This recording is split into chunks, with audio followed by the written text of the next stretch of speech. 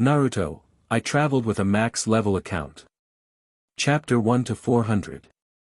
As I don't have the energy or time to upload everything from Chapter 1 here and risk getting banned again, I'll instead upload the novel on Scribble Hub from Chapter 1 to Chapter 402. On Patreon, I will unlock up to 400 chapters for free and release 2 chapters daily, just like I did on Web Novel. This way, you can choose where to read. For new people, this novel is truly amazing. It was consistently in the top 3 of the power rankings every week and was taken down alongside other incredible fanfictions, while Web Novel left behind many average ones. Don't miss out on this fantastic story, and I hope you enjoy the read. Patreon//emic01. Scribblehub//emic01 as the profile and same title name.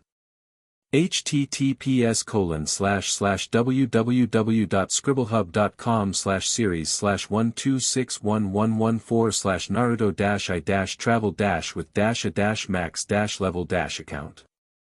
For those who are new here, you have 5 chapters here to see if this is to your taste or not.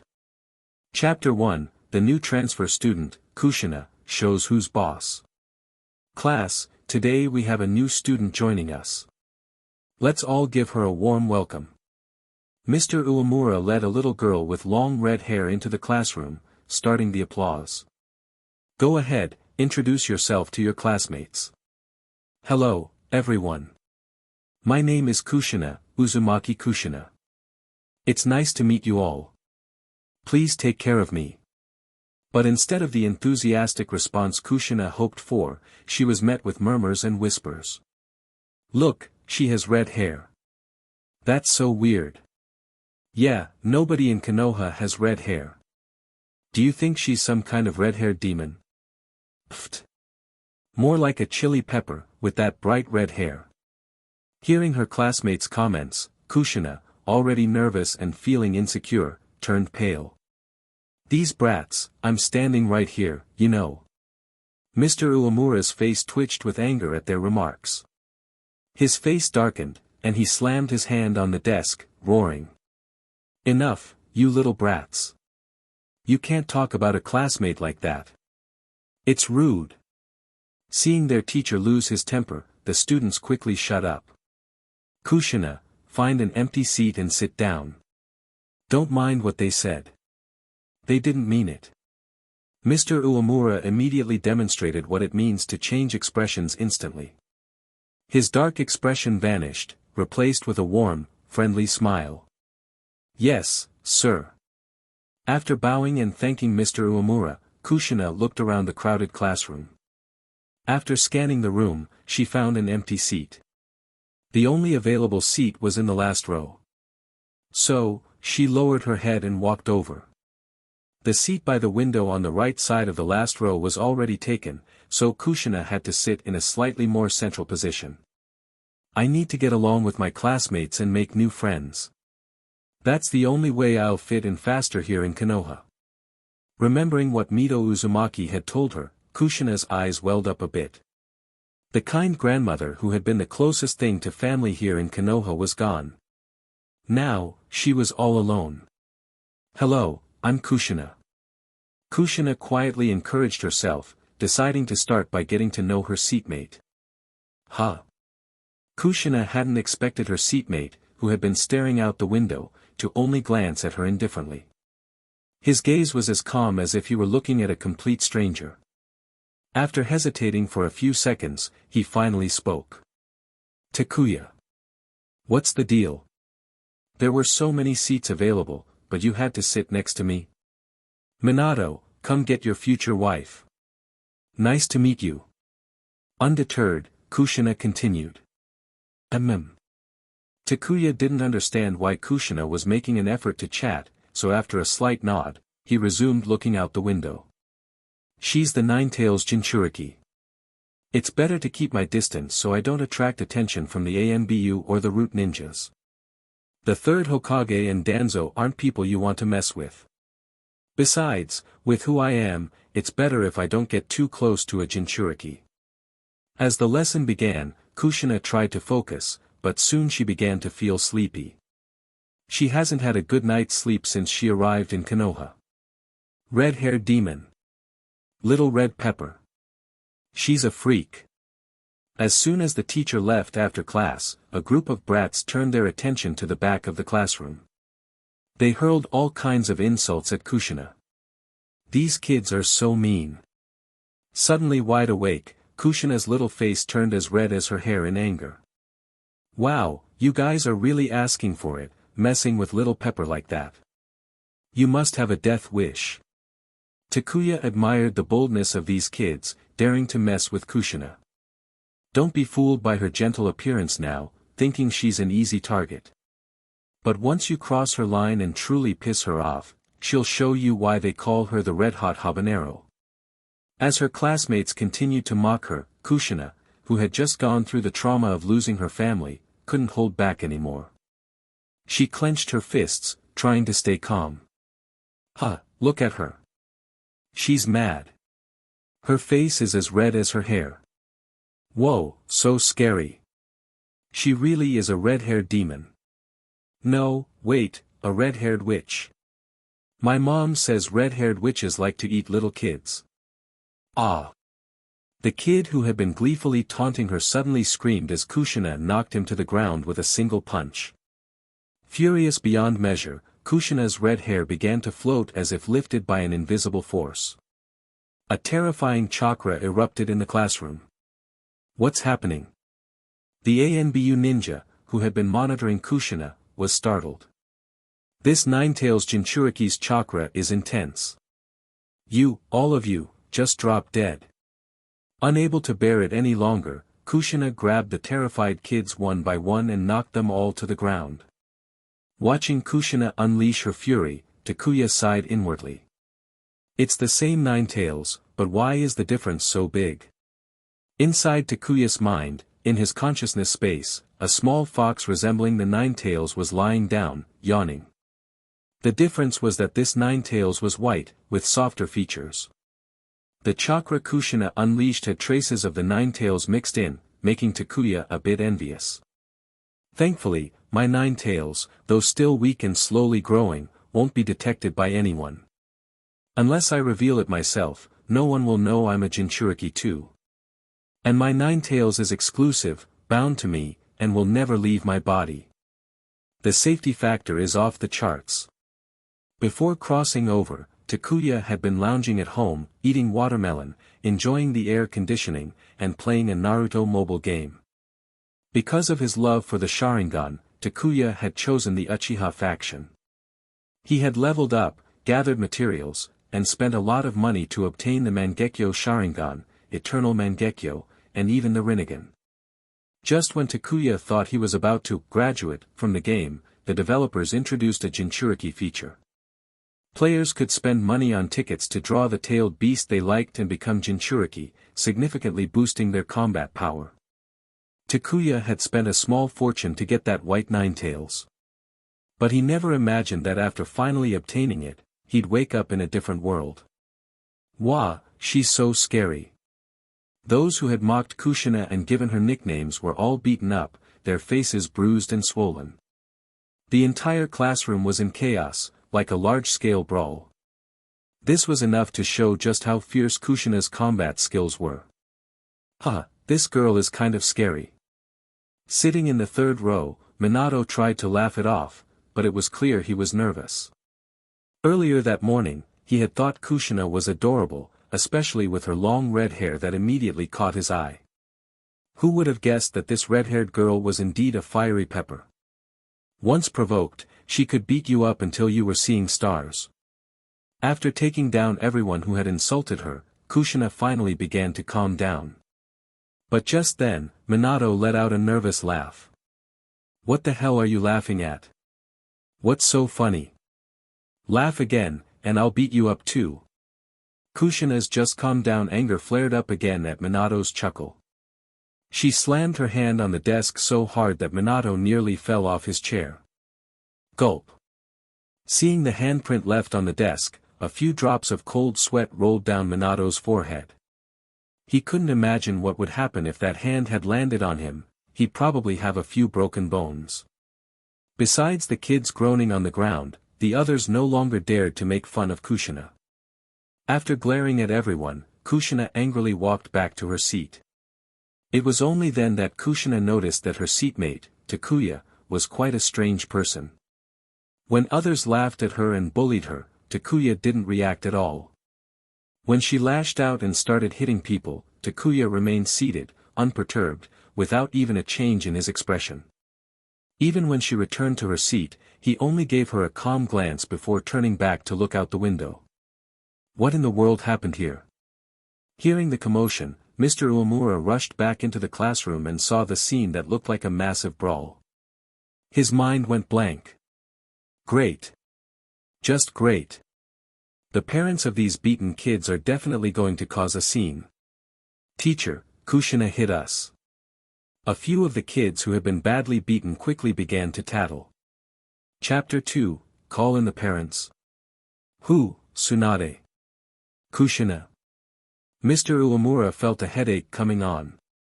The third Hokage himself had told him that Kushina's background was special and that he should take extra care of her. But now, Kushina had gone and hit a bunch of kids, practically a third of the class. You're lying. You all made fun of me and gave me those awful nicknames. Kushina had quickly shed her earlier timid demeanor, transforming into the feisty, red-hot chili pepper she was known for. She was all thorns now, anyone who got too close would get pricked. Enough. All of you, shut up.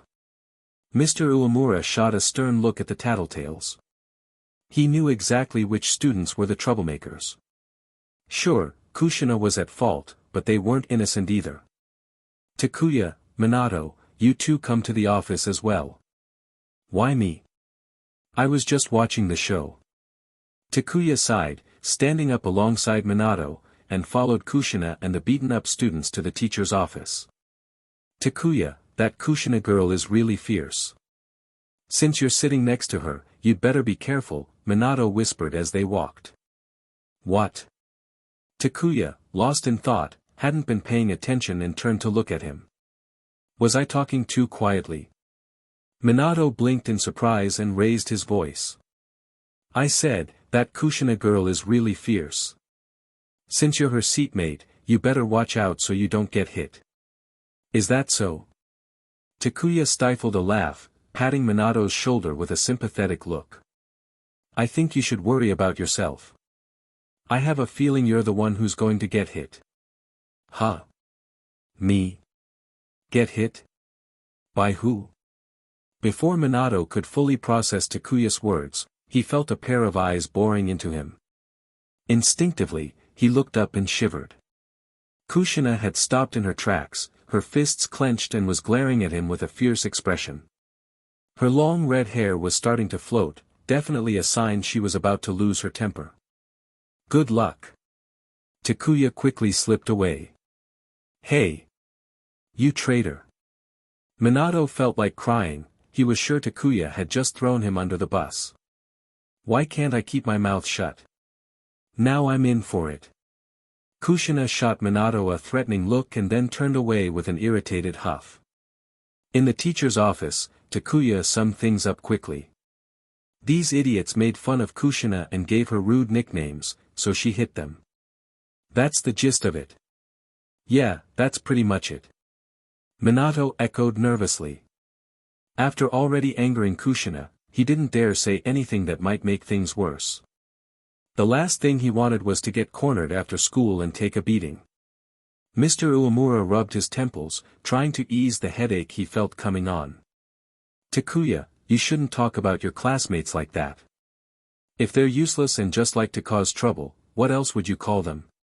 Takuya glanced at the group in the office with a cold, indifferent look. Everyone he glanced at quickly lowered their heads, too afraid to meet his gaze. None of them dared to argue against being called useless. Takuya, you. Mr. Uemura sighed in frustration. If it were anyone else, he might have scolded them, but Takuya had a point. Besides, he wasn't exactly on friendly terms with these classmates either. The reason? Just like Kushina, he'd been given a nickname, the silver-haired Uchiha freak. Takuya had started waiting for them after school, and anyone who dared cross him got a beating. Before long, these students started avoiding him like the plague. You and Minato can head back to class now, Mr. Uemura said, dismissing them with a wave before turning to Kushina. Kushina, this has turned into a pretty big deal today. I think it would be best if you went home and brought a parent back to discuss this. How does that sound? Pfft. Takuya, who was just about to leave with Minato, burst out laughing at the suggestion. Minato blinked in confusion, unsure of why this was funny. Isn't it normal to call your parents after getting into a fight? Call a parent? Who's she supposed to call? Tsunade? Oh man, if Tsunade gets called to school, that's going to be something. Takuya, how about I come over to your place for dinner tonight? I can stop by the market after school to pick up some groceries, Minato suggested, eager to change the subject. Sure, whatever you think. I'll handle the rest. No problem. The two were neighbors and classmates, so they were closer than most. After Takuya had invited Minato over for dinner once, Minato kept trying to come over for meals. So, let me get this straight, you got teased by your classmates, so you hit them, and now they want you to bring a parent to school. Tsunade grumbled, scratching her tousled blonde hair in irritation. She'd been enjoying a late sleep when Kushina had dragged her out of bed. Once she was awake enough to understand the situation, her irritation grew. Who asked you to bring a parent? Tsunade's temper flared instantly. I've been getting into fights since I was a kid, and no one ever dared to ask me to bring a parent. Give me a few minutes, I'm going to teach them a lesson. Before Mito Uzumaki passed away, she had asked Tsunade to look after Kushina, so there was no way Tsunade was going to let this slide. Not only did Tsunade think Kushina wasn't in the wrong for hitting those kids, but she also believed they deserved it. It reminded her of a certain perverted troublemaker who always got on her nerves. After a quick wash that didn't do much to cover up the smell of alcohol, Tsunade stormed to the ninja academy with Kushina, kicking the office door open. Inside, Mr. Uemura was struggling to deal with the angry parents of the beaten students. He was about to yell when the door was suddenly kicked open, but when he saw who it was, his anger vanished. Who the hell, Seeing who had entered, Mr. Uemura quickly jumped up from his chair and offered it to Tsunade. Lady Tsunade, welcome. But Tsunade wasn't in the mood for pleasantries. She shot a cold glare at the confused parents before turning to Mr. Uemura with a smirk. So, you're the one who told Kushina to bring a parent? Yes, I did. Why didn't I check the calendar before leaving the house today? Well, here I am. So, what's the problem? Don't waste my time, I've got a nap to get back to. And as for you all. Tsunade leaned back in the chair, crossing her legs, and pointed at the parents who had come to complain. Your kids bullied my little sister on her first day, and I haven't even dealt with that yet. If this isn't handled properly, I'll have my sister wait for them at the gate every day after school. Even though Tsunade hadn't yet earned the title of one of the Sannin, her fiery temper was well known throughout Konoha. Combined with her status, she could practically walk on air in the village. She was also the only one among the future Sannin who dared to openly scold Danzo and the two elders. Not even Jiraiya or Orochimaru would go that far, no matter how angry they got. I think I just saw Lady Tsunade. Tsunade was a celebrity in Konoha. Being the granddaughter of the first Hokage and officially recognized as the Princess of Konoha by the daimyo made her impossible to miss. Minato was buzzing with excitement. Takuya yawned, slumping over his desk as he mumbled. What's there to be excited about? Shouldn't you be more worried about your safety? Tsunade is Kushina's guardian, and you just pissed Kushina off. What do you think she'll do to you? Minato's excitement evaporated, his smile freezing. Please don't see me, please don't see me. When Kushina came back to class, Minato silently prayed that she would overlook him and just let him be. Thankfully, while Kushina was still angry, she wasn't in the habit of hitting people without reason. Though she was annoyed with Minato for saying she had a bad temper, she wasn't planning to corner him after school. Once school let out, Minato grabbed Takuya and ran. He didn't want to take any chances of getting caught by Kushina. "Dude, that's your future wife. Could you embarrass yourself anymore?" After the fight, Kushina gradually found her place in the class. The kid she had beaten up now gave her a wide berth. Even Minato kept his distance. "Takuya, would you like to have lunch with me?" Kushina hesitated for a while before finally pulling out the oversized bento box she had prepared and inviting Takuya to join her.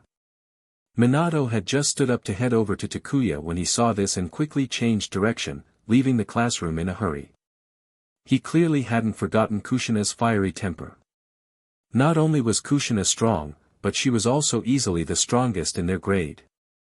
The only one who didn't seem to fear her was Takuya. Minato might have been a genius, but at this point, he was still just an ordinary kid, not yet the fastest man in the ninja world. At this stage, the best thing Minato could do when faced with Kushina was to steer clear. "Sorry, I'm not a big fan of rice balls or sashimi." Glancing at her bento box, Takuya politely declined and grabbed his lunch, heading after Minato. Chapter 3, Takuya Yagami, also known as Takuya Uchiha. Feeling rejected, Kushina slumped over her desk. The lunch she had painstakingly prepared no longer looked appetizing. She had only wanted to thank Takuya for speaking up for her in the office, nothing more. But Takuya had turned her down. "Aren't you and Kushina?" Minato asked, surprised, as he looked at Takuya, who was now sitting beside him. Takuya shrugged as he opened his lunchbox. "I don't like rice balls or sashimi. You know that, so I declined." It was true, Takuya didn't care for those foods. But more importantly, he didn't want to draw the attention of the ANBU. Being under their watch would be uncomfortable, to say the least. After all, he had a lot of secrets that needed to stay hidden. "Huh, you're a real bro," Minato laughed, misunderstanding the situation. He thought Takuya had turned Kushina down just to hang out with him. "Some bro," Takuya thought to himself. "You could at least keep your chopsticks out of my lunchbox when you say that." After a long day of classes, Takuya finally headed home. He slipped into the bathroom and looked at himself in the mirror. His once blue eyes were now red, with 2 tomo spinning in each of them. So my single tomo Sharingan evolved into 2 tomo without any warning. Is this because of the game character's influence? Takuya deactivated the Sharingan and flopped onto his bed, exhausted. His full name was Takuya Yagami, and he had Uchiha blood in him. His mother was from the Uchiha clan, and after his father died in battle, she had tried to bring him back to the Uchiha. But his silver hair and his own resistance to the idea put an end to that. Not to mention, there were plenty of Uchihas who were against his return to the clan. When Takuya first arrived in this world, he discovered that he already had a single tomo Sharingan and the white Ninetales from the game inside him. Unfortunately, this special Ninetales was still small. It had taken over a year for it to grow to its current size. The good news was that the Ninetales was unique to him, and unless he wanted to reveal it, no one would ever know it was there. Takuya hadn't experienced any intense emotional trauma when his Sharingan first manifested.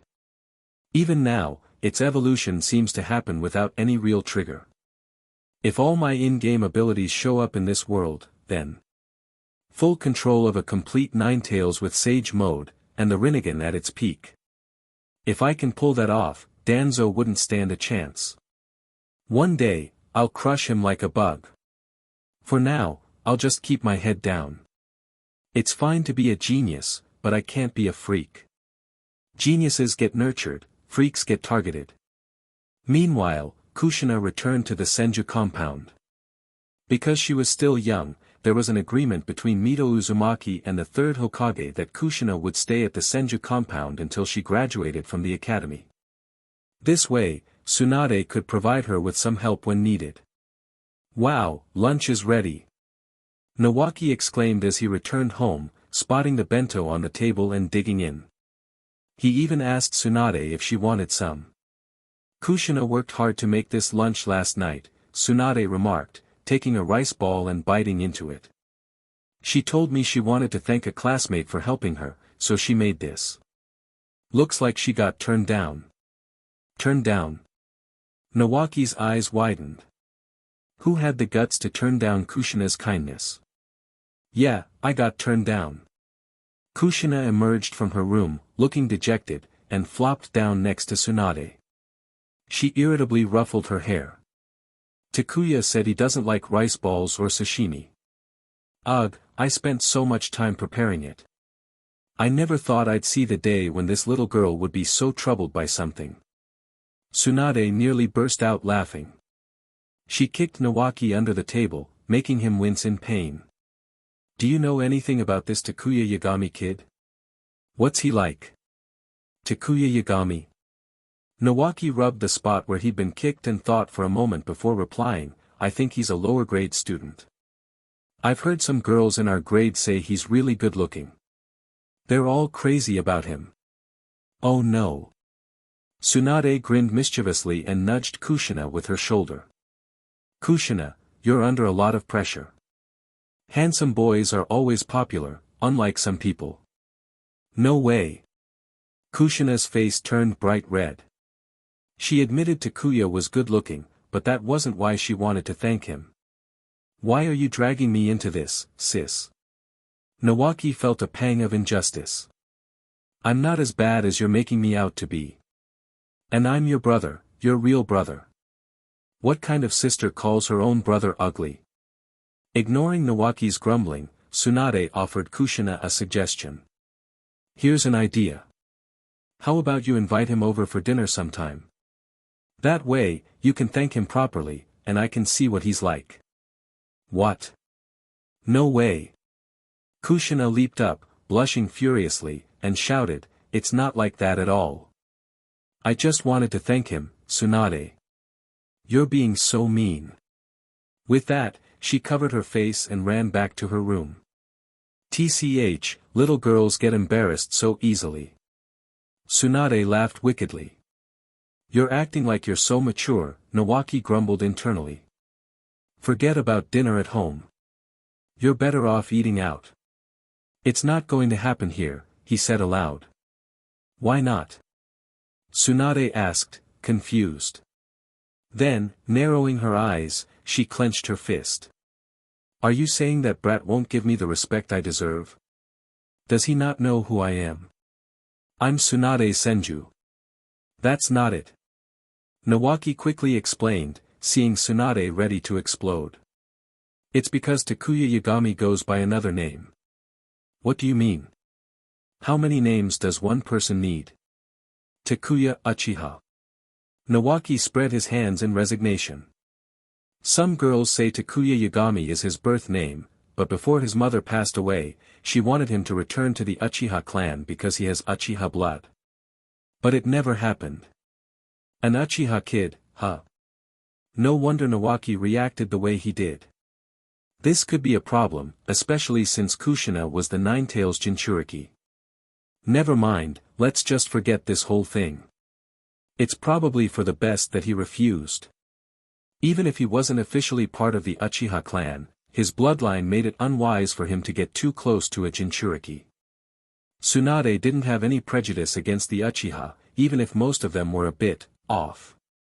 But the third Hokage, Danzo, and the elders wouldn't allow something like that to happen. If Takuya and Kushina stayed just classmates, maybe even friends, it might be okay. But if they got any closer, the higher-ups would do everything in their power to keep him away from her. Today, we'll be covering shuriken throwing techniques. Please turn to page. Takuya was back to his usual self, staring out the window as if something outside had caught his interest. Kushina glanced at him, then looked again a few moments later. Finally, she couldn't resist and passed him a note. A note? Takuya almost forgot the last time he'd seen one of these. Probably sometime in middle school back in his previous life, before everyone stopped passing notes. Who would have thought that after crossing worlds, someone would send him one? Why aren't you paying attention in class? You're always looking out the window, the note read. Takuya glanced at it, then pushed it back. Because there's nothing else to do. If you already understand the lesson, you can do the same. Oh. Kushina hadn't expected Takuya to answer her aloud instead of passing another note. Takuya Yagami. Kushina Uzumaki. Mr. Uemura had finally had enough. He slammed his hand on the desk and yelled, even if you already know the lesson, don't disrupt the class. If you're going to pass notes, don't do it in front of me. Oh. We've been caught. Kushina blushed furiously and quickly buried her face in her arms on the desk. But Takuya acted like nothing had happened, completely unfazed by Mr. Uemura's scolding and ignoring the strange looks from their classmates. Everything that happened in the classroom was observed by the ANBU. They even saw what Kushina had written on the note. You're saying Kushina passed a note to that Takuya Yagami kid? The third Hokage asked, reviewing Takuya's file. I didn't realize this kid had such a connection to the Uchiha. Has he shown any interest in joining the Uchiha? No, Lord Hokage. Ever since his mother passed away, Takuya Yagami hasn't visited the Uchiha compound. And it seems the Uchiha aren't too keen on having him back, either. A Nine-Tails Jinchuriki showing interest in someone with Uchiha blood? That's not good. Fortunately, Takuya hasn't joined the Uchiha. After thinking it over, the third Hokage instructed the ANBU, keep monitoring them. If Takuya Yagami shows any interest in Kushina, intervene immediately. We can't allow a Jinchuriki to get too close to someone with Uchiha blood.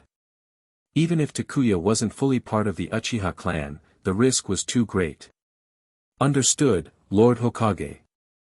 The ANBU left the Hokage's office and resumed shadowing Kushina and Takuya, keeping a close watch on their every move. Master, there's someone outside who doesn't seem to like you very much. A soft, feminine voice echoed in Takuya's mind. It was the Nine-Tails. Takuya's white Nine-Tails was female, the opposite of the one sealed inside Kushina.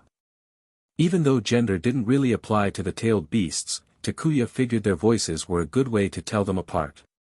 Chapter 4, Does being handsome mean you can do whatever you want? Takuya was well aware that the ANBU were watching him. They had only started keeping an eye on him because of Kushina. As long as he didn't do anything drastic, their focus would eventually shift away. Hey, Nine-Tails, when will you be as strong as that big fox next door? Takuya asked. Master, I'm still young, and my chakra refining is really slow, the little Nine-Tails pouted. The big Nine-Tails next door had split off from the Ten-Tails, while she had to grow from nothing. It was a much slower process. Takuya, would you like to have lunch together? It was lunchtime, and a female classmate had invited Takuya to share her lunch. Kushina's eyes widened as she watched, curious to see if Takuya would accept or reject the invitation as he had with her. Sorry, but I don't like eating with people who aren't good-looking, Takuya replied bluntly, turning the girl down with a stinging rejection. This was why, despite his good looks, most girls stayed away from him. Being rejected was one thing, but being insulted? That was something else. Not many could handle that kind of treatment. Takuya was tired of playing dating games with these little girls. He found it easier to reject them outright, leaving no room for hope. Wah! Takuya, that's so mean. The girl ran off, crying, with her face buried in her hands. Kushina was stunned. She had been holding a grudge over being turned down by Takuya, but now, it didn't seem so bad. At least he hadn't called her ugly. For some reason, Kushina felt a wave of relief. Thank goodness, at least I'm not ugly. Wait, what am I even relieved about? He rejected me too. As she remembered her own rejection, Kushina's mood quickly soured again. That evening, when Kushina got home, she asked Nawaki, how do you guys usually turn down a girl's invitation? If you don't like the person, you just politely decline. Why do you ask? Nawaki gave her a curious look. Did you get rejected again? Ow. Nawaki yelped as Tsunade stomped on his foot, causing him to jump in pain. If you can't say anything nice, then keep quiet, Tsunade scolded, pulling Kushina into a hug and pointing at Nawaki. Don't listen to him. He's never even been asked out by a girl, so he has no advice to give.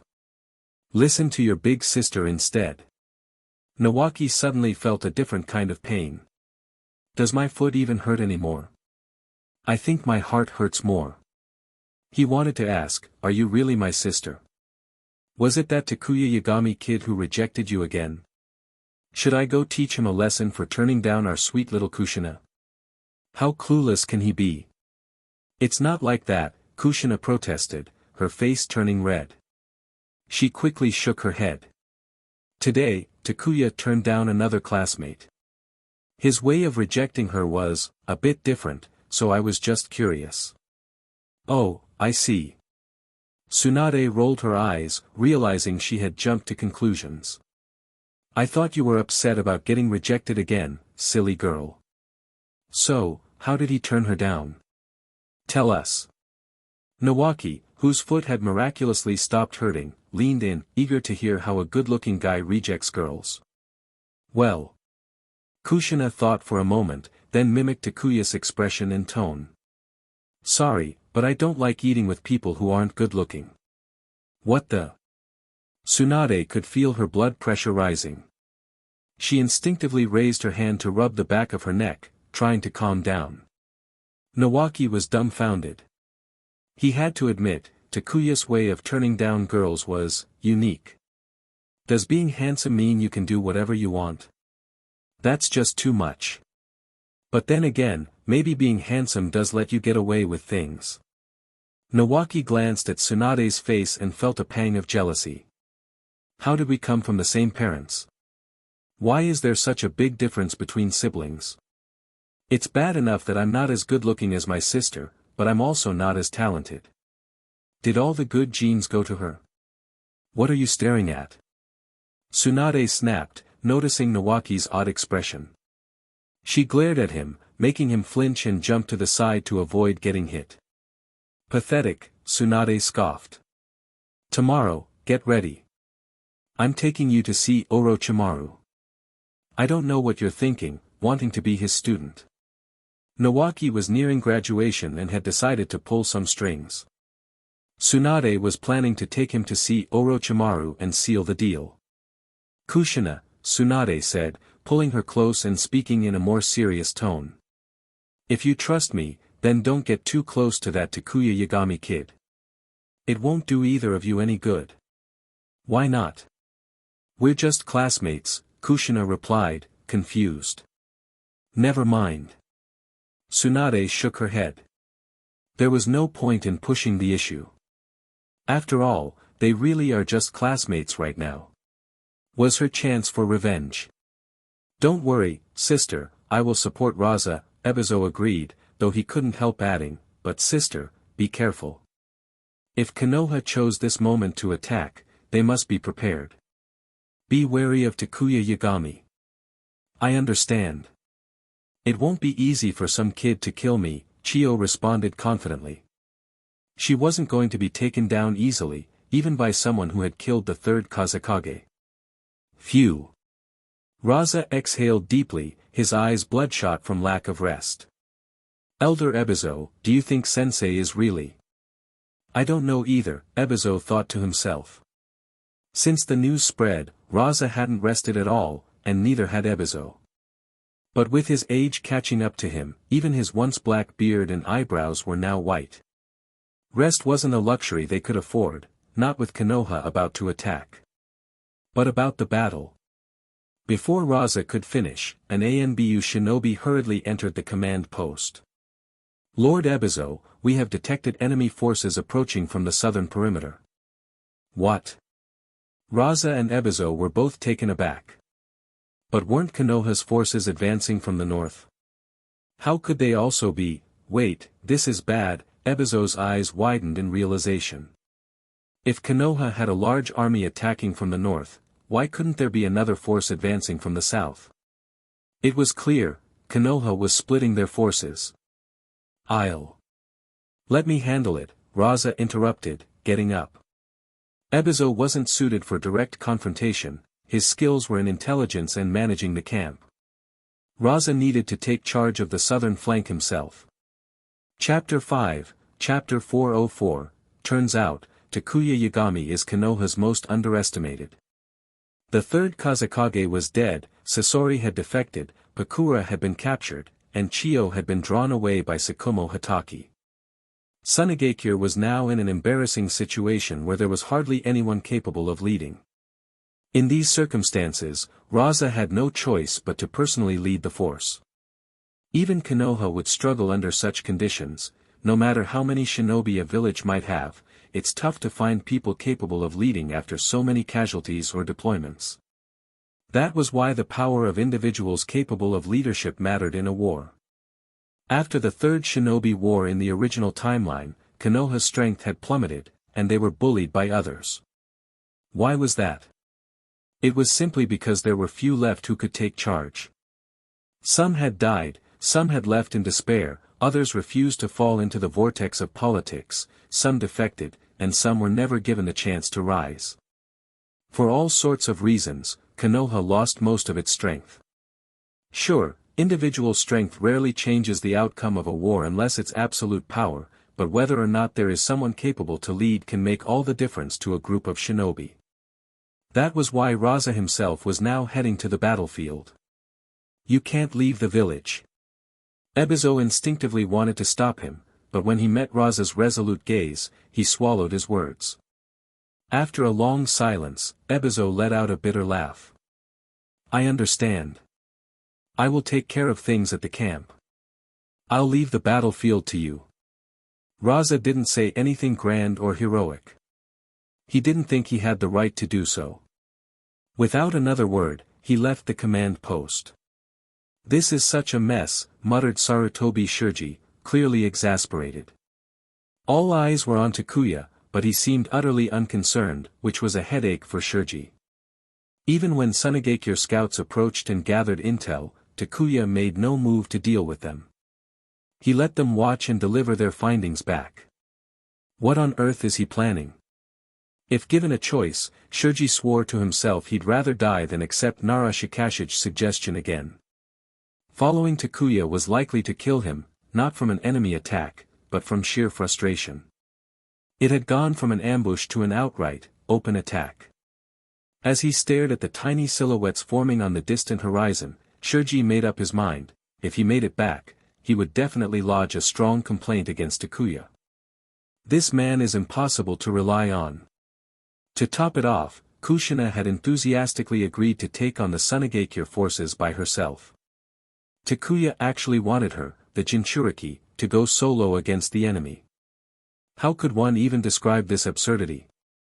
The Hokage was always trying to keep the Jinchuriki safely within the village, and yet here was Takuya, sending her alone into battle. Shurji couldn't find the words to describe his feelings. Finally, they're here. I'm really curious who's leading them, Takuya remarked casually, glancing at Pakura. She kept a cold expression, remaining silent. Shurji was frustrated, and Pakura wasn't much better. This was the last thing she wanted to see. As for who was leading the Sunagakure forces, it hardly needed guessing, it had to be Raza. Chiyo despised Tsukumo Hatake and would inevitably pursue him whenever he showed up. Besides, Tsukumo had the larger force and required her presence to balance the scales. With Chiyo gone and Ebizo handling the camp, Raza was the only remaining capable commander left, even if he was the person Chiyo despised the most. Suddenly, Pakura's eyelid twitched, and she turned sharply to face Takuya. Your target is Raza, isn't it? She had found Takuya's tactics too absurd to even complain about. Like Shurji, she thought he was just making things up as he went along. But now she saw the real reason, Takuya's target was Raza. To end this war that Sunagakure had started, there were two paths, either defeat Sunagakure decisively, breaking their will to fight and forcing them to surrender, or take out their key leadership. The third Kazekage was dead, Pakura captured, Sasori had defected, Raza was the only remaining leader in the mid-generation of Sunagakure. If Takuya could capture Raza, then Chiyo and Ebizo would have no choice but to pull back. They wouldn't risk the village's future on a gamble. They didn't have enough time to train another suitable leader. Both were getting old, and no one knew when accidents might happen. If the new leader wasn't ready when such a thing occurred, Mangekyō would truly be finished. Given the choice between an uncertain victory and trading for the village's future, Chiyo would choose Raza without hesitation. Takuya Yagami is the one person in Konoha who should never be underestimated. Now Pakura was also beginning to worry. The Konoha shinobi following Takuya were stunned. They had thought, like Pakura, that Takuya was just fooling around. But now, this was brilliant. If the opportunity arises, I won't mind taking him down, Takuya said, smiling at Pakura. The sunshine-like smile made her shiver. Even the third Kazekage couldn't stop Takuya. What chance did Raza have? Pakura had witnessed the Kazekage's death with her own eyes. She knew there was no way Raza could match Takuya. I'll give you a chance. If you pledge loyalty to us, I'll spare Raza and protect Mangekyō's future. Are you a devil? Pakura's pupils shrank. As she watched the approaching enemy force, Takuya continued, I know someone like you would never easily defect, even if the war ends. So I'll help make the choice for you. Lucky for us, it's Raza. As the enemies drew nearer, Takuya's smile widened, while Pakura felt her heart sink. Kushina, it's up to you now. Got it. Although nervous, Kushina wouldn't allow herself to back down. She knew that defeating Mangekyō meant not only helping Tsunade, but also herself. Konoha had to win this war, and win it decisively. Takuya, I'm going in. Kushina didn't look back as she charged toward the enemy. Worried, Shirji asked, Lord Takuya, shouldn't we provide some assistance? Chapter 6, Chapter 405, The Jinchuriki. Facing the Nine-Tails Jinchuriki. I think you might have misunderstood Kushina's strength. The second strongest in Konoha, and you think she needs assistance. Takuya stood there, arms crossed, speaking calmly. Save your worries. I'm not the Hokage, I won't keep Kushina hidden in the village. Then who's first? Sarutobi Shirji was a bit taken aback. Kushina, the second strongest in Konoha? What did that mean for the Sannin and Tsukumo Hatake? And who held the top spot? Great Fox, please help me. On the outside, Kushina appeared determined, but inside, she was panicking. She was already seeking help, or rather, begging the Nine-Tails for support. In the sealed space, the Nine-Tails groaned, raising one paw to cover its face. After trying to hold it in, it finally couldn't, and it roared out, that brat Takuya Yagami is right, you're so unreliable. Damn it. After everything I've taught you, have you forgotten it all? Are you scared of just this many enemies? Use my chakra. Cloak yourself in the tailed beast's power and crush them completely. As an Uzumaki, Kushina possessed all the advantages of her clan, massive chakra reserves, strong sensory skills, and mastery over powerful sealing techniques. With the Nine-Tails, if no Kage-level opponent showed up, no matter how many enemies there were, Kushina could handle them all if she cloaked herself in the tailed beast's chakra. Once enveloped in the tailed beast cloak, Kushina's strength would rise dramatically. Not to mention, the Nine-Tails chakra could restore her stamina and heal her wounds. Kushina didn't need to do anything fancy, she just needed to charge straight ahead. As for entering the Nine-Tails chakra mode, well, frankly, against this caliber of enemies, it wasn't necessary. This was complete overkill. Alright, here I go then. After receiving a scolding from the Nine-Tails, Kushina actually calmed down. A dark red chakra shrouded her body, and one tail after another emerged behind her. Covered entirely in the tailed beast's chakra, Kushina looked like a humanoid fox, walking upright in an ominous dark red form. Though she lacked much combat experience, her power was overwhelming against the forces led by Raza. The sheer chakra capacity combined with the presence of the Nine-Tails made her unstoppable. Otherwise, Takuya would never have let her take such a risk. Lord Raza, only one enemy is charging at us. Damn it. Raza was nearly apoplectic with rage. How much did Konoha look down on them? The entire force remained idle, sending just one person, no, sending a woman. In the world of shinobi, strong female ninja were not uncommon. For example, Pakura, whom Raza disliked greatly, was one such powerful kunoichi. Still, strong female ninjas were rare when compared to the overall shinobi population. Seeing Kushina charging alone made Raza believe Konoha was underestimating him, underestimating Mangekyō. This is bad. As Kushina got closer, her body began emanating dark red chakra that covered her completely, with multiple tails extending from her back. Seeing this scene, Raza's eyes widened. It's a Jinchuriki. The Nine-Tails Jinchuriki from Konoha. Had Konoha lost its mind? They actually deployed their Jinchuriki to the battlefield. Wasn't it Konoha's policy to keep their Jinchuriki hidden away at all costs? Once he identified Kushina, Raza was stunned. All of the 5 great shinobi villages had tailed beasts, but they rarely sent their Jinchuriki to the front lines to fight. Among the 5 great nations, it was only Iwagakure and Kumogakure that would send their Jinchuriki on regular missions, and even then, not directly into war.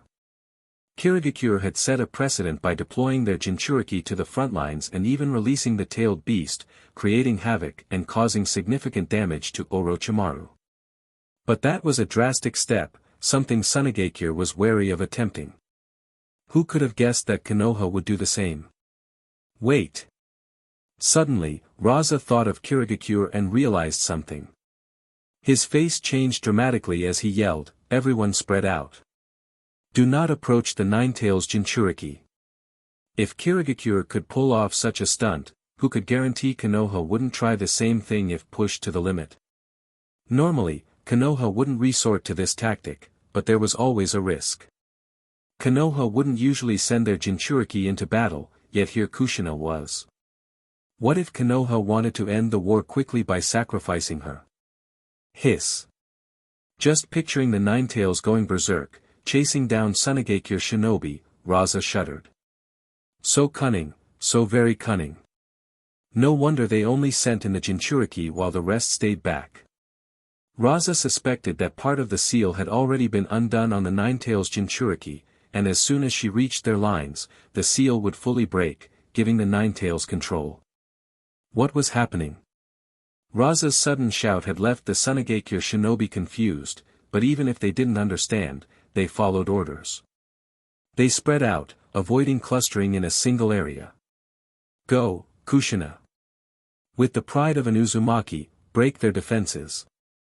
The Nine-Tails roared in excitement. Finally, it was time for some real fighting, something it hadn't experienced in far too long. The Nine-Tails had always been a being that thrived on chaos. It had been locked away inside Mito Uzumaki for decades, practically suffocating from boredom. Then along came Kushina, who, unlike Mito, was willing to live in harmony with it. Now, it had a chance to fight again, even if it was merely supporting her from the sidelines. This was enough to get the Nine-Tails riled up, roaring in the sealed space. Let's move forward too, Takuya said, watching Kushina advance toward the enemy lines. Only then did he lead the rest of the forces at a leisurely pace. Boom! Boom! Boom! As the distance between both sides closed, the ground trembled. A golden wave of sand surged toward Kushina. Although Raza had never directly fought a tailed beast or a Jinchuriki, he had witnessed the third Kazekage subdue the one-tail using magnet release. Even without such experiences, most magnet release battles followed a similar pattern, starting with a wave of sand. But Mangekyō's successive magnet release users were declining in skill. The third Kazekage could at least pull off a few impressive feats, while by Raza's time, the moves had become rather basic.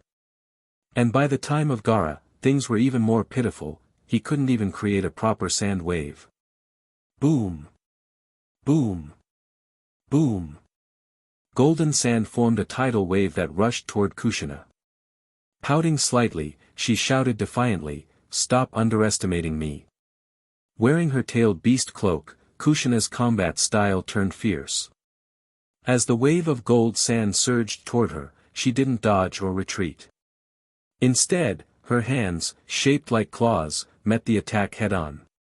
"Yes, that's the way. Tear apart that annoying sand." The Ninetales laughed heartily. It was clear that Kushina's battle style was exactly to its liking.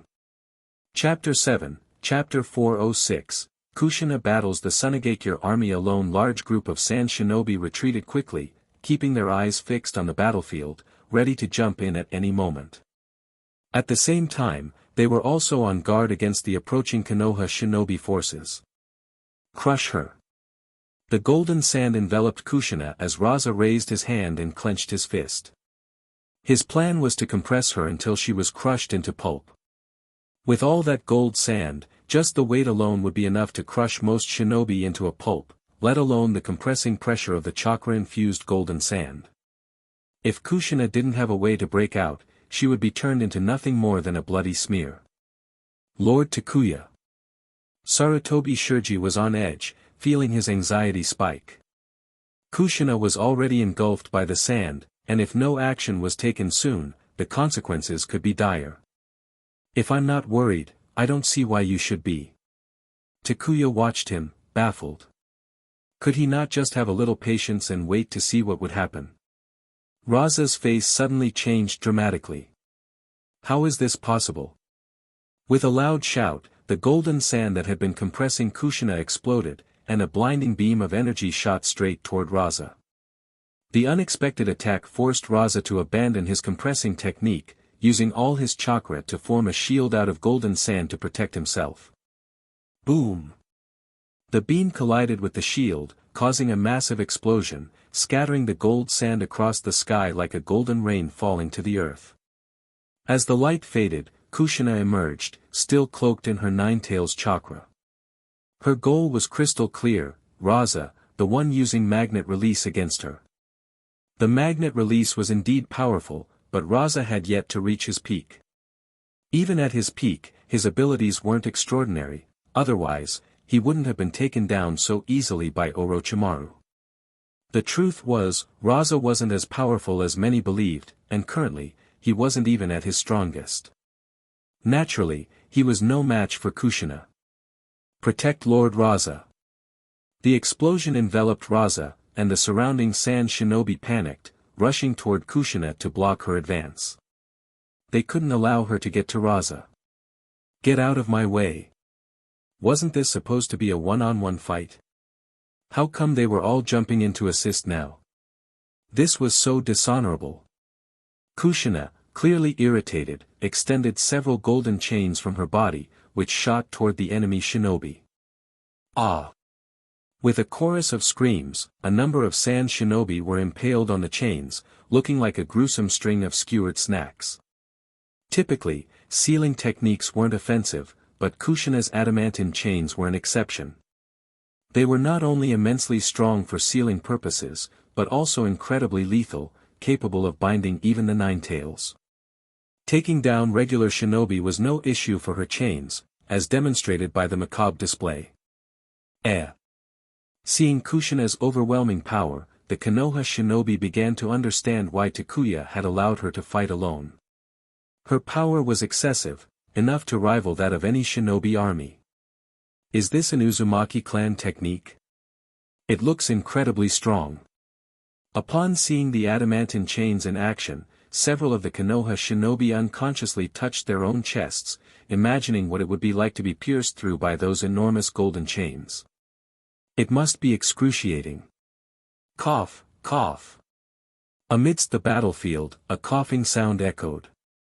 Raza, his clothes disheveled, managed to stand up, visibly shaken as he looked at Kushina. Just a bit closer, and he would have been finished. Was that a tailed beast bomb just now? Damn it! Since when was Konoha's Jinchuriki this powerful? Wait, something's not right. Sensing an overwhelming sense of danger, Raza's eyes widened. With no time to think, he manipulated his gold sand into a thick wall before him. Boom! A second later, Kushina's fist slammed into the golden wall, which cracked and shattered upon impact. Although the wall absorbed some of the power, her fist still managed to strike Raza, sending him flying like a cannonball. Seeing this, Takuya couldn't help but grimace. It reminded him of the sparring sessions with Kushina, those sudden, ferocious punches.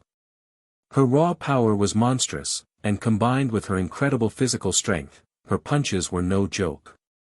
It wouldn't be surprising if Kushina could rival Tsunade in sheer strength.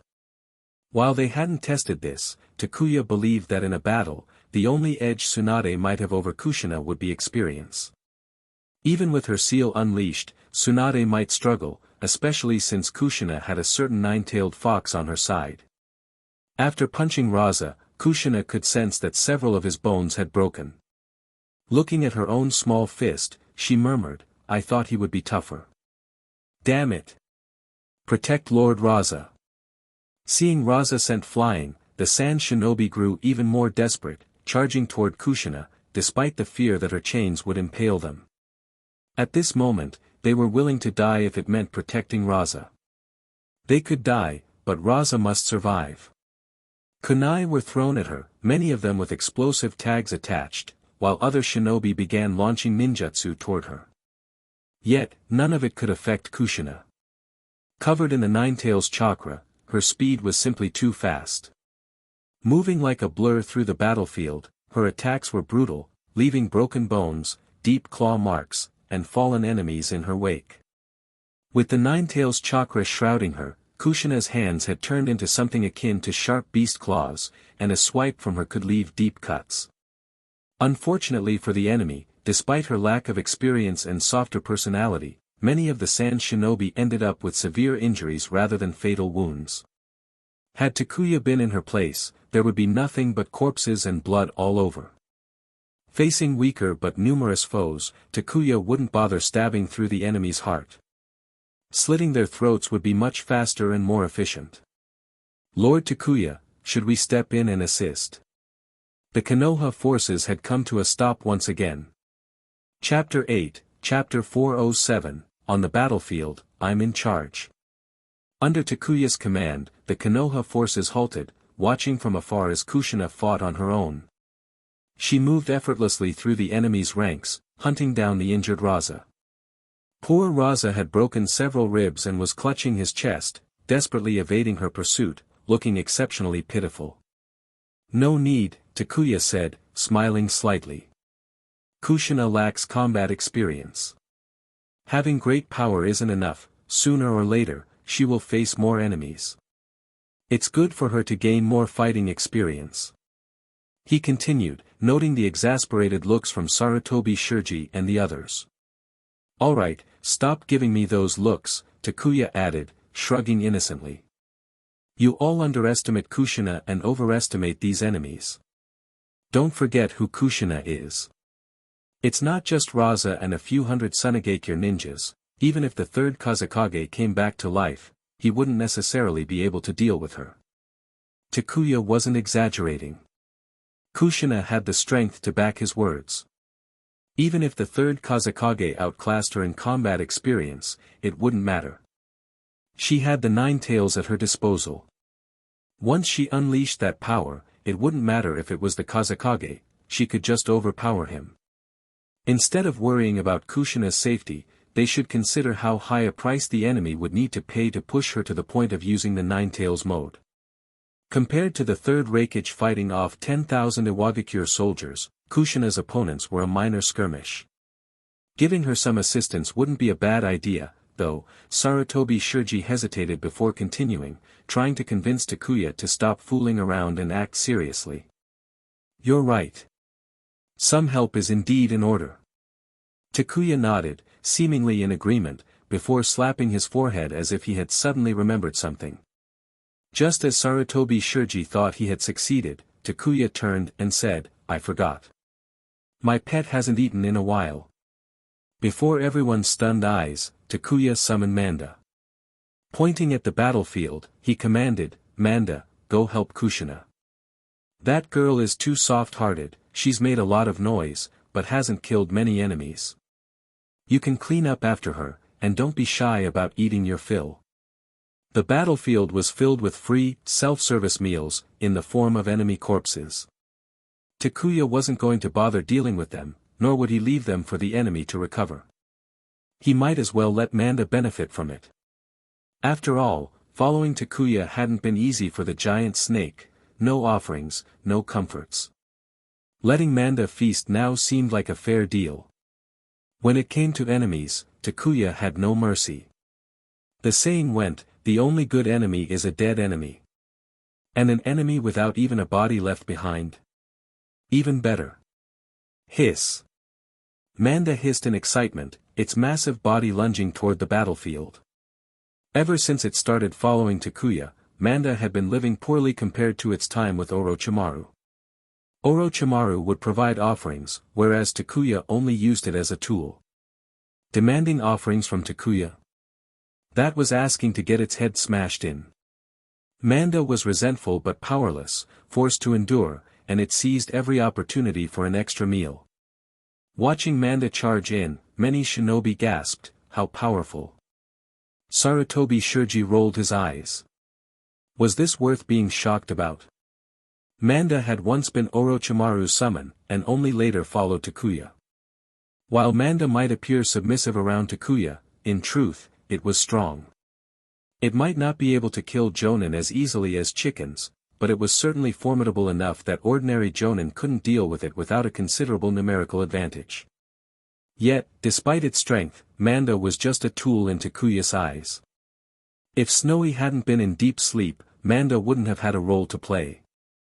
Manda's behavior also starkly contrasted with its past. It acted like a puppy around Takuya, whereas it had always demanded offerings from Orochimaru, threatening to eat him if not satisfied. Block it. It's Manda. Takuya Yagami's summon. You, go protect Lord Raza. Everyone else, with me, stop Manda. Under Kushina's relentless assault, Raza could barely protect himself. Seeing the chaos, several Suna Jonin stepped up to direct their forces. Without proper coordination, they would only give the enemy more openings. This is getting bad, a Suna shinobi muttered. With just Kushina, they were already struggling. Now with the addition of a giant snake, things looked bleak. On top of that, Konoha's main forces were still observing from afar.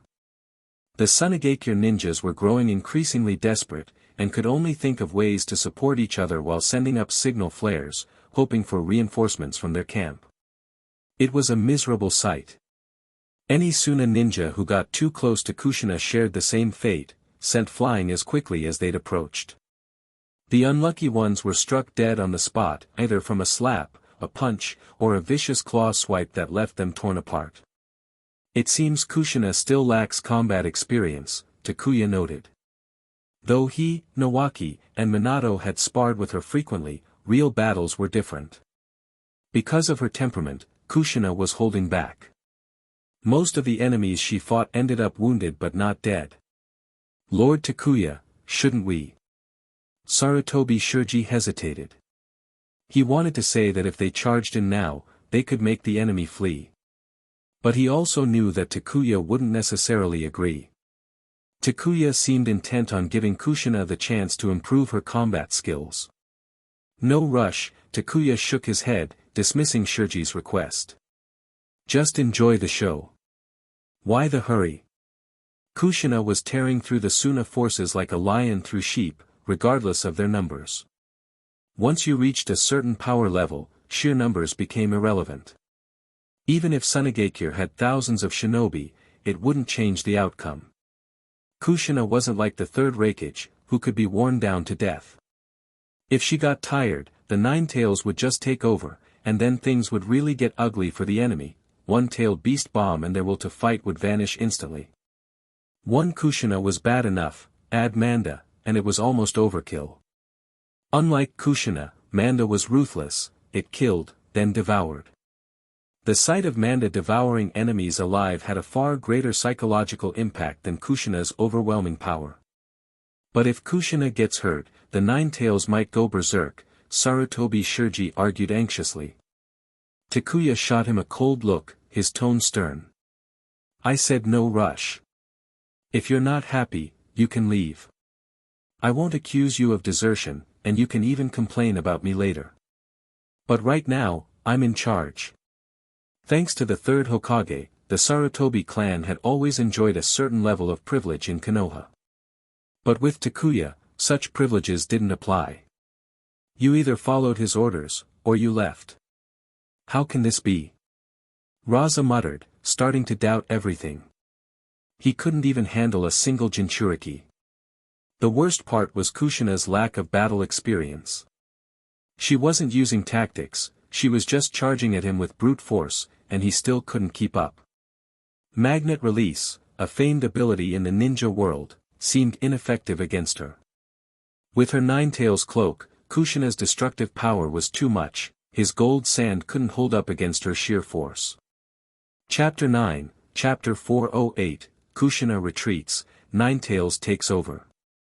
Vast chakra reserves, unmatched vitality, the additional chakra from the Nine-Tails, plus the Senju clan's monstrous strength technique, all these factors combined had turned Kushina into an unstoppable force on the battlefield.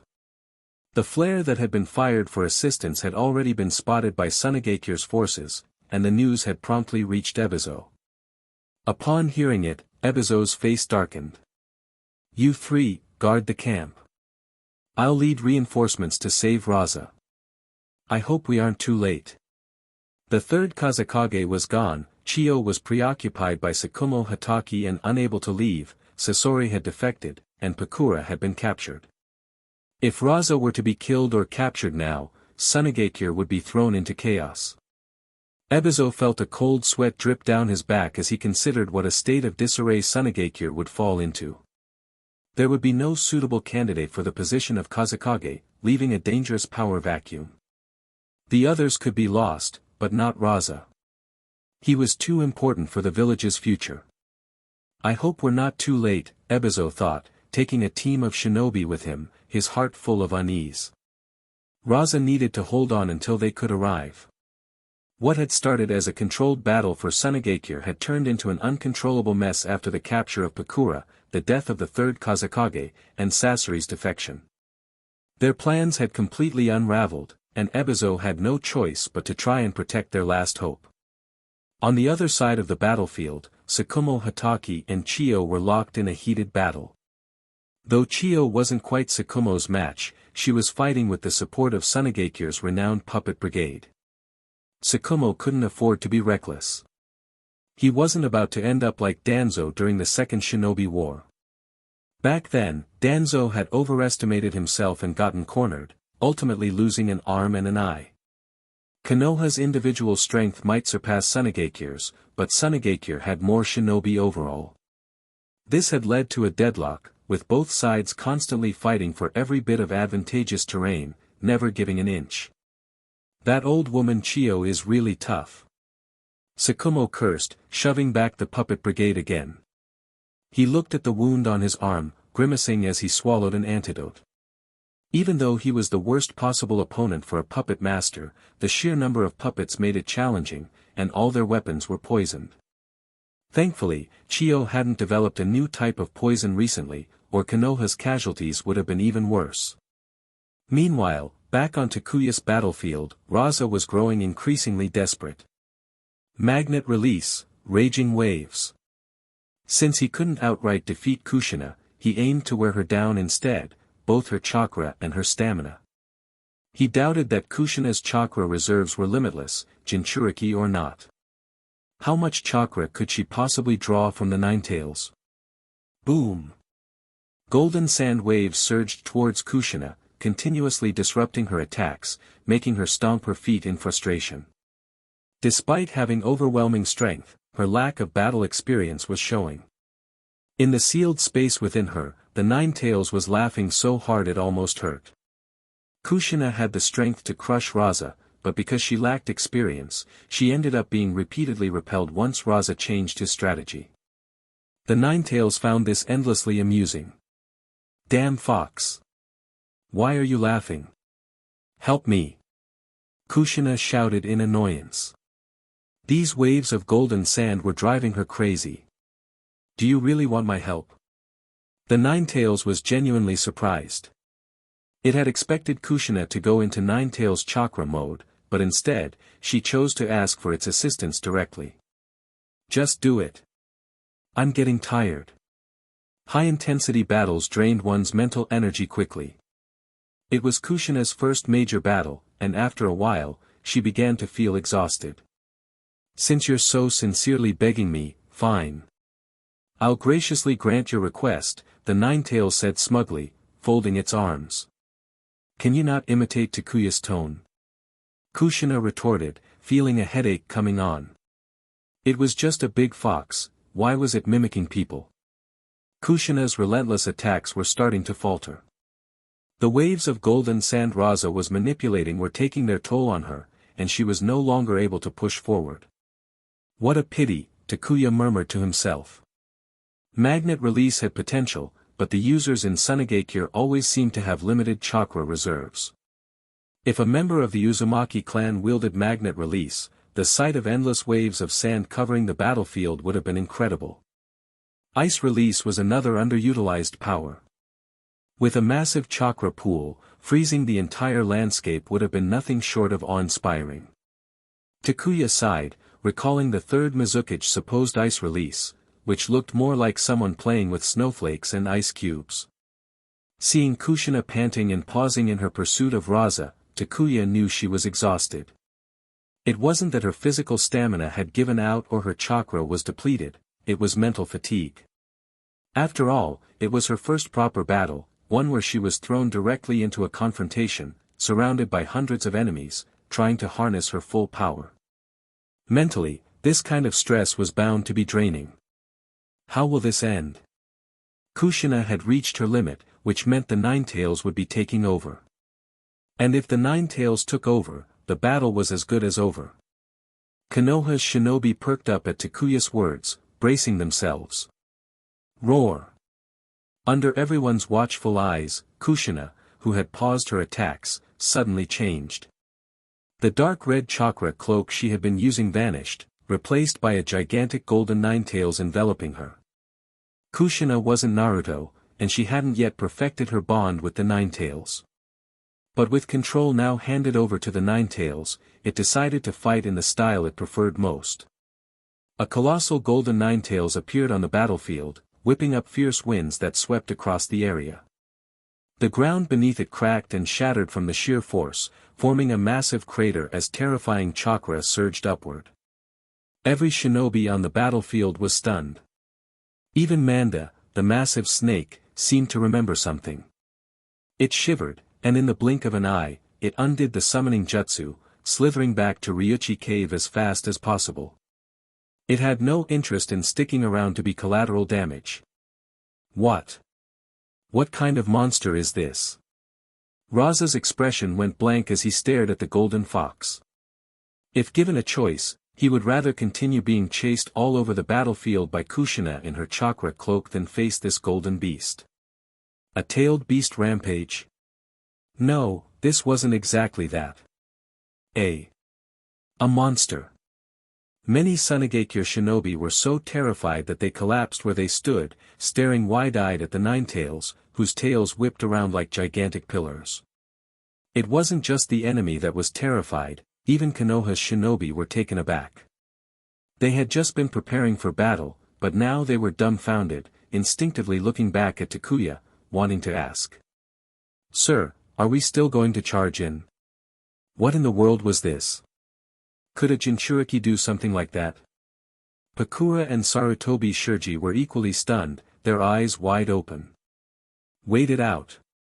Wait until everything settles before advancing, Takuya said. The Ninetales had taken over the battle, so charging now would be suicidal, better to wait for it all to end.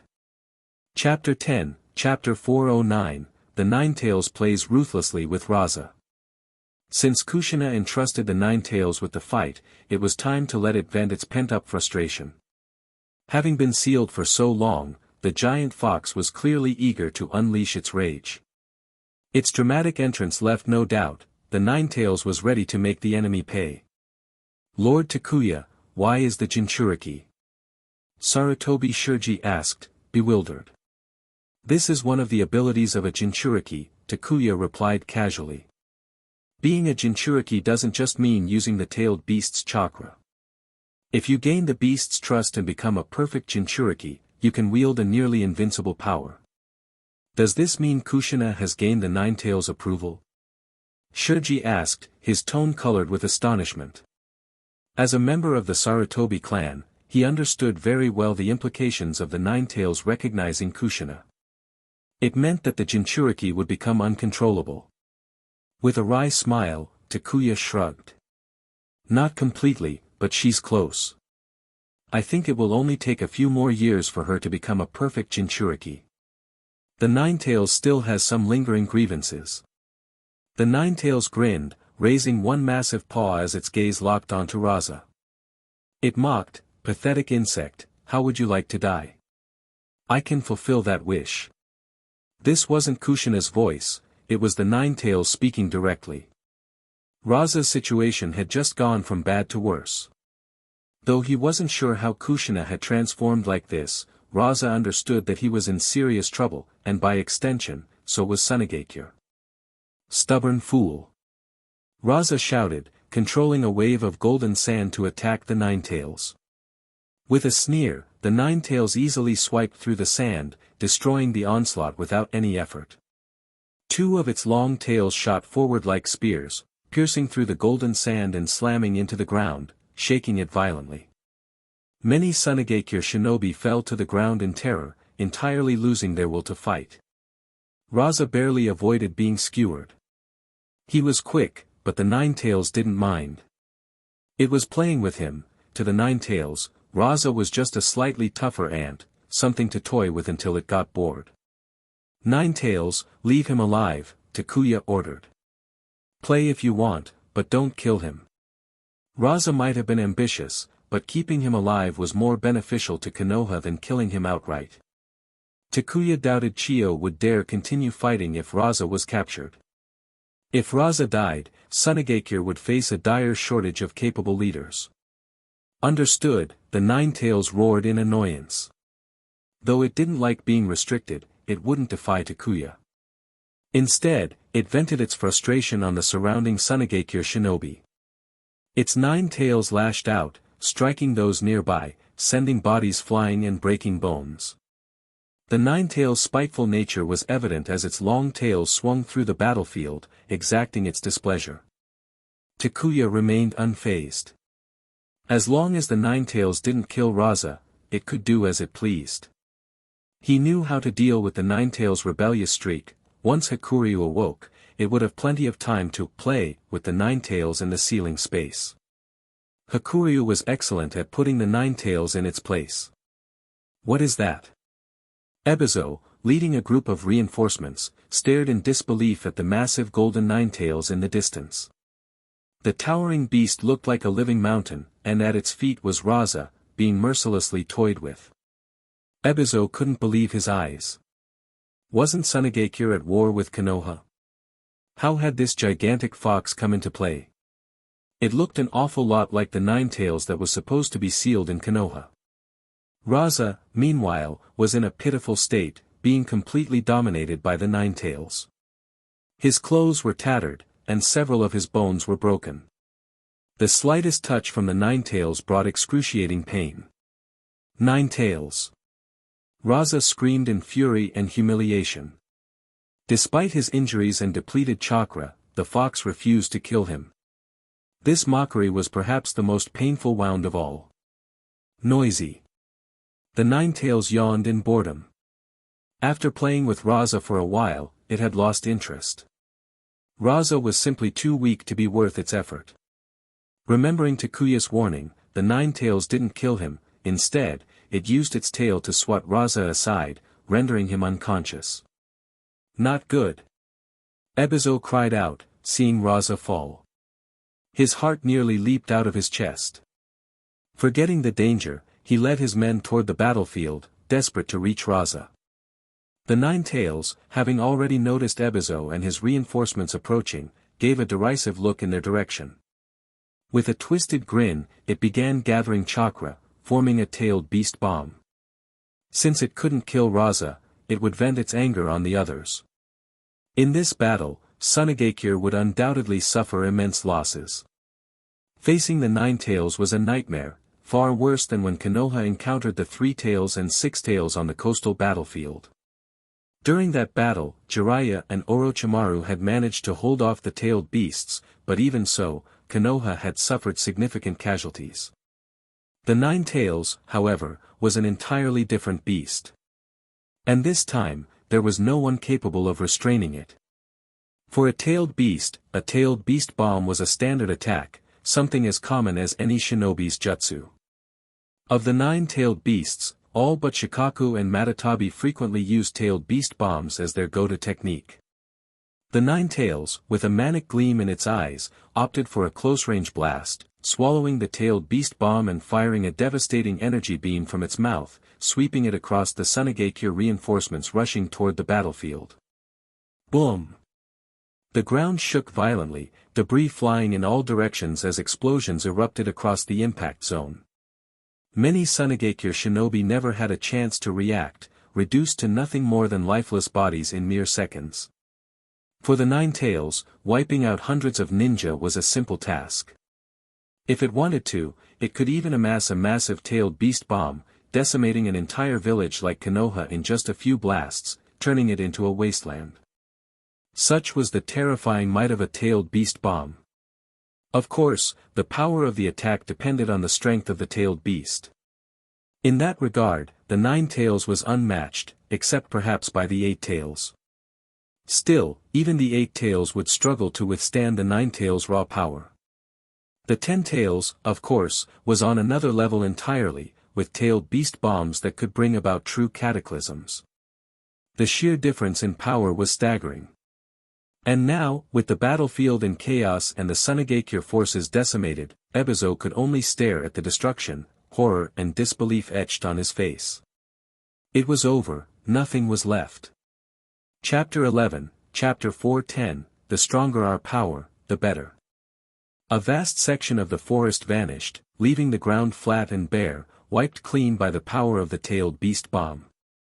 The explosion's sheer might obliterated everything, even preventing the enemy from leaving behind so much as a corpse. Just like the trees and soil, everything had been erased. A few lucky survivors stood in a daze, like puppets whose strings had been cut, staring blankly at the scene before them. Why are we even here on this battlefield? Can we even make a difference in this kind of fight? The Konoha shinobi were just as stunned as the enemies, staring in disbelief at what had unfolded. Their initial reaction wasn't joy or cheering, it was terror and awe. Did I really cause this? Kushina murmured, lost in thought as she looked at the forest, now flattened. The Nine Tails yawned back in the sealed space, clearly unbothered. This is nothing special. If you'd seen the battle of the Valley of the End. The great beast abruptly cut itself off, its face falling as it quieted down. Though it had been controlled back then, it still retained those terrible memories. The sheer scale of the destruction brought about by Hashirama Senju and Madara Uchiha dwarfed anything the Nine Tails could do by itself. Even now, it seemed this kid, Takuya, was approaching that same level of power. The thought unsettled the Nine Tails.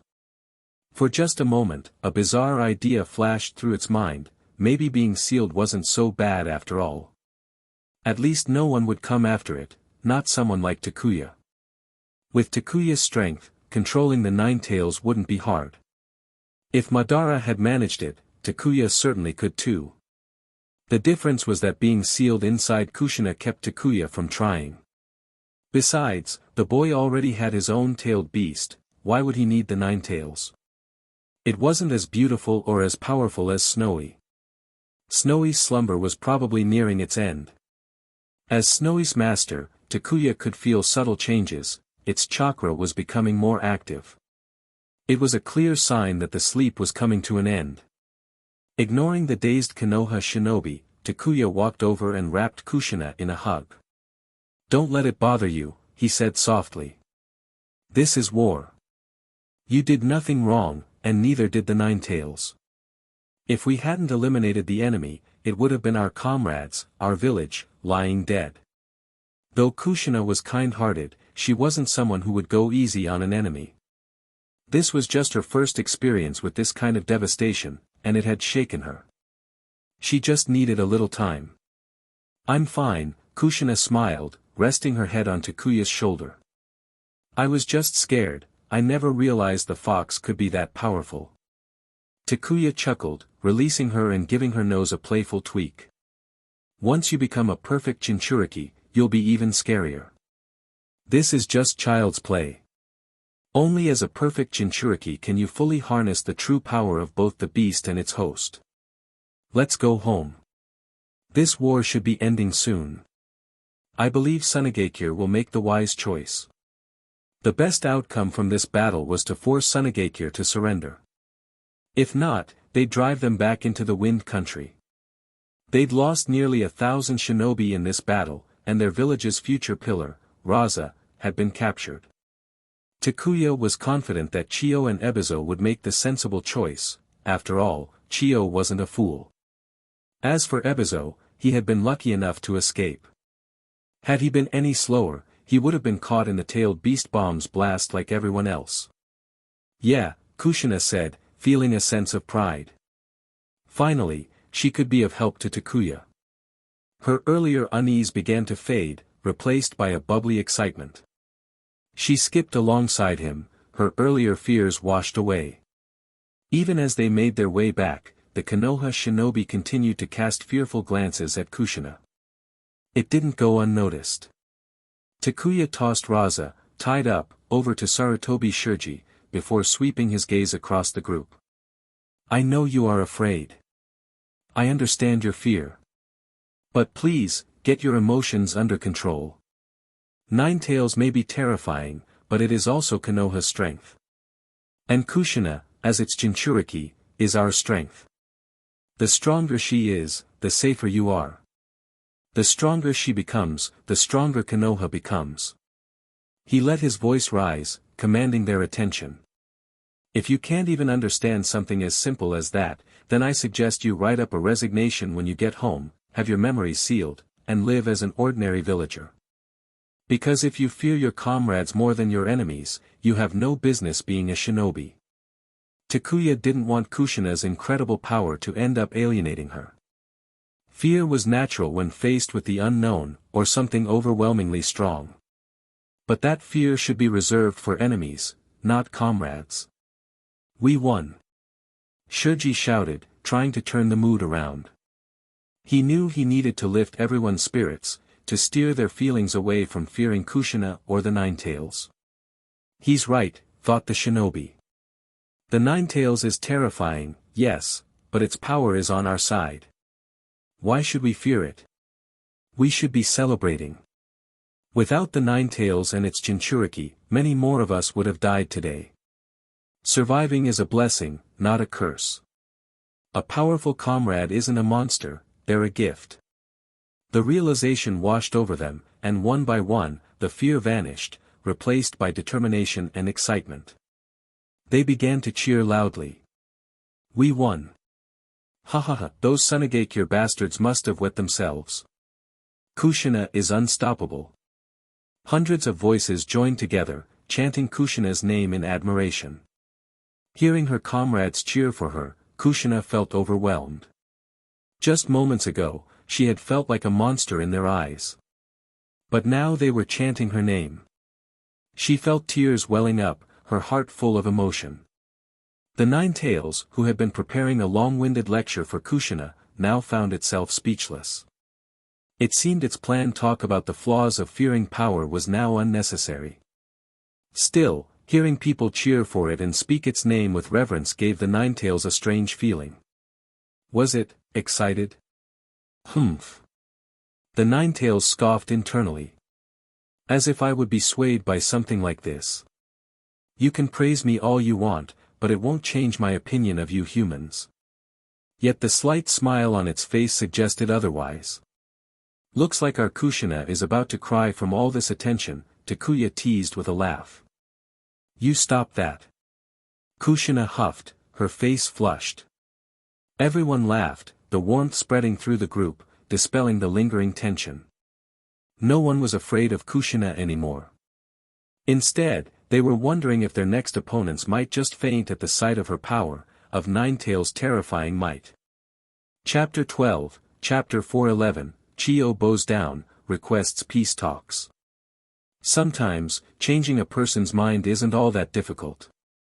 Once a thought takes root in someone's mind, they tend to keep drifting back to it, unconsciously believing it's the right path. And since the Ninetails hadn't yet gone on a rampage within Konoha, there was little resistance to accepting Kushina. If this had been after the Night of the Ninetails, however, things would have been different.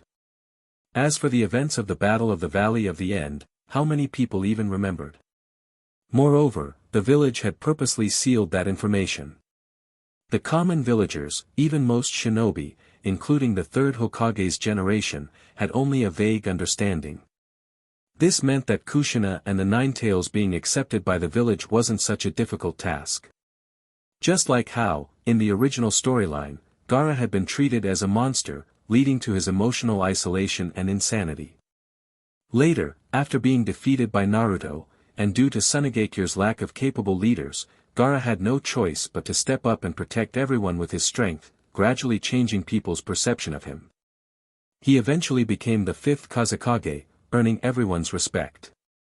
If Gaara, who'd had the one-tail rampage multiple times, causing endless tragedy, could gain acceptance, why couldn't Kushina? As long as no one sabotaged her image from behind the scenes, Kushina and the Ninetails' acceptance was just a matter of time. And if anyone dared try, Takuya would make sure they understood the meaning of regret. Takuya's forces had achieved a resounding victory, and the news spread quickly. Nara Shikashige couldn't stop smiling, already convinced that Tsunade's decision to send Kushina for reinforcements had been entirely correct. Tsukumo Hatake was also pleasantly surprised and immediately ordered a retreat, unwilling to continue clashing with Chiyo. If he could avoid it, he didn't want Konoha's shinobi to lose their lives on the battlefield. While Konoha celebrated, the mood in Sunagekyo's camp was incredibly bleak. When Chiyo heard that over 1,000 of their shinobi had been annihilated and that Raza had been captured, her vision darkened, and she almost passed out. The death of over 1,000 shinobi was an unbearable loss for Sunagekyo. But what was even worse was the capture of Raza. The entire new generation, the village's future pillars, was gone. Although Chiyo had struggled with the capture of Pakura, she had still managed to accept it. On the battlefield, anything could happen. But with the third Kazekage dead and Sasori having defected, Chiyo felt as if the sky itself was crumbling. And now, with Raza captured, her emotional defenses shattered completely. "Are you sure it was the Jinchuriki?" Chiyo finally spoke after a long silence, her voice raspy and heavy. Ebizo lowered his head, guilt clear in his expression. "Yes, it was Konoha's Ninetails Jinchuriki. We were hit by the tailed beast bomb as soon as we reached the battlefield. Only a handful of us, including myself, survived. The rest vanished along with the forest. Shinobi were known for their high attack power but low defense, except for freaks like the third Reikage. Against an attack capable of vaporizing entire forests, rock, and earth, leaving behind a corpse seemed impossible. There wasn't even a body left to recover." "I understand. Go rest now, I'll take care of what's next," Chiyo replied, her voice tinged with exhaustion. She seemed to have aged overnight, her once straight posture now slightly hunched. The battle had dealt her a severe blow. Raza's capture had shattered her remaining composure. Though she still held considerable authority over the village, she knew she couldn't lead forever. While the Konoha camp erupted in celebration, the Sunagekyo camp was eerily silent. Chiyo sat quietly in the command tent throughout the night. Early the next morning, she set out with a few guards, approaching Konoha's lines. "I am here to announce, on behalf of Sunagekyo, our desire to end this war. We hope Konoha will grant us the opportunity for peace talks." Chiyo's personal appearance was a clear sign, Sunagekyo could no longer continue the fight. Negotiations were inevitable. Whatever terms Konoha proposed, no matter how harsh, Chiyo would have to accept them. She couldn't allow Sunagakure to remain bogged down in the quagmire of war, nor could she allow Raza to be lost to them. So soon. Takuya looked a bit puzzled when the ANBU came to report. A lost battle, along with the capture of their future leader. Unless Chiyo had lost her sanity, there was no way they could continue this war. The display of strength by Kushina and the Ninetales had left Sunagakure with no other option. Surrendering now would allow them to preserve at least some of their power. The longer they dragged this out, the worse it would be for them. No one could guarantee that Raza wouldn't be harmed during the war. Konoha's interrogation department was already very interested in Raza. If Takuya hadn't explicitly ordered them not to interfere, Raza would probably have been in their clutches by now, already undergoing their methods. Takuya had thought Chiyo would hold out a bit longer, but here she was, requesting peace talks after just one night. Could this be a trap? Tsukumo Hatake questioned, also finding it unusual. This didn't seem like Chiyo's usual way of handling things. Even Nara Shikashige, the brilliant strategist, was a bit stumped. Sometimes, the more intelligent a person was, the more they overthought things. Like now, for instance, Shikashige had spent the night trying to analyze Chiyo's motives until his thoughts had gotten all tangled. Unlikely, Takuya said, sipping tea with a calm smile. Instead of thinking it some sort of trap, it's more likely that Chiyo's spirit has been broken. She's tired and doesn't want to see Sunagakure's foundation destroyed. She doesn't want Raza to be returned to them as a broken shell. Once Raza ended up in the hands of the interrogation department, even if he came out in one piece, his mind might never be the same. That kind of place wasn't for humans. Ahem, Shikashige coughed pointedly, glaring at Takuya. After all, the interrogation department was mostly run by the Yamanaka clan, who were part of the Inoshikacho trio. Takuya's comments had essentially roped the entire trio into the critique. Just a metaphor, Shikashige-senpai. No need to take it to heart. Besides, the Nara clan isn't really involved in the interrogation department, so what's there to worry about? Shikashige's reaction made Takuya chuckle.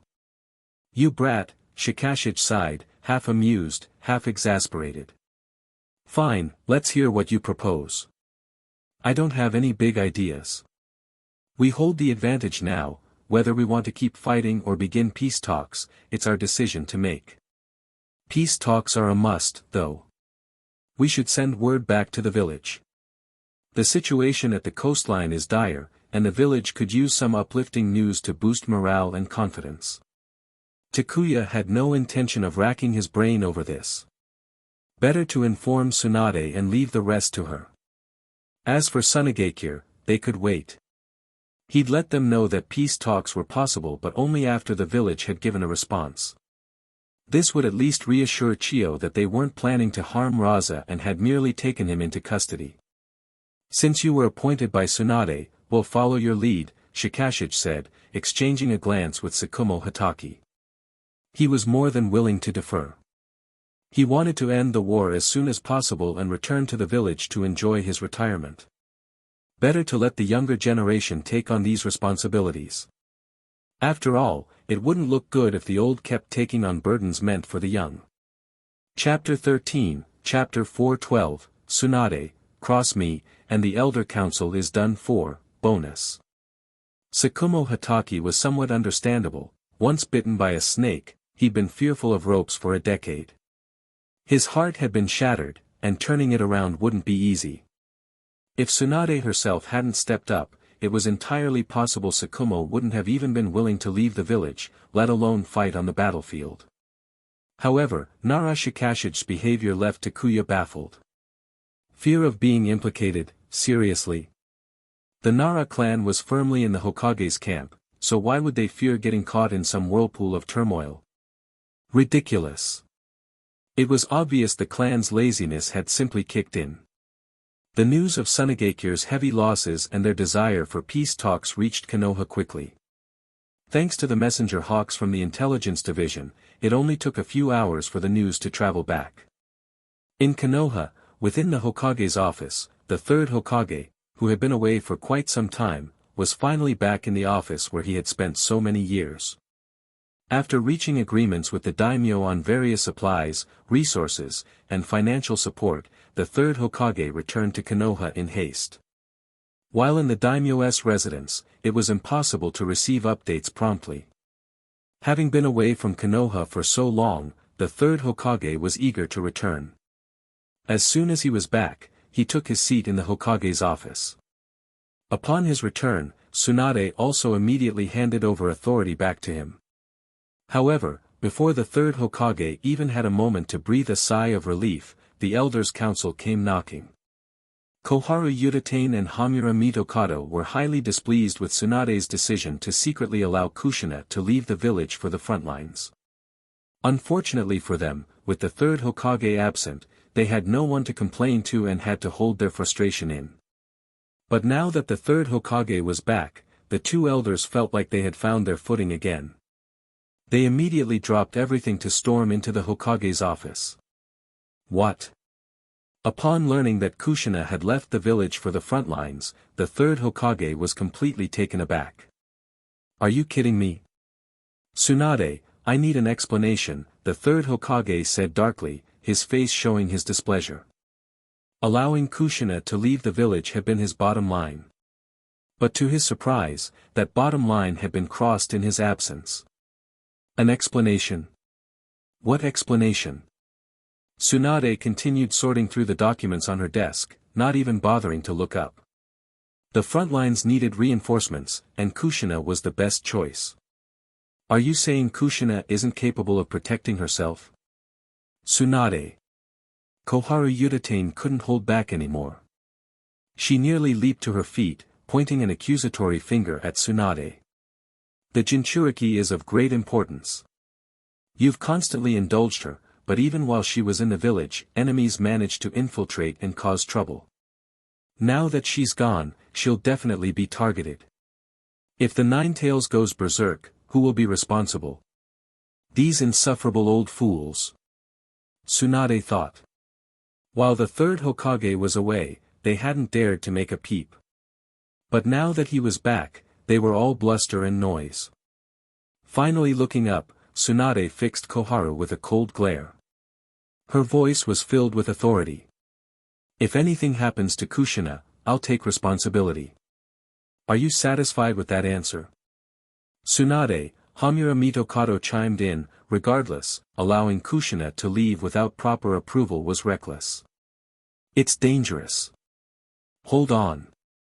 Tsunade interrupted angrily, pulling out a document and throwing it onto the desk. If you two elders have time to worry about Kushina, maybe you should worry about yourselves instead. Can you please explain to me where the finance department's funds have disappeared to? There were major issues with the finance department, Tsunade had long known this. But even she had not anticipated the sheer scale of the problems there. The deeper she dug, the worse it got, vast amounts of money simply unaccounted for. She had agreed with the third Hokage to let bygones be bygones, on the condition that the Elders' Council didn't cause trouble for her. But it seemed that as soon as the third Hokage was back, they couldn't resist. If that was the case, then why should she hold back? They wanted to talk about Kushina. Fine, they could talk about her after something actually happened to her. For now, let's settle the finance department's accounts. Funds? Koharu Yudetane, who had been fuming, suddenly paused. Even Hamura Mitokado hadn't expected Tsunade to bring this up. The third Hokage opened the document, giving it a careful read. After a moment, he looked up. Tsunade, stop messing around. These funds were personally approved by me. The third Hokage felt like Tsunade was intentionally stirring up trouble by digging up old issues. He had already discussed this with her, they had agreed to let the past go. Bringing it up now was like she was deliberately undermining him. And what about the supplies? Tsunade wasn't interested in sparing the third Hokage's feelings. Letting bygones be bygones was conditional, she wouldn't tolerate anyone giving her trouble. Slamming her hand on the table, Tsunade demanded loudly, these funds were for medical supplies. But upon investigating the logistics division's inventory records, there was no matching entry for those supplies. There's no way the logistics division could make such an error. So where did those funds go? Damn it! Koharu Yutane and Hamura Mitokado's expressions changed, they were suddenly on the defensive. A bad feeling swept over them as they remembered certain past actions. The third Hokage's brows furrowed.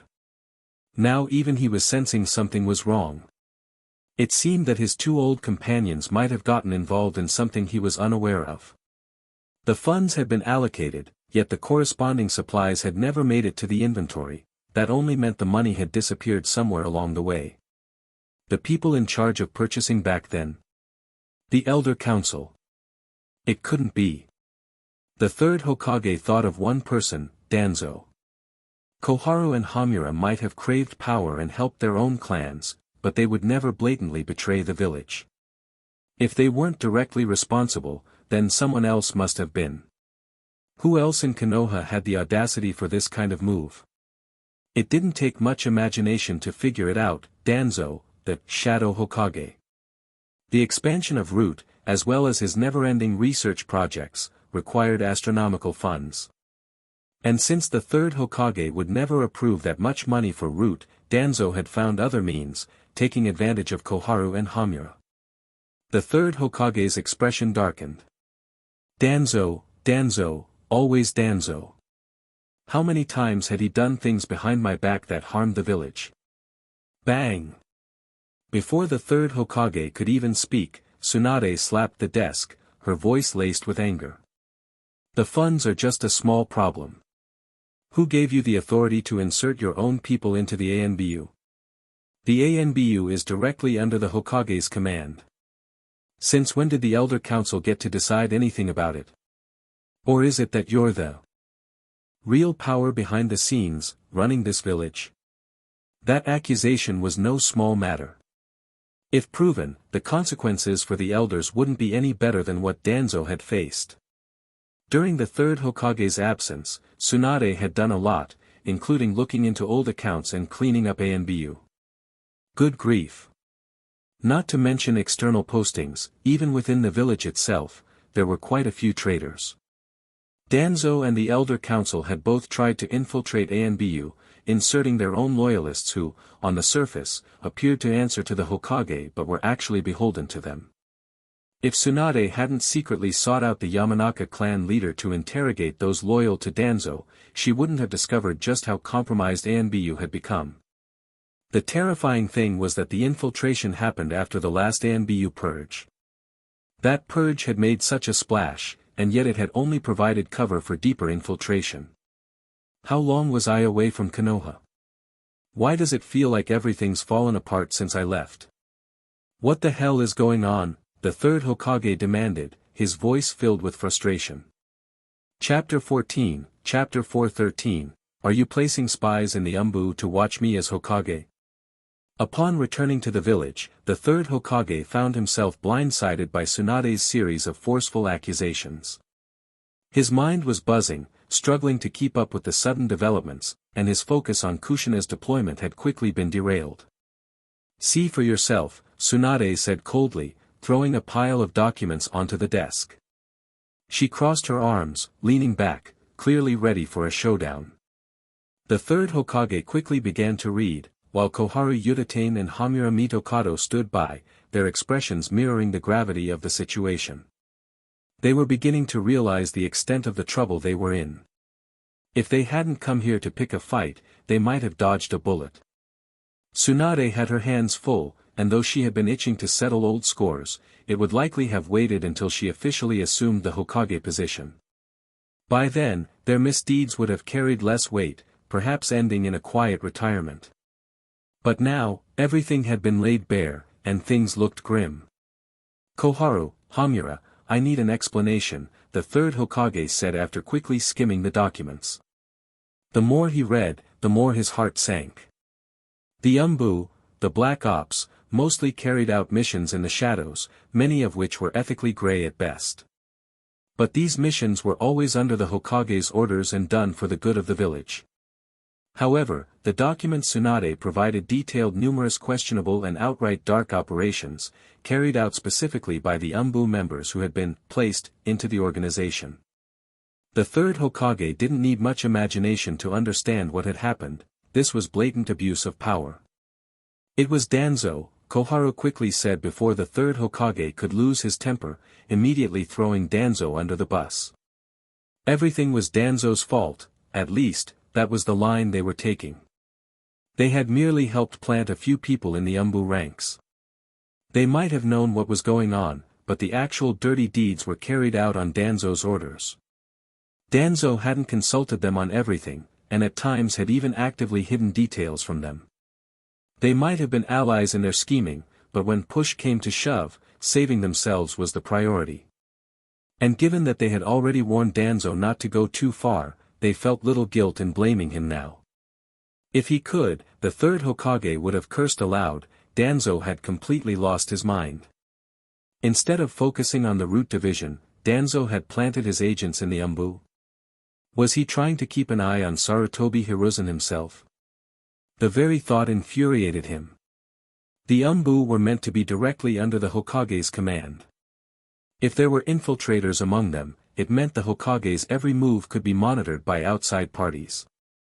The third Hokage's face darkened considerably at the implications.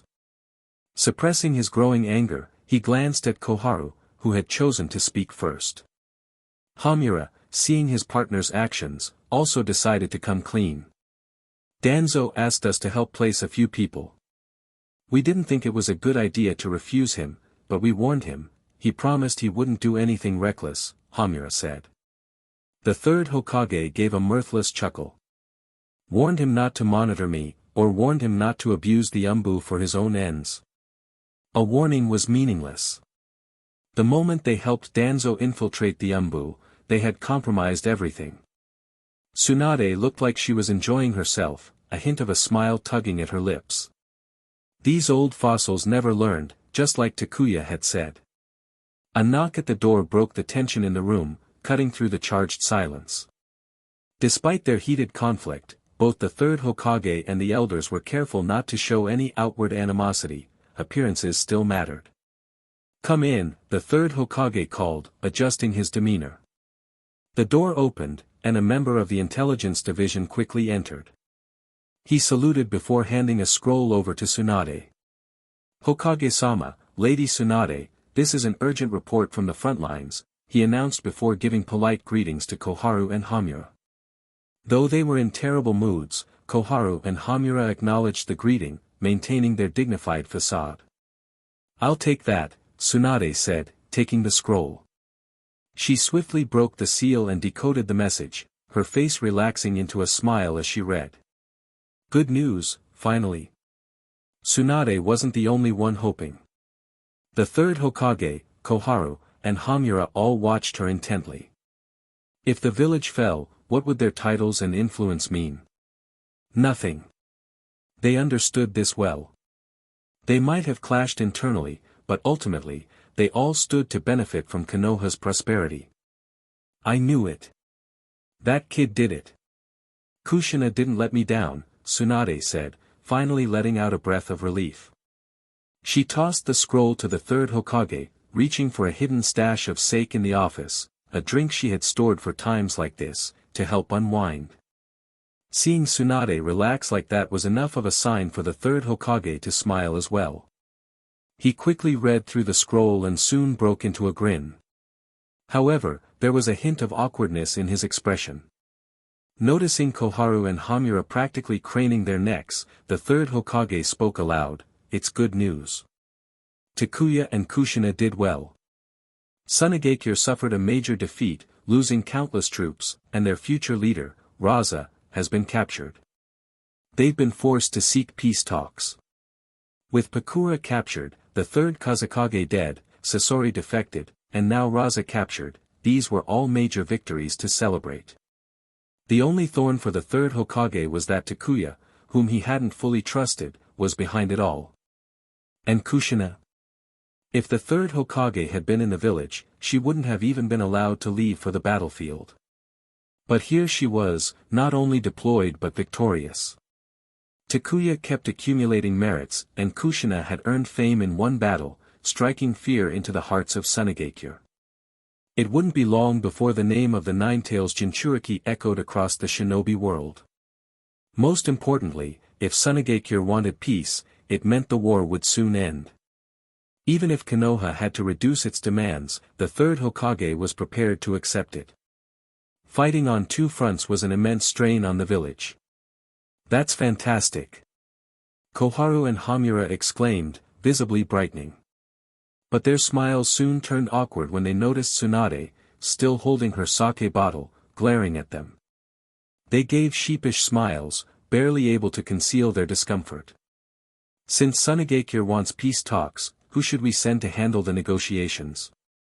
Chapter 15, Chapter 414, The third Hokage personally heads to the front line. Fortunately, the third Hokage quickly eased the tension between the two elders, bringing up the topic of choosing a negotiator.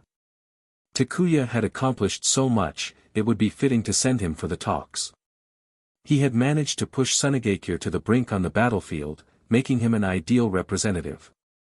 However, seeing that the third Hokage didn't seem inclined to make that decision, Tsunade decided not to mention it. "Do whatever you want, old man. The war on the Eastern Front is still raging, and I have no time to deal with this trivial nonsense. The negotiations would just be a game of bargaining, trying to secure advantages and benefits, and Tsunade knew Takuya wasn't fond of such tedious tasks. Besides, since the third Hokage seemed interested, she decided to let him handle it. "Perhaps I could."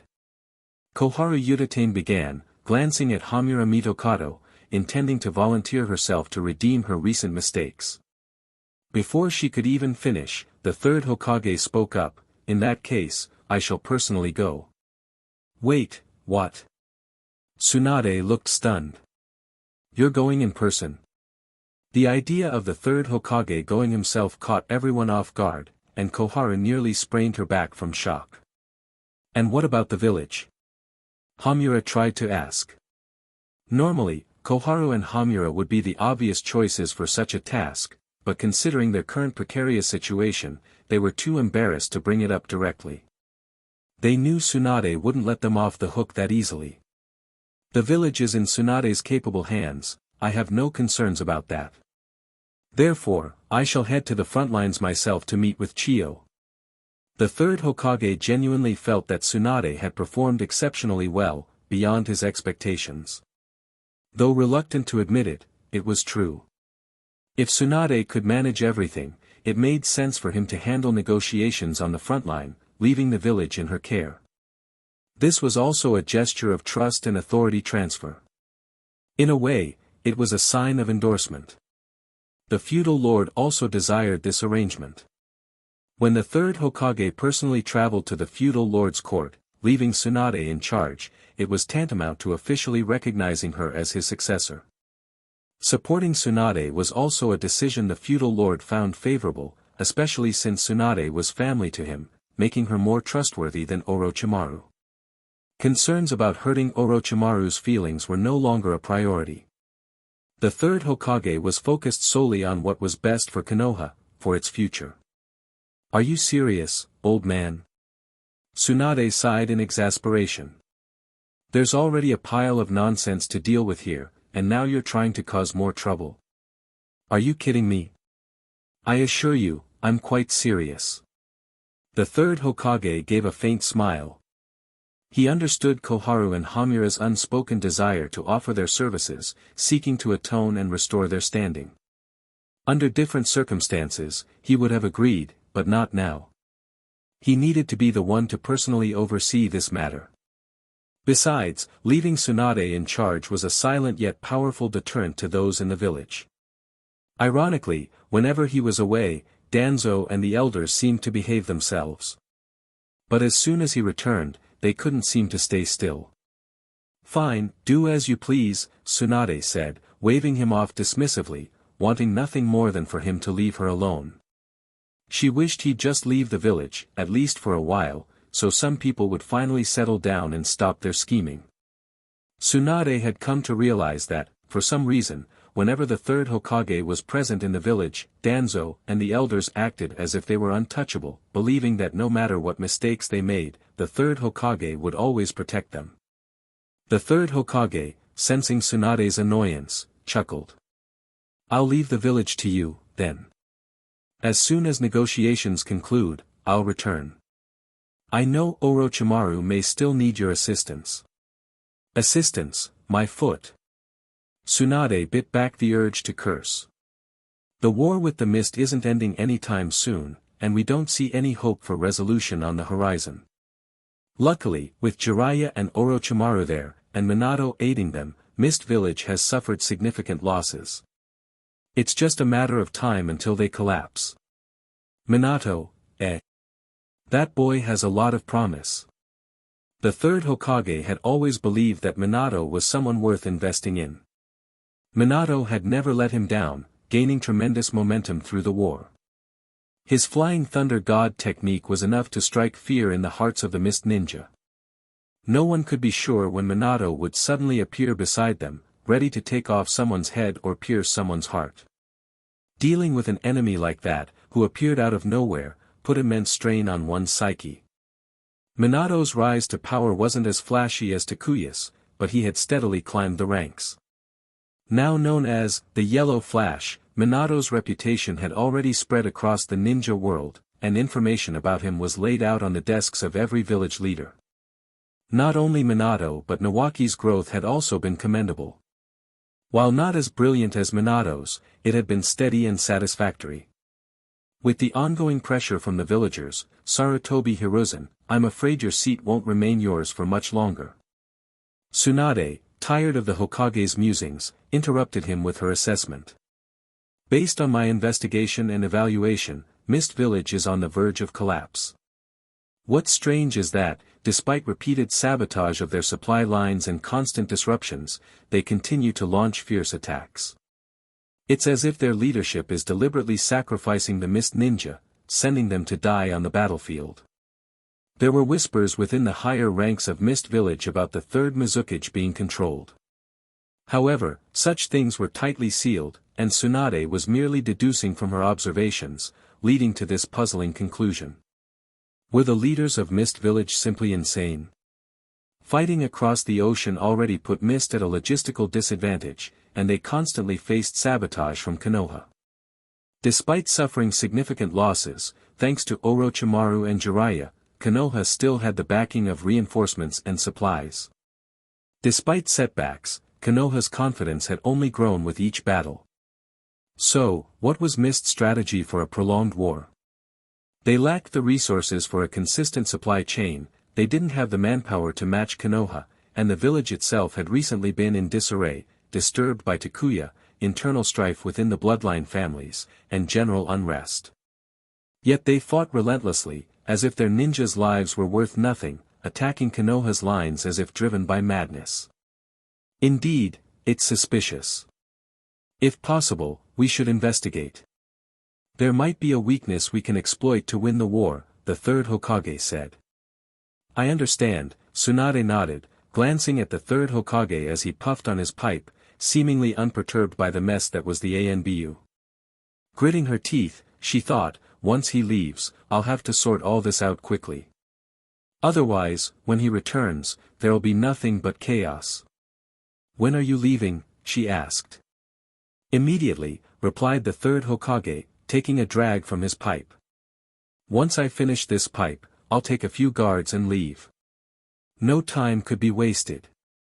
The sooner this war ended, the sooner Konoha could withdraw its troops, allowing them to rest or redeploy to support the Eastern Front. Most importantly, ending the war with Mangekyō would free up Konoha to focus entirely on dealing with Mist Village. Fine, pick your guards yourself. I won't help you with that. And if you're going, hurry up, there's still a ton of things I need to deal with.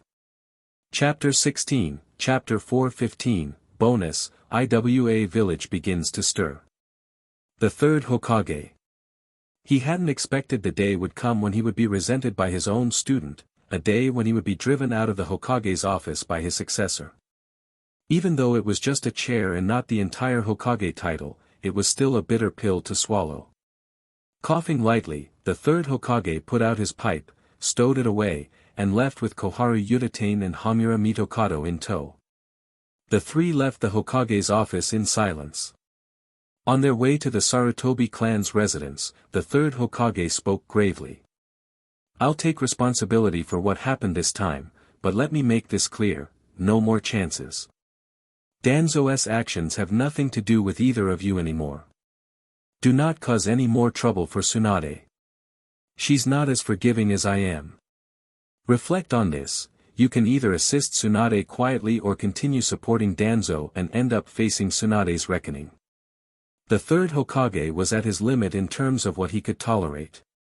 Watching the Hokage's retreating figure, both elders' faces looked grim. It was a warning, a rebuke. It was also a reminder that Sarutobi Hiruzen was preparing to step down. The villagers' discontent, their lack of trust, and even the daimyo's stance all pointed to the inevitable conclusion: his time as Hokage was ending.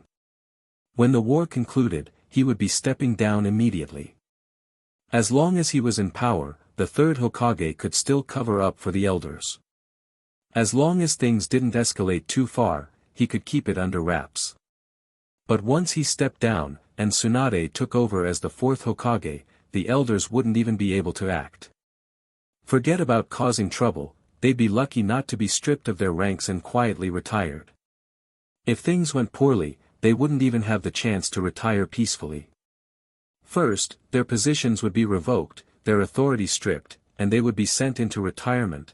Then, out of the public eye, they'd be dealt with.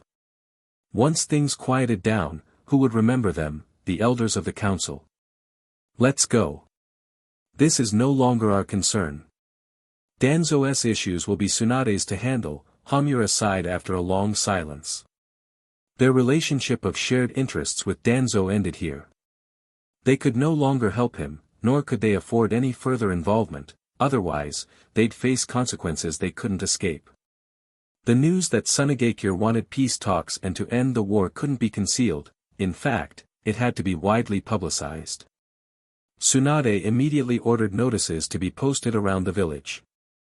Within 2 hours, the entire Konoha was in an uproar. This was good news for the villagers, though it did seem surreal. Just the day before, everyone had been worrying about the ongoing war, and now, good news had arrived out of nowhere. Tsunade wasn't like the third Hokage.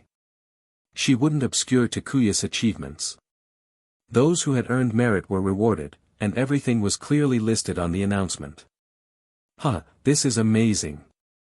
Tsukumo Hataki-sama really is the bane of Sunagakure. That's nothing. Look closer. Yagami Takuya-sama is incredible. He personally turned Sunagakure's elite shinobi Sasori and took down the third Kazekage. Yagami Takuya. That name sounds unfamiliar. To most villagers, Tsukumo Hataki was a familiar hero. Even if his reputation had been tarnished before, that was in the past. Now that he'd earned such a great achievement, people were quick to remember his contributions. Shikashige Nara was also a respected elder, but Takuya seemed like an unfamiliar name, as if he'd come out of nowhere. Even many shinobi had no strong impression of Takuya. The good news quickly spread to the coastal camp. Even though Tsunade had stepped up and taken control, it was ultimately an internal matter between her and the third Hokage. Orochimaru had no intention of hiding anything, and even if he wanted to, it wouldn't have worked.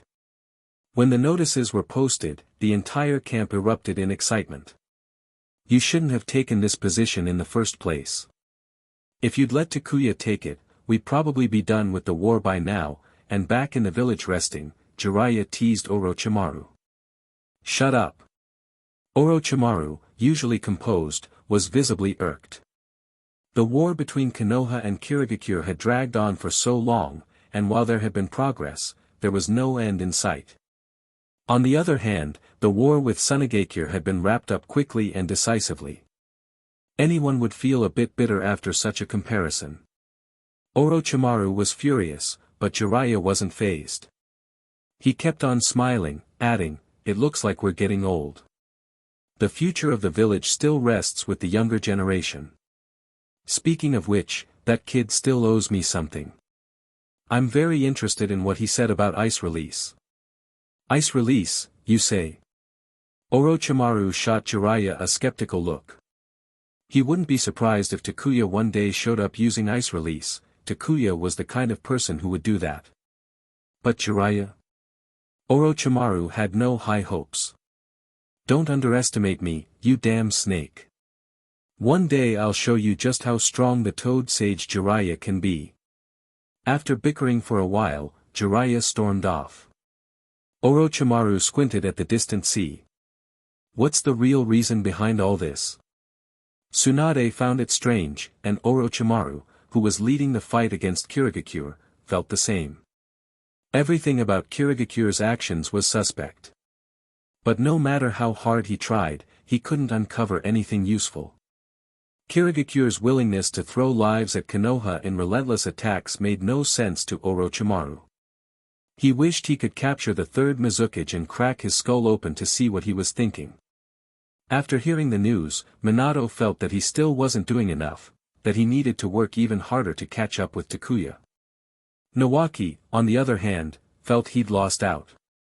If only he'd gone with Takuya, he'd have shared in the glory now. The war on the coast was suffocating and difficult. With the news spreading, other villages would inevitably learn of Tsunagekyure's desire to negotiate peace with Konoha.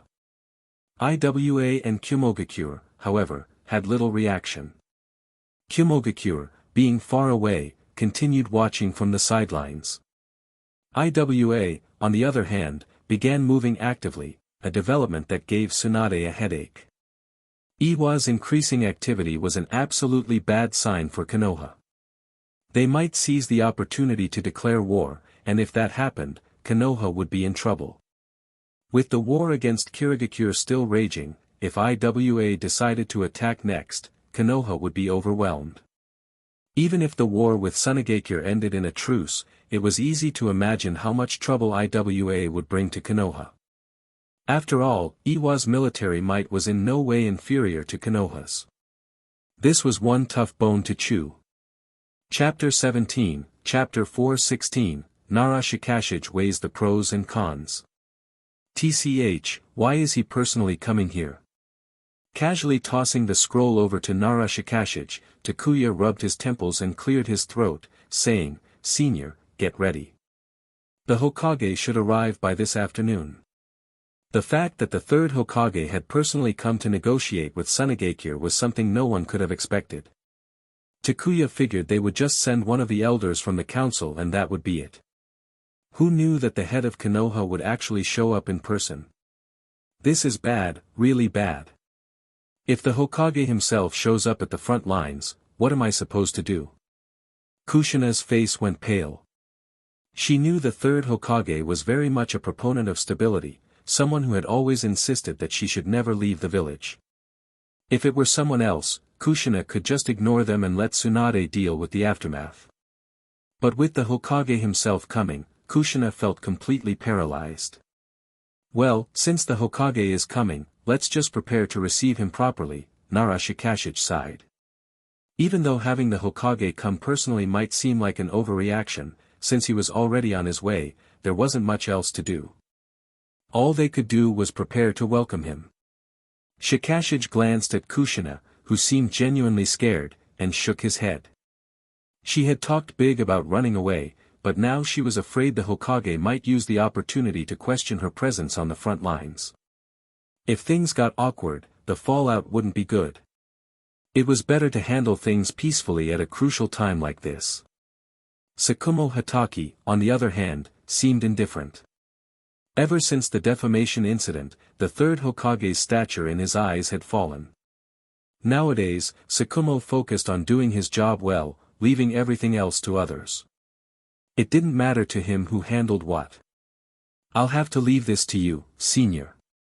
I'm planning to take Kushina for a walk, let her relax a bit," Takuya said. Kushina wasn't in a good mental state, and besides, there was still Pakura. The Hokage could very well use the chance to brainwash her and recruit her to his side, something Takuya wouldn't allow. Plus, Takuya wasn't exactly fond of the Hokage. Whatever negotiations he wanted to conduct, let him handle it himself. He could discuss it with Tsunade if needed. Nara Shikashige was stunned for a moment before a wry smile appeared on his face. Is this really okay? Shikashige wanted to object. As a member of the Nara clan, he knew about some things that weren't made public. He knew that Takuya held a significant grudge against the third Hokage, and with Kushina here, avoiding the Hokage seemed like a reasonable decision. It sounded nice to say, let's go for a walk. But in truth, it was more like, I just don't want to deal with you. What's wrong with it? Takuya didn't care. His relationship with the third Hokage was strained to the point of almost breaking. Besides, I received secret orders from Tsunade to bring Kushina and Pakura back as soon as possible, just in case anything unexpected happens. Now that the Hokage is here, I think I can leave the camp in capable hands and head back. You expect me to believe that? Shikashige felt speechless, and Tsukumo couldn't help but laugh out loud. Secret orders? There were none, just a convenient excuse to prevent things from getting too awkward. What are you standing around for? Hurry up and pack your things so we can leave, Takuya nudged Kushina. She snapped out of her daze, her face brightening as she eagerly ran off to get her things. Pakura rolled her eyes and followed. She was getting used to it. Konoha's internal struggles seemed even worse than Tsunagekyō's. Pakura had heard rumors before, but she never imagined the reality would be this extreme. Pakura had decided to fully align herself with Konoha. After all, she'd already secured Raza's survival. She felt she no longer owed anything to Tsunagekyō. Given the choice, why choose the worst path? Why not just live well? With Takuya, once a decision was made, there was no hesitation. They packed up and left, even choosing a detour to avoid running into the Hokage on the way back to Konoha. But while Takuya could just pat his back and leave, someone had to deal with the mess he left behind. Nara Shikashige instinctively looked at Tsukumo Hatake, who promptly stood up and said, I'll go keep an eye on Raza, just to make sure nothing happens. Don't expect me to clean up your mess. You can handle it on your own. Shikashige was left in a dilemma. Helping meant outright deceiving the third Hokage, and although it was clear to everyone why they were doing this, lending a hand would make him complicit. If he didn't help, he'd make a bigger enemy out of Takuya, and by extension, Kushina, Tsunade, Minato, and even Nawaki. They were all tightly connected. The Nara clan wouldn't survive alienating them. Shikashige was already an old man, well past retirement age. He wouldn't have even been here if he hadn't been pulled back into service.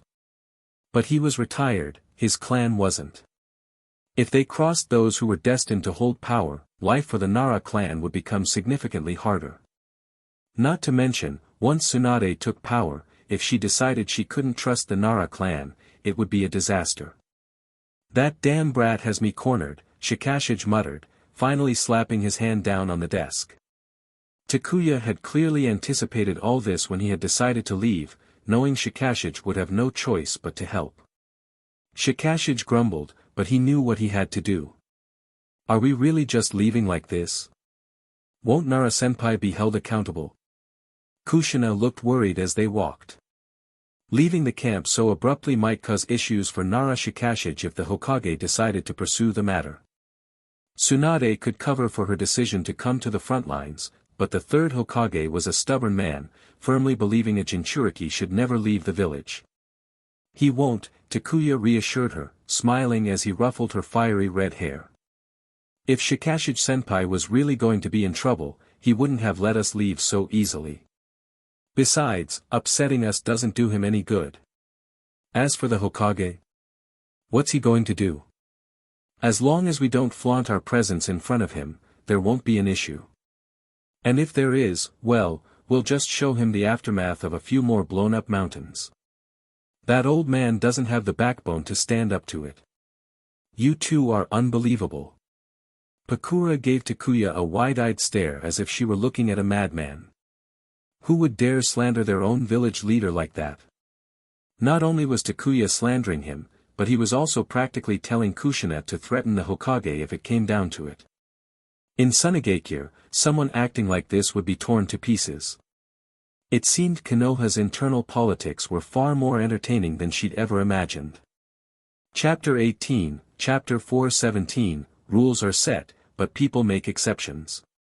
Thinking about her feud with Raza, Pakura sighed deeply. Compared to the issues in Konoha, her situation was child's play, barely worth mentioning. Nah, I don't want to. I might end up scaring the Hokage, Kushina said, her words suggesting reluctance, but her expression betraying otherwise. Judging from her squinted eyes and sly grin, she was already planning something.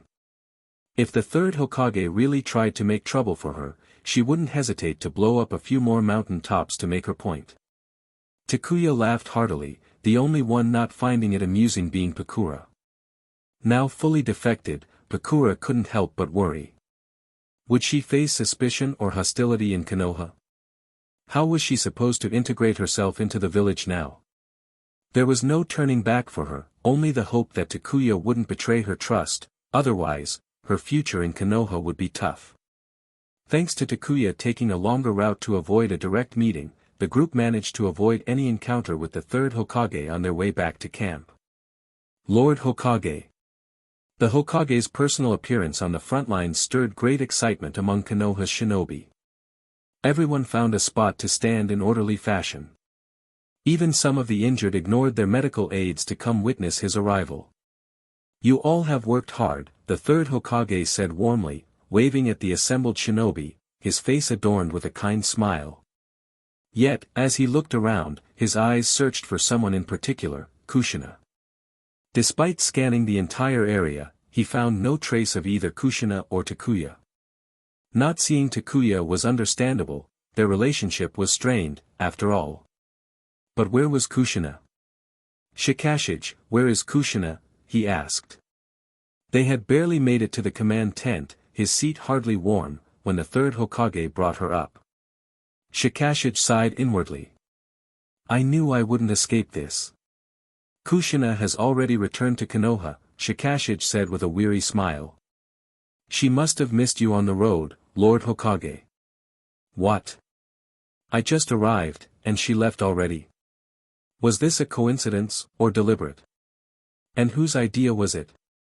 Seeing the change in the Hokage's face, Shikashige cleared his throat. Takuya mentioned that keeping Kushina here for too long was unsafe, the risk of enemies or spies targeting her was high. And since Tsunade had sent orders, he took Kushina and Pakura back ahead of time. You expect me to believe that? A so-called order from Tsunade, what a load of nonsense. The third Hokage knew well what had happened.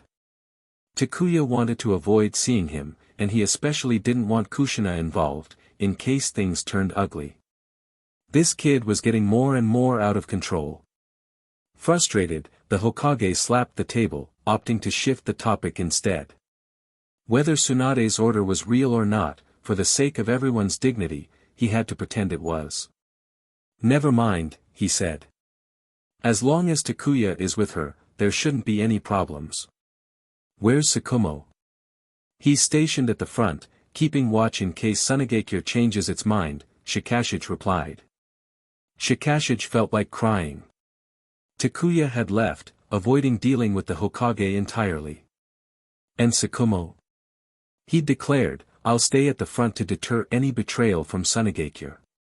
The command tent is yours, along with the job of welcoming Lord Hokage. Great. Just great. These two kids had dumped everything on him, an old man. Sigh, forget it. The third Hokage exhaled heavily.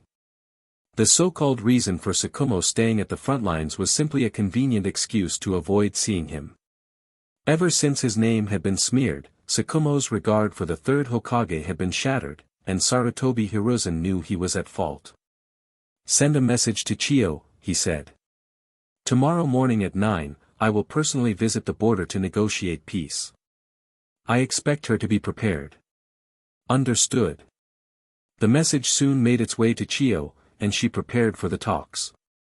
To her surprise, it was the third Hokage himself who was coming to negotiate.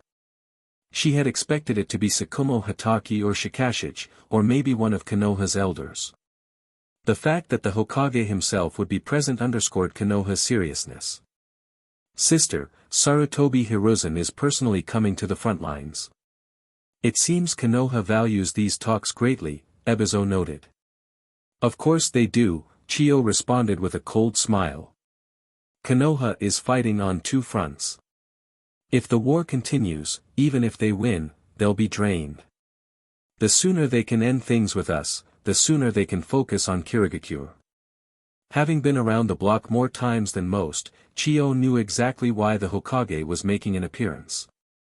The more Konoha wanted these talks, the better deal Sunigakure could negotiate, maybe even grab a few extra benefits. What about the war reparations? Ebizo asked, dreading the thought. Thinking about the potentially massive reparations weighed heavily on both Chiyo and Ebizo. Sunigakure couldn't afford a crippling financial burden, or it would stagnate for years. I'll handle it, Chiyo said. We may have to give something up, but I won't allow it to destroy the village's future. Back in Konoha, night had fallen when Takuya, Kushina, and Pakura finally arrived. At the village gate, they hit a slight snag. Pakura wasn't yet a registered Konoha ninja, lacking any official documentation. Even with a headband, she was still considered an outsider. Pakura has defected from Sunigakure and joined Konoha, Takuya said. Her registration as a Konoha ninja will be processed tomorrow. For now, let's keep it at that. All Takuya wanted was a hearty meal, a hot spring bath, and a good night's sleep. But, Lord Takuya, this isn't in line with regulations, the guard said hesitantly. Regulations? Takuya waved dismissively. If there's an issue, come find me. Just notify Tsunade, and tell her not to have the ANBU snoop around my house. Regulations, my foot. Since when did you lot demand regulations from Tsunade, Orochimaru, or Jiraiya? Those three came and went as they pleased, brought whoever they wanted into the village, and not a single one of you raised the topic of regulations then. Let's go, Takuya said, stepping through the gate. Blah. Kushina stuck her tongue out, skipping after him. After a moment of hesitation, Pakura followed suit. Chapter 19, Chapter 418, Tsunade's final warning to the Umbu. The registrar's face turned completely dark, watching Takuya ignore him entirely and walk away without any explanation, leaving him helpless. Isn't this going to be a problem? Pakura asked, worry evident in her voice. What problem? Takuya replied, sounding irritated. It's just that old guy on duty today. Forget about him. I don't get along with the Sarutobi clan, especially not their clan head. As long as you don't have any ill intentions, Tsunade will handle anything else. The Sarutobi and Shimura clans were always the types to look down on others. Right now, Takuya didn't have the patience to argue about regulations with them. He simply didn't care. Pakura, speechless, thought, isn't the Sarutobi clan head the third Hokage? Meanwhile, back at the Hokage's office, an Umbu member reported, Lady Tsunade, Lord Takuya has returned with Kushina and Pakura. Pakura didn't have proper identification, and Lord Takuya refused to complete the registry, leading them away without complying. Got it. Anything else? Tsunade was busy dealing with a pile of documents and didn't even look up. Of all things to report, they choose this. Where was this diligence when I brought people back myself? Well, yes, the Umbu member continued, a bit taken aback. Lord Takuya also mentioned that the person handling this matter should report to you. Moreover, he said he doesn't want any Umbu snooping around his house or keeping Pakura under surveillance. Report my ass. Tsunade's patience was wearing thin, her pen snapped in her grip, her forehead veins visibly pulsing. Have they run out of things to do? Reporting every trivial matter to me? And as for you, how about you spend your time keeping an eye on Danzo instead of sneaking around other people's homes? Are all the people Takuya associates with so untrustworthy? If anything goes wrong, I'll take responsibility. Tsunade's sudden outburst startled the Umbu operative, who quickly lowered his head, avoiding her blazing gaze. I tell you to monitor Danzo, and you fail. I tell you to track down the village's missing funds, and you can't find anything. I tell you to root out root spies in the Umbu, and you come up empty-handed. Yet the moment Takuya and Kushina return, you're suddenly eager to keep an eye on them.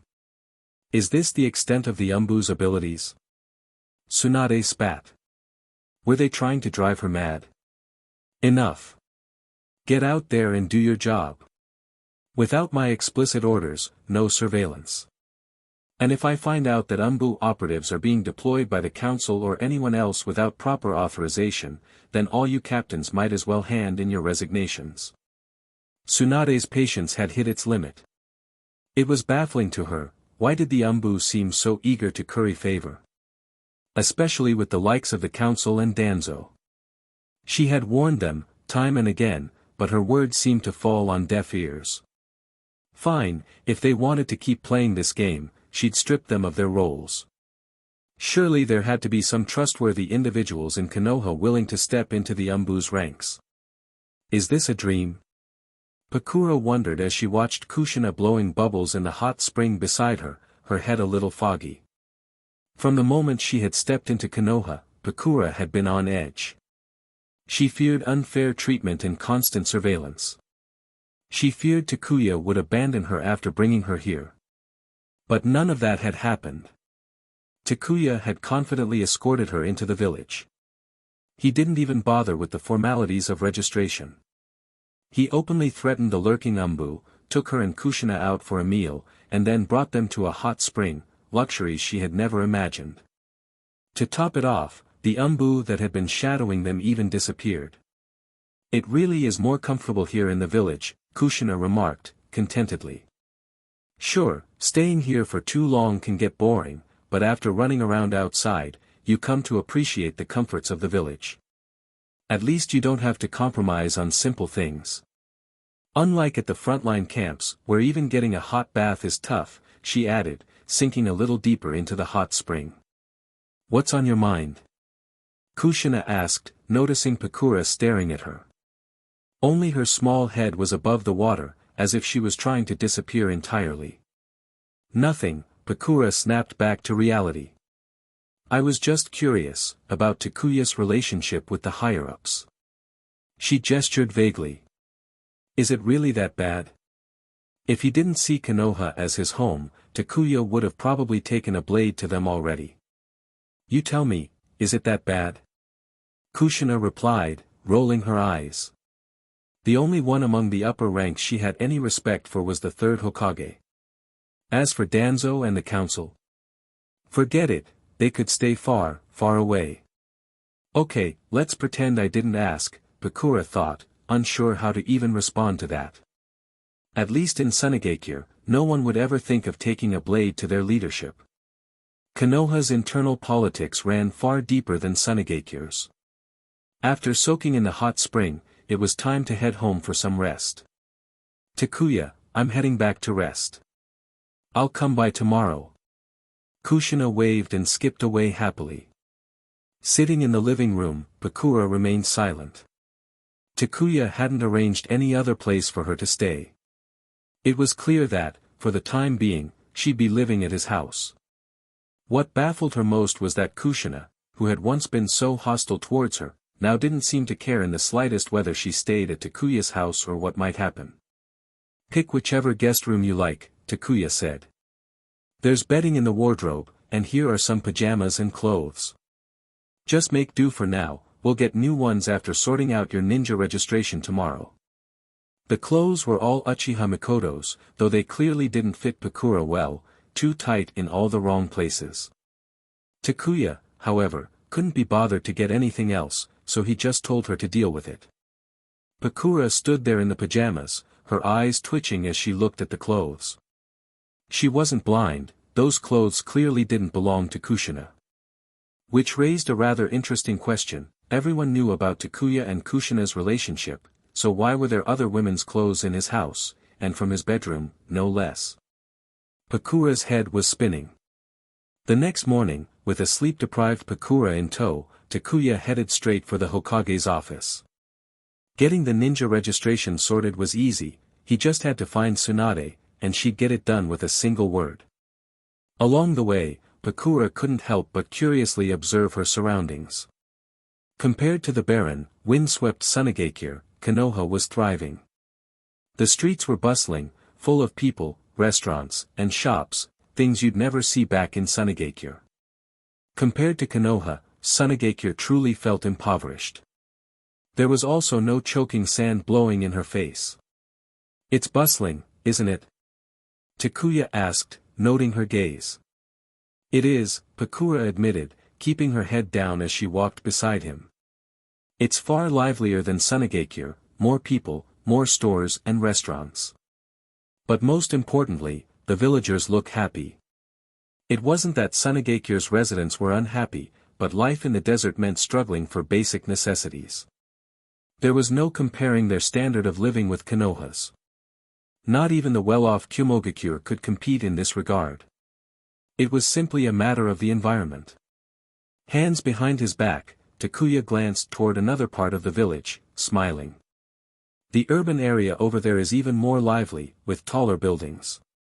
It's different from the center here, near the Hokage's office, where most buildings are wooden. We'll go exploring later.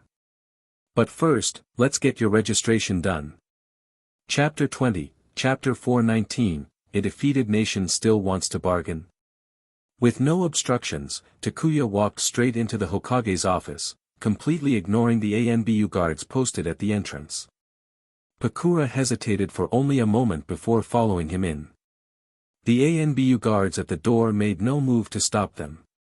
They had been thoroughly chastised by their captain just the day before for overstepping their duties. Someone had decided to keep a close eye on Takuya and Pakura right after they returned to the village, and Tsunade had blown her top about it. Everyone had a distinct sound to their steps, along with a unique chakra presence. More importantly, the person entering had just barged in without knocking. Tsunade, who had been slumped over her desk, looked up to see Takuya, with Pakura standing behind him. Raising her eyebrows, she said, "Not bad, kid. You disappeared without a word. If it wasn't for the ANBU reporting to me, I wouldn't have even known you'd returned. Do you realize the penalty for abandoning your post, boy? Is this an interrogation?" Pakura blinked in confusion. "Didn't you say everything was fine? All right, cut it out. I know you're exhausted, but don't take it out on me," Takuya said as he dropped heavily onto the couch, pointing over at Pakura. "Can you help her get registered? Without ninja identification, moving around is difficult." "Fine, fine. It'll be done in no time. What's with you, kid? You head to the battlefield and bring back a pretty kunoichi as a prisoner? What's your plan? Dominate the world?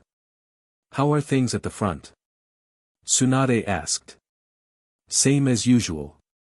After capturing Raza, Sunagakure didn't dare fight back. We're just waiting for our esteemed Hokage to handle negotiations. As for the outcome, who knows?" Takuya didn't have much faith in the upcoming talks. He wouldn't have been surprised if, a few days from now, Tsunade ended up shocked by the report. He remembered that during the Third Shinobi World War in the original storyline, Sunagakure, after their defeat, had put forward some rather unusual demands. The third Hokage had agreed to them in an effort to buy peace and gain a stable ally. In the end, all Konoha got was an unreliable ally, and even the war reparations were waived. Frankly, Takuya never really understood the third Hokage's logic. Giving up so much for an uncertain alliance, it made no sense. "You don't think this negotiation will go well?" Tsunade said, instantly picking up on the undertones in his words. "I didn't say that. Not my problem if this goes wrong. Who knew, maybe the third Hokage would suddenly decide to wring Sunagakure dry. Until the final result was in, anything could happen. He couldn't fully rely on the original story, doing that risked getting smacked in the face by reality." Takuya straightened up, leaning on one arm as he shared his thoughts.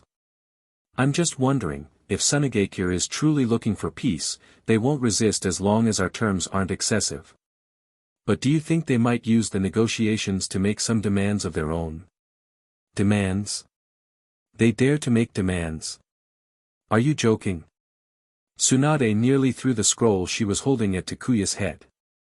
Mangekyō's request for a peace negotiation was essentially their admission of defeat. They were in no position to bargain. What gave them the audacity to think they could? I said if, Takuya retorted, rolling his eyes at Tsunade's overreaction. Forget it. I won't say anything else. Get someone to take her for registration, he said, gesturing at Pakura. If she has to go through the usual channels, who knows how long it'll take. No doubt, everywhere had its share of bureaucracy. If Takuya really took Pakura to wait in line, there was no telling when she'd actually receive her identification. There'd be plenty of frustrating checks and endless questions. But with Tsunade, Takuya was sure she'd have the ID ready in under half an hour, no queuing, no interrogation. Got it, Tsunade said with a sigh, her eyes narrowing slightly as she studied Pakura. Finally, she said, you're his responsibility. I hope you genuinely intend to join Konoha and don't have any ulterior motives. If anything goes wrong, this kid will have a lot to answer for. Rest assured, Lady Tsunade. Having severed ties with Mangekyō, I'm committed to Konoha. I, Pakura, will not harbor any ill will against the village, Pakura said, bowing slightly. See that you don't forget it. Tsunade nodded before calling out toward the door. Take her down to get registered. If anyone has questions, tell them to come to me. I want that ID on my desk in an hour. Understood, Lady Tsunade, an ANBU member said, stepping inside to gesture for Pakura to follow. Once the non-essential personnel had left, Tsunade tossed the scroll in her hand aside. Under Takuya's bewildered stare, she pulled out a bottle of sake from beneath the desk, uncorked it, and took a long swig, letting out a satisfied sigh as she relaxed back into her chair. Unbelievable. She was really doing this, drinking while on duty. Either Tsunade had nerves of steel, or she'd moved from being a casual drinker to some kind of alcohol deity. What are you staring at? She snapped, noticing Takuya's incredulous look. Blushing slightly, she barked, I've been working my fingers to the bone here. I deserve a drink to unwind. Takuya's face twitched slightly. A drink isn't a problem, everyone needs to blow off steam. But are you sure you won't get too tipsy to handle the paperwork? The third Hokage smoked when stressed, and Tsunade drank, no big deal. Takuya himself took long soaks in hot springs whenever he needed to clear his mind. Everyone had their own way of coping. But drinking during work hours? He just hoped she wouldn't accidentally get drunk and start making decisions while seeing double. I won't let it interfere with my work, Tsunade said dismissively, taking 2 more gulps before reluctantly setting the bottle down. She knew how to relax, but she also knew her limits, there was a line she wouldn't cross. She let out a contented burp, her spirits visibly lifting. The saying was true, a good drink really could lift your mood. The fatigue that had been visible on her face was now replaced by a more vibrant energy. I knew I wasn't wrong about you, Tsunade said, leaning forward with a smile. You didn't let me down. Mangekyō's going to pay dearly for this. No matter how those old men try to negotiate. Let's see if Orochimaru has the guts to keep vying for the 4th Hokage title against me now, she added with a huff. If that's the case, Orochimaru might just want to crawl into a hole somewhere and disappear. Takuya stretched out on the couch, grinning. Mangekyō definitely took a blow. The 3rd Kazekage is dead, Pakura switched sides, Sasori defected, leaving only Raza. They won't be able to stir up much trouble for a while. And from what Pakura mentioned, the 3rd Kazekage agreed to some tough demands from the daimyo of the Land of Wind. They're in for a rough time. Everyone knew what the Wind daimyo was like. After losing the war, Mangekyō wasn't going to have it easy. Poor Raza, He wasn't even officially the fourth Kazekage yet, but he was already stuck paying debts by digging through the desert for rare resources. And that's assuming we don't bleed them dry further, Takuya said with a smirk. Pa, that bunch of bureaucrats in the daimyo's court, what good are they? Tsunade scoffed. Even though she herself was related to the fire daimyo, Tsunade had always despised the behavior of those pompous officials. Chapter 21, Chapter 420, Let my student Kakashi see the harshness of society. The Fire Nation is relatively stable, the daimyo can't make too much trouble there. But the Land of Wind is a different story. It's like a massive weight pressing down on Mangekyō. By the way, what do you plan to do with Pakura? Tsunade asked, giving Takuya a look that clearly meant, you know what I mean. Takuya rolled his eyes and replied, come on, don't look at me like that. If I really wanted her, wouldn't I have just asked you for help? Are you saying your figure and beauty are inferior to hers? Though, you're a bit older. At least you have good taste, kid, Tsunade agreed, but something felt off. Her smile turned into a glare. What did you say, brat? Are you calling me old? There it was, age, the one thing you should never bring up around a woman. Without hesitation, Takuya bolted for the door. Once Pakura's registration is complete, send her to the hot pot restaurant to find me. If you plan to keep her as a bodyguard, just make it official.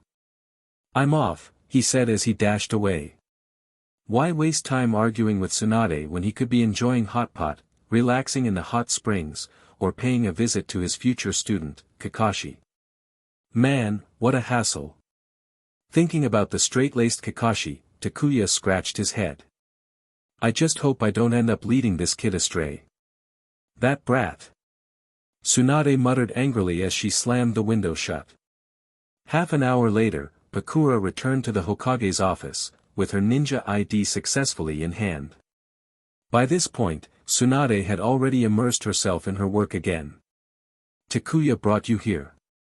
His intention is for you to stay and become my bodyguard, but I don't quite trust you yet. In the meantime, you can follow him around. He wants you to meet him at the hot pot restaurant, and I'll have Anbu escort you there, Tsunade explained.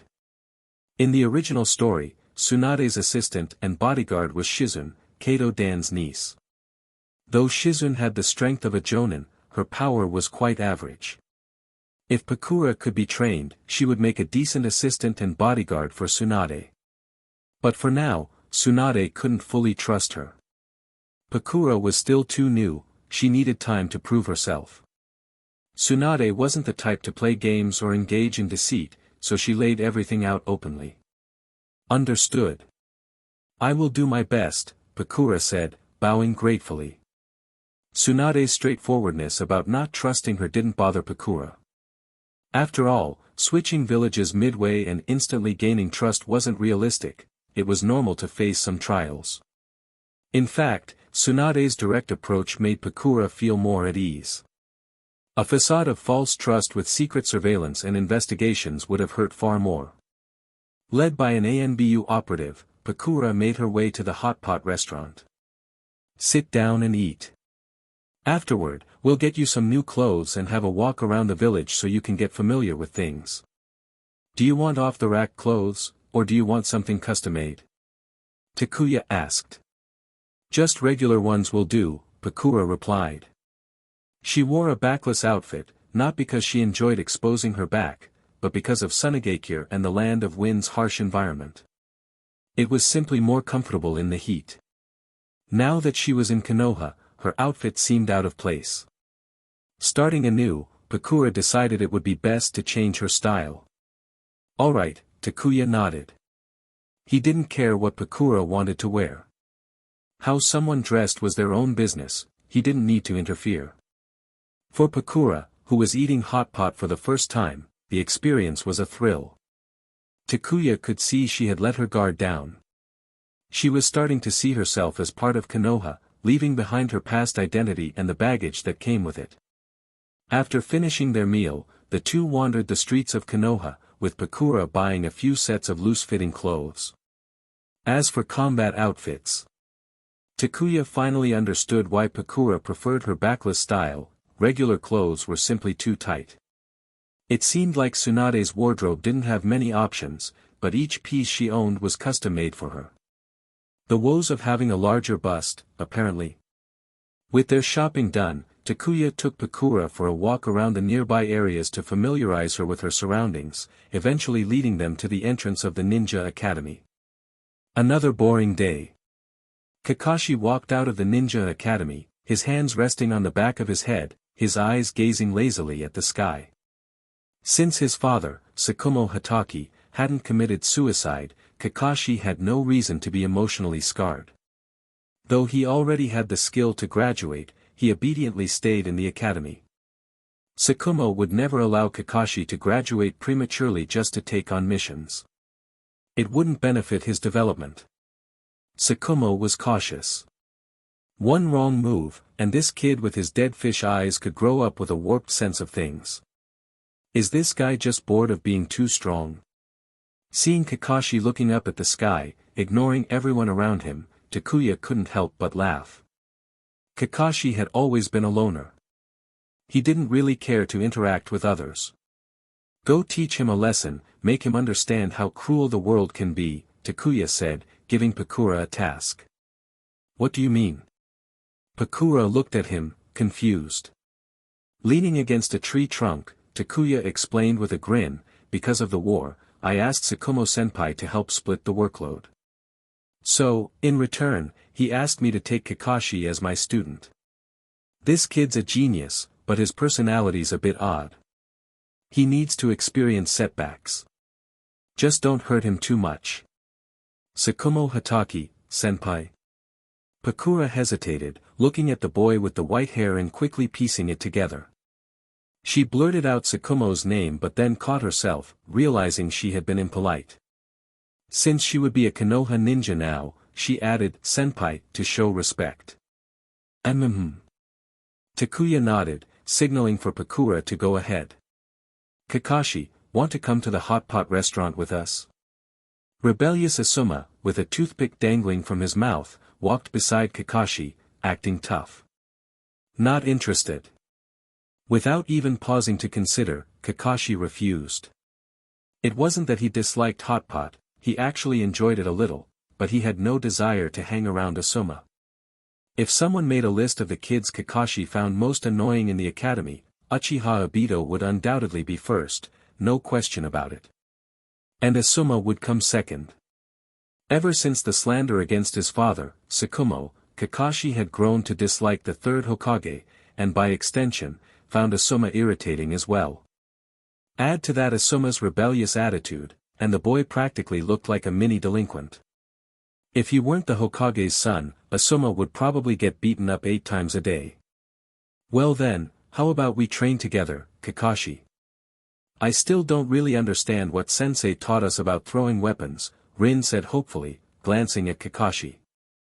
No thanks, I'm heading home, Kakashi replied, uninterested in wasting his time with these kids who couldn't even grasp the basics. Darn it, Kakashi, you. TSSS. Obito, ready to give Kakashi a piece of his mind, was interrupted as Kakashi gasped in pain. His head snapped back as though something had struck him in the forehead. Someone was attacking. The kids finally snapped out of their confusion. Holding his forehead, Kakashi scanned the area, trying to find his attacker. He had seen the stone coming at him, but it had been too fast for him to react in time, and now his forehead was throbbing. Standing at the entrance of the academy, Pakura tossed another stone up and down in her hand, looking amused. A beautiful woman none of them recognized, where did she come from? Chapter 421, Kakashi First Lesson. Was it her? Uchiha Obito and Asuma stared at Pakura, their expressions turning slightly strange. Who are you? Kakashi asked, his usual bored, skyward-gazing eyes now filled with seriousness, completely ignoring the bump forming on his forehead. He swore he didn't know this Kunoichi, so why did she attack him? And in the middle of the academy grounds, no less. Pakura didn't answer. She simply tossed another stone. Move. Kakashi shouted. A second later, the stone smashed into where Kakashi had been standing, leaving a fist-sized dent in the ground. The rock itself shattered into pieces.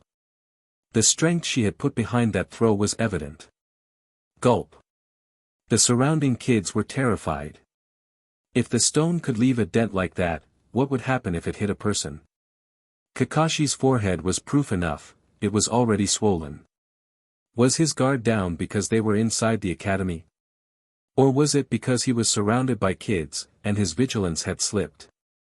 Takuya leaned against a tree, carefully observing everything. Pakura vanished the moment she threw the stone, and when Kakashi moved to avoid it, her fist was suddenly inches from his face. She's so fast. He couldn't react at all. With a thud, Kakashi was sent flying, Pakura's punch landing square on his face. Kakashi may have had the potential of a genius, but he wasn't fully grown yet. Against a seasoned elite like Pakura, he stood no chance. It was one-sided, nothing more than a beating. The sudden fight left many of the kids dumbstruck. Uchiha Obito froze for a few seconds, then shouted, "A ninja is hitting someone. A ninja is hitting someone." Though he didn't like Kakashi, he wasn't heartless enough to just stand by. He figured that shouting might bring the teachers out to help. "Who are you? Do you know what kind of trouble you could get into for attacking a student here at the academy?" Asuma spoke up, his father's status making him more knowledgeable about the rules than most. Pakura ignored him, delivering a swift kick towards Kakashi. Suddenly, the academy was abuzz. A pretty kunoichi had come to the academy and was beating up Kakashi, one of their best students. How could this happen? With Obito leading the charge, the rest of the students started shouting too. "Stop this right now." The commotion outside caught the teacher's attention, and several who hadn't yet left for the day rushed out from the main building. Before they could reach the field, kunai flew towards them, forcing them to halt. "I'm sorry, but as Kakashi's new teacher, I feel he needs a bit of tough love. Lately, he's been slacking off, and I hope you all understand and don't interfere," Takuya said, stepping in front of the teachers. "Yagami Takuya." Uemura Ichiki rubbed his eyes, looking Takuya up and down before exclaiming in delight, "What are you doing back here? I heard you went to the front lines. Wait, are you saying you've taken Kakashi as your student?" "Yes, sensei. Senpai Tsukumo insisted, and I couldn't refuse." "How have you been, sensei?" Takuya asked politely. Takuya held a lot of respect for his former teacher, who had never treated him differently due to his unique background and had always been kind to him. You know, same old, teaching these kids, nothing much." Ichiki laughed, scratching his head as they chatted. The other teachers were left bewildered. Was this really the time for casual conversation? Shouldn't they be stopping that kunoichi? Kakashi was already getting bruised all over. "Wait, hold on," Ichiki finally said, frowning. "Even if he's your student, you shouldn't use such violence to make a point. You should be nurturing him. Kakashi is still a kid, and as his teacher, you need to guide him properly." "Ah, the lecture." Takuya sighed inwardly, recalling his days in school. It seemed like every teacher had this trait, endlessly lecturing their students. "Pakura, that's enough," Takuya called out. The point had been made, there was no need to risk actually injuring Kakashi. "Understood." Pakura stopped, looking down at Kakashi, who lay on the ground dazed, his eyes filled with confusion. "Your skills are average, but your talent is promising. At least your reflexes are decent," Pakura commented. Even a genius who hadn't yet matured was nothing more than a target to an elite jonin like Pakura. Kakashi should consider himself lucky to have earned even that much praise. After all, she was no pushover. Even as he matured, whether Kakashi could eventually surpass Pakura remained a question. Despite Pakura's somewhat unclear fate in the original storyline, the real-life version of her was anything but weak. While some might break under such an experience, others like Kakashi would only grow stronger. He had remarkable resilience. In the original story, his emotional fragility was largely due to his father's suicide, compounded by the deaths of Rin Noara and Obito Uchiha. Anyone else experiencing what Kakashi did might have lost their mind or gone down a dark path. But Kakashi pulled himself back from the brink. That strength of spirit was what made him different. A beating like this might crush other kids, but for Kakashi, Takuya wasn't worried. Master? Seeing Pakura now standing behind Takuya, Kakashi forgot all about his bruises, his mind completely blank. This female ninja was with Master.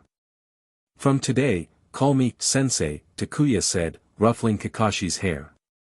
It's been a while, Kakashi, and it looks like your guard's been dropping. Anyway, let's not dwell on that, go get checked at the hospital, then come. Find me at my place. From now on, whenever you're not at the academy, you'll be training with me. Turning to Ichiki, Takuya added, I'll be heading off now, Ichiki-sensei. After a polite farewell to Uemura Ichiki, Takuya walked away with Pakura. This kid, honestly. Ichiki sighed, shaking his head. Alright, everyone, disperse. Head home if you're done here. Kakashi, get to the hospital. What kind of teaching method is this? Beating the kid up. Ichiki couldn't wrap his head around Takuya's methods. If anyone tried that at the academy, there'd be parents banging on the door with complaints. Takuya Yagami was Kakashi's teacher. Uchiha Obito stood there, dumbfounded. The other kids weren't much different. What they thought was an act of random violence turned out to be training from Kakashi's sensei. Who would have thought? What kind of teacher just beats up his student like that? It was bizarre. Kakashi, are you okay? Your teacher's awful. We should. Asuma began, ready to stand up for Kakashi. But before he could finish, Kakashi cut him off. Sensei did it for my own good. Without another word, Kakashi turned and left the academy, heading straight for the hospital. He needed to heal up quickly so he could head to Takuya's place. He didn't understand why Takuya had suddenly decided to take him on, but he knew he couldn't afford to disappoint him. This was an opportunity he had to make the most of. Walking beside Takuya, Pakura kept glancing at his profile. She couldn't understand why Takuya had her beat up Kakashi. Didn't he worry it might negatively impact his student's development? Wouldn't it break the boy's spirit? Did I go too hard on him? She asked tentatively. Chapter 422, Konoha Elders, is there anyone Yagami Takuya hasn't offended? Thinking back on Kakashi's swollen, bruised face, Pakura couldn't help but feel a bit of sympathy. But Takuya's orders were absolute, and she had no choice but to follow them. Takuya, meanwhile, seemed utterly unconcerned, carrying his newly purchased items as he strolled casually. He turned his head and said, for most kids, an experience like that would be damaging, maybe even make them question if their teacher dislikes them. But Kakashi is different. Don't underestimate him. If Kakashi were really that fragile, I wouldn't have taken him on, no matter how much Senpai Tsukumo pleaded. Taking on an apprentice was not something to be done lightly, even if it was part of a political deal. But Kakashi had the talent that warranted an exception. If it had been someone like Uchiha Obito or Asuma, no amount of pleading would have changed Takuya's mind. Why am I even worried when you're clearly not? Pakura shrugged, dropping the topic. As long as one had enough money, the mednin at the hospital were happy to make a quick buck, offering the fastest treatment available. By the time Kakashi arrived, his bruises had mostly healed, though it would still take a few more days to fully recover. Sensei, Kakashi greeted stiffly, standing ramrod straight in the living room, visibly nervous. No need to be so tense. Come have dinner first. Seeing Kakashi's obvious unease made Kushina laugh. She'd heard of Kakashi many times before, the young prodigy of Konoha, and she had to admit, she never thought she'd see the usually stoic boy acting so tense. Thanks, ma'am, Kakashi said, sitting down as Kushina nudged him towards the chair. He looked like the seat was burning him, fidgeting as though he wanted to stand back up. Only under Kushina's watchful eyes did he remain seated. Pakura seemed similarly out of place. When Takuya announced he was cooking, she had tried to help but had been promptly booted from the kitchen within 2 minutes. "Dinner's ready," Takuya finally said, bringing the last dish to the table, amused to see Kakashi jump to his feet instantly. "Relax, stay seated. I don't need any help." Takuya shook his head. Sometimes, too many people in the kitchen only made things more chaotic, not helpful. "This one is for Lady Tsunade. Take it over later," Takuya said, pointing to a bento box. "Got it," Kushina smiled, setting it aside before digging into her meal. The dinner ended in a slightly awkward atmosphere. Takuya regretted inviting Kakashi to his house for dinner. The boy's nervousness was contagious, spreading a strange unease among everyone present. After dinner, Pakura took the initiative to brew some tea. "I got it," Takuya said, gesturing for Kakashi to stay seated when the boy made to get up and help. Picking up the teapot, he poured tea for everyone and continued, "You might be wondering why I suddenly changed my mind and decided to take you on as my student. That isn't something you need to worry about. What you need to do is train hard. I'll make time to guide you when I can. But don't get your hopes up about personalized training. I'm lazy, and I don't have that kind of time." Taking on an apprentice was a hassle, but Kakashi was different. He wasn't the kind of student who needed constant supervision. Teach him what needed to be taught, and he'd handle the rest himself. "Yes, sensei." Kakashi sat up straight, attentively listening. He didn't even consider touching the teacup in front of him. "I invited you here tonight to get you used to the place. From now on, whenever I'm in the village, you can come over after school. I'll help you train then." "Understood." Kakashi's responses were almost robotic, a single word reply over and over. "If there's nothing else, you can head home for today. Come back after school tomorrow."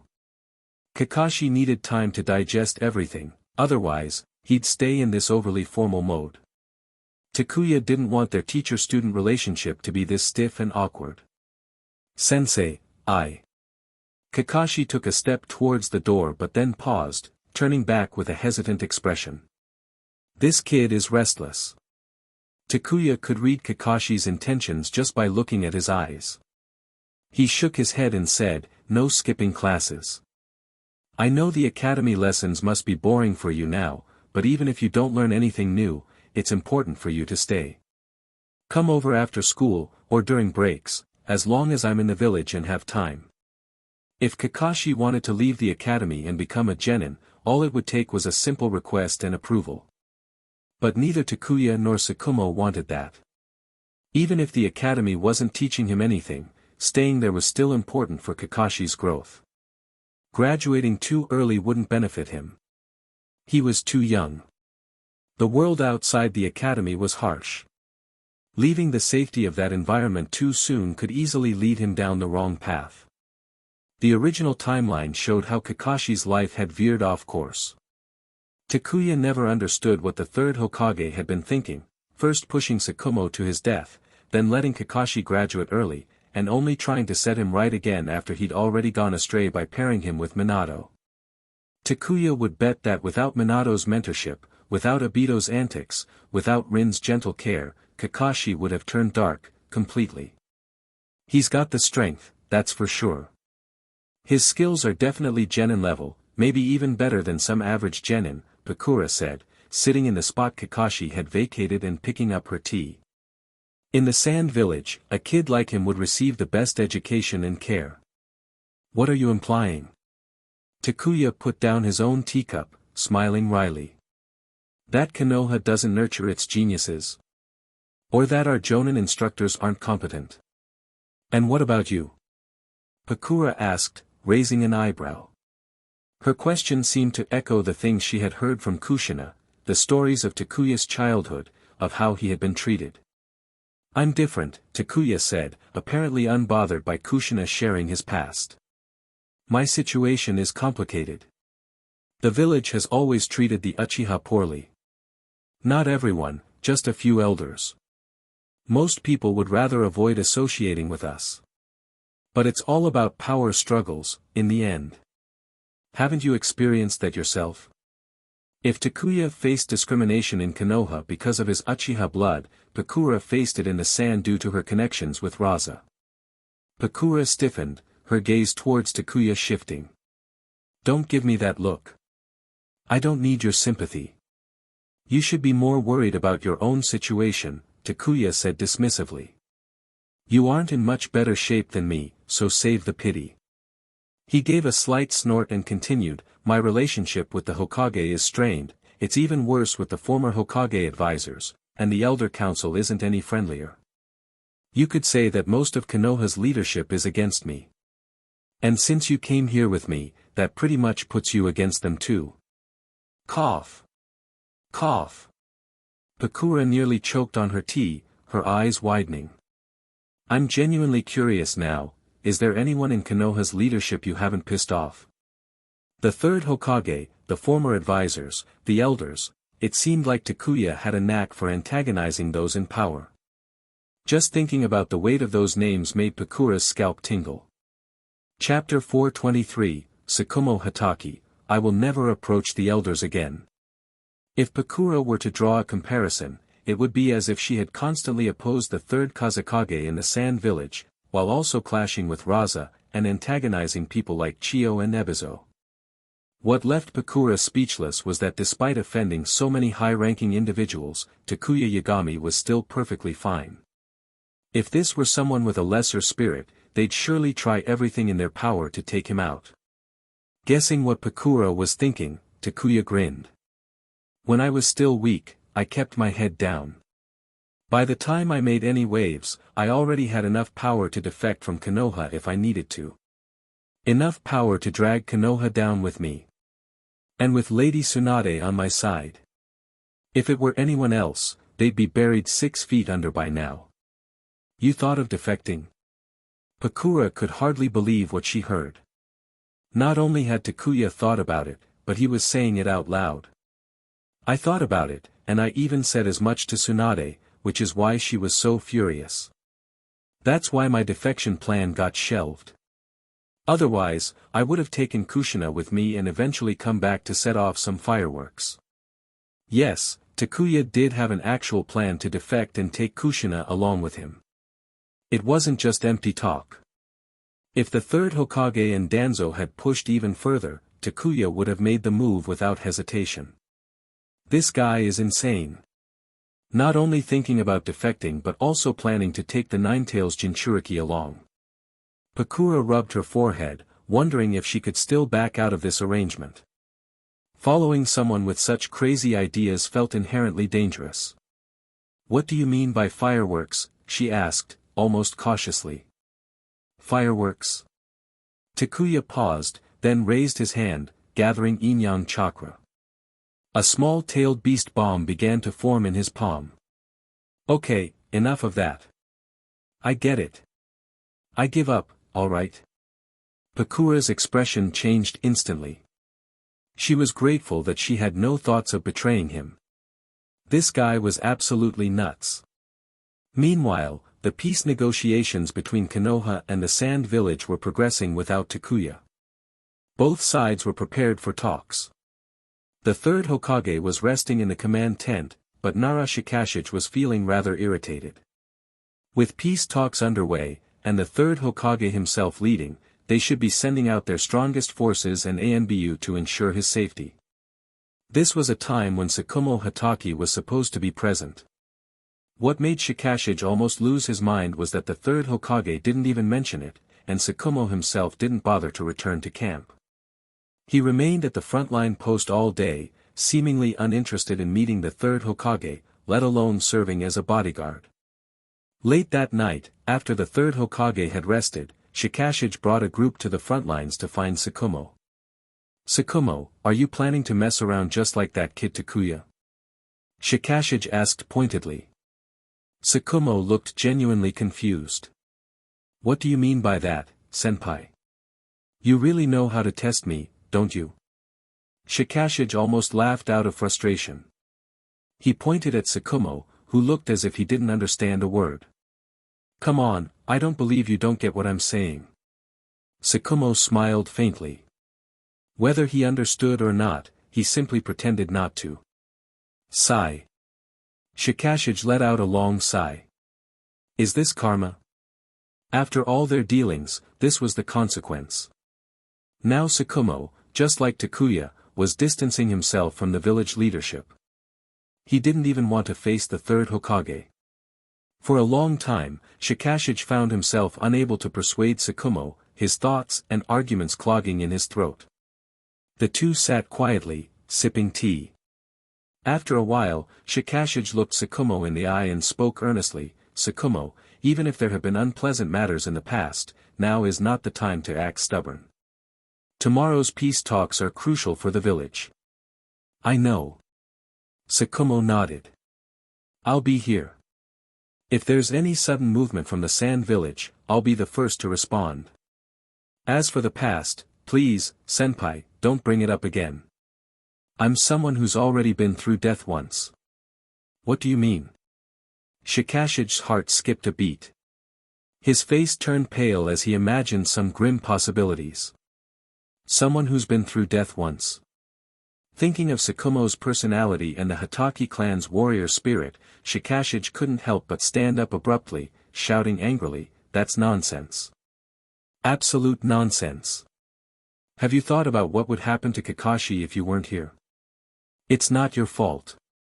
With a self-mocking smile, Tsukumo said, "I know. That's why I'm still sitting here. I can't bring myself to leave Kakashi behind. Shikashige opened his mouth, but the words got caught in his throat. He couldn't say anything to ease the pain. What kind of a mess had they created? Damn Danzo.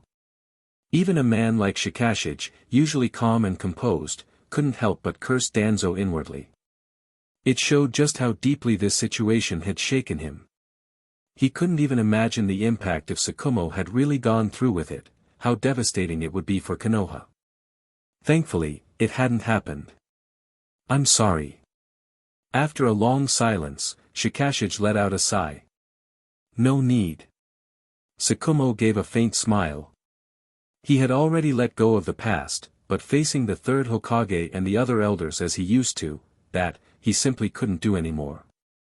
Shikashige gave a bitter smile. "Fine, just stay at the front lines.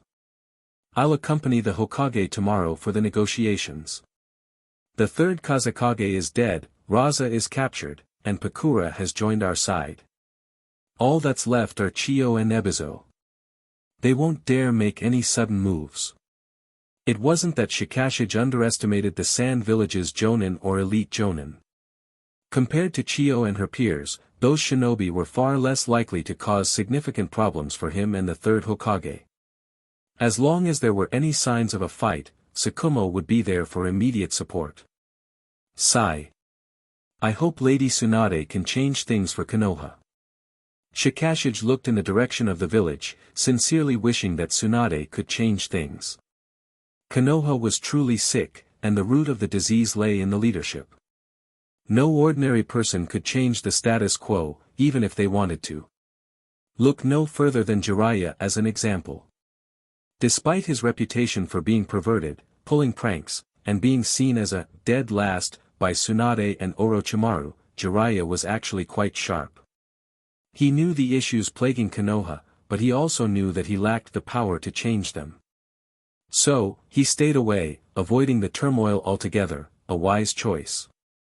Ever since Orochimaru decided to vie for the position of Hokage, the situation in Konoha had grown more chaotic. Luckily, Tsunade had stepped forward. She was among the very few, perhaps the only one, capable of changing it all. Chapter 25, Chapter 424, Chiyo's bold demands stun the negotiation team. Despite the ongoing turmoil within Konoha, the scheduled negotiations arrived as expected. Nara Shikashige accompanied the third Hokage to the agreed location. Since this was a negotiation, the location had to be somewhere neutral and safe, as neither side could predict if the other would suddenly resort to violence. They chose a site midway between Konoha and Sunagakure camps, the most sensible option. Both sides brought only a few people. Once at the negotiation spot, the guards stayed behind, and the third Hokage proceeded forward with Nara Shikashige. Chiyo advanced with Ebizo, the siblings walking side by side. "Chiyo, long time no see," said the third Hokage. Konoha had emerged victorious and held the upper hand, so he smiled at this long-time adversary, despite their long-standing rivalry. Though they had similar roles, their status wasn't quite the same. The third Hokage was the leader of Konoha, while Chiyo was merely a member of the Sunigekure Council of Elders. Chiyo snorted coldly, giving the Hokage a hard stare. "If we're here to negotiate, spare me the pleasantries. Let's get on with it." "Please, be patient," replied the third Hokage, unperturbed by Chiyo's hostility. He understood that being pushed into peace talks left Sunigekure bitter. Given their situation, who could be in a good mood? Konoha held all the leverage. It was unrealistic to expect those who were forced into this situation to be all smiles. Chiyo watched the third Hokage curiously as he lifted his hands to form seals. What was he doing? Ebizo immediately stepped in front of his sister, prepared to defend her against any sudden attack. Shikashige merely glanced at the third Hokage, calm in the knowledge that his leader had no intention of aggression. He was simply preparing a jutsu to facilitate the talks. The ground began to tremble. With a rumbling noise, 2 stone chairs rose from the earth, followed by a square table between them. "Please, have a seat," said the Hokage. He sat first, gesturing for Chiyo to do the same. Chiyo, after patting Ebizo's shoulder to calm him, also sat. Ebizo, still cautious, stood behind her, eyeing the Hokage carefully. In his view, Shikashige was just there for strategic advice. The real threat was the Hokage himself, a shinobi known for his proficiency in every type of jutsu. Though he had not fought in many years, he remained dangerous. Chiyo's demeanor remained cold, in stark contrast to the third Hokage's smile. She got straight to the point. "Hokage-sama, let's skip the pleasantries. I represent Sunigekure in these negotiations. We admit defeat in this conflict and are ready to sign a peace treaty. But Konoha must unconditionally release Raza. I do not want Raza subjected to interrogation or any mistreatment." These were her baseline demands. An untouched Raza was far more valuable than one who had been compromised. That was why Chiyo was so eager to propose negotiations. They could not afford to lose Raza. He was pivotal to Sunigekure's future. "Naturally," responded the third Hokage without hesitation. Without Raza's capture, the war could have dragged on, something the third Hokage wanted to avoid. Ending the war quickly was in Konoha's best interest. Hearing his swift agreement, Chiyo's tense demeanor relaxed slightly, and the heavy burden she carried lightened. "Once the peace treaty is signed, Sunigekure will proceed quickly," she continued, "but I also have a few conditions that I must present on behalf of my village." "Please, go ahead," replied the Hokage. He seemed at ease, though the notion of a defeated party setting conditions was strange. After carefully considering her words, Chiyo began. "Hokage-sama, you are aware that since the Second Shinobi War, Sunigekure has been burdened with heavy war reparations, which have hindered our development. Our village has been forced to cut down on the number of active shinobi. If this continues, Sunigekure will fall into a stagnation we cannot recover from." "So, you want Konoha to reduce the war reparations?" The Hokage raised an eyebrow, surprised at her boldness. The reparations from the previous war had indeed placed Sunigekure in a financial straitjacket, a well-known fact. Unless they could address their obligations, Sunigekure would never see growth. They couldn't even maintain their current ranks without reducing the number of shinobi they employed. Chiyo shook her head. "No, not a reduction, complete elimination." "Excuse me." The third Hokage blinked, then sprang up from his chair, disbelief etched across his face. "You want Konoha to completely eliminate all reparations?" Was Chiyo out of her mind, or was he himself hearing things incorrectly? Such a condition was beyond audacious, it was preposterous. Behind Chiyo, Ebizo looked uncomfortable, while Shikashich was simply stunned. Sunagakure was truly asking for the moon here. As the losing side, they were supposed to offer concessions, not demand them, especially one this immense. Such audacity risked everything. Chiyo's face remained serious. Yes, complete elimination. Not only for the reparations from the Second Shinobi War but also for any reparations from this current conflict.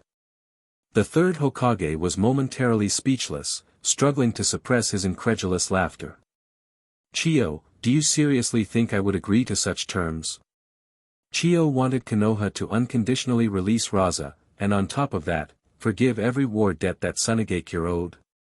Did she think Konoha was a charity, or that they had money to burn? The Hokage glowered, his previous smile nowhere to be seen as he sank back into his chair in silence. He had no desire to waste his breath arguing. Such negotiations were pointless, they might as well call it off and return to battle. Better to let war decide. Chiyo had expected this reaction and remained calm. It was a good thing the Hokage was older now. If she had made such demands of a younger, more hot-headed leader, he probably would have flipped the table and stormed off by now. After seeing the Hokage's reaction, Chiyo pressed on.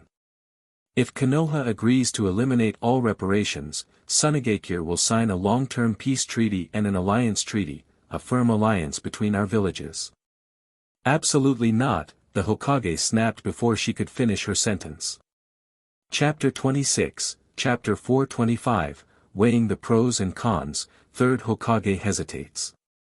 Bonus, Konoha needs a good ally, and if the Sand Village could become that ally, it would undoubtedly be beneficial for Konoha's growth.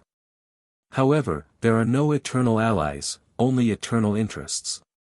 Even if the Sand Village becomes Konoha's trusted partner for a short period of time, they could eventually turn against them once they grow stronger or when the opportunity for a better deal arises. It could easily lead to betrayal, a stab in the back. Faced with Konoha's rejection, Chiyo did not become angry.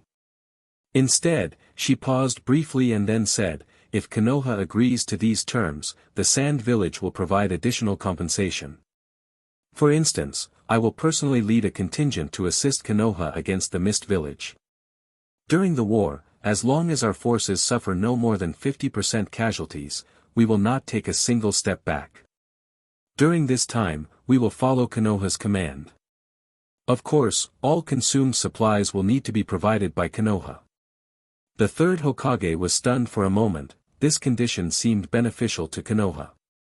With the support of the Sand Village, it was almost like announcing to the world that Konoha and the Sand Village were united. Moreover, having the Sand Village reinforcements would certainly reduce Konoha's war losses. Chiyo was strong, and she would not lead a group of weaklings but rather the elite forces of the Sand Village. Considering all of this, there seemed to be space for negotiation. The third Hokage took a deep breath and calmed down, asking, how many forces can the Sand Village provide for Konoha? 1,000. Chiyo answered without hesitation. I will mobilize the puppet brigade from the Sand Village, along with other elite forces, to assemble 1,000 troops to support Konoha. During this time, Konoha will only need to provide all necessary supplies. As long as Konoha does not betray us, the Sand Village will be firmly on your side. Chiyo's proposal made the third Hokage hesitate. The Sand Village's puppet brigade was renowned across the ninja world, and Chiyo was offering them with sincerity. She wouldn't deceive Konoha on this matter. The Sand Village would be fighting essentially for free, all Konoha had to do was provide supplies, and all battle spoils would belong to Konoha. 2 wars' worth of reparations had cost Konoha greatly. Was it worth spending all that money to secure a reliable ally and 1,000 elite troops? The third Hokage pondered deeply. Konoha certainly wanted reinforcements, but it was also facing a serious shortage of funds. As he weighed the pros and cons, Chiyo waited silently, but the wait seemed too long. Over half an hour had passed, and the Hokage was still deep in thought. Chiyo began to lose patience. Hokage-sama, the Sand Village's conditions are already quite favorable. Don't forget, Even if the war with the Sand Village ends, Konoha's future situation will not necessarily improve, she said, attempting to push the Hokage to make a decision. The third Hokage frowned slightly. Nara Shikashige lowered his eyes and reminded the Hokage in a soft voice, "Hokage-sama, I believe Chiyo is referring to the Stone Village." As the war continued, Konoha's losses were becoming increasingly significant. They had yet to recover from the previous ninja war, and their resources were gradually being depleted. The Stone Village, which had been eyeing the Land of Fire for a long time, began to grow restless. Even scouts from the Cloud Village were frequently appearing around the borders of the Land of Fire. None of this was good news. The third Hokage's expression turned grim, and the scales in his heart began to tip. Seeing this, Chiyo smiled inwardly and subtly added more to her argument. If Konoha agrees to the Sand Village's conditions, we can also send forces to help you monitor the military movements of the Stone Village. The Stone Village had never gotten along with Konoha, and their relationship with the Sand Village was no better. In the past, Stone Village shinobi had often invaded the Land of Wind. A group of Sand Village shinobi was always stationed to guard against Stone Village incursions. However, the motive behind these frequent incursions into the barren Land of Wind was puzzling. There wasn't much of value to be gained. Aside from a few rare minerals, the country was mostly endless desert. Seeing that the Hokage was increasingly inclined towards agreeing, Nara Shikashige spoke up, "Hokage-sama, perhaps we should take a break before continuing the discussion." The Hokage, reminded by Shikashige, realized he had been acting impulsively and nodded. "Chiyo, these terms involve the interests of both villages and cannot be decided on lightly. Why don't we adjourn for now and continue the discussion later?" "Very well," Chiyo said, rising decisively and leaving with Ebizo, without any hesitation. Watching Chiyo leave, the third Hokage felt troubled. He needed to gather his thoughts, otherwise, he would be at a disadvantage in further negotiations. "Sister, do you think Konoha will agree to our terms?" Ebizo asked. "They will," Chiyo answered confidently. After the Second Ninja War, the village suffered great losses, and Konoha is in no better shape. Not long after the end of that war, they were plunged into another one with the Mist Village. They haven't had time to recover, and even the strongest foundation will be worn away eventually. The longer the Mist Village persists, the more Konoha will lose, and with the Stone Village growing restless, Konoha's situation will only get worse. If either the Stone Village or Cloud Village declares war on Konoha, they will be surrounded on all sides. Stone Village's increasing activity is proof that they are short on time to prepare. Chiyo's analysis left no room for doubt. "I hope everything goes smoothly," Ebizo replied. While Chiyo and Ebizo felt confident, the mood in Konoha was much more somber. The third Hokage was torn, and Nara Shikashige was just as uneasy. He knew the Hokage was already leaning towards agreeing to Chiyo's conditions. "Hokage-sama, if we agree to these terms, it might lead to some negative consequences," Shikashige warned. "The Sand Village came to negotiate because they were forced to. If we gain nothing from this, how are the villagers and our shinobi supposed to accept that?" The third Hokage gazed up at the overcast sky and sighed, "I understand, Shikashige. The current situation of Konoha is not good. The timing between the Second and Third Ninja Wars was too close, and Konoha hasn't recovered from its weakened state." Chapter 27, Chapter 426, "So I'm just a substitute. Alright, I'm leaving. Only by quickly ending the wars on both fronts can we gain the time needed to recover and develop. Only then can we better deter the Stone Village and the Cloud Village," said the third Hokage. A Konoha embroiled in multiple conflicts was a juicy target in the eyes of their enemies. Once other conflicts were settled, Konoha, even in a weakened state, would still be a tough piece of meat that wouldn't be easy to devour. A bite of this meat would be filled with thorns. Try it, and you'd end up with a mouthful of stabs instead. Shikashige. "Hokage-sama." With his hands behind his back, the third Hokage gave a slight smile and asked, "The Nara clan members are known for their wisdom, and you are one of the finest among them. Let me ask you this, if the Sand Village continues to pay war reparations to Konoha, how many years will it take for us to receive the full amount? The Sand Village was very poor. No money, no resources. Even if Konoha pressured them, the final outcome would only result in yearly partial payments. It would take years to fulfill their obligations. If it were a time of peace, Konoha could afford to take its time collecting the debt, resting, and recovering. But Konoha was still fighting the Mist Village, while the Stone Village was restless and the Cloud Village was keeping watch. War could break out at any moment. Under these circumstances, the war reparations were obviously less valuable compared to having an ally and receiving support from 1,000 elite troops. Another issue to consider was whether the Sand Village might become enraged, refuse to negotiate, and continue the war instead. They needed Raza back, and if Konoha's terms were too harsh, Chiyo would definitely not agree. It was better to be left with a limited future than to have all potential drained. Chiyo and Ebizo might be old, but they weren't near death. They still had time to groom new successors. If the war were to drag on, and the Sand Village decided to go all out against Konoha, it would be Konoha in the most danger. The Stone Village and Cloud Village's fangs could be bared at any moment. It would probably take a very long time, Nara Shikashige replied, not even bothering to calculate. He knew the timeline would be unbearably long. If the war continues, what kind of cost would Konoha have to pay to completely defeat the Sand Village? Asked the third Hokage. Nara Shikashige had nothing more to say. That old hag Chiyo was not simple. She had placed the knife at Konoha's soft underbelly. Either they all agreed to put down their blades, or they continued fighting. The choice was Konoha's. They had to choose. The Sand Village could afford to play the don't care game. If Konoha didn't have the power to crush them, then they would just let things be. After all, no other ninja villages would allow Konoha to crush the Sand Village entirely. That would break the balance of the ninja world. The Sand Village had nothing to lose. If they really decided to take this stance, Konoha would be the one left in disarray. Back at the camp, the third Hokage rested in the command center.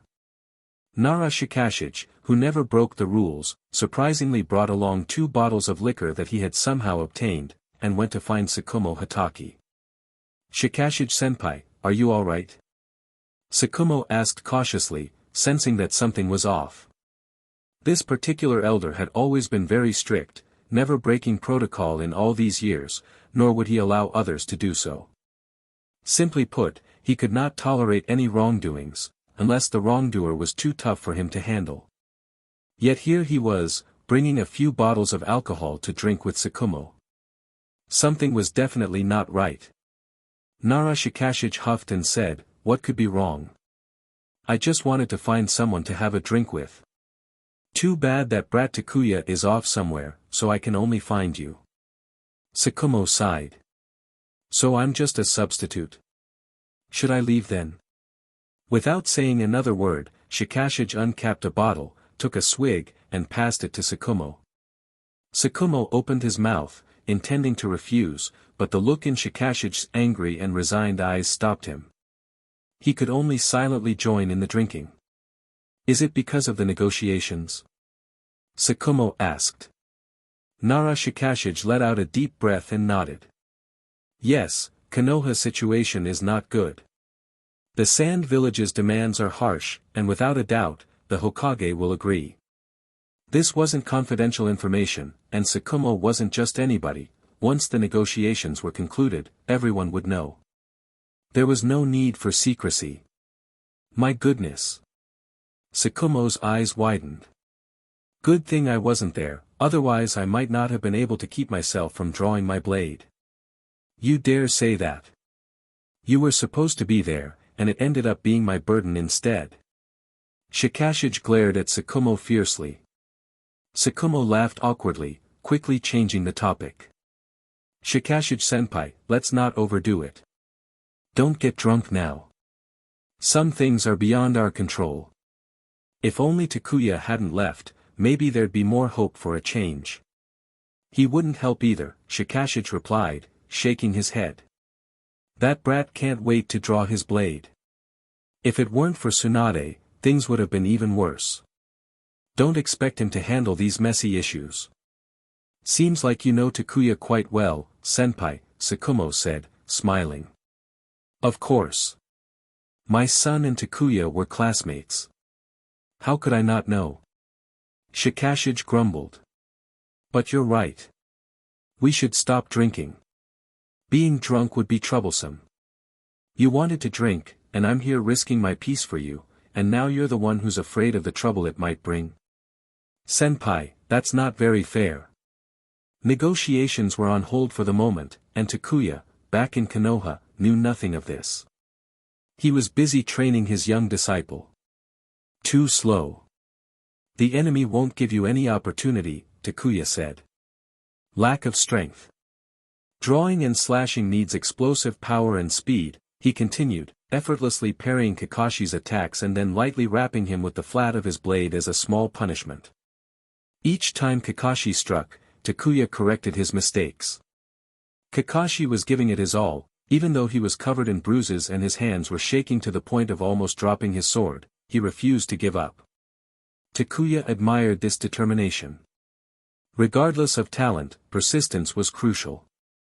Even the most talented individuals wouldn't achieve greatness without the will to endure the hardships of training. Though Takuya had his own advantages, he had never slackened in his training. He loved being laid back, loved watching pretty girls to pass the time, and enjoyed making delicious food to satisfy his cravings, but he was disciplined when it came to training. Effortlessly deflecting Kakashi's blade, sending it flying from his grasp, Takuya sheathed his Kusanagi sword. That's enough training for today.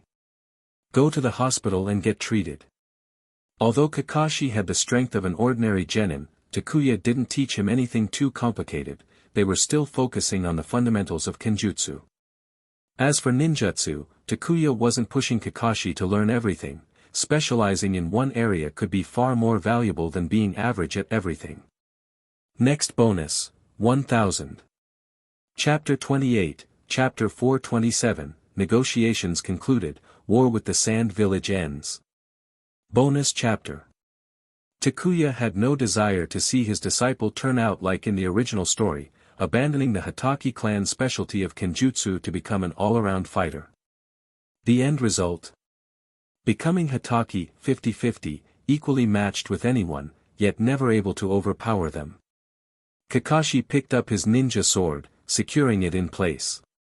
He bowed to Takuya before dragging his tired, bruised body towards Konoha Hospital. Great talent and tremendous willpower, having such a disciple certainly made teaching easier. For now, Takuya was quite satisfied. As she watched Kakashi's departing figure, Pakura sighed, if a genius like Kakashi appeared in the Sand Village, he would receive the highest attention. Compared to Konoha, the Sand Village was sorely lacking in talented ninjas. Pakura's generation was fortunate enough to have several strong figures like herself, Raza, and Sasori. However, for the next generation, Pakura couldn't recall any children in the village deserving of such focus. Kakashi is alright, Takuya said casually.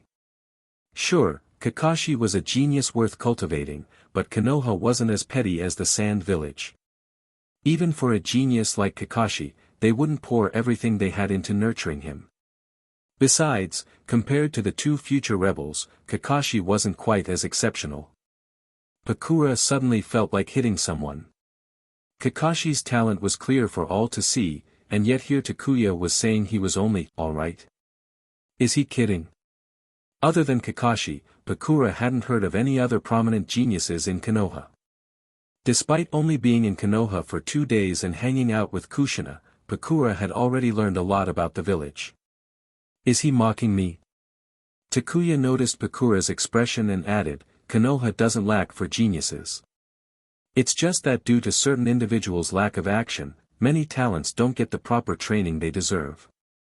So, what you're saying is that there are geniuses even greater than Kakashi in Konoha, but because of certain reasons, they aren't given priority. Pakura inferred.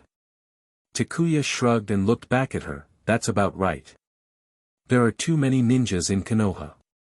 Even when it comes to nurturing geniuses, it's not possible to focus too much on any one of them. Some things aren't for you to know just yet. Understood? She was, after all, an outsider. It was best not to ask about things she shouldn't know and avoid meddling in affairs she shouldn't be involved in. Pakura made an okay gesture and followed Takuya back home. For now, she was living at Takuya's place. During her short-term evaluation period, staying by his side was also a form of supervision. There might be plenty of geniuses, but what good is that if they aren't properly nurtured? Takuya was very curious about how the development of Shisui Uchiha and Itachi Uchiha would differ amidst all the current chaos. It would be best if those two didn't turn into rebels again. Takuya admitted that Shisui and Itachi were indeed geniuses, but their actions were simply unacceptable. Even Takuya, who was often ostracized by the Uchiha clan, wouldn't entertain thoughts of becoming a traitor or destroying the clan. What exactly was going on in Shisui's and Itachi's minds? One became a double agent and dragged the other into it. One refused to resist, choosing suicide rather than creating a big scene. And the other?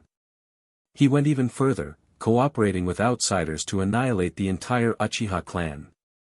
He stabbed his own parents and even the woman he loved. How did he steel his heart to do such a thing? Thinking about Itachi's actions, Takuya couldn't help but shiver. Ruthless to others, ruthless to himself. But not ruthless enough towards the village leaders. When Takuya opened the door, he saw Tsunade sprawled out on the couch. He couldn't resist teasing her, "What's this, taking a day off?" Tsunade immediately sat up at the sound of Takuya's teasing. "Day off, my foot. The old man is negotiating on the front lines, and it's making me anxious as hell. I had no mood to handle official duties, so I decided to ditch work for the day." The peace talks between Konoha and the Sand Village directly affected Tsunade's plans, and determined whether or not her job would get a little easier in the future. Naturally, she was concerned. With no heart for work, she simply skipped out on her duties. A good day of rest, some good food, and a night of heavy drinking to relax her nerves, that was her plan.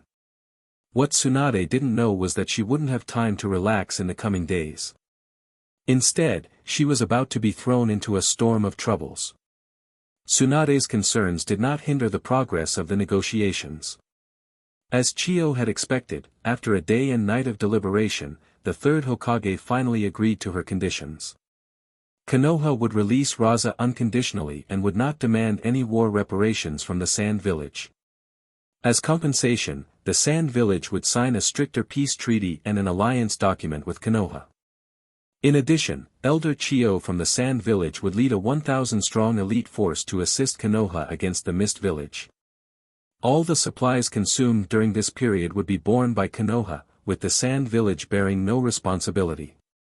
The spoils of war would also have nothing to do with the Sand Village.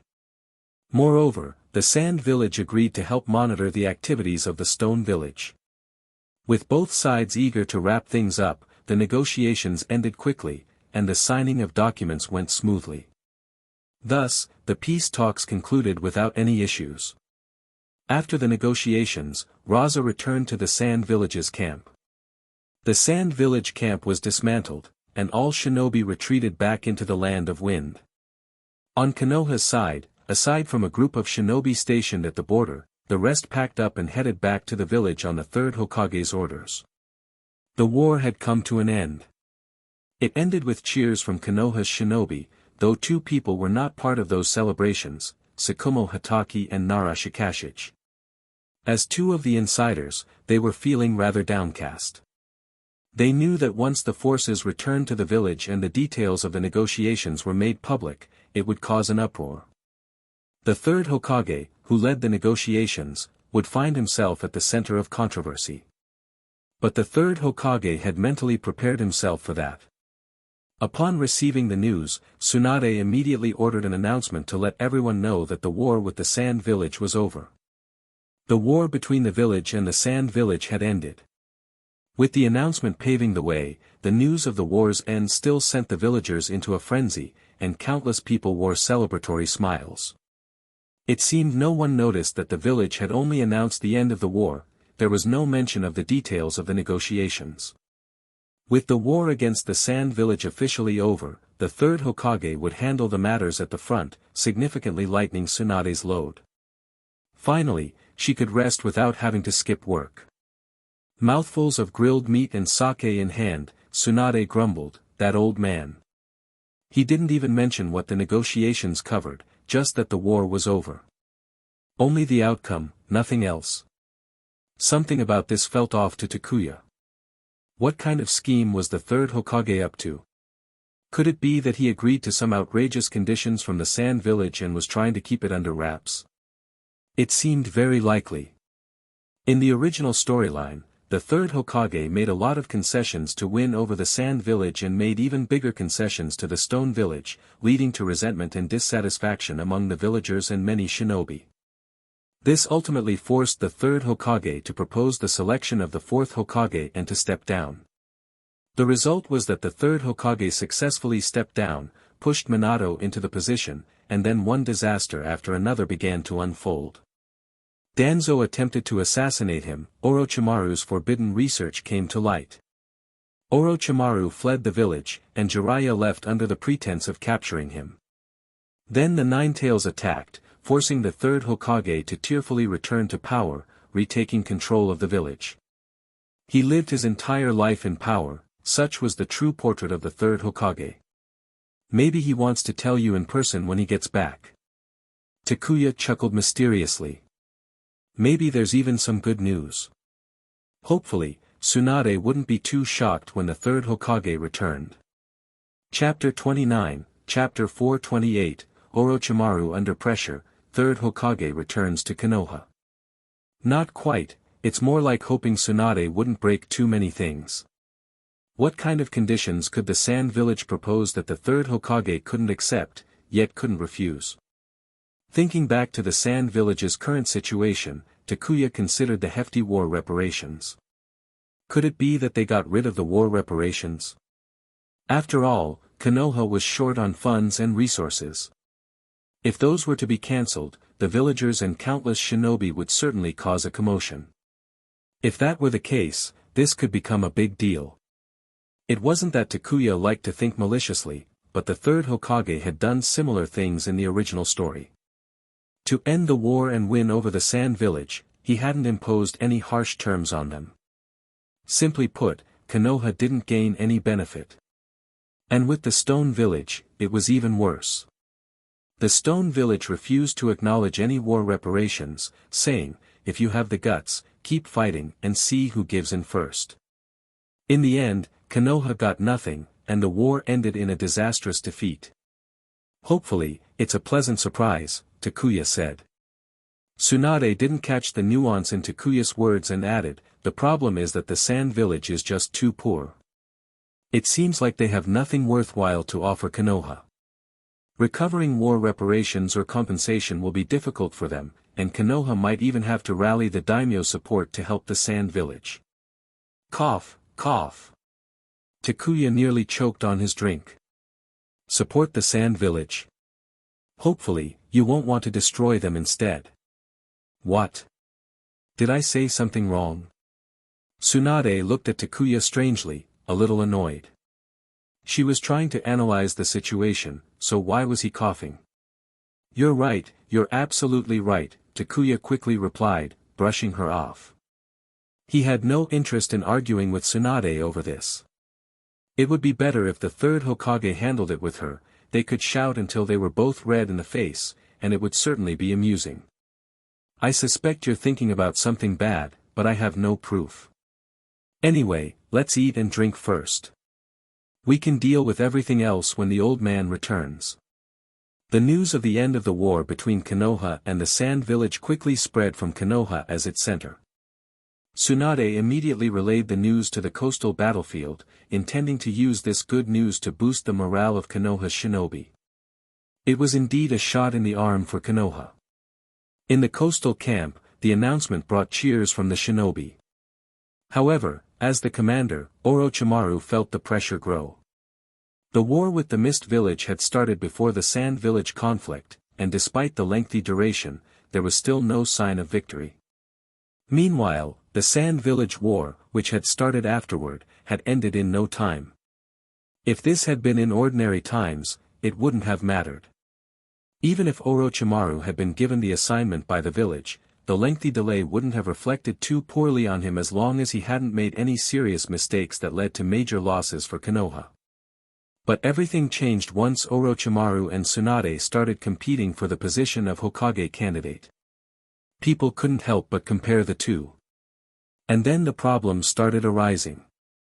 Orochimaru was frustrated, but few knew about it, with Jiraiya being one of the exceptions. Jiraiya, however, chose to feign ignorance, continuing with his duties as if he knew nothing. Whether it was Tsunade or Orochimaru who became the Hokage candidate, Jiraiya wouldn't oppose it.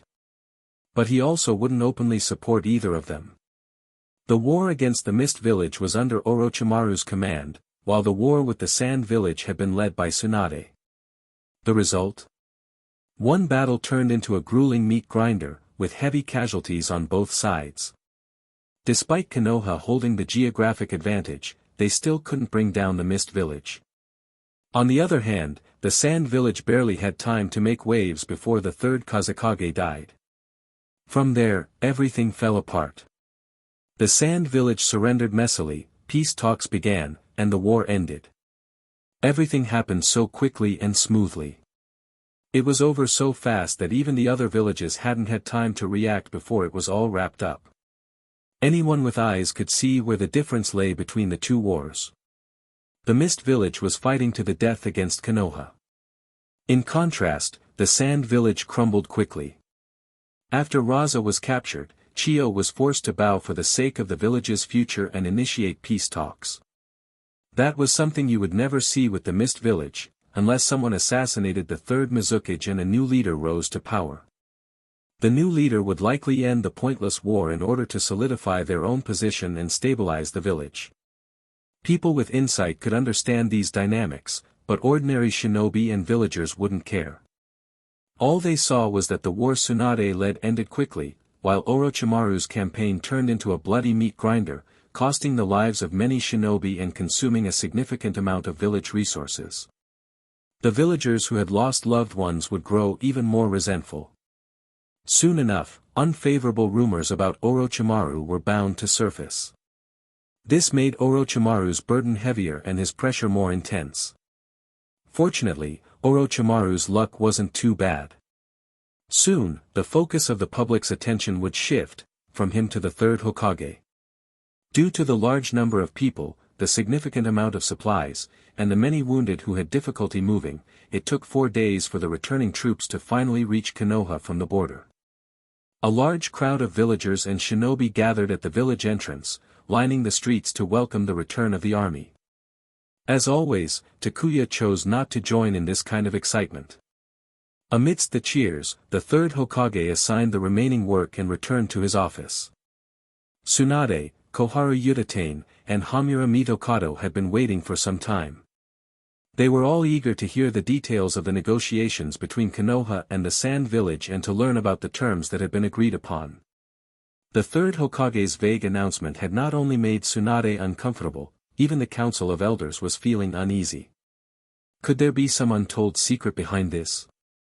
Otherwise, why all the secrecy? Why not just announce it? Thank you for all your efforts.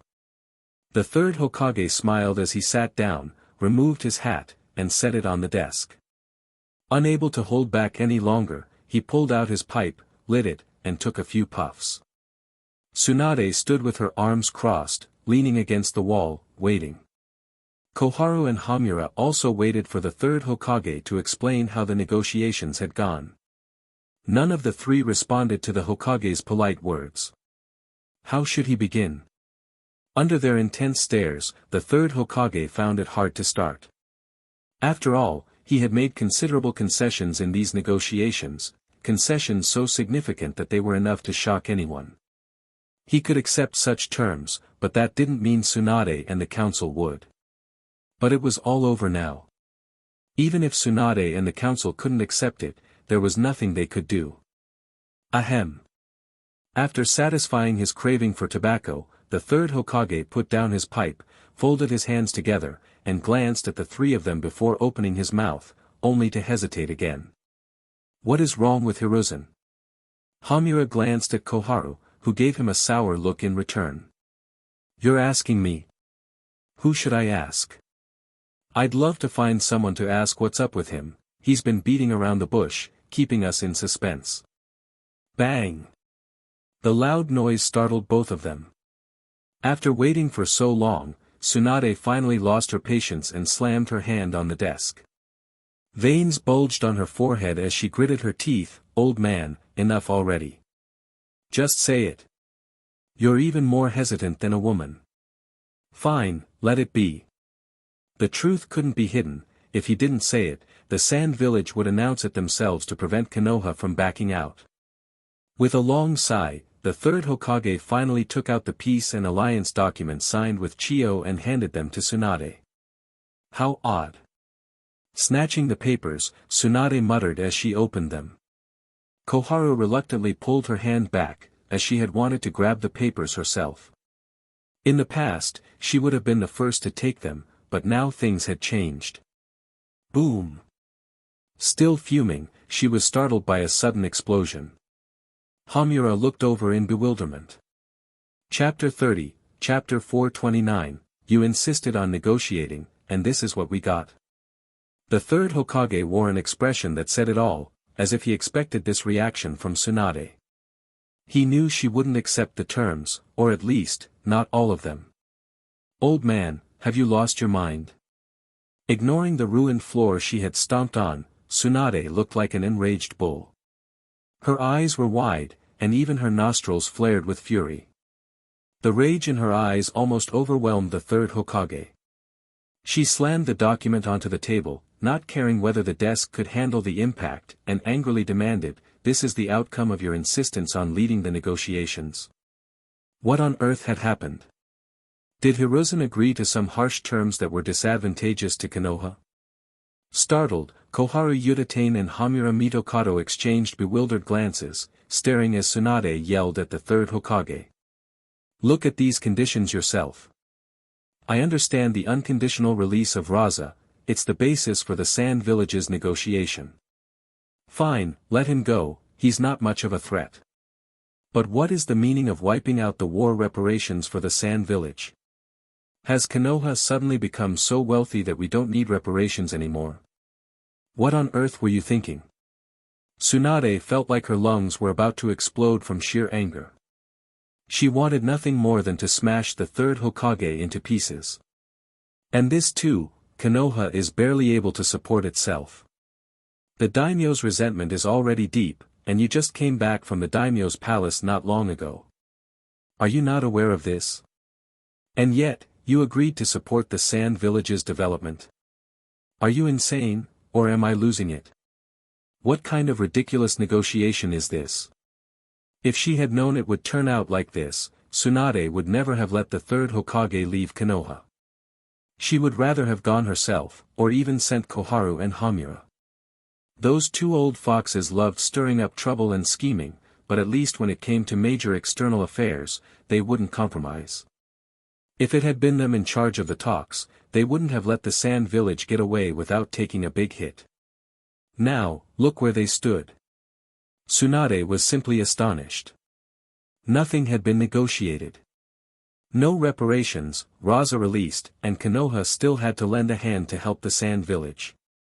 What nonsense was this? All for an ally that may or may not be reliable. Or maybe for the support of 1,000 Sand Shinobi.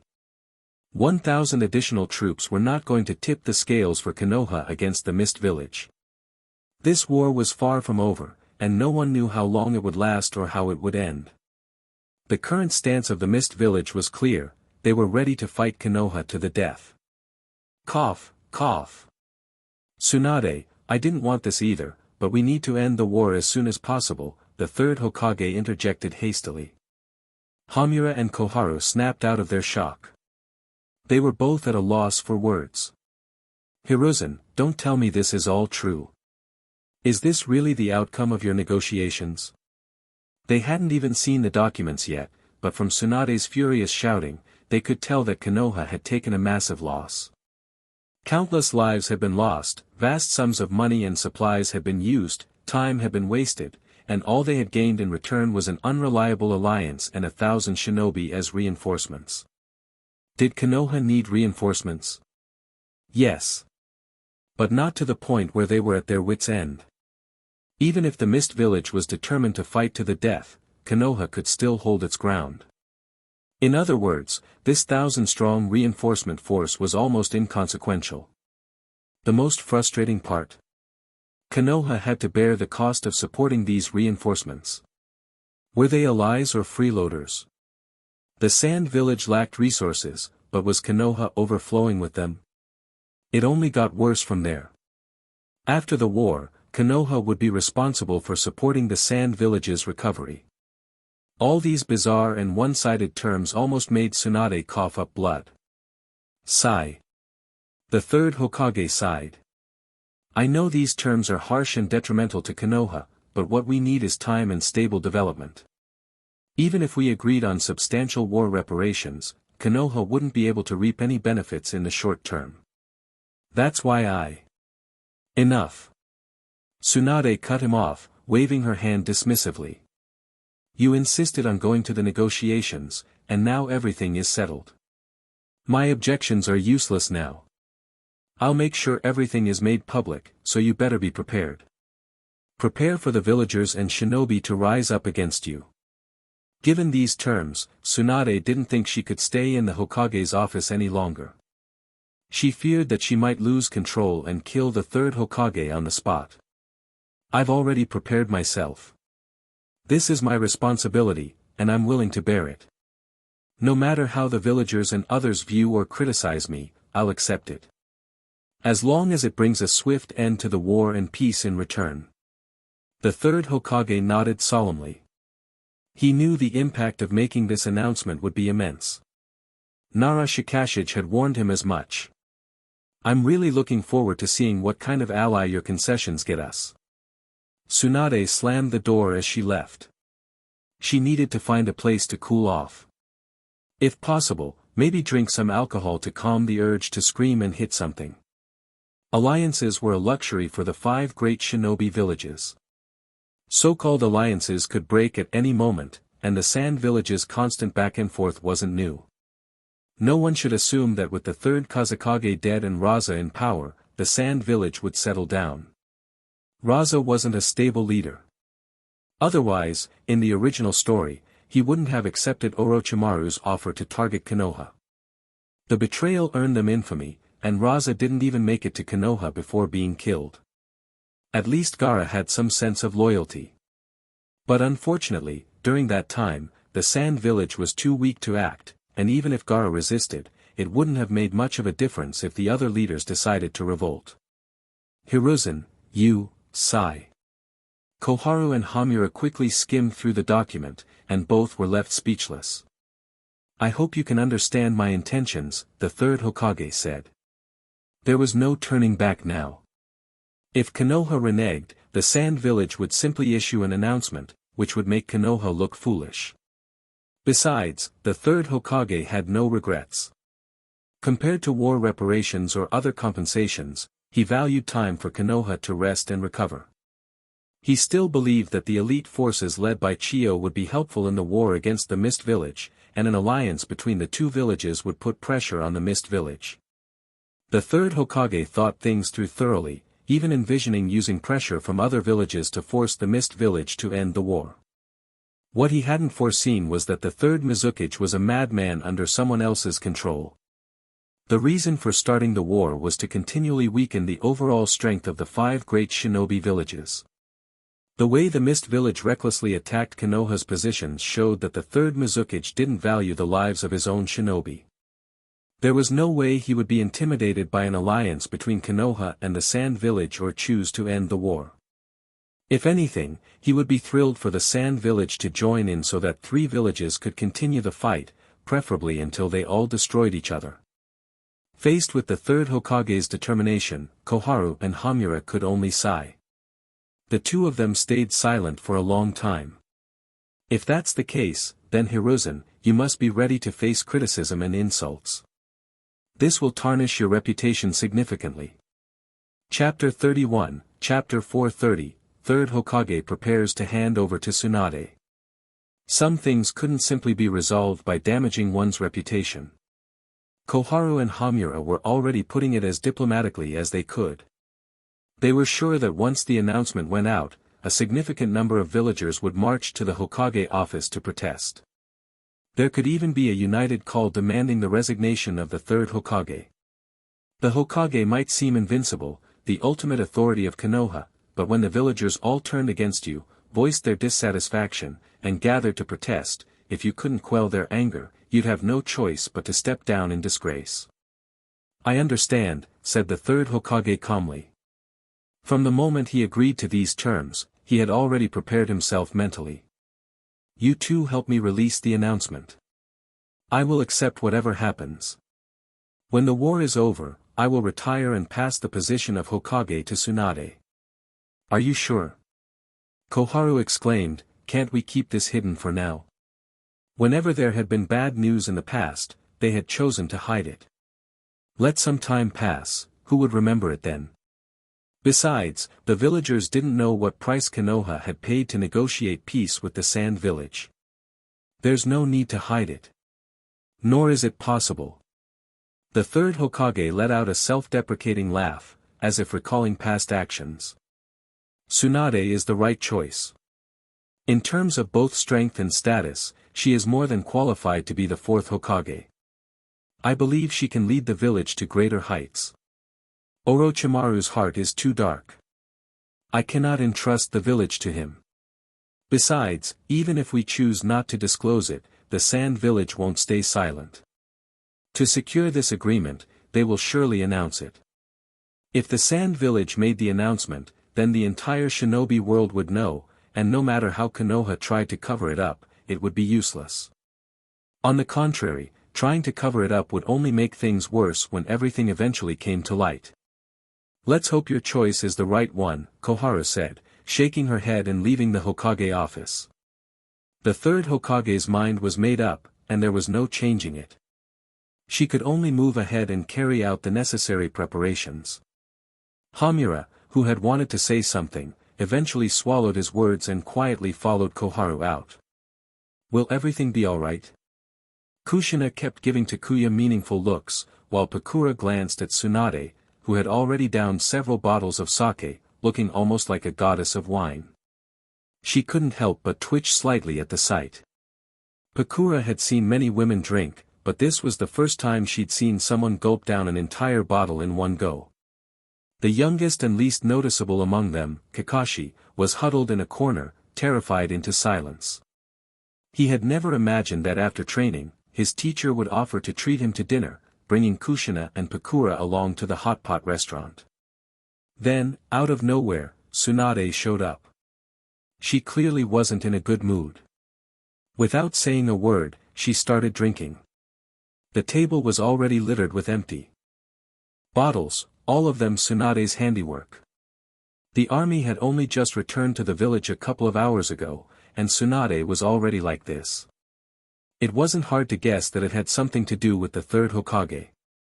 Most likely, Konoha had made significant concessions in the negotiations with the Sand Village, concessions that left Tsunade deeply frustrated.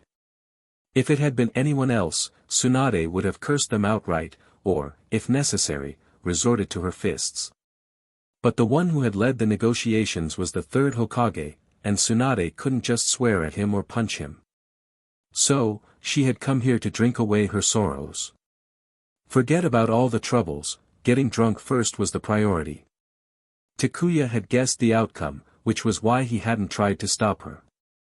If she wanted to drink, let her. Because of the war, Tsunade had been tirelessly worried, only to end up with a teammate who was a complete liability. The gap between her expectations and reality was enormous, not something that just anyone could accept calmly.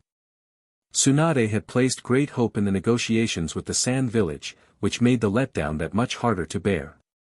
Takuya, on the other hand, didn't have any particular expectations and thus wasn't too affected by the result. After all, the third Hokage had done even more outrageous things in the original storyline. Canceling the Sand Village's reparations was hardly a big deal in comparison. There was no need to be surprised. Best to stay calm. Takuya ruffled Kakashi's hair and smiled slightly. Once you're full, head home and rest. Remember not to mention what happened today, alright? Kakashi glanced at the clearly tipsy Tsunade, her cheeks flushed, and nodded earnestly. He promised not to tell anyone. Alright, go on then. Remember to visit Konoha Hospital for treatment first, or you'll end up with internal injuries. And don't forget to soak in the medicine your father left you. Phew. Tsunade-sama is terrifying. Leaving the hot pot restaurant, Kakashi nervously glanced up at the private room on the second floor. He was genuinely worried that a drunken Tsunade might suddenly start breaking things. Thankfully, that hadn't happened. To be precise, while Tsunade might be a gambler and a heavy drinker, she at least had decent behavior when drunk. When she got drunk, she preferred to sleep rather than cause trouble. Even if she spouted nonsense after getting drunk, it was still far better than those who drank and then acted like the world revolved around them. Takuya didn't dislike people who drank. What he couldn't stand were those who used alcohol as an excuse to cause trouble. Once Kakashi had been sent off, Takuya turned to Kushina. You should head back and rest. I'll keep an eye on Tsunade. Alright, Kushina said. She knew she couldn't do much with Tsunade in this state. Rather than staying and worrying, it was better for her to go home early and rest. As for Tsunade, Takuya could handle her. Then, clutching her small bag, Kushina looked towards Pakura. Takuya shook his head. Pakura can't leave. She needs to stay by my side for the time being. Alright then. Pakura, I'm heading back. If you get bored, you can rest in the next room, Takuya will manage here. Waving, Kushina left the room. Thank you, Pakura said with a slight shake of her head. If I need to, I'll go. After all, it's just someone getting drunk, it's not a big deal. For now, she really couldn't leave Takuya's side. Leaving now would only bring trouble to Takuya and Tsunade, and she herself wouldn't be in a great position either. Pakura understood what was important. And besides, it wasn't as if Takuya and Tsunade were doing anything that she needed to avoid. There was no need to go next door. Picking up his chopsticks, Takuya gestured towards the food. Let's keep eating. Don't mind her. She won't make a fuss when she's drunk, she's well behaved. Hey, I'm still here. Hearing Takuya casually comment on her drunken behavior, Tsunade protested. What do you mean I won't make a fuss when I'm drunk? That's just me showing restraint. But one thing you said is true, I, Tsunade, do hold my liquor well. Ha! Releasing her grip on the bottle, Tsunade quickly snatched the beef Takuya had just cooked and shoved it into her mouth, chewing it loudly. As she ate, she complained. I've been waiting for the results of these negotiations, only to find that Konoha didn't gain anything, and we're actually losing out. What nonsense! Takuya calmly picked up another slice of meat and placed it into the pot. The Hokage has his reasons. I don't think it's worth getting upset over. What reasons? Give me a break. Chapter 32, Chapter 431, Public Outrage and a Special Mission Assigned. Bonus Chapter. After cursing, Tsunade continued to snatch the meat that Takuya had cooked. The war with the Mist Village won't end anytime soon. Konoha still needs to hold on. Luckily, we're dealing with just one front, so the pressure isn't overwhelming. The frontline shinobi can also rotate to take breaks. I've already approved Minato and Nawaki's leave requests. They'll be back in a couple of days. Ninja wars couldn't be decided in a single large-scale battle. Unless the power difference was massive, small skirmishes would still be the norm. The back-and-forth engagements meant that it would take a long time, which in turn necessitated rotation for rest. It's good for them to come back and rest for a while. As long as no surprises happen, Orochimaru and Jiraiya should be able to hold their ground. The incident with the tailed beast going berserk is unlikely to happen again. During the early stages of the war, Yagura caused all sorts of trouble, yet Orochimaru had stayed rock solid. It was only the unexpected actions of the third Mizukage that caught him off guard. Now that the situation had stabilized, it was all about which side would give in first. Compared to the Mist Village, Konoha had stronger foundations and was at an advantage. Hearing this, Tsunade couldn't help but curse. The third Mizukage is a lunatic. He even dared to throw his village's Jinchuriki onto the battlefield and deliberately unleashed a tailed beast just to try to deliver a fatal blow to us. Thank goodness we managed to hold it off, or we would have been in big trouble. How did a madman like that become the Mizukage? Forget it, let's not dwell on it. Tsunade shook her head, worry clear on her face. I'm actually more concerned about the Stone Village than the Mist Village. The Stone Village has been expanding their activity range, and that's not a good sign. The ambition of the Stone Village was obvious to anyone who wasn't blind. During the Second Shinobi War, if not for the Cloud Village stirring up trouble in the rear and forcing Inoki to refocus there, Konoha and the Stone Village might have had an unavoidable showdown. This time, Inoki seemed ready to make his move. If the Stone Village really joins the war, then Tsunade suddenly stopped mid-analysis, her gaze turning toward the private room door. Hurried footsteps were approaching fast. It was Kushina, and she looked anxious. Bang! The door to the private room was forcefully pushed open. Kushina, having returned, leaned against the door frame, panting. Takuya, Tsunade, the Hokage office just released an announcement. Many villagers have already gathered and are heading toward the Hokage office. I knew this would happen. Tsunade's face darkened, her chopsticks snapping in her grip. Takuya put down his chopsticks, surprised. The announcement has already been released. Based on how the higher-ups usually operated, they would definitely choose to keep it under wraps for a while. But somehow, things had changed. The announcement about the peace talks was out, much faster than expected. The reality was that for the villagers, whether there were war reparations from the Sand Village or not didn't change much in their daily lives. Even if there were reparations, the money wouldn't go directly into their pockets. If there were no reparations, nothing would really change for them. The difference lay in the psychological impact, the sense of loss. It was hard for the villagers to accept. Whether Konoha needed those reparations or not was one thing, but whether you chose to take them was another. In the grand scheme of things, even without the reparations, Konoha wouldn't be reduced to tightening its belt. But the issue was that the reparations were there for the taking, yet they chose not to take them. That raised a lot of questions. Once the villagers learned the truth, there was no avoiding their outrage. Even though it wasn't really something they should be concerned about. What do we do now? The situation outside was nearing chaos, and many villagers were already expressing significant discontent. If the village didn't respond quickly, the uproar would only grow. Calm down. Tsunade's face was grim, and she grit her teeth. The old man said he would give the villagers an explanation. We don't need to interfere or worry about this. Kushina, go home and rest for now, and avoid wandering around aimlessly. I'm done eating. I need to head back. I don't want anyone to take advantage of this chaos.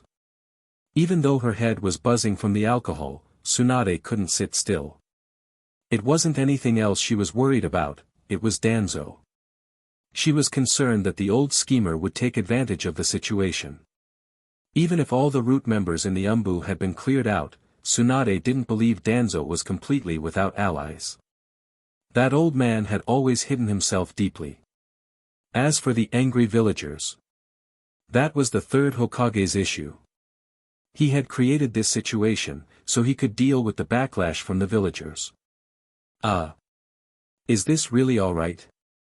Pakura was visibly confused, watching Tsunade storm off, followed by a concerned Kushina. Tsunade was still herself. If she was capable of running and jumping around, then she'd be fine. Though she'd be in a drunken stupor for a while, at least half a day. Forget it. Let's go back and rest. Tsunade will be fine, Takuya said. And perhaps they might even get to see quite the entertaining spectacle. Taking Pakura with him, Takuya left the hot pot restaurant.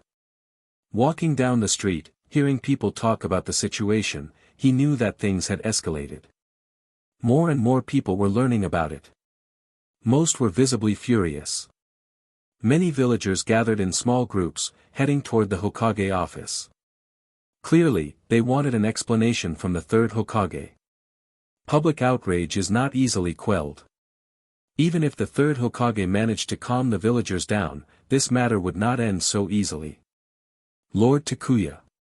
An Umbu ninja appeared, putting an end to Takuya's plan to watch the drama unfold at the Hokage office.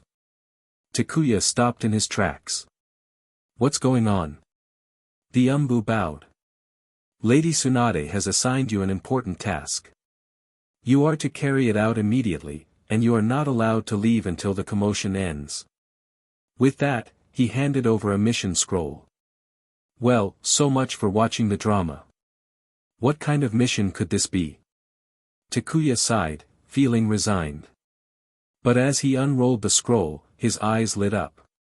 Though the mission would take up quite a bit of time, it was one that he liked. Rolling up the scroll, Takuya cleared his throat.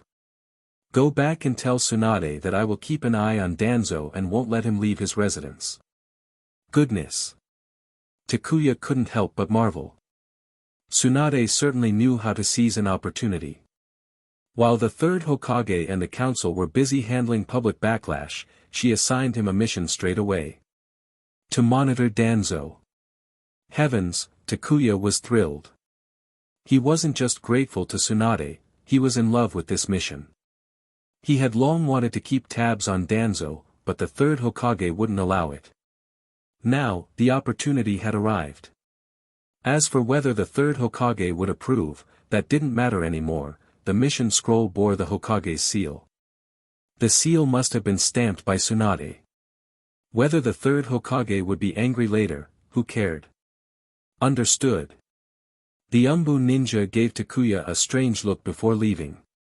Chapter 33, Chapter 432, Who says surveillance must be in secret? I will watch you openly.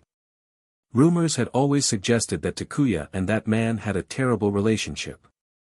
But now, it seemed terrible was putting it mildly. Getting an assignment to monitor him seemed to make Takuya's eyebrows literally dance with joy. This was just perfect. Heh heh heh, Danzo, you finally have your day. Ha ha ha. Walking down the street, Takuya couldn't help but laugh out loud. He had been waiting for this day for a long time. Even if the surveillance wouldn't last very long, Takuya was determined to make Danzo's life miserable while it lasted. Back then, Danzo had kept tabs on him, watched him, and made his life miserable. Now it was his turn. Danzo, are you ready for this? Danzo's retirement home was located in a small courtyard not far from where the Sarutobi and Shimura clans resided. Usually, there were Umbu stationed nearby to keep people away. But with some of the Umbu pulled away to deal with the commotion at the Hokage office, and the manpower shortage since the purge of the Umbu, Tsunade had simply handed the task to Takuya. You've always wanted to mess with Danzo, right? Here's your chance. Danzo's residence now had two unexpected guests. These were some of Danzo's secret pawns. Even though Tsunade had purged the Umbu and detained all the members of Root, Danzo still had people willing to work for him. After all, Danzo had operated in Konoha's shadows for many years, his network was extensive. Lord Danzo, the villagers are furious after the announcement. More and more of them are heading to the Hokage office. The public outrage from the announcement had given Danzo an opportunity. He was contemplating how to manipulate the situation to get out of this wretched place, to regain the power he believed should be his, and to do what he wanted. Sitting in his chair, with his one eye and shoulder wrapped in bandages, Danzo asked indifferently, "What about the research facility?" Due to a lack of funds, equipment, and materials, and with Orochimaru away from the village, the research has stalled. Tsunade. Chakra erupted from Danzo's hand, and the cane he was holding shattered into pieces. All he ever thought about was restoring his body, but Tsunade kept cutting off resources. And with the ongoing war, his collaborative research with Orochimaru had been put on hold. This made it increasingly difficult for Danzo to recover his body. The thought of his broken body, no support in the village, and even the third Hokage having given up on him made Danzo seethe with anger. The third Hokage's actions had stirred public anger, and that gave him hope. Danzo had immediately called upon his subordinates from the research facility, but before he could lay out his plan, he sensed someone approaching. It was someone he particularly disliked. Takuya Yagami. Why was he here? Takuya hadn't hidden his presence at all. He openly approached Danzo's residence, and although the mission was to monitor, the method of surveillance was up to Takuya. He could stay in the shadows or boldly stand out in the open, eyes locked on Danzo. Between covert surveillance and an open, blatant watch, Takuya preferred the latter. This was a rare opportunity, how could he not take full advantage of it to disgust Danzo? Feeling perplexed, Danzo gestured for his subordinates to hide for now. Picking up a new cane, Danzo limped out from the secret room. What are you doing here? Emerging into the living room and standing on the wooden porch, Danzo saw Takuya lounging in the courtyard, his legs crossed, and Pakura standing behind him like an obedient follower. Danzo's already sullen face fell even further. I'm here to monitor you. Takuya flashed a bright, exaggerated smile at Danzo. Surprised? Didn't see this coming, did you? I, Takuya Yagami, am not here to cause trouble, I'm here to monitor you. Besides, there's no rule that says surveillance must be done in secret, right? When I, Takuya Yagami, keep watch on someone, I prefer to stand right out in the open, making sure you see me every second, staring straight into your soul. Ridiculous. Hearing this, Danzo's already darkened expression turned pitch black. He gripped his cane tightly, pounding it on the ground several times as he shouted in anger. I am an advisor to the Hokage. What crime have I committed to deserve being monitored? Oh, he's getting upset. He's really getting upset. The angrier Danzo got, the happier Takuya felt. Who said you need to commit a crime to be monitored? I, Takuya Yagami, never committed a crime, but wasn't I always under surveillance? Is it that when others are being watched, it's fine, it's justified, but when it's you, Danzo Shimura, being watched, it's suddenly unacceptable? Takuya shook his finger, an air of regret in his voice as he addressed Danzo. The great Hokage advisor, oh, wait, you're not the Hokage advisor anymore. You're just an old man forced to retire and live out his days here. As for crimes, haven't you committed enough of those already? I'm too embarrassed to even mention them. Who gave you the authority to monitor me? Danzo was trembling with rage. If he had the power, he would have struck Takuya down with his cane on the spot. Takuya shrugged.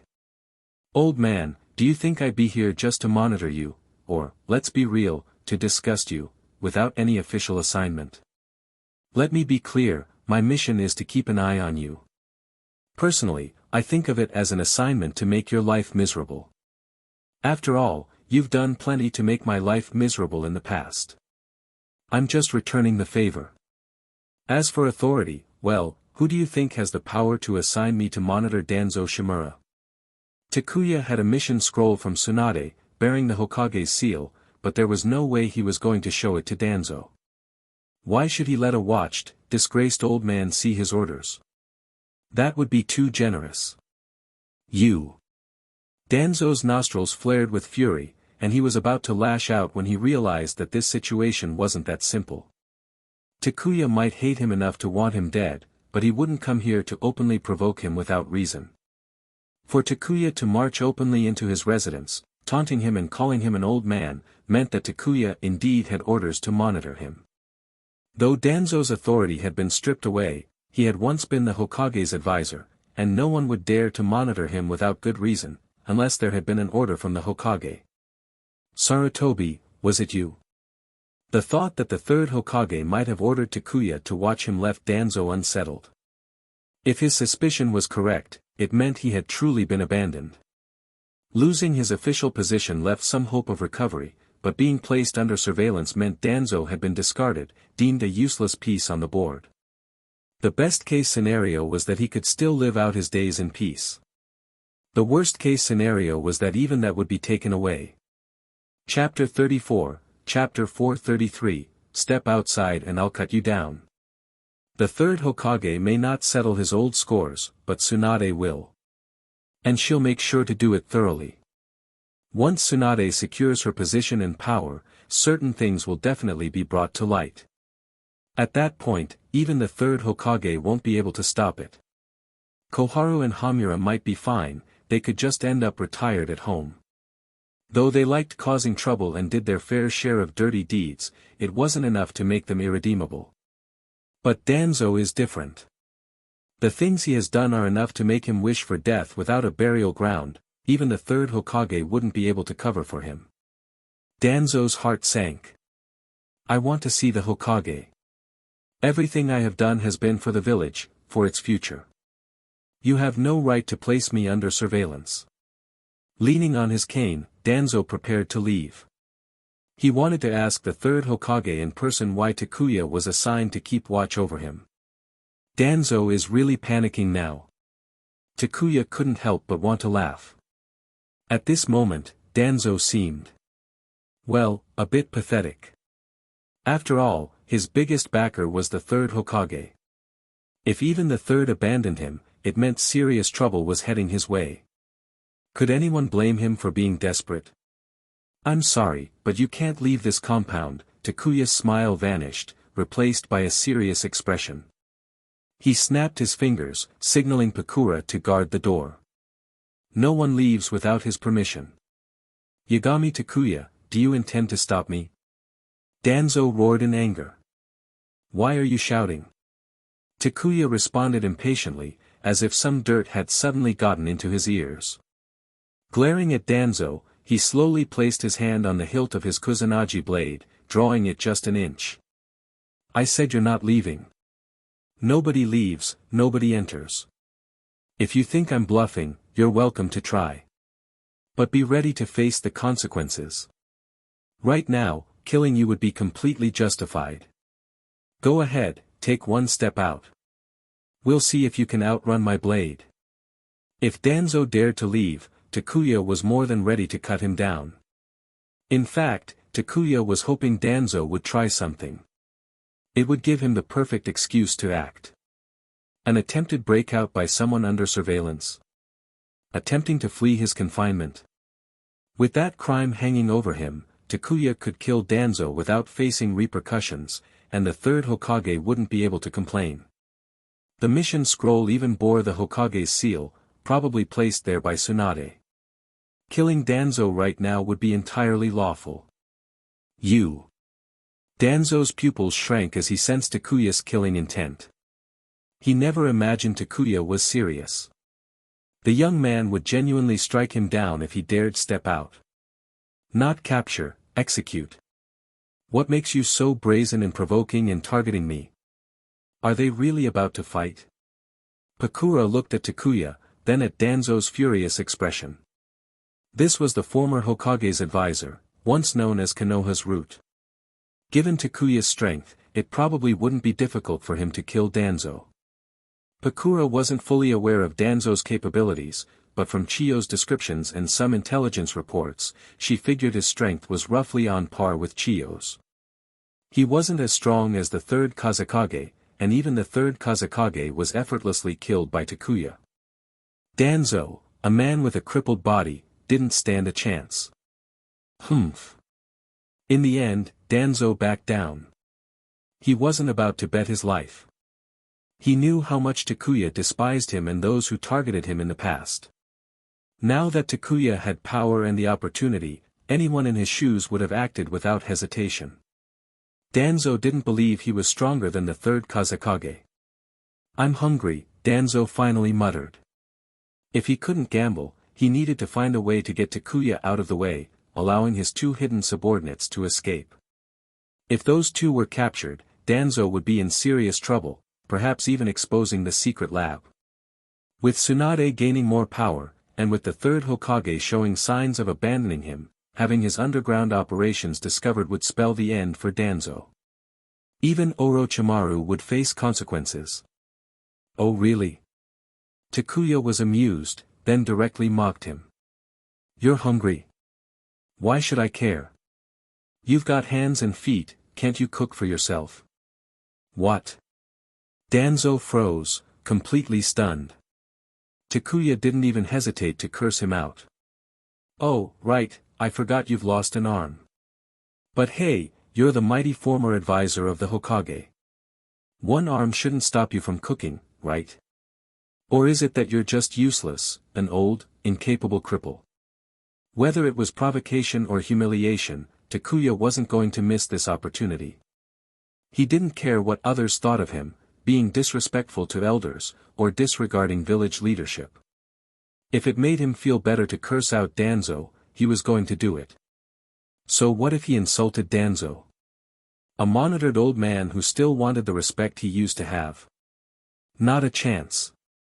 If you don't want me to insult you, then don't give me the opportunity. As for etiquette, Takuya couldn't think of a single reason to respect Danzo. Even if people said he was disrespectful, Takuya didn't care. He just wanted to get his feelings out. As for the rest, that could wait until Tsunade took over, sweeping these old relics into the trash where they belonged. Bang! Danzo's cane shattered again, and his face twisted in fury as he shouted. Yagami Takuya, do you even know what you're saying? This is absolutely lawless, utterly lawless. Shut up. Takuya rolled his eyes, cutting Danzo off with a cold sneer. Of course I know what I'm saying. Isn't it obvious? I'm calling you an old fool. What, I can't insult you. Then come bite me. If you're not happy, come fight me, I promise I won't kill you right away. Good grief.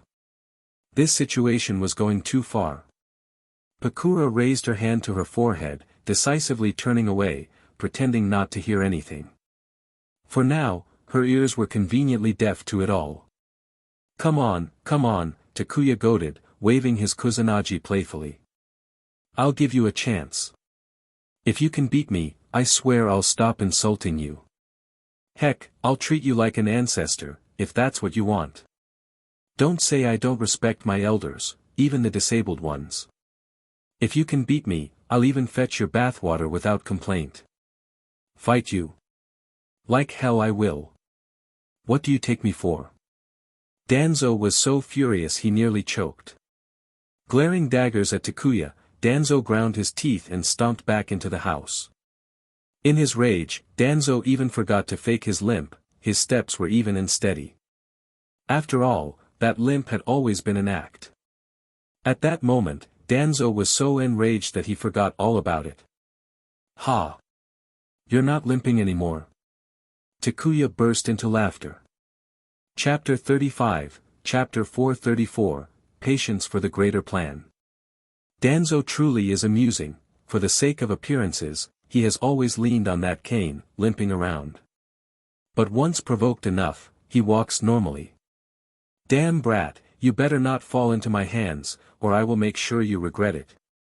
Danzo, like a volcano on the verge of eruption, held his rage in check, knowing that an outburst could give Takuya the excuse to strike. If he could keep living, Danzo would not invite death upon himself. He had to endure. He must endure. Only by enduring could he find a chance to turn the tables. The issue was that the people hiding in the secret room had no way of being sent out. Takuya would not be like the usual Umbu operatives who could be persuaded. Takuya would stare at him constantly, scrutinizing every move. If two unidentified individuals were discovered inside his house, even an idiot could tell there was something fishy. In such critical times, Danzo couldn't afford to take risks. He can endure. A wise man hides his weapon and strikes at the right moment. Unfortunately, Danzo is neither wise nor has the opportunity to strike.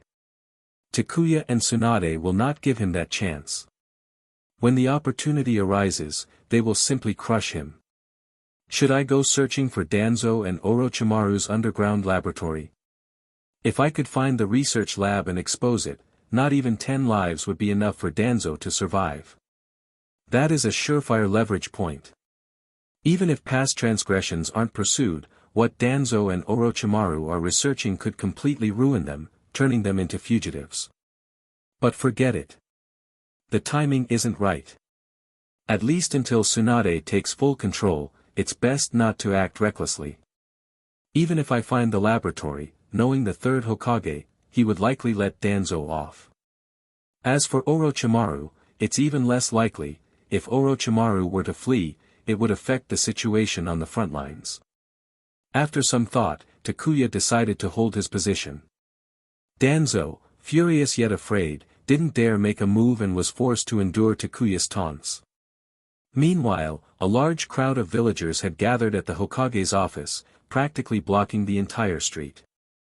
From the moment the third Hokage agreed to Chiyo's terms, he had mentally prepared himself for this outcome. He would provide the villagers with a proper explanation, enough to quell their anger. As for his own reputation, that was no longer important. As the situation grew increasingly chaotic, the third Hokage, wearing his hat, appeared on the rooftop of the Hokage office. Seeing the Hokage arrive, the villagers and ninjas gathered on the streets fell silent, lifting their heads to look at the aging figure on the rooftop. Without a word, the crowd grew quiet. Looking at the sea of people below, the third Hokage took off his hat, revealing his increasingly wrinkled face. I am very grateful that you all care enough about Konoha and the peace talks with the Sand Village to come to the Hokage office and demand an explanation. Your anger and frustration mean that you are part of Konoha, that Konoha is your home, and that Konoha's affairs are also your affairs. Slowly stepping forward, he hung his hat by his side and raised his hands. I know that many of you are wondering why I agreed to the Sand Village's conditions, why I chose to cancel the reparations owed to us by the Sand Village.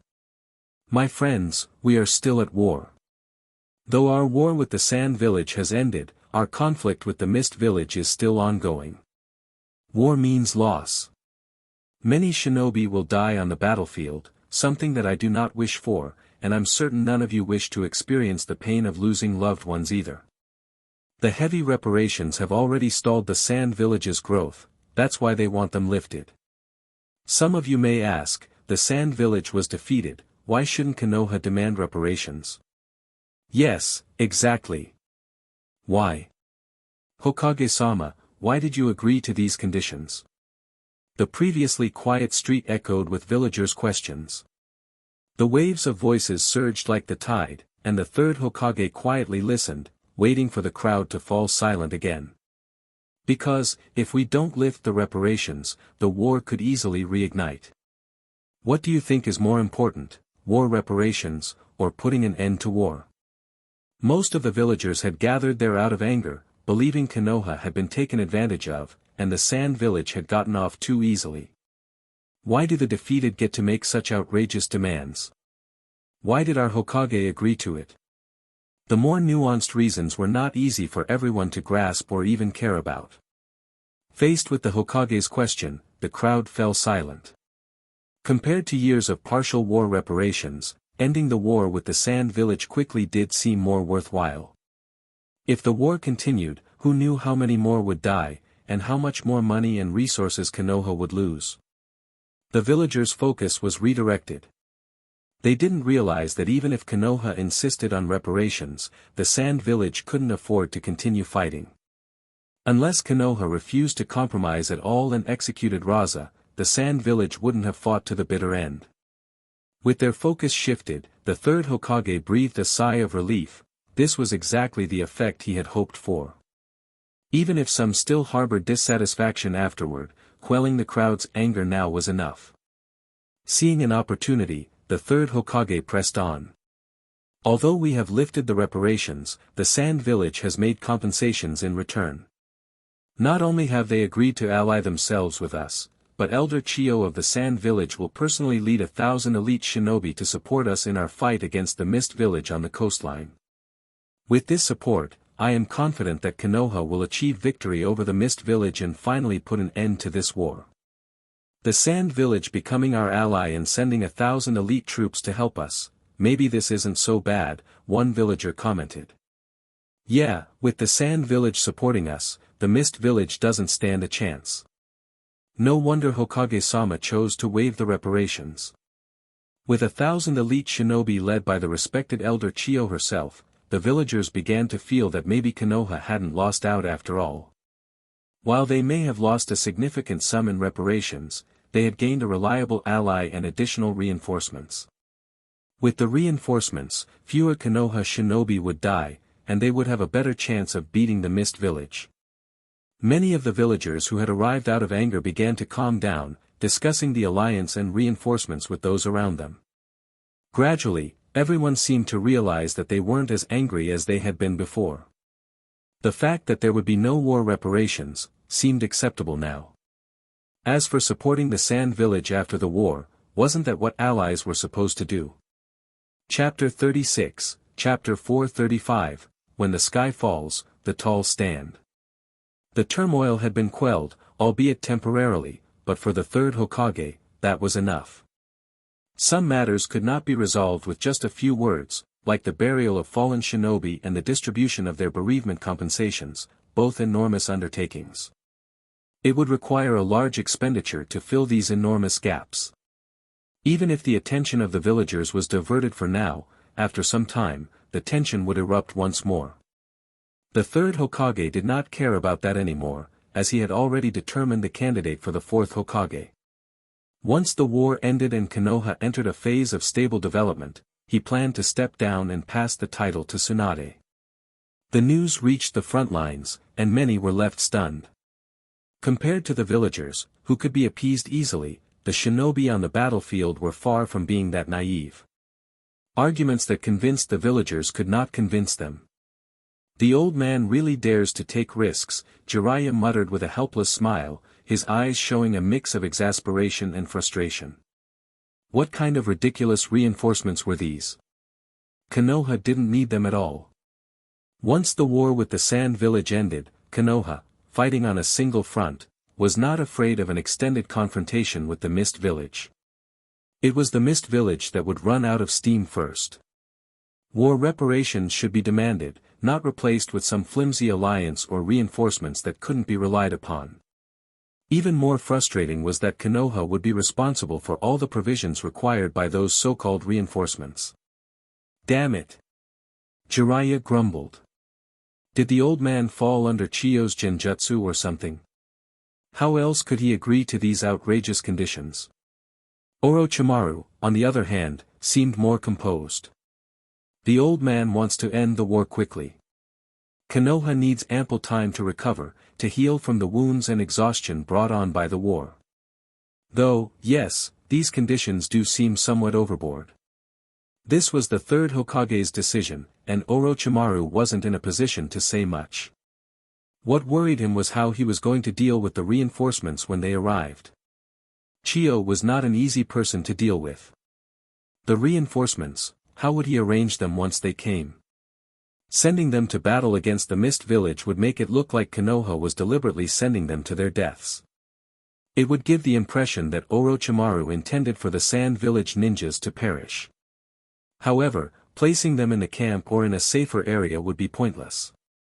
Even if the Sand Village was willing, Orochimaru was not.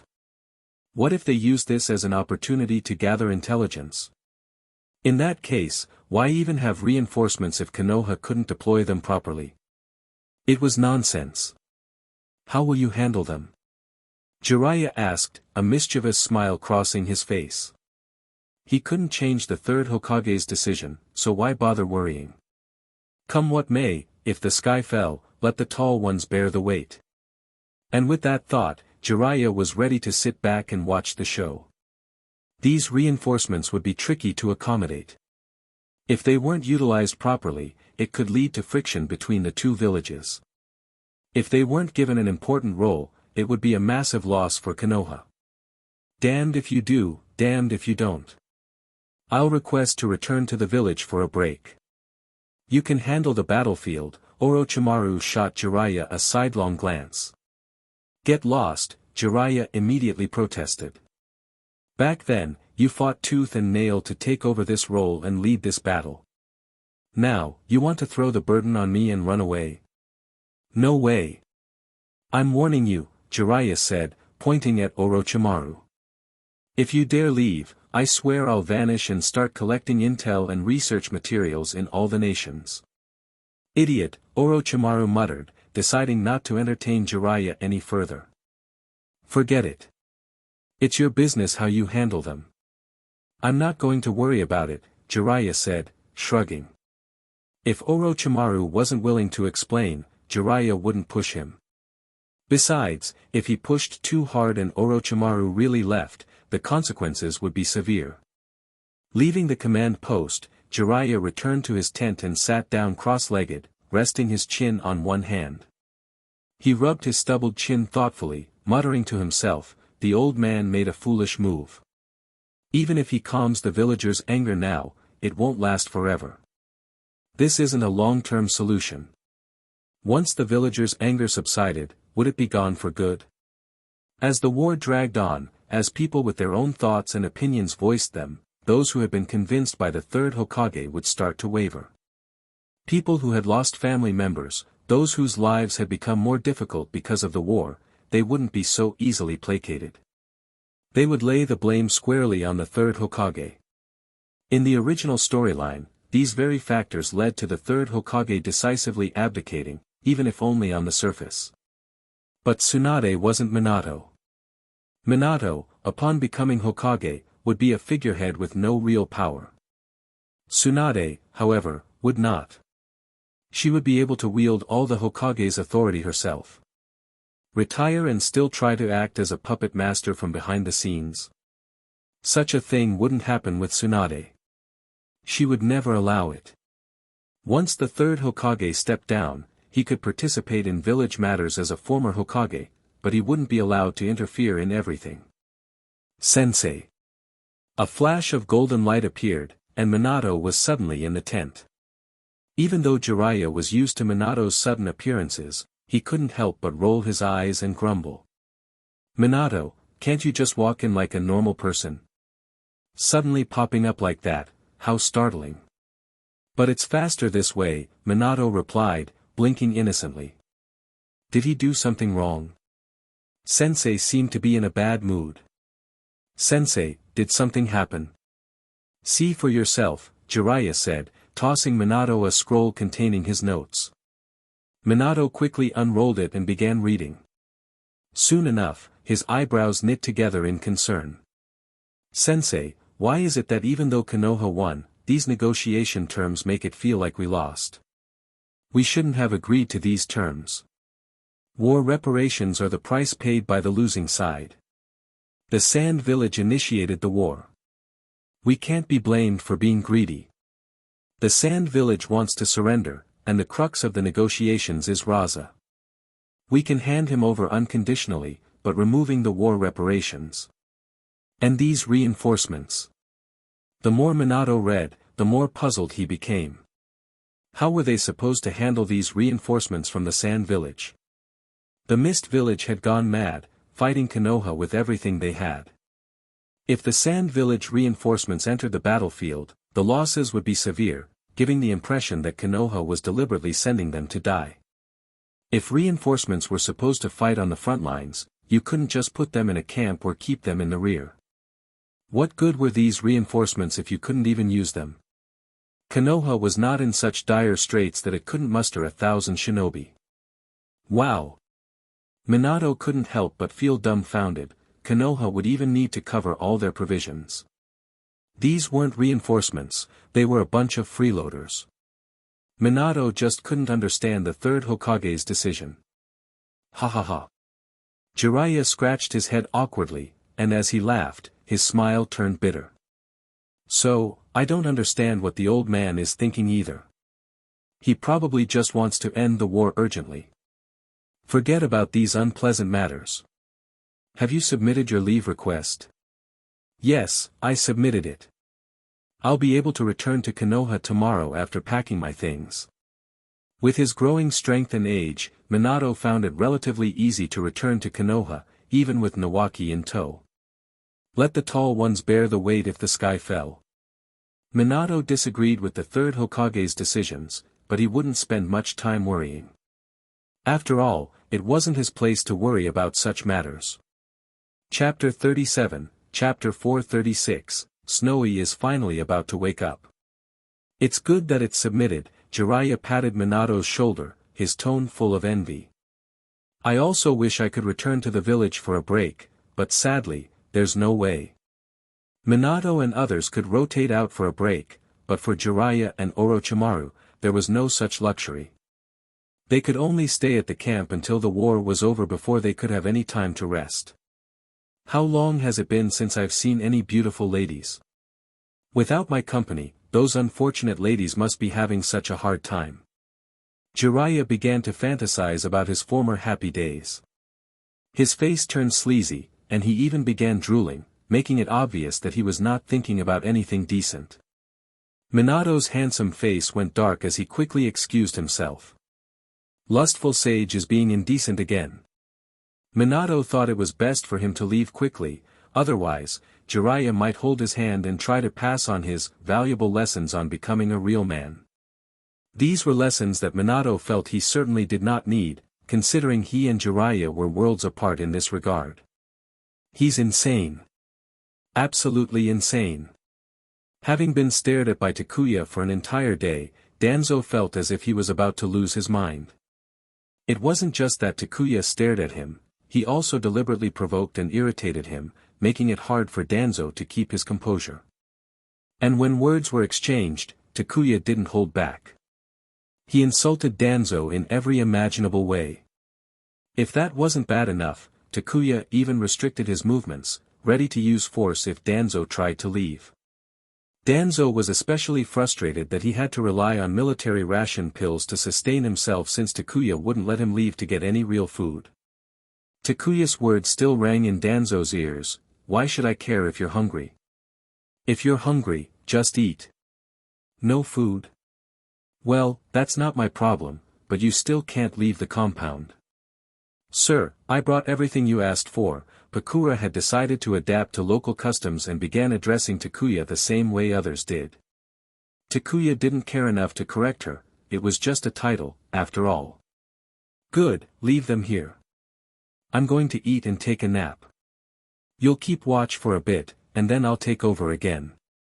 Takuya instructed Pakura, who brought over some chairs and a lounge chair for him to rest on. He intended to stay at Danzo's place until the mission ended. Whether Danzo had any objections was not his concern. "Your opinions don't matter, the only thing that matters is that I don't care."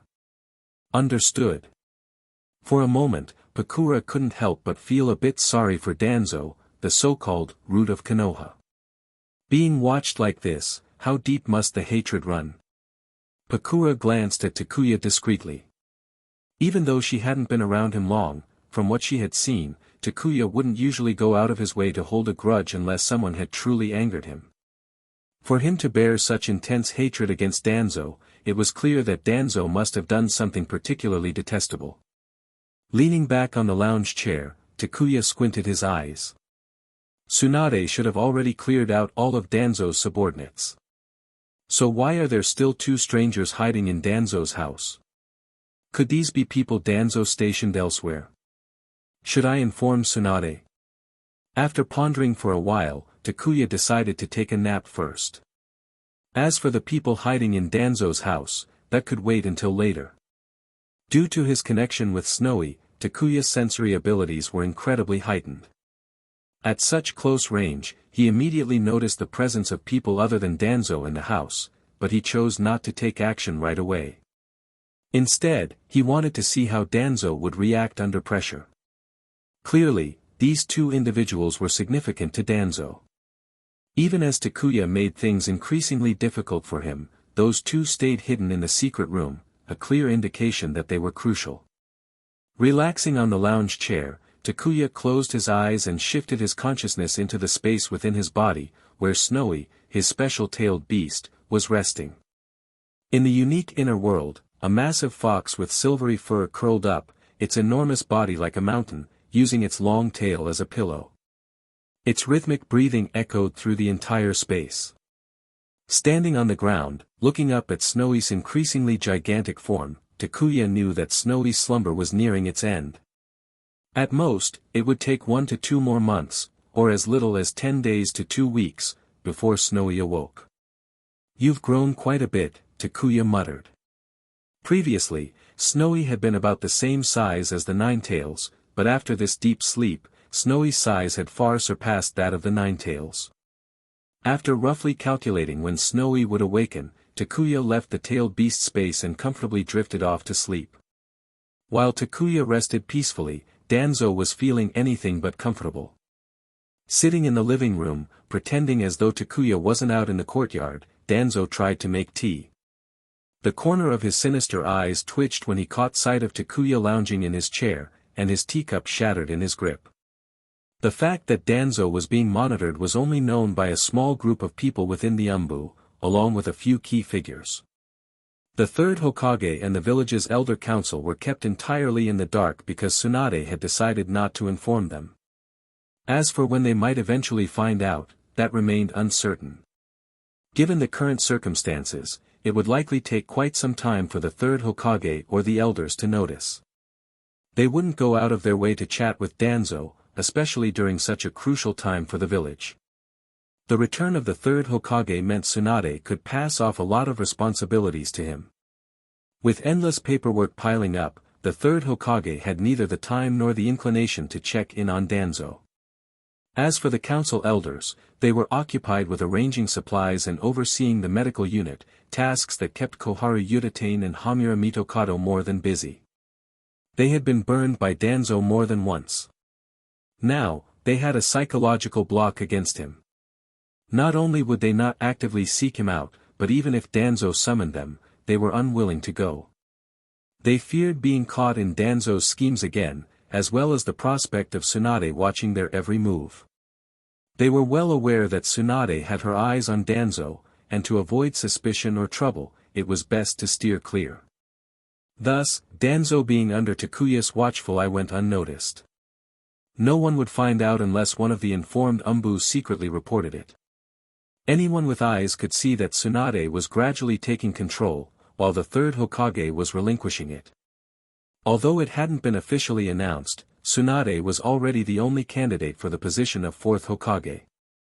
Chapter 38, Chapter 437, Minato meets a familiar face during his date. Unless some scandal that people can't accept comes to light before she officially takes the position, no one can shake Tsunade's candidacy for the role of Hokage. With Tsunade herself clearing out the Umbu, removing unrelated personnel, the remaining individuals naturally swore loyalty to her. After all, it's only a matter of time before Tsunade becomes Hokage.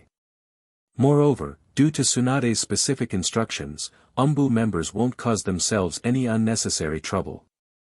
Less work is better than more work, and since Danzo was already under secret surveillance, having someone else take over wasn't necessarily a bad thing for them.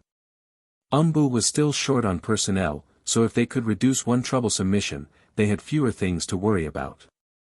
Unless an Umbu member was out of their mind, they wouldn't voluntarily report it. Only if the third Hokage noticed something and asked directly would they come clean, in which case his dissatisfaction wouldn't fall on them but on Tsunade. When Takuya woke up, the sky had already darkened. Danzo stayed obediently at home, careful not to cross any of Takuya's boundaries. Unapologetically occupying Danzo's bathroom to take care of his personal needs, Takuya told Pakura, "You can head back and rest for a while. I'll take over here. Also, go find Kushina and ask her to buy some extra meat from the barbecue place, including spices for seasoning. I feel like having a barbecue." After a whole day without food, someone in the area would undoubtedly crave the aroma of barbecue. Military ration pills. That stuff might as well be poison. Eating too many of those isn't good for your health. Pakura nodded silently, casting a sympathetic glance at the wooden house before turning and leaving. Takuya's sensory range covered both his own home and the barbecue restaurant, so as long as Pakura didn't do anything foolish or try to escape, Takuya wouldn't overly restrict her movements. Of course, if Pakura did decide to make a run for it, Takuya wouldn't mind a long game of hide-and-seek. The consequences for getting caught, though, would be serious. Why can't Takuya just come to the barbecue restaurant himself? Kushina was puzzled when Pakura came to her. If you want barbecue, you could just go to the barbecue place, right? Why buy all that meat and seasoning? It's such a hassle. The barbecue from the Akimichi clan was famous, high-quality meat, special secret seasoning, the best you could get. Normally, if you wanted their barbecue, you had to eat at the restaurant itself. Takeout? They usually wouldn't allow it. This is exactly what Lord Takuya said, Pakura explained, showing that she had no choice but to follow Takuya's instructions. Alright, there's no point in explaining it to you, Kushina muttered. And Takuya, honestly, doesn't even have time to come to the restaurant himself. She sighed and, after a couple of complaints, grabbed Pakura and headed straight to the Akimichi barbecue restaurant. Most people couldn't request takeout, but Kushina wasn't just anyone. The Akimichi were more than happy to grant her request. We're on a special mission that requires us to watch over something constantly, so he can't leave, Pakura explained as they walked. Kushina nodded in understanding. So it's a mission, and a special one at that, which requires them to be vigilant at all times. Well, that makes sense now. As for what exactly the mission was or how special it might be, Kushina didn't ask. She wasn't one to pry. When they arrived at the barbecue restaurant, Kushina requested to see the owner and explained what she wanted. After a brief moment of hesitation, the owner smiled and agreed. After packing everything into sealing scrolls, Pakura was still stunned. She once again witnessed how much of a little rich lady Kushina was. Buying a bunch of meat and spices wasn't particularly expensive, but they ended up using several sealing scrolls. If you know the cost of sealing scrolls, then you understand. Even if you have the money, it's not easy to get them. But for Kushina, it was simple, she was just making sure Takuya ate well.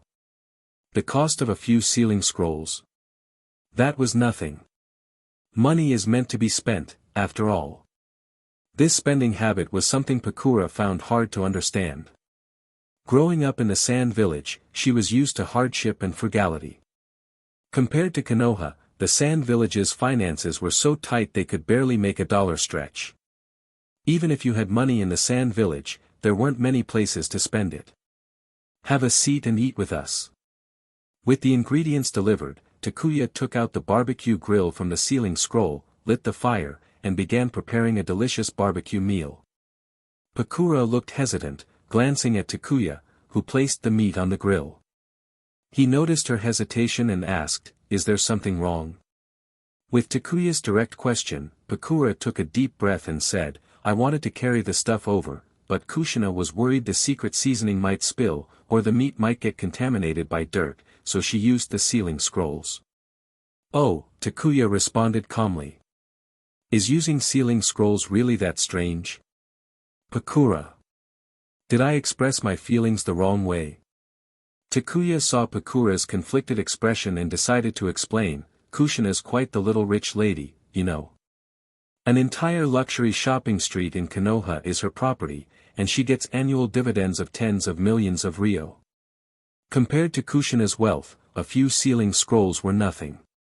Not to mention Kushina, Takuya himself didn't consider the cost of a few sealing scrolls to be anything significant." Pakura's chopsticks slipped from her hand and fell to the ground. She was stunned.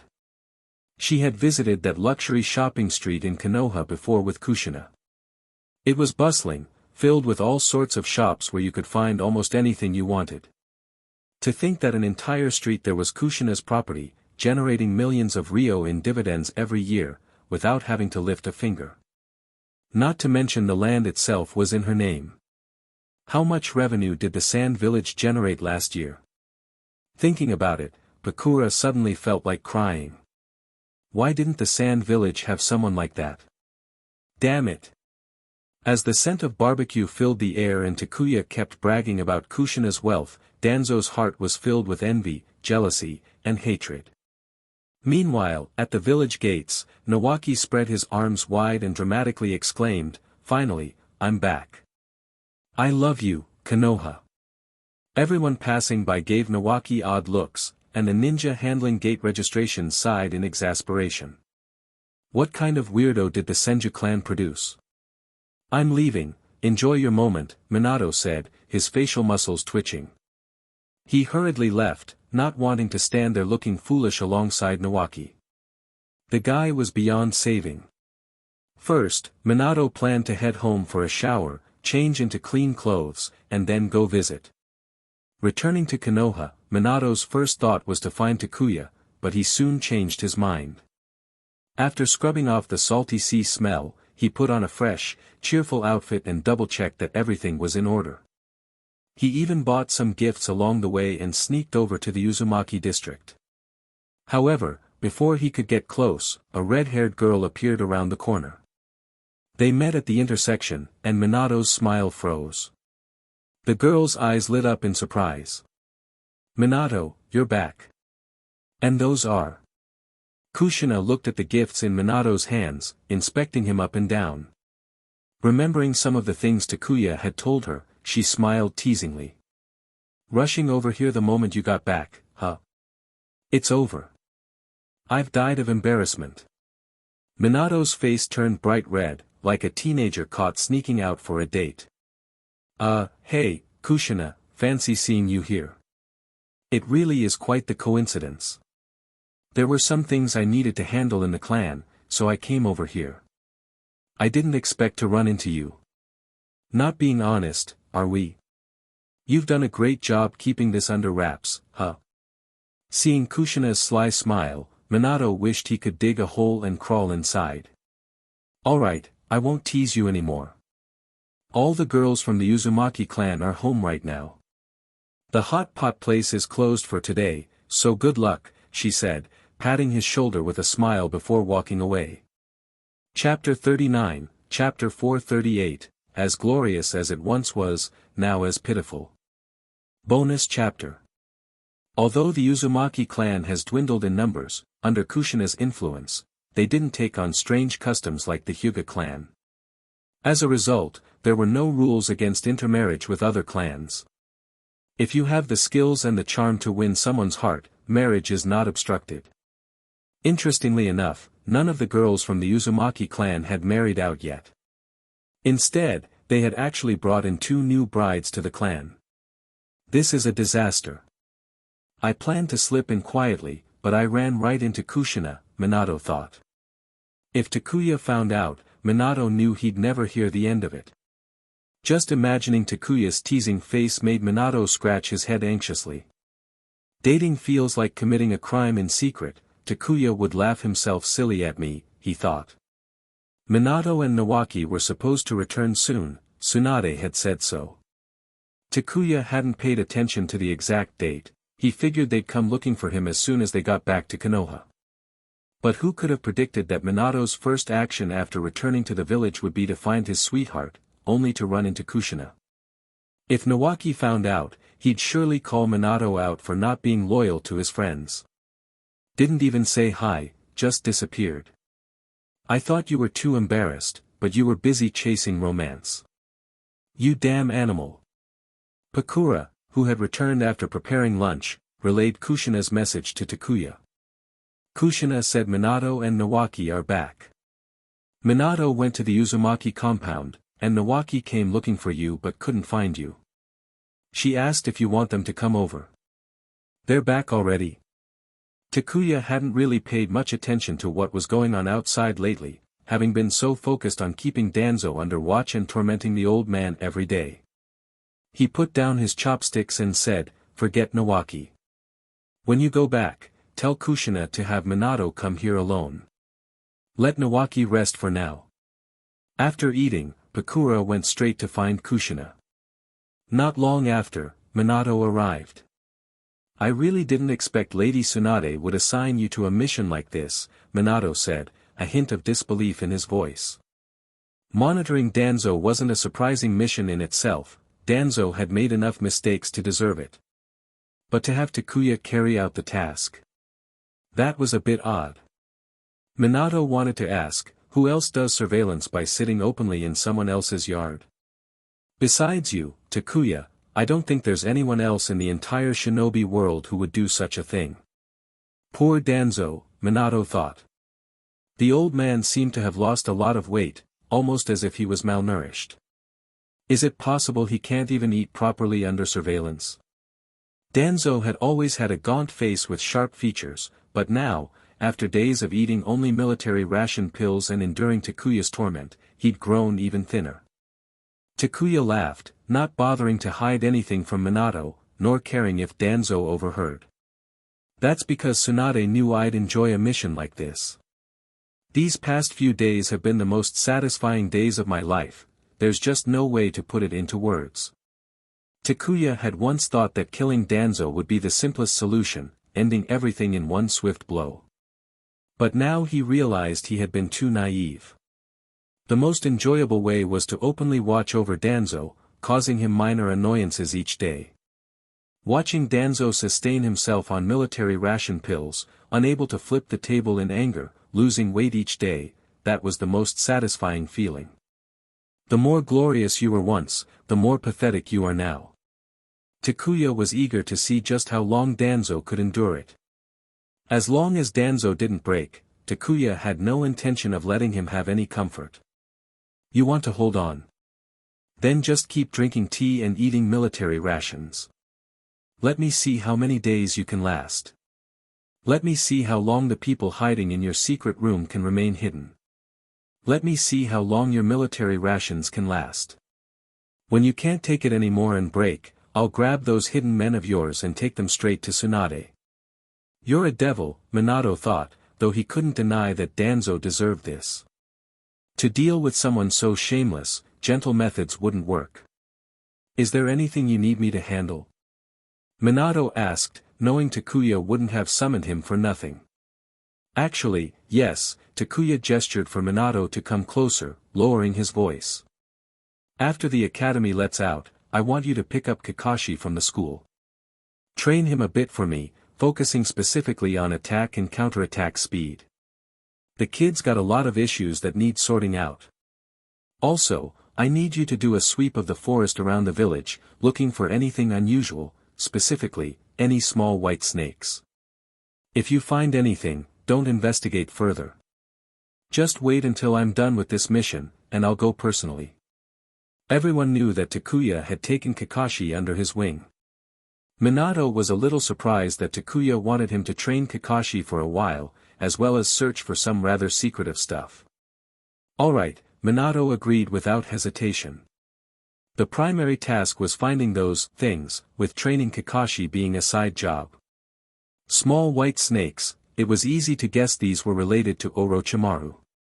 Though this might affect the front lines, given Orochimaru's current position, Minato wouldn't cut corners on Takuya's request. Just make sure not to mention this to anyone, especially Nawaki, you know how he is, Takuya said. Got it, Minato nodded. Nawaki was Orochimaru's student and shared a strong bond with him. If Nawaki found out, it could make things complicated. After all, people are emotional beings, just like how the third Hokage had deliberately protected Danzo and allowed Orochimaru to escape in the original timeline. Nodding in understanding, Minato left Danzo's compound and headed to the academy to wait for Kakashi to get out of class. Orochimaru and Danzo's secret experiments were certainly not above board. Takuya had no intention of exposing these dark secrets right now, but keeping tabs on them in advance was definitely necessary. When the time was right, he would reveal everything and finally end Danzo for good. As for Orochimaru, Takuya could only say, sorry. The moment Orochimaru decided to collaborate with Danzo, he set himself on a dark path of no return. Compared to Danzo, Orochimaru still had options. If he chose to repent and take responsibility, Takuya believed both Tsunade and the third Hokage might give him a chance to redeem himself. It all depended on Orochimaru's decision, whether to stay in the village and atone for his actions or to continue his pursuit of immortality and eventually defect, as he did in the original timeline. After classes ended, Kakashi turned down his classmates' invitations and started heading home alone. But as soon as he reached the academy gate, he was intercepted by Minato. "Minato-senpai," Kakashi greeted. As Takuya's student, he was no stranger to Minato. With his signature bright smile, Minato waved to Kakashi, "Your teacher is busy with a special mission and can't get away for a while. So he asked me to take over your training for a bit. We'll be leaving the village for a while, and we won't be coming back until it's over. Go get permission from your teachers first." Training with Minato-senpai. Kakashi was momentarily stunned but quickly nodded. "Understood, please wait for me." After getting permission and packing what he needed, Kakashi followed Minato out of the village, beginning a new chapter in his training. Once outside the village, Minato found a quiet place and sat down cross-legged. "Tell me how you usually train," Minato asked, wanting to devise a more tailored regimen. Copying Minato's posture, Kakashi sat on the ground, tilting his head in thought. "I usually train by myself. When there's time, I spar with sensei, and after the sparring, he points out my flaws and tells me to correct them. Must have gone through quite an ordeal, huh?" Minato thought. Chapter 40, Chapter 439, Obito and Asuma Cause Trouble. Growing up training alongside Takuya, Minato knew very well what Takuya's training habits were like. Not even Kakashi, Takuya's student, escaped from Takuya's tough regimen. And Minato, despite being a prodigy himself, was no exception either. He had been at the receiving end of Takuya's relentless sparring sessions countless times. Ah! Ouch! Ah! Minato often ended up groaning after an intense training session. Though the training was excruciating, it undeniably improved one's combat instincts and honed the needed battle experience. "Got it. Let's get started then," Minato nodded after listening to Kakashi's summary of his typical training. With the added instructions from Takuya, Minato had a clear idea of where to begin. His task was to train Kakashi in reaction speed, both in attack and defense, focusing on improving these fundamental skills. The training was about to be harsh, and Kakashi's upcoming days were going to be grueling. Different training methods made Kakashi feel as if he was almost losing his mind. He simply couldn't understand how a human's reflexes could be so terrifyingly sharp. Takuya's training focused mostly on sparring. He had Pakura help out to give Kakashi the experience of facing an overwhelming opponent, teaching him to adapt to high-stakes situations. Since becoming Takuya's student, Kakashi's path diverged completely from that of his peers. His strength, combat experience, and ability to withstand pressure far surpassed those of his fellow classmates. While others were still grappling with the basics, Kakashi was already growing into a formidable young shinobi. When most kids were still learning how to refine chakra or struggling with basic jutsu like the substitution technique, Kakashi was receiving targeted training and instruction. When others had yet to meet graduation requirements, Kakashi was already battling strong opponents to hone his skills, accumulating experience, and sharpening himself. His starting point was entirely different from that of his peers. "Class, Kakashi has taken a leave of absence," the teacher announced. "Recently, he'll be training under Minato Namikaze, the village's yellow flash, and that's why he won't be attending classes." Kakashi's absence didn't go unnoticed, and the students were curious about why he hadn't shown up. Upon hearing the teacher's explanation, many students groaned in frustration. "Teacher, that's so unfair," shouted Obito Uchiha in frustration. "Why does Kakashi get to train with the teacher and we don't? We're all still in school too." Obito envied Kakashi deeply. First, Kakashi had Takuya as his teacher, and now he was learning under Minato Namikaze. How could that be fair? It wasn't just Obito, many classmates were jealous of Kakashi's extraordinary opportunities. Kakashi's father was a well-known figure in the village, and his teacher was Takuya, the strongest genius of their generation. The chance to train with a famous shinobi like Minato was something the rest of them could only dream of. Even Asuma Sarutobi, the Hokage's son, didn't get that kind of privilege. Yeah, teacher, a few more students chimed in. We also want to train with Jonin Minato Namikaze. That's enough. Everyone be quiet, the teacher roared, veins bulging on his forehead. He slammed the desk with a resounding bang. Obito, Asuma, if you don't want to be in class, then stand outside in the hallway and let others study. Of course Kakashi got picked, he's got a famous dad, the teacher thought. Do you? Even if you do, it doesn't mean Takuya would accept you. Kakashi was getting this special training from Minato because Takuya asked him to help. Do you have a teacher like that? The teacher's scolding silenced the rowdy students, but as he looked at their sulky faces, the teacher couldn't help but feel helpless himself. Kakashi's absence had disrupted the class atmosphere, and now it was his job to manage it. Sigh, the teacher thought, I'll report this to the Hokage's office later. If this continues, it's going to be a problem for the other students. The teacher is so biased. Obito muttered on his way out, backpack slung over his shoulders. He was completely unaware that someone was covertly following him, eyes hidden, watching his every move. Black Zetsu was doing everything it could to manipulate events in its favor, searching for a successor to replace Madara Uchiha and identifying a gullible young Uchiha. Obito seemed like the perfect candidate. But while Zetsu had found its target, it still needed to figure out how to manipulate Obito effectively. Meanwhile, Kakashi's teacher wasn't the only one taking notice. After classes, the teacher immediately went to the Hokage's office to lodge his complaints and concerns.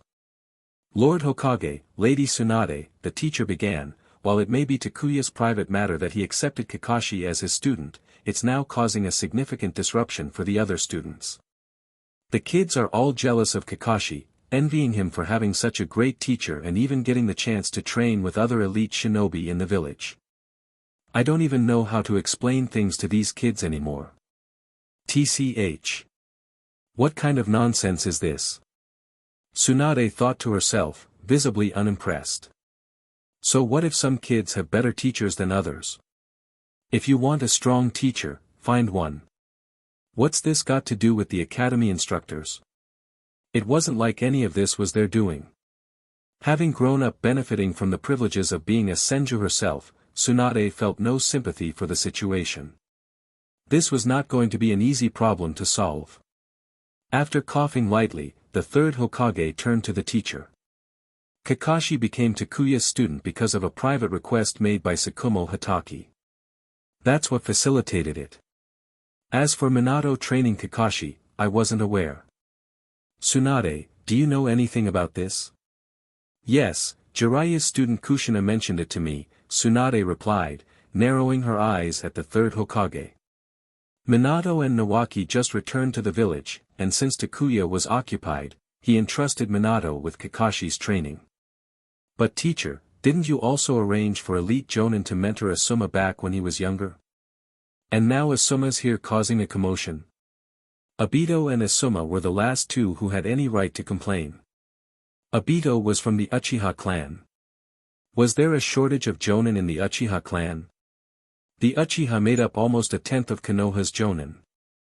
If none of them had offered to train Obito, maybe that was an indication of his own limitations. After all, Obito's reputation as the class dunce had spread far and wide. What self-respecting Uchiha Jonin would want to take him on? And then there was Asuma. There was no shortage of capable Jonin from the Sarutobi clan either. The kid had already received special mentoring, but despite all the opportunities, he just wasn't living up to expectations. Instead of improving himself, he was more interested in acting like some sort of gang leader or delinquent, and now, seeing someone else get a good opportunity, he couldn't handle it. Cough, cough. The third Hokage forced a cough, hurriedly signaling Tsunade to drop the subject. Enough, don't say any more, his expression seemed to plead. It was embarrassing enough. He had arranged the best possible education for Asuma, and yet all it had led to was a delinquent son, something that was a slap in the face to Hiruzen Sarutobi's reputation. Chapter 41, Chapter 440, Whether the Sand Village reinforcements come or not, we are fighting blind. From a young age, receiving the best education, yet growing up to become a street delinquent, such a result would be unacceptable to anyone. It was a direct slap in the face for Hiruzen Sarutobi. After Tsunade's interruption, the matter was simply dropped. Some issues even the third Hokage couldn't directly intervene to solve. All the teacher could do was try to enlighten the students and prevent them from developing a sense of envy towards others. As for other measures, there wasn't much anyone could do. Not even the Hokage could order someone to not take on a student or prohibit them from training their disciple. Especially not Hiruzen Sarutobi, who had also enjoyed a privileged education since childhood. It wasn't his place to restrict such opportunities. Ultimately, the matter ended inconclusively, with only Tsunade grumbling, "Sensei, Asuma has some serious issues. No matter how busy you are, you should make time to care about his upbringing." The third Hokage's old face flushed with embarrassment, and while puffing on his pipe, he vowed, "I will talk to Asuma." The boy has indeed been overly indulgent lately. Being dealt this metaphorical blow while in the office and losing face, the third Hokage decided to clock out early that day and headed home to have a heart-to-heart with his son. That very night, Asuma experienced his father's loving attention, in the form of a good scolding.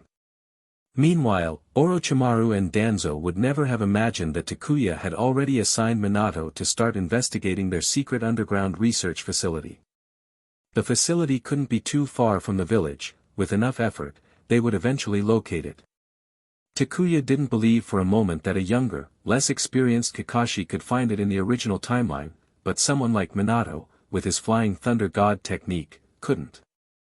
As long as they discovered the trail of the White Serpents, they could be sure that the location they were searching for was nearby. The war wouldn't stop just because of a few unexpected turns. Once the war drew to a close, the Sand Village forces withdrew back to the Land of Wind, returning to their village. With Chiyo's backing, Raza quickly rose to become the village's fourth Kazekage in the shortest time possible. The relatively brief war had completely doused Sand Village's fighting spirit, even Raza himself had lost his former edge. Worse still, he had just taken office but already had to leave village affairs behind, and even before he could stabilize his own position, he was forced to venture into the desert in search of precious minerals. Even though the Leaf Village had waived the war reparations for the Sand Village, they still owed significant debts that Raza, as Kazekage, had to repay. With the village's financial troubles, Raza found himself following in the footsteps of the third Kazekage, becoming a professional miner. Thankfully, Raza had learned well from the third Kazekage's endeavors, and becoming a skilled miner was only a matter of time. While Raza busied himself with mining, Chiyo led a 1,000-strong unit to the Land of Fire to aid the Leaf Village against the Mist Village. The third Hokage had his own considerations, but these actions left Orochimaru caught in an awkward situation. The reinforcements did not enter the Leaf Village but were instead escorted across the Land of Fire directly to the front lines by a squad of Umbu sent by the third Hokage. The reinforcements had arrived, and now Orochimaru faced the headache of where to position these troops. The most troubling aspect was that Chiyo herself was leading the reinforcements, and she wasn't someone that Orochimaru could easily manipulate. "This war with the Mist Village looks like it's going to be hard to win," Chiyo muttered as soon as she arrived at the coastal camp. After gaining a general understanding of the current situation, she was able to analyze the state of the war. The battle was chaotic, with the Mist Village acting like rabid dogs, mindlessly wearing down the Leaf forces. There was no strategy involved, no coherent battle plan, just endless waves of attacks. Has the third Mizukage lost his mind? Chiyo wondered. Who fights a war like this? Her doubts didn't last long as Orochimaru sent someone to invite her to the command post for a strategic meeting. Since she had brought the Sand Village's elite troops to aid the Leaf, Chiyo had no intention of causing trouble. However, as soon as she entered the command post, she felt that something was off. Aside from Orochimaru and Jiraiya, there were only a handful of Jonin in attendance. The number of participants seemed especially small. "Please, have a seat," Orochimaru invited, and Chiyo took her seat opposite Jiraiya. Without waiting for Orochimaru to speak, Jiraiya took the initiative to explain, "I apologize if this seems unimpressive, but the situation on the battlefield is rather chaotic. The Mist Village's combat strategy is very peculiar, forcing us to send out many of our available shinobi to engage. Hence, only a few could attend this meeting." Chiyo nodded, showing her understanding. Although she had just arrived and hadn't gathered much information yet, she decided to offer her insight. The war between the leaf and the mist is indeed a mess. The battlefield stretches across the entire coastline, with no discernible structure. "Exactly as you said, the war has devolved into chaos," Orochimaru said with a smile, picking up the conversation. "This is all because of the Mist Village's tactics. We of the leaf were forced into this mess. Please, have a look," Orochimaru continued, spreading out a recent map on the table. Chiyo was stunned as she saw the numerous red circles representing enemy positions drawn all over the map. This is complete chaos. Even someone as seasoned as Chiyo couldn't help but marvel. "Has the situation been this disorganized for the entire time?" she asked. She had seen chaotic battlefields before, but this level of disarray was a first. For a moment, Chiyo didn't even know how to strategize. With the Mist Village's unpredictable tactics, any plan would be pointless since the Mist forces simply wouldn't engage. "Things have been like this ever since the third Mizukage personally came to the front lines," Orochimaru lamented. He missed Yagura. When Yagura was in command, there were tactics and counter-tactics, clever maneuvers, and genuine strategic contests. But after the third Mizukage took charge, there was nothing, no strategies, just endless waves of attacks. It was as if the Mist forces were determined to grind them down through sheer brute force. Orochimaru gestured towards the map, continuing, "We attempted to sever the Mist supply lines, making transportation difficult for them. Even if they have numerous warships, logistics remain a challenge, and we've destroyed a significant amount of their supplies. Still, the Mist hasn't changed their approach. It's almost as if..." Chiyo began. "They are dead set on taking this all the way," Orochimaru finished her thought. Chiyo was reluctant to accept it, but it was the reality, and Orochimaru nodded in frustration. "So, about our Sand Village shinobi?" Chiyo cautiously inquired. Orochimaru spread his hands wide. "They'll have to be deployed just like our forces, positioned throughout the various battle zones. It was impossible to keep the reinforcements at the camp. Not only was there a risk of intelligence leaks, but if the Sand Village betrayed them and teamed up with the Mist, it would spell disaster for Orochimaru. Deploying them all in one place wasn't feasible either. Since all options were problematic, Orochimaru decided not to overthink it. He left the decision to Chiyo. "Our deployment is as it is. Our own forces are fighting scattered and uncoordinated. Your reinforcements from the Sand Village will face the same. See if you can work with that." Chapter 42, Chapter 441, Breakthrough from Another Direction. Kirigakure was fighting wildly, throwing themselves recklessly into battle as though bent on mutual destruction with Konoha. Konoha had no choice but to respond in kind, matching their relentlessness. And now Sunagakure had arrived. But what difference could they make? Could a mere 1,000 ninjas really change the outcome of this war? It was impossible, no matter how one looked at it. The initiative was entirely in Kirigakure's hands. Neither Konoha nor Sunagakure had many warships at their disposal, leaving them helpless in securing dominance over the battlefield. In this regard, only Kumogakure could compete with Kirigakure. Unlike the other villages, Kumogakure had invested heavily in naval development over the years. As a result, they frequently clashed with Kirigakure. Without significant support from Kumogakure, neither Konoha nor Sunagakure stood a chance of regaining control. "What nonsense is this? Like I have a choice." Orochimaru's sharp tone broke the tension. This situation wasn't something Konoha orchestrated intentionally. The war had simply unfolded this way. As reinforcements, it wasn't realistic for Sunagakure to sit idly at the rear enjoying safety. Since you're reinforcements, you'll be treated like everyone else.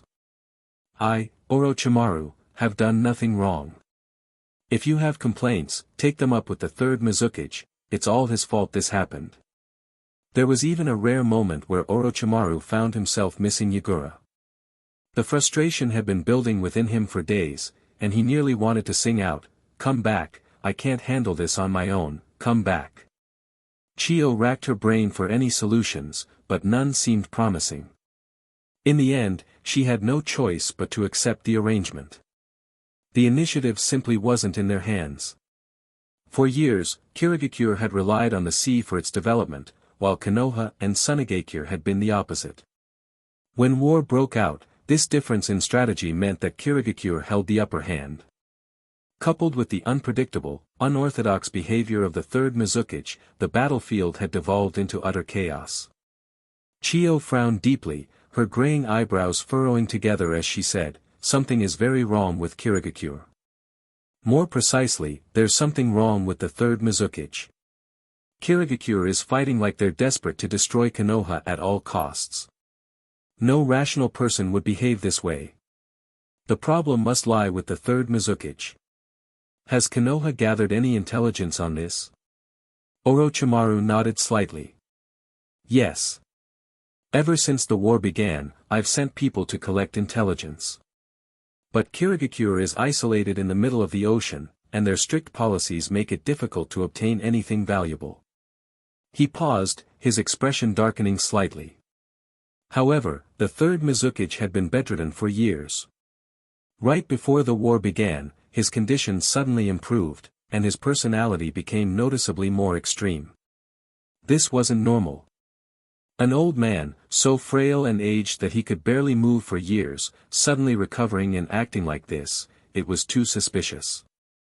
The erratic and disorganized nature of the war only added fuel to Chiyo's doubts. Was the third Mizukage being controlled? Konoha must have been wondering the same thing. "Something is wrong with the third Mizukage," Chiyo said firmly. "Has Konoha gathered any detailed intelligence on this?" Orochimaru and Jiraiya exchanged glances, their expressions turning somewhat awkward. Chiyo blinked in confusion. After a moment of hesitation, Orochimaru pulled out a scroll and handed it to her. "You'll understand better if you read this." Chiyo opened the scroll. It contained a first-hand account from Tsukumo Hatake. The content wasn't lengthy, but it was bizarre. Tsukumo described his encounter with the third Mizukage, how, the moment they crossed paths, Tsukumo had instinctively drawn his blade to attack. But instead of fighting back, the third Mizukage fled. Worse still, Tsukumo noted that the Mizukage's skin appeared unnaturally pale, a stark contrast to his advanced age. This alone was alarming. The third Mizukage's age could be traced back to the era of the first Hokage. For someone so old, merely surviving to this point was miraculous. But not only had he avoided death, he had somehow grown healthier, and even his skin appeared rejuvenated. That alone was suspicious enough. It was no wonder that Kirigakure was fighting so desperately. And it was no surprise that neither Konoha nor Kirigakure wanted to share this information. But the encounter itself. Chiyo's face twitched slightly as she continued reading. Meeting in a bathroom? Could there possibly be a more awkward situation? The moment their eyes met, both parties froze. Tsukumo's reaction was to draw his blade and attack, causing quite a commotion. But the Mizukage didn't fight back, he ran, pulling up his pants as he fled. Was that even normal? The third Mizukage was known for his formidable ice release techniques. If an intruder managed to infiltrate his office, his first instinct should have been to retaliate, not flee. In her mind, Chiyo couldn't help but imagine the scene, a pale, bare backside flashing as the Mizukage dashed away. She quickly shook off the thought. What a ridiculous image. The third Mizukage is definitely not right, Chiyo declared. He's old enough to have served as the first Mizukage's bodyguard and participated in the first 5 Kage summit. The fact that he hasn't died yet is surprising enough. There's no way he could have recovered so miraculously. Back when the third Mizukage was in his prime, I was still just a young girl, she added. It makes no sense for me to be this old while he grows younger. Even so, suspicion won't help, Orochimaru said with a sigh. Without concrete evidence, no one will believe us. Even if we're right, the war won't stop because of our doubts. Their suspicions weren't new. Both he and Jiraiya had been wondering the same thing. But no matter how suspicious the Mizuki's behavior was, Kirigakure wouldn't halt the war for such accusations. Chiyo's eyes narrowed. Have you tried contacting anyone else in Kirigakure? It was a logical thought. If there was something wrong with the third Mizuki, surely others in Kirigakure would have noticed. Kirigakure wasn't entirely under his control, there was still the position of Elder Genji, whose authority rivaled that of the Mizuki. If the elder took action, it could make a significant difference. Jiraiya and Orochimaru exchanged looks, realization dawning on their faces. That's actually a good idea, Jiraiya said. The elder might not have the Mizuki's power, but they still hold influence. If we're suspicious, there's no way they haven't noticed something too. Who should we send to contact them? Jiraiya asked. Experience truly came with age. Chiyo's insight far surpassed theirs in this regard. Use prisoners of war, or carefully select someone to go to Kirigakure, Chiyo suggested. It needs to be someone with enough influence to make a difference. She paused, then added, if possible, contact Yagura directly. He was dismissed for his failures as a commander and sent back to the village. Yagura was once trusted by the third Mizuki and comes from a powerful family within Kirigakure. He would certainly hold some sway. Chapter 43, Chapter 442, The Cycle of Karma, Reaping What You Sow. With that, Chiyo fell silent. Who to send to Kirigakure and how to contact Yagura would ultimately depend on Konoha's decision. Her suggestions had already gone as far as she could take them, purely out of goodwill. If the war could end sooner, Sunegakure's elite troops could avoid more casualties. Unlike Konoha, Sunegakure didn't have the same deep reserves. Preserving whatever strength they could was crucial. We'll consider your advice, Elder. In the meantime, please arrange for your people to leave soon to avoid unnecessary complications. The Sunegakure troops couldn't linger in the camp for too long. Sending them off quickly was the best course of action. As for contacting Yagura, the matter needed to be reported back to the village for approval. After some thought, both Orochimaru and Jiraiya silently agreed to shift the responsibility. Instead of handling this troublesome matter themselves, they decided to pass it on to the third Hokage and Tsunade. Let them deal with the headache. There were already enough messes on the battlefield to clean up. They simply didn't have the energy for this. Jiraiya, not wanting to take the blame, was all too happy to hand it off. Orochimaru, buried in work, thought the same. Kicking the problem upstairs was the most convenient solution. Summoning a white snake, Orochimaru handed it the scroll. The snake swallowed the scroll in one gulp and slithered away, disappearing from the command center. In Konoha, Takuya was busy scheming up ways to mess with Danzo when a white snake crawled into his courtyard. It slithered to his feet, opened its mouth, and spat out a scroll soaked in slimy saliva. Unbelievable. Takuya couldn't help but mutter. Is Orochimaru using me as a delivery service now? This is some next-level freeloading. Staring at the damp, sticky scroll, Takuya grimaced and complained loudly, can't Orochimaru use a hawk or something? This slimy mess is disgusting. Danzo, looking worse than ever, perked up immediately at the mention of a scroll from Orochimaru. But Takuya ignored him completely. Picking up the scroll with visible reluctance, he threw it to Pakura. Clean this up and take it to Tsunade. Pakura caught the scroll, her face twitching in annoyance. She wanted to protest, I don't want to touch this slimy thing either, but she didn't have a choice. Grumbling inwardly, she cleaned the scroll, then headed off to the Hokage's office. Although the third Hokage had returned, he had chosen to station Tsunade in the Hokage office as part of her training, ensuring she had full exposure to the role. It was widely known in the Hokage office that Pakura was one of Takuya's people. Although she was still technically under surveillance, no one dared to cause trouble for her. Arriving at the Hokage office, Pakura knocked on the door and waited for a response. "Come in." The third Hokage's voice echoed from inside.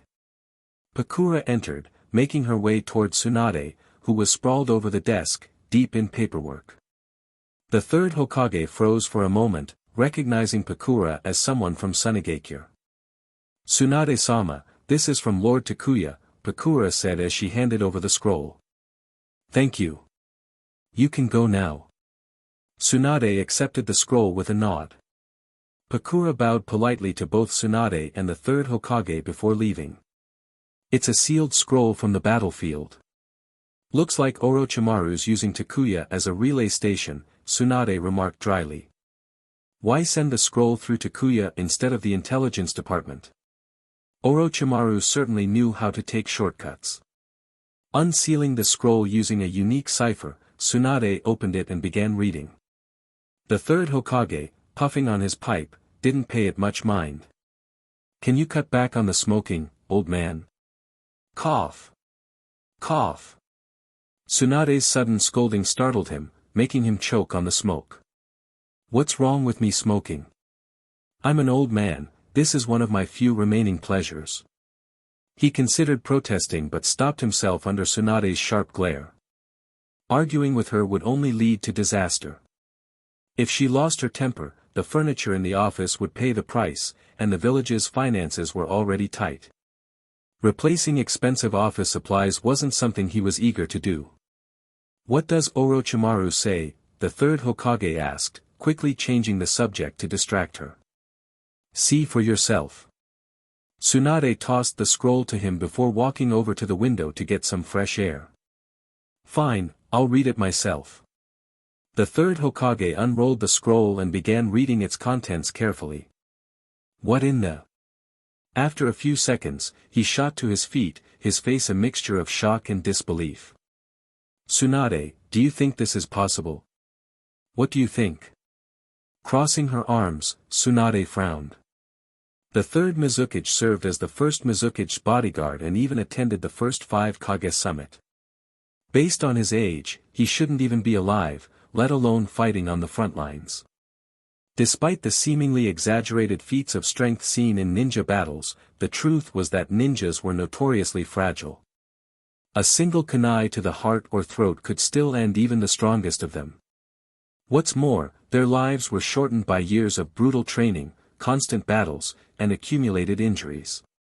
In the Warring States period, making it to the age of 30 was considered long-lived. Even in the 5 Great Nations era, where survival conditions had improved, truly long-lived ninjas remained a rarity. The third Mizukage was practically a living relic. This confirms it, something is wrong with the third Mizukage. The third Hokage sighed heavily. He was feeling his own age catching up to him, and no amount of strength could prevent the decline of the human body. For the third Mizukage to not only be alive but seemingly growing younger was beyond unnatural. "We need to investigate further and make contact with Kirigakure. Tsunade, you're right, reaching out to Yagura is the best move. If possible, we should also meet with the village elder." "Why are you looking at me?"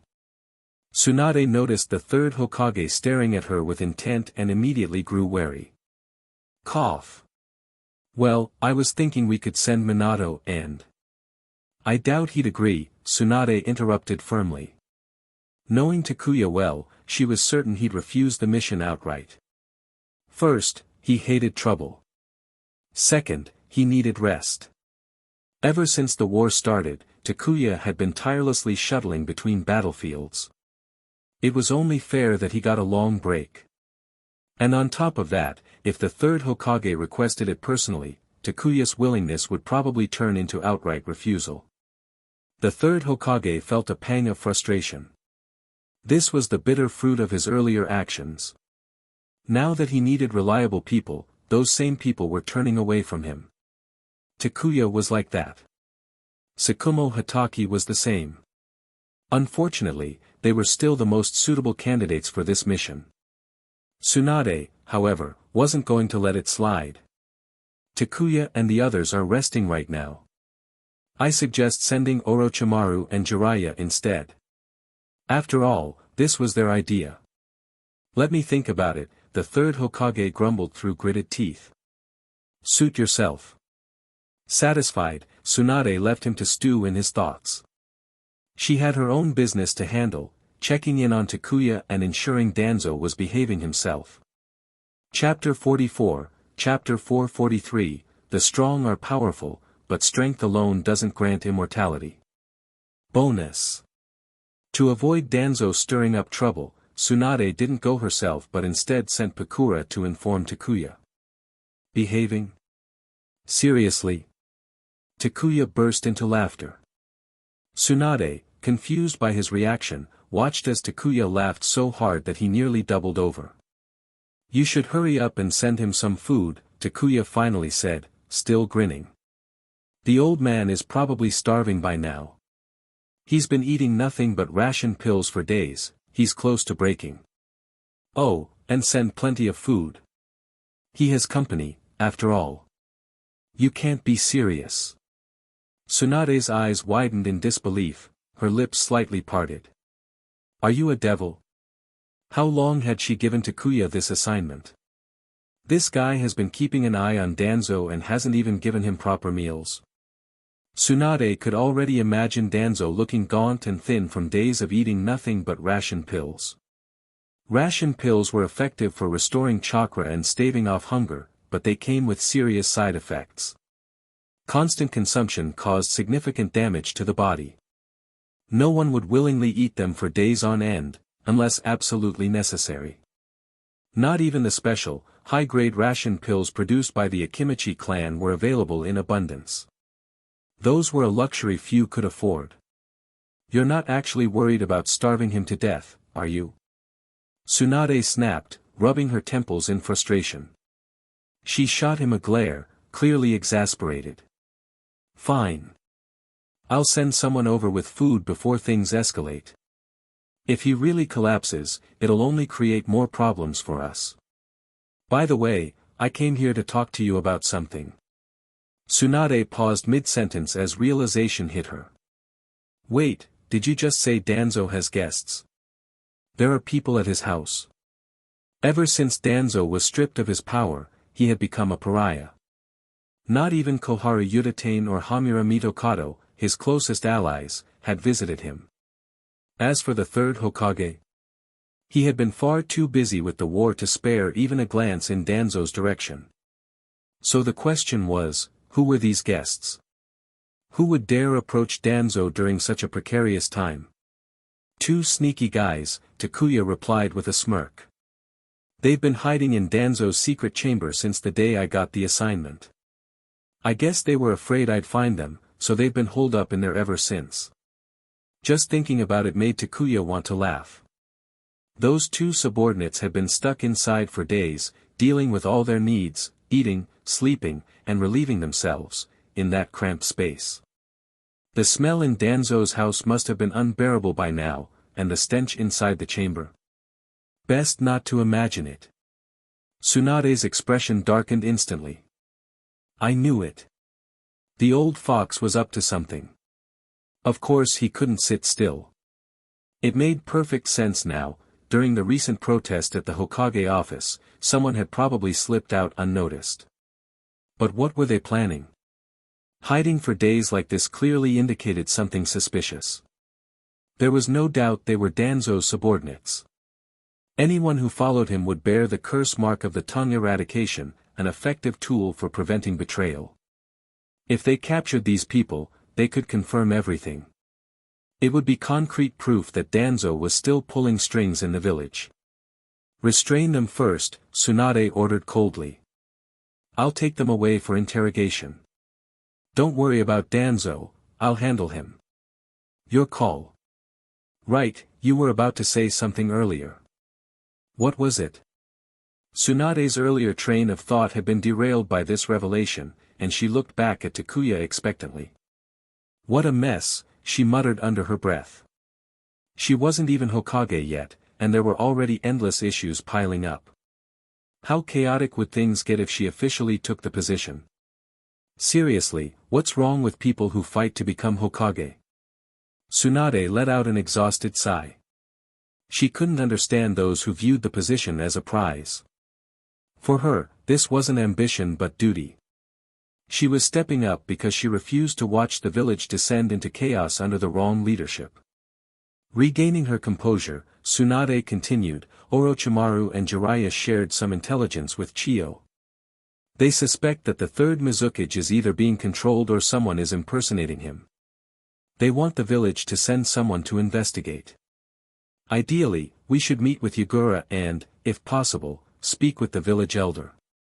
Now you realize this? Takuya rolled his eyes dramatically.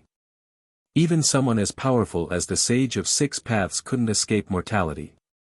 The third Mizukage was already ancient, bedridden for years, and now he was suddenly hale and healthy. That alone was suspicious. Add to that Tsukumo Hataki's report.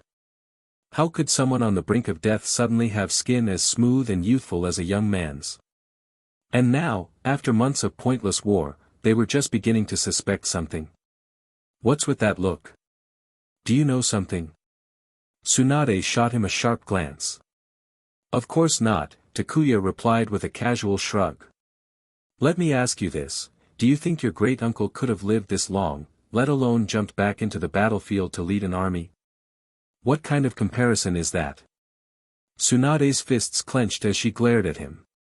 Relax, it's just an example, Takuya said quickly, gesturing for her to calm down. Don't take it so seriously. Violence won't help either of us. Stupid example, Tsunade muttered under her breath. Of course that wouldn't happen. Ninjas from that era had it much harder than we do. My grandfather, the so-called god of shinobi, was worn down by injuries and illness. My great-uncle wouldn't be any different.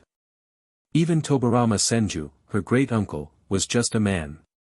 The god of shinobi couldn't escape mortality, why would anyone else? Exactly. Takuya shrugged. It's obvious there's something wrong with this situation. Someone in Kirigakure is probably already investigating. They just haven't found any evidence yet. Wait a minute. You're not suggesting I infiltrate Kirigakure to investigate, are you?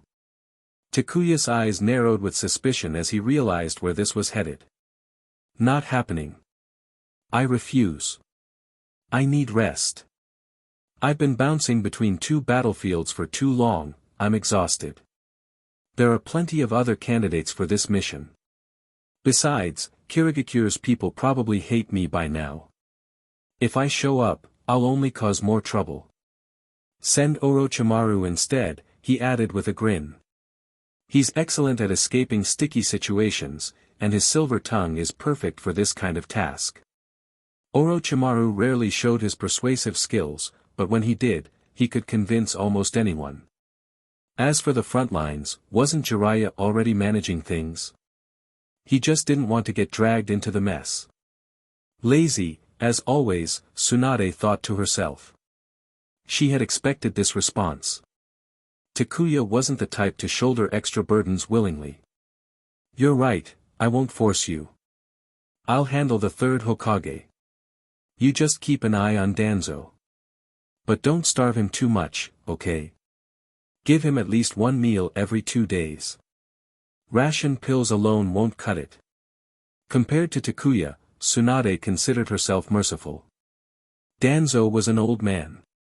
1 meal every 2 days was surely enough. You call me ruthless, but you're not much better, Takuya said, giving her a strange look. Women really hold grudges, he thought to himself. Fine. I'll go capture those 2 sneaks. You take care of the rest. With that, Takuya turned to leave, already planning his next move. Chapter 45, Chapter 444, The curse mark of the tongue eradication is evidence. Takuya waved his hand dismissively, gesturing for Tsunade to wait a moment. He turned back toward Danzo's small courtyard and said to Pakura, keep an eye on that old man. I'll grab the people hiding inside and hand them over to Tsunade. She'll take care of the rest. Understood. Pakura nodded, lazily twirling a kunai in her hand as she followed Takuya into the front hall. Danzo, already looking visibly thinner and weaker, sat with a grim expression. The loss of weight only made his features appear harsher and more menacing. Here to humiliate me again? Danzo sneered coldly. No, no. Takuya smiled faintly. I'm just here to grab some people. Don't worry, someone will bring you food soon. After all, you're not young anymore, and going hungry for too long isn't good. Drinking tea and living off ration pills won't cut it forever. Grab some people. Danzo's heart skipped a beat, and his pupils shrank sharply. How did they find out? He had ensured his men remained hidden in the secret chamber the entire time. They had barely made a sound, eating, drinking, and even relieving themselves quietly to avoid detection. How could they have been discovered? Seeing Danzo's stunned expression, Takuya smiled smugly. He was thoroughly satisfied with the reaction. I've always prided myself on my exceptional sensory abilities, he said casually. I noticed people hiding in your secret chamber on the very first day. Sorry for letting you hide them for so long. This damn brat. Veins bulged on Danzo's forehead as he clenched his fists tightly. He wanted nothing more than to leap forward and throttle Takuya. The realization that this little devil had known about his subordinates all along, only to toy with him, made his blood boil. Thinking back to the humiliation he'd suffered in recent days because of these hidden men, Danzo's eyes burned with fury. Oh, and one more thing, Takuya added with a smirk. Keep your experiments hidden better next time. If I find anything shady, you'll really be done for. I don't know what you're talking about. Danzo barked, nearly jumping out of his seat.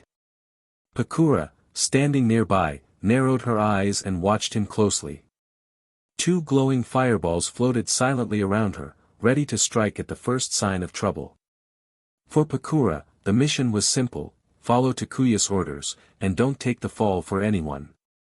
Whether it was Danzo or even the third Hokage himself, she would act as commanded. Pakura understood the rules of survival well. She was under Takuya's protection, and betraying his trust meant losing everything. As long as she remained loyal, even if the higher-ups in Konoha resented her, she could live peacefully. Danzo, seemingly aware of his vulnerable state and the futility of resistance, grunted coldly and fell silent. He feigned ignorance, pretending not to understand what Takuya meant. His hidden men had already been discovered. It no longer mattered.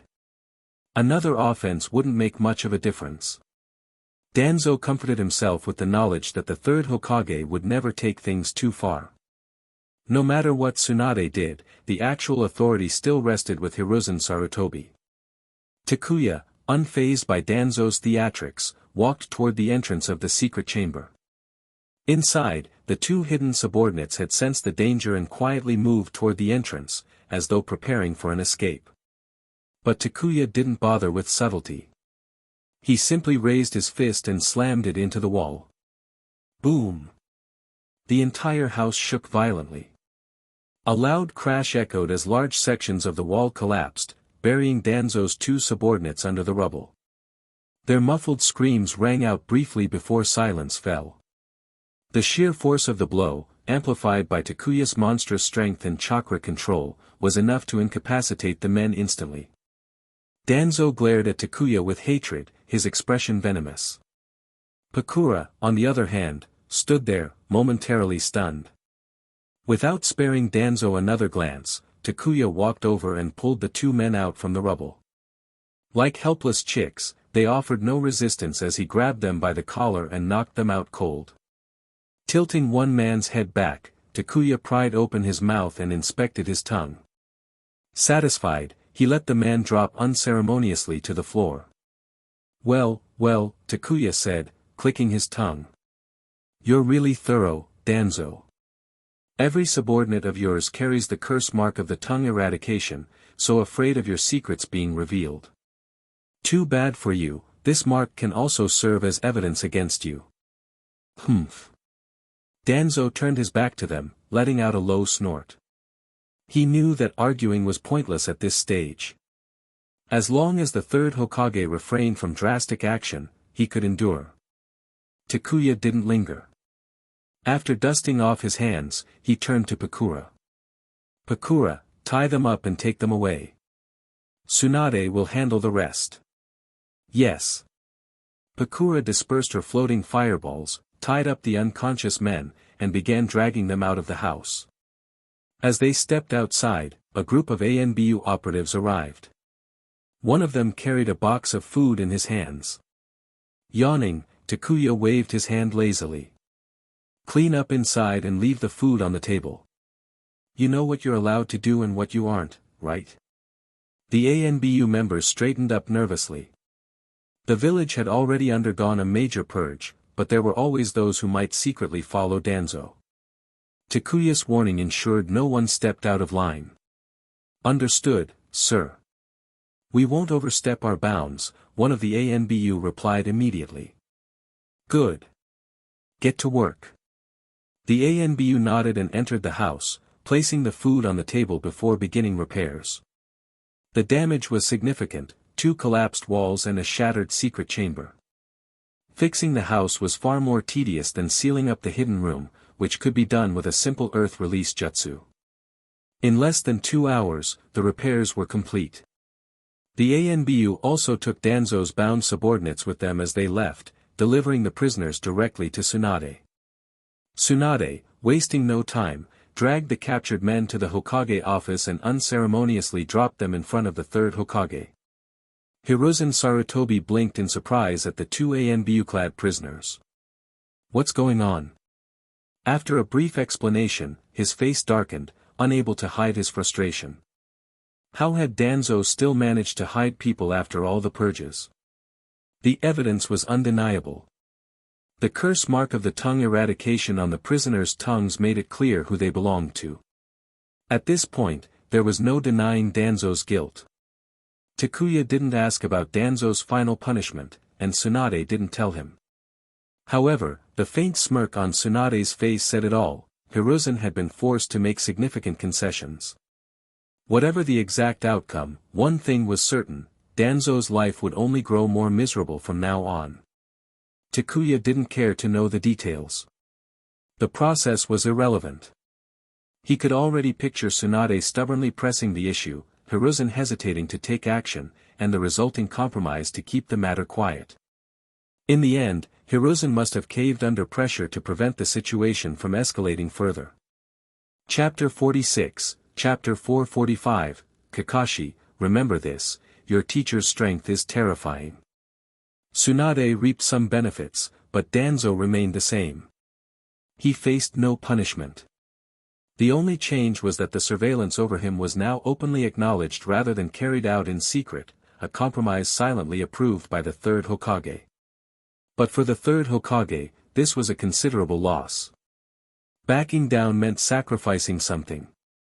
It had to be said, Hiruzen Sarutobi's loyalty to Danzo was almost unfathomable.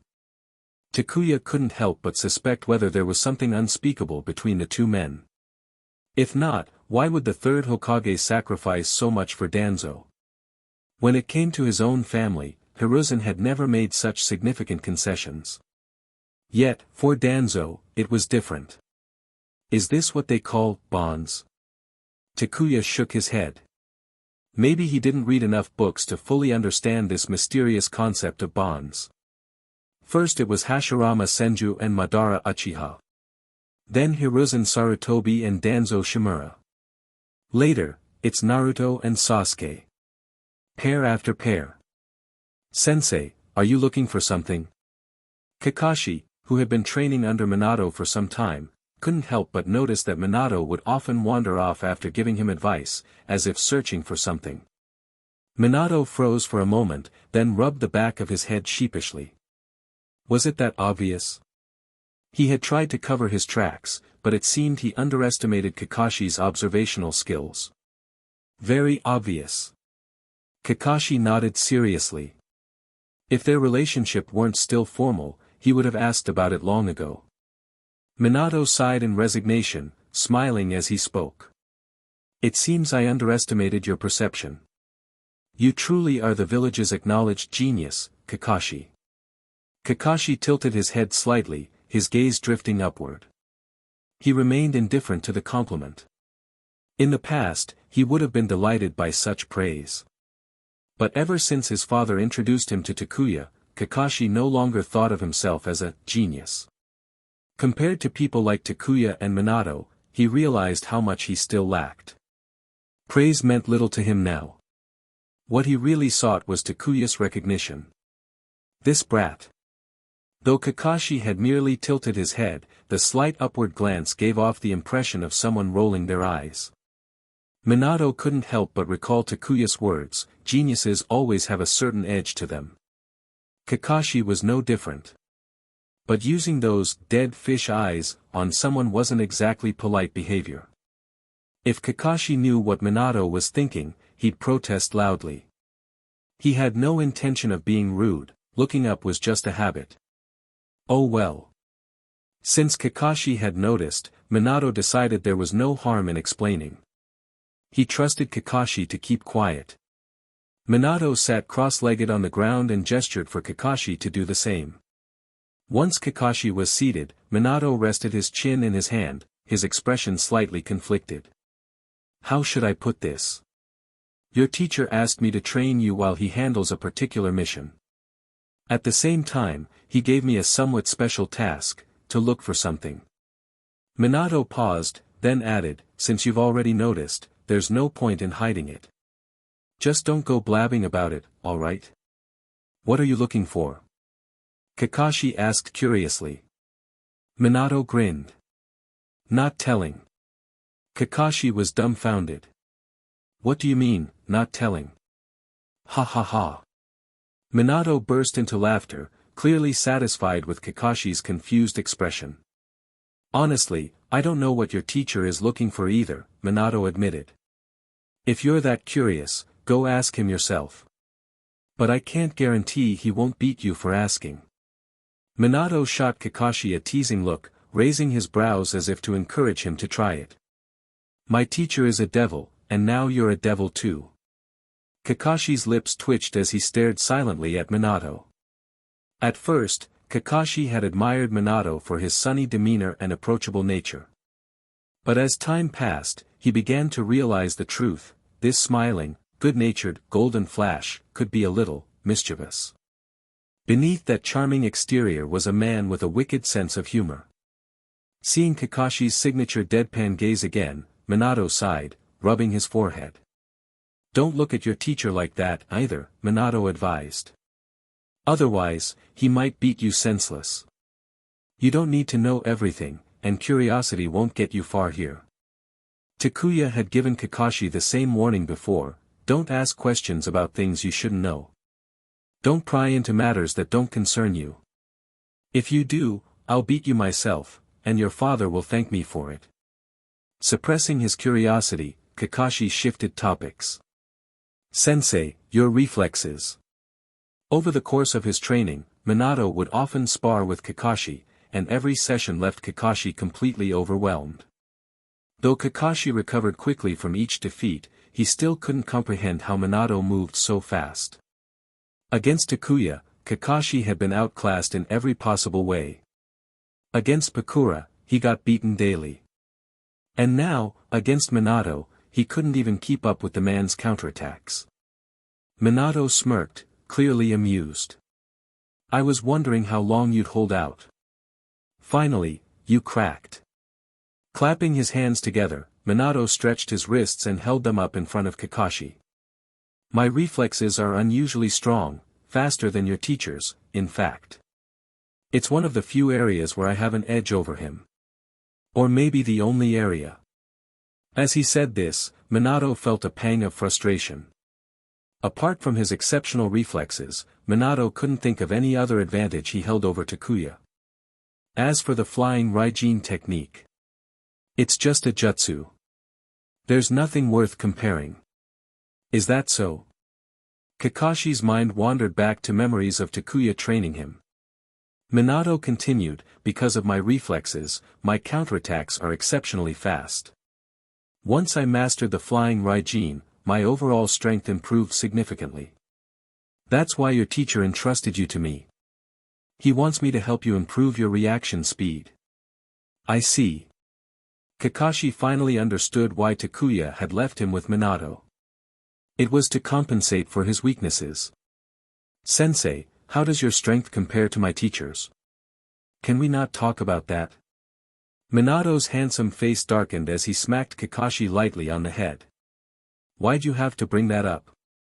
I said my strength improved, not that I could beat your teacher, Minato grumbled. Kakashi said nothing, simply staring at Minato silently. Minato sighed in defeat, raising his hands in surrender. Fine. I can't beat him. Even with the flying Raijin and my title as the Yellow Flash, your teacher is a monster. Don't even try to compare yourself to him, you'll just end up frustrated. Minato paused, then added, not even my teacher or the others dare to anger Takuya. Tsunade is the exception, but that's because their relationship is unique.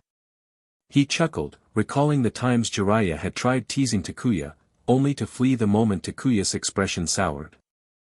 Ruffling Kakashi's hair, Minato sighed. The village has many strong shinobi. Your father, for example, is regarded as one of Konoha's top-tier warriors. But what outsiders don't know is that Takuya is the truly terrifying one. And aside from him, there's Kushina, too. Chapter 47, Chapter 446, Yagura secretly arrives in Konoha. You just need to, Mid-sentence, Minato abruptly froze, his sharp senses picking up something unusual. His bright blue eyes scanned the surroundings as two specially marked kunai appeared in his hands in a flash. Kakashi, stay here, Minato instructed in a calm yet firm voice. Don't run around, and don't panic. Something was happening. Kakashi obediently rooted himself in place, though his posture turned rigid with alertness. He nervously scanned the forest around them, but his current abilities weren't sharp enough to perceive what Minato had. Minato's expression darkened slightly as he called out, his voice ringing clear through the trees. This isn't a place you're meant to be. If you're here to launch a surprise attack, I'm afraid you'll be sorely disappointed. The thick canopy of leaves rustled faintly, and from the shadows, several figures emerged into view. The person at the front was noticeably short, about Kakashi's height, and at first glance appeared to be just a child. Yet the air around him was anything but innocent. Impressive, said the voice of the figure, a faint hint of admiration seeping through. No wonder they call you the Yellow Flash of the ninja world. Konoha truly is the cradle of genius talent. As the group stepped further into the sunlight, Kakashi's breath caught in his throat. This is... Minato narrowed his eyes, his brow furrowing slightly. It's just a meaningless title, Minato replied, his voice calm and unruffled, though his body remained poised to move at any moment. Compared to you, Yagura, I'm hardly worth mentioning. Perhaps, Yagura replied softly, shaking his head. Minato didn't lower his guard. I'll ask you to state your purpose. You've come a long way to get here. Though Minato maintained a composed exterior, his mind was already calculating several plans. If things turned hostile, he would prioritize Kakashi's safety and retreat immediately. If it were just him, he wouldn't hesitate to test Yagura and his group in combat, but protecting Kakashi was non-negotiable. The location wasn't far from Konoha, meaning Minato could take Kakashi back to safety, regroup, and return with reinforcements, or with Takuya. After all, Takuya arriving on the scene would render even a group of elites from Kirigakure insignificant. Minato's mind worked quickly, sizing up the unexpected visitors. Yagura, the infamous fourth Mizukage of Kirigakure, wasn't someone who should appear this close to Konoha without reason. Yet here he was, accompanied by a few Jonin-level mist shinobi. If this were a sneak attack, it was far too small of a force, almost laughably so. Unless Yagura had lost his mind, Minato thought dryly. Don't misunderstand, Yagura said, raising a hand in a clear signal of peace. His voice remained calm and sincere. We mean no harm, nor have we come here to fight. Then why are you here? Minato pressed, though he didn't lower his kunai. Certain, sensitive matters have brought us here, Yagura explained carefully. I need to speak with your Hokage or whoever currently makes the decisions in Konoha. The situation is too delicate for us to approach openly, so we chose this route to avoid detection. I hope you can understand. Delicate matters? Minato's expression remained unreadable as he pondered the situation. Finally, he shook his head. This isn't something I can decide on my own, he said. If you truly mean no harm, stay here. I'll inform the appropriate people. In the meantime, I'll ask that you and your men remain calm and do nothing to provoke suspicion. If you make any sudden moves, I can't guarantee you'll leave this forest alive. Minato's words weren't a threat, they were a statement of fact. Yagura nodded in understanding and signaled his men to sit down with him. Their movements were controlled and deliberate, a clear show of restraint. We'll wait here. Please convey my message. Satisfied, Minato gave a quick nod. Stay put, he said once more before grabbing Kakashi's arm. In a flash, Minato teleported them both back to Konoha. The moment they landed, Minato turned to Kakashi. Go home. Don't tell anyone about what you saw today. Kakashi nodded and departed without a word, though his mind buzzed with curiosity. Minato didn't waste a moment. He teleported directly to where Takuya was. Takuya, meanwhile, was lounging in his courtyard, savoring a chilled watermelon under the afternoon sun. It was rare to enjoy simple pleasures during wartime, and he planned to make the most of it. Just as he bit into another piece, Minato materialized in front of him. Startled, Takuya almost flung the watermelon like a weapon, but recognizing Minato's chakra at the last moment, he restrained himself. What the hell? No time to explain. Minato barked, already grabbing Takuya's arm. It's important, and I can't make the decision alone. Before Takuya could protest, Minato teleported them both away. Takuya's courtyard was left with nothing but the faint smell of watermelon. Nearby, Pakura glanced over briefly before returning her attention to a one-man shogi game, where Danzo sat hunched, brooding as he played alone. In the forest, Takuya found himself standing beside Minato, still holding his half-eaten watermelon. Across from him sat Yagura and his entourage of mist jonin, their eyes immediately locking onto the newcomer. Takuya looked at Minato, then at Yagura. This is the important matter, he asked, blinking. To his credit, Minato simply turned his head, suppressing a grin. Meanwhile, Yagura and his men stared at Takuya with awkward expressions, clearly unsure how to interpret the man who'd shown up mid-snack. Takuya raised the watermelon. You guys want some? Yagura coughed awkwardly. Thank you, but no. Suit yourselves. Unbothered, Takuya shrugged and resumed eating. Waste not, want not, especially during wartime, when something like watermelon was practically a luxury. Once he'd finished, Takuya wiped his hands clean with a handkerchief Kushina had given him.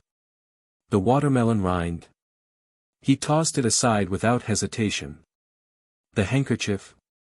That was sacred, no way was he tossing that out. So, he finally said, fixing Yagura with a sharp look. Care to explain what you're doing here? Don't tell me losing your command left you so bored that you decided to vacation in the land of fire. Yagura's face twitched. We're here on matters that concern both our villages. If you're not the one in charge, then I request an audience with your Hokage. How do you know I can't make the call? Takuya shot back. Yagura let out a small sigh of frustration. He dearly wished he could just march into Konoha and speak with the third Hokage directly, but doing so would only escalate tensions. Finally, after repeatedly reassuring Takuya of their peaceful intentions, Yagura signaled his men to remain calm and stepped forward slightly. Both our villages have no reason to continue this meaningless war, Yagura said, his tone sincere. Kirigakure's people are just as weary of this conflict as yours. Yet the war drags on. Takuya snorted, cutting him off. Skip the speech. Your village started this war. Besides, it's not like anyone will forget about the Mizuki's running out of a bathroom with his pants down. Yagura visibly winced, clenching his fists. Can we please stop bringing that up? Even if he were here to undermine the third Mizuki, Yagura had no desire to hear that embarrassing incident described again. Chapter 48, Chapter 447, this kind of mission is off limits for both of us. Is this conversation even going anywhere? Yagura's face turned red with frustration, his neck bulging slightly from the strain. Combined with his boyish features, his expression could almost make one want to say, "Little brother, don't stress yourself too much. You'll hurt yourself if you're not careful." Despite his youthful appearance, Yagura was actually around the same age as the legendary Sannin and, in some aspects, even more accomplished. After all, while the Sannin were still single, Yagura already had kids who were nearly 10 years old. In this alone, Yagura had left the Sannin far behind. If you keep talking like this, you won't have any friends. Minato looked helplessly at Takuya, lightly nudging him as a reminder to stop spouting nonsense. They were supposed to be discussing serious matters. Fine, I won't mock you guys anymore. No point in driving people away. Shrugging, Takuya said, "Alright, let's put the past behind us. Since you, Yagura, took the huge risk of sneaking into Konoha, you must have something really important to say. So go ahead. If you can convince me, I'll take you to meet Lord Hokage." If Yagura couldn't even convince him, then he might as well go back where he came from. No, wait. Go back. What nonsense. Konoha and the Mist Village were at war. Yagura had walked right into their hands. Did he really think he could leave? Dream on. Since he'd come this far, he might as well stay and be Konoha's guest. Gotcha. Seeing Takuya's amused smirk, Yagura's youthful face darkened. He could tell exactly what Takuya was thinking. They wanted to detain him and keep him in Konoha. While Yagura remained relatively composed, his guards weren't as calm. Their wary gazes locked onto Takuya, prepared to fight at a moment's notice. If Takuya and Minato attacked, the guards were ready to risk their lives to protect Yagura and get him out. Nothing is ever simple, is it? Exhaling heavily, Yagura rubbed his temples, already feeling a headache coming on. With a resigned tone, he explained, this war came out of nowhere. However, the Mizuki was determined to wage it, and no one in the village dared to oppose him. But as the war went on, we started noticing strange behavior from the Mizuki. You should have realized it sooner. Takuya interrupted impatiently. An elderly man on the brink of death suddenly makes a miraculous recovery, that's suspicious enough. Yagura was briefly at a loss for words. Takuya was blunt, but he wasn't wrong. When the third Mizuki had awakened and recovered, the entire Mist Village had been overjoyed. No one had stopped to question it. Everyone had simply assumed that divine intervention was at play, that their village was being blessed by the heavens. Who cared about the details? Even those who had doubts wouldn't dare voice them. After all, the third Mizuki was the founder of the Mist Village's infamous Blood Mist regime. To suspect he was being controlled or replaced was tantamount to courting death. Looking back now, everything seemed suspicious. Yagura shook his head. There's no point dwelling on it. What's done is done. I came here today because of this matter. Meeting Takuya and Minato's gazes head-on, Yagura bit his lip and said, I suspect that the Mizuki has been controlled, or possibly replaced. Now you suspect it. Isn't that a bit late? Takuya didn't know how to respond. Mist ninjas had a remarkable tolerance for strange behavior. If this had happened in Konoha, someone would have sounded the alarm long ago. Who would let things spiral so far out of control, much less gamble their village's future on a pointless war? No way. Minato's eyes widened in disbelief. Unlike Takuya, he wasn't privy to the underlying details. Hearing Yagura's claim that the third Mizuki was potentially being controlled left him stunned. This was shaping up to be a major event. So, what does the Mist Village's Mizukage being controlled or replaced have to do with Konoha? Why are you here, Yagura? You'd better explain yourself quickly. Otherwise, I'll have no choice but to invite you to stay as our guest. After all, Konoha's prison still has plenty of room. Here comes the real deal. Yagura knew that if he couldn't convince Takuya, meeting the third Hokage would be out of the question. Heck, he'd be lucky to leave Konoha alive. Just Takuya alone was terrifying enough. Add Minato, the yellow flash, and Yagura doubted he could escape unscathed. Grinding his teeth, Yagura finally said, I want to meet your Hokage. I propose an alliance to investigate this matter together. Once the truth comes to light, I believe the war between our villages can end. Surely Konoha has no interest in prolonging a meaningless conflict. The Mist Village was fighting desperately, and Konoha had no choice but to match their efforts. A prolonged war would benefit neither side. Even if one village achieved victory, it would be a hollow, Pyrrhic victory. As for reparations, forget it. The Mist Village wasn't any richer than the Sand Village. The ultimate result would be two villages drained of resources and with nothing to show for it. What now? Should they take Yagura back to the village? Minato turned to Takuya. From his perspective, ending the war with the Mist Village would benefit Konoha immensely. However, investigating the third Mizukage would undoubtedly complicate matters. This is just. Minato's expression grew serious as he pondered the situation. To everyone's surprise, Takuya suddenly burst out laughing. Brother, this isn't the time for jokes. Minato was dumbfounded.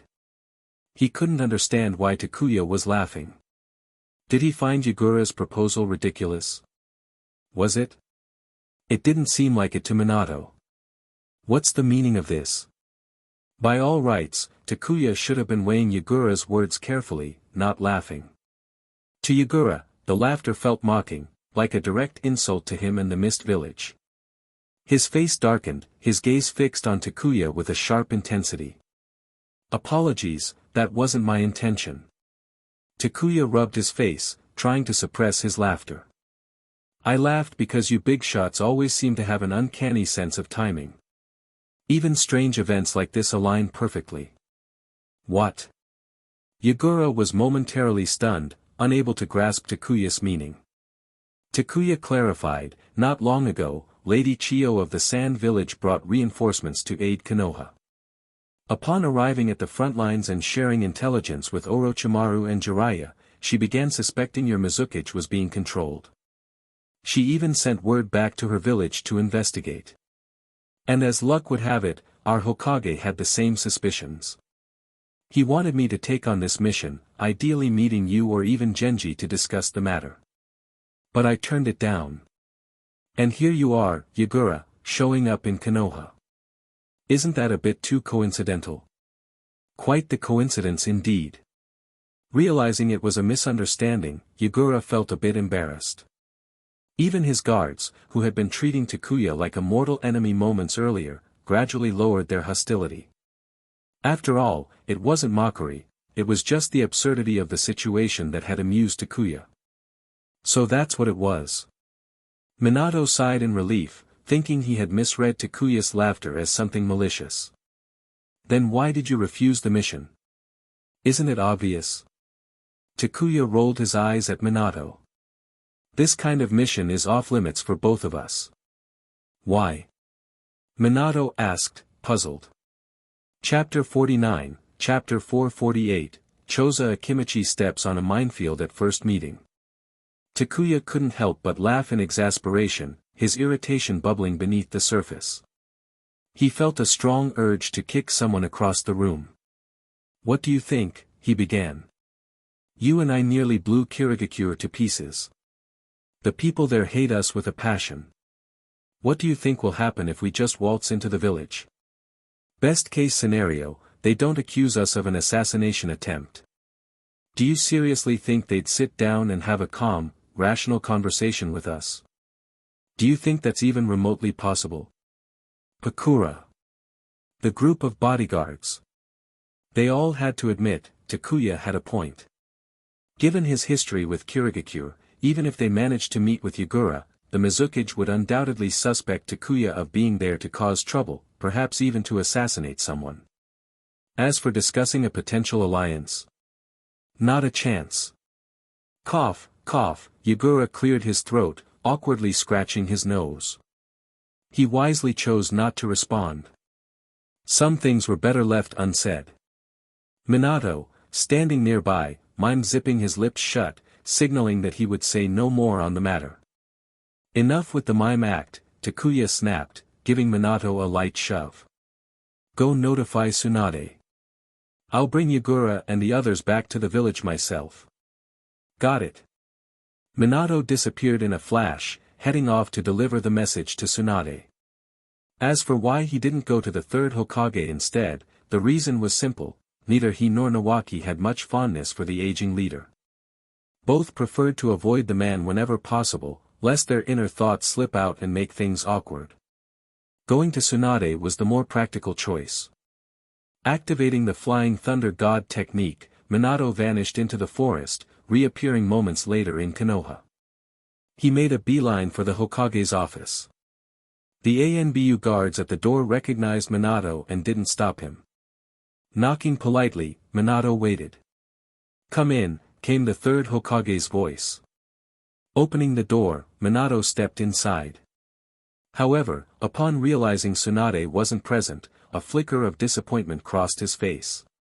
The third Hokage looked up from his paperwork with a warm smile. Minato, is there something you need from me? Apologies, Hokage-sama, Minato said, scratching the back of his head sheepishly. Takuya asked me to inform Tsunade of an important matter, but... You can report to me, the third Hokage began instinctively but stopped short when he noticed Minato's hesitant expression and the way he specifically mentioned Takuya's name. Cough, cough. Tsunade is at the logistics division. You can find her there. Understood, Hokage-sama. Relieved, Minato quickly excused himself, making sure to close the door behind him. As Minato left, the third Hokage put down his documents, leaning back in his chair with a heavy sigh. There was a time when Minato had been one of his most devoted admirers, looking up to him with unshakable reverence. Now, the younger man could barely stand to be in the same room. Was I truly in the wrong? Minato, oblivious to the third Hokage's inner turmoil, headed straight for the logistics division.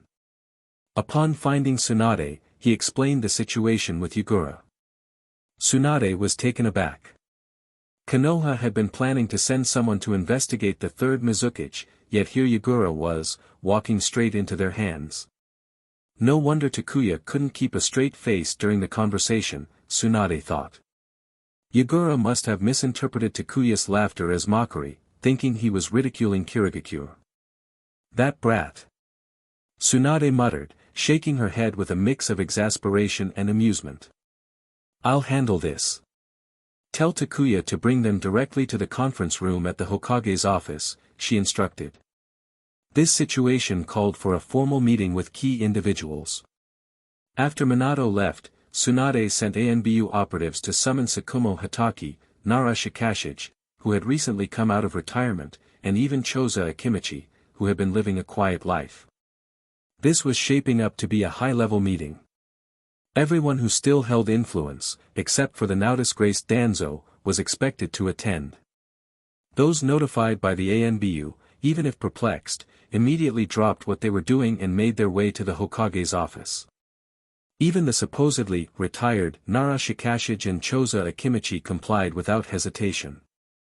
As they walked to the meeting, the burly, bearded Choza grumbled, "Shikashige, what's this all about? Why is Tsunade summoning us old-timers for a high-level meeting? We're supposed to be retired." You're one to talk, Shikashige thought, rolling his eyes. I barely had time to settle in after being dragged out of retirement, and here we are again. Maybe I'm just destined to work until I drop dead, he muttered. High-level meetings mean something big is happening, Shikashige finally said aloud. Big or not, why involve me? I'm not even in charge anymore, Choza grumbled. Shikashige sighed and chose to ignore him. Among their old group, Choza had always been the most carefree. Despite his strength and high rank, he had retired early, dedicating his days to culinary experiments rather than politics. Unlike Jiraiya, who pursued research of a different sort, Choza's retreat from the public eye was largely for the sake of his clan. When they arrived at the conference room, most of the attendees were already seated. The third Hokage, Tsunade, the elders Koharu Udatane and Hamura Mitokado, and Tsukumo Hatake were all present. "Long time no see, Tsukumo," Choza greeted warmly, slapping Tsukumo on the back as he sat beside him. Completely ignoring the room's tense atmosphere, Choza chuckled, "I hear your son's quite the prodigy. By the way, don't take Hiruzen too seriously. He can be a bit indecisive at times, but you shouldn't hold it against him. And make sure to support Tsunade, she's carrying a heavy burden." The third Hokage. Did he really just say that in front of me? Though Choza's words were intended to smooth over the strained relationship between Tsukumo and the third Hokage, they still stung. "By the way, where's Danzo?" Choza asked, changing the subject when Tsukumo responded with a polite smile but said nothing. "This is not the time for small talk, Choza." Tsunade snapped, slamming her hands on the table. "If you're here to reminisce, leave. This is a critical matter, and Danzo has no place in it. You know full well why he's not here." Choza chuckled nervously, scratching his head. All right. No need to get worked up. I was just curious." He's still a walking minefield, Tsunade thought, glaring at Choza. As much as she appreciated his casual demeanor, there was no denying that handling him, or any of his generation, was no small feat. Chapter 50, Chapter 449, finally, someone who can handle that big guy. "Hiruzen, what's the purpose of calling us all together today?" Sensing the tense atmosphere growing heavier by the moment, Hamura Mitokado deftly changed the subject. If Choza Akimichi and Tsunade kept bickering, the situation would only worsen. Troublesome, Nara Shikashige thought. With his eyes half closed and his demeanor calm, he adopted the policy of staying silent unless absolutely necessary. As for Choza Akimichi's attempts to mediate, Shikashige had no intention of intervening. "There is something of importance to discuss," the third Hokage said enigmatically. "The person in question will arrive shortly. Please be patient." Taking his cue, everyone settled into their seats. Some sipped tea, others exchanged quiet words. Choza, undeterred, leaned toward Tsukumo Hatake, speaking in hushed tones, while Tsukumo responded with a strained smile and resigned nods. Moments later, the doors to the conference room opened. Takuya and Minato entered, leading Yagura into the room. Yagura's guards, however, were denied entry. "Yagura? What's he doing in Konoha? Is this emergency meeting about him?" Except for the third Hokage and Tsunade, the others present reacted with visible surprise. Having delivered Yagura, Takuya gave Minato a meaningful glance and prepared to leave. "You two stay as well," Tsunade said, gesturing for them to take a seat. Are we even supposed to be part of this kind of meeting?" While Takuya appeared nonchalant, Minato stiffened, his nervousness evident. "Just sit down," Takuya thought. "If I'm not worried, what are you afraid of?" Since Tsunade had invited them to stay, Takuya saw no reason to refuse. He was, however, wary of Choza Akimichi, whose eyes had been following him ever since he entered the room, brimming with a disconcerting friendliness. "That guy's definitely up to something," Takuya mused. Once everyone was seated, the third Hokage spoke. "Yagura, since you've come to Konoha of your own accord, perhaps you could share your intentions. Rest assured, we take your arrival very seriously." "No kidding." Yagura himself felt a bit overwhelmed. All of Konoha's top brass were gathered in one room. If this wasn't serious, what was? "Everyone," Yagura began, standing up.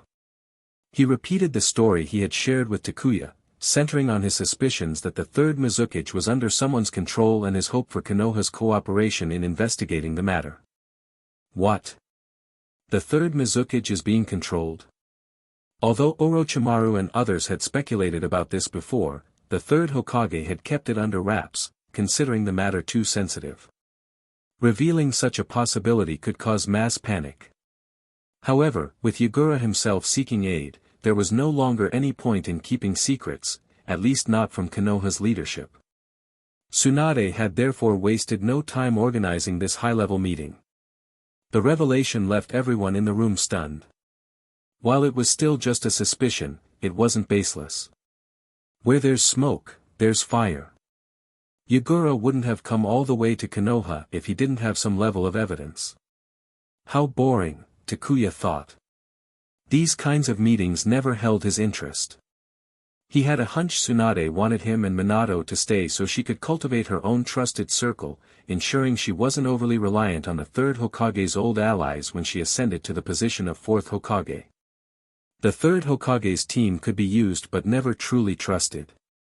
If not for Nawaki's unreliability and the need to avoid accusations of favoritism, Tsunade might have included her younger brother in this meeting as well. Bored already? While others were still processing the shocking news, Choza Akimichi, smiling jovially, scooted his chair closer to Takuya. Unbothered by the formal atmosphere, he started a casual conversation. Relieved to see Choza's attention shift, Tsukumo Hatake finally relaxed. Tsukumo had been on the receiving end of Choza's relentless chatter just moments ago, and while his polite demeanor prevented him from saying anything, the experience had been draining. Now that Choza had targeted Takuya instead, Tsukumo could only watch in amusement, curious to see if the young man could handle the larger-than-life elder. "Yeah, this meeting's a snooze," Takuya replied bluntly, lowering his voice so only Choza could hear. Minato, seated nearby, tried to suppress a grimace. "Is this really appropriate? This is a high-level meeting, for crying out loud." But Takuya didn't care. If Choza wanted to chat, why not humor him? "By the way, Choza-senpai, have you been working on any new recipes? I've always admired your culinary skills," Takuya said, shifting the conversation to food. Choza blinked, momentarily caught off guard. "Wait, I wasn't planning to talk about food. What was this kid playing at?" Still, faced with Takuya's enthusiasm, Choza had no choice but to go along. "Ahaha, well, I've been dabbling here and there. If you're interested, we could brainstorm some ideas together sometime," Choza said, trying to steer the discussion back to his original agenda. "Absolutely. I'd love to visit you and learn a thing or two." "I can't resist a good meal," Takuya replied, leaning in eagerly. What followed was a rapid-fire exchange of culinary tips, with Takuya rattling off a series of detailed ideas. Choza, flustered, struggled to keep up. "I wasn't trying to discuss recipes, damn it." He had approached Takuya with the intention of softening him up for a favor. Instead, Takuya had led him into a conversational cul-de-sac, leaving Choza stuck and floundering. As Takuya's enthusiasm grew, Choza's smile became increasingly strained. Meanwhile, Tsukumo, watching the scene unfold, couldn't hold back his laughter. "Serves you right. Now you know how I felt earlier. Enjoy the ride, Choza." Cough, cough. Desperate to escape, Choza faked a coughing fit, hoping someone would intervene. But no one paid him any mind. The rest of the room was focused on Yagura, discussing the logistics of a joint investigation into the third Mizukage. "You got yourself into this mess. Don't expect us to bail you out," was the unspoken sentiment. Eventually, Tsunade, unable to take any more of Choza's antics, shot Takuya a warning glare. Only then did Takuya back down, allowing Choza a moment of reprieve. Takuya knew full well what Choza's true intentions were. Earlier, he had seen the older man pestering Tsukumo about speaking up for the third Hokage and Danzo. What a waste of effort. "If you're going to play dirty, don't expect me to play along. You came to me, so you'll have to deal with the consequences. Everyone, once this matter is thoroughly investigated, the war between our villages can come to an end. I trust none of you wish to see more of our comrades sacrificed on the battlefield, Yagura said earnestly, addressing the room. Though misunderstandings exist between our villages, I believe this incident provides an opportunity to strengthen our bond and secure lasting peace. Surely, that's a goal we all share. Convincing Konoha's leadership to cooperate with Kirigakure would not be easy. Chapter 51, Chapter 450, The Tempting Offer from Kirigakure. After all, this was an internal matter of Kirigakure. Besides, the two villages were still technically at war. Even if Konoha wanted to end the pointless conflict, it wouldn't readily agree to Yagura's proposal. Between nations and villages, there was no such thing as genuine goodwill, only eternal and unchanging interests. For the sake of interests, even blood brothers could turn against each other. So, what hope was there for two rival villages? Take Sunagakure, for example. The village had repeatedly forged alliances with Konoha, only to stab it in the back each time. After losing battles, they'd turn around and reconcile, only to betray Konoha again, a classic case of a leopard never changing its spots. Ultimately, everything boiled down to benefits. Konoha might want to end the war, but what else would it gain from doing so? The room fell silent. Not even Tsunade spoke. The third Hokage puffed slowly on his pipe, his eyes calm but contemplative. Yagura sat quietly, watching the third Hokage. He was waiting for the Hokage to state his terms. Even if ending the war would benefit Konoha, convincing it to cooperate with the investigation into the third Mizukage situation wouldn't be easy. Without offering significant benefits, it was almost impossible to reach an agreement. Yagura wasn't some naive child, he understood the unspoken rules. He had come prepared with leverage to persuade the third Hokage. Now, he just needed the Hokage to take the bait. While Minato appeared visibly nervous, Takuya lounged on the table, staring intently at the patterns on his teacup as if it held the secrets of the universe. Cough, cough.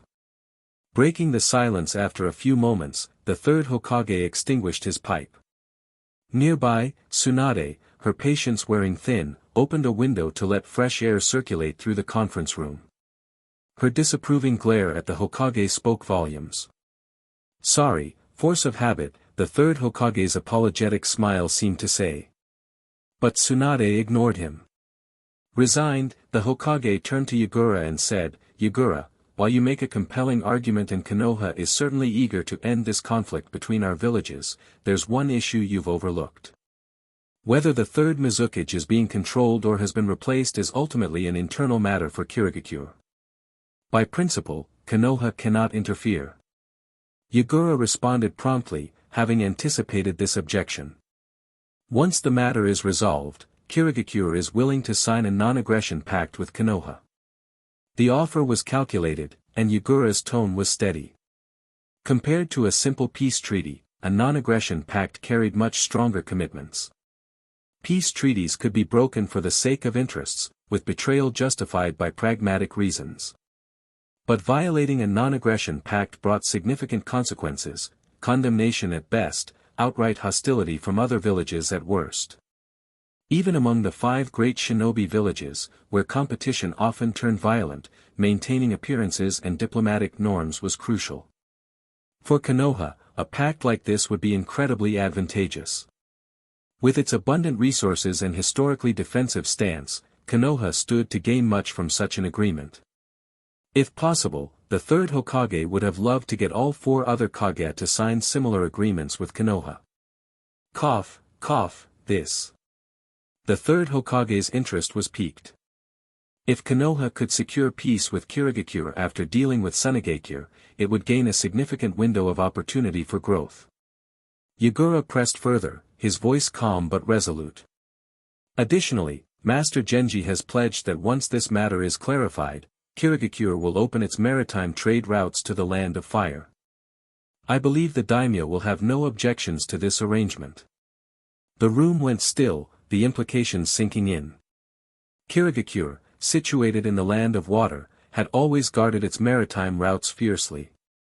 Even the land of lightning's Kyōmogakure, which had developed substantial naval capabilities, struggled to match Kirigakure's dominance over the seas.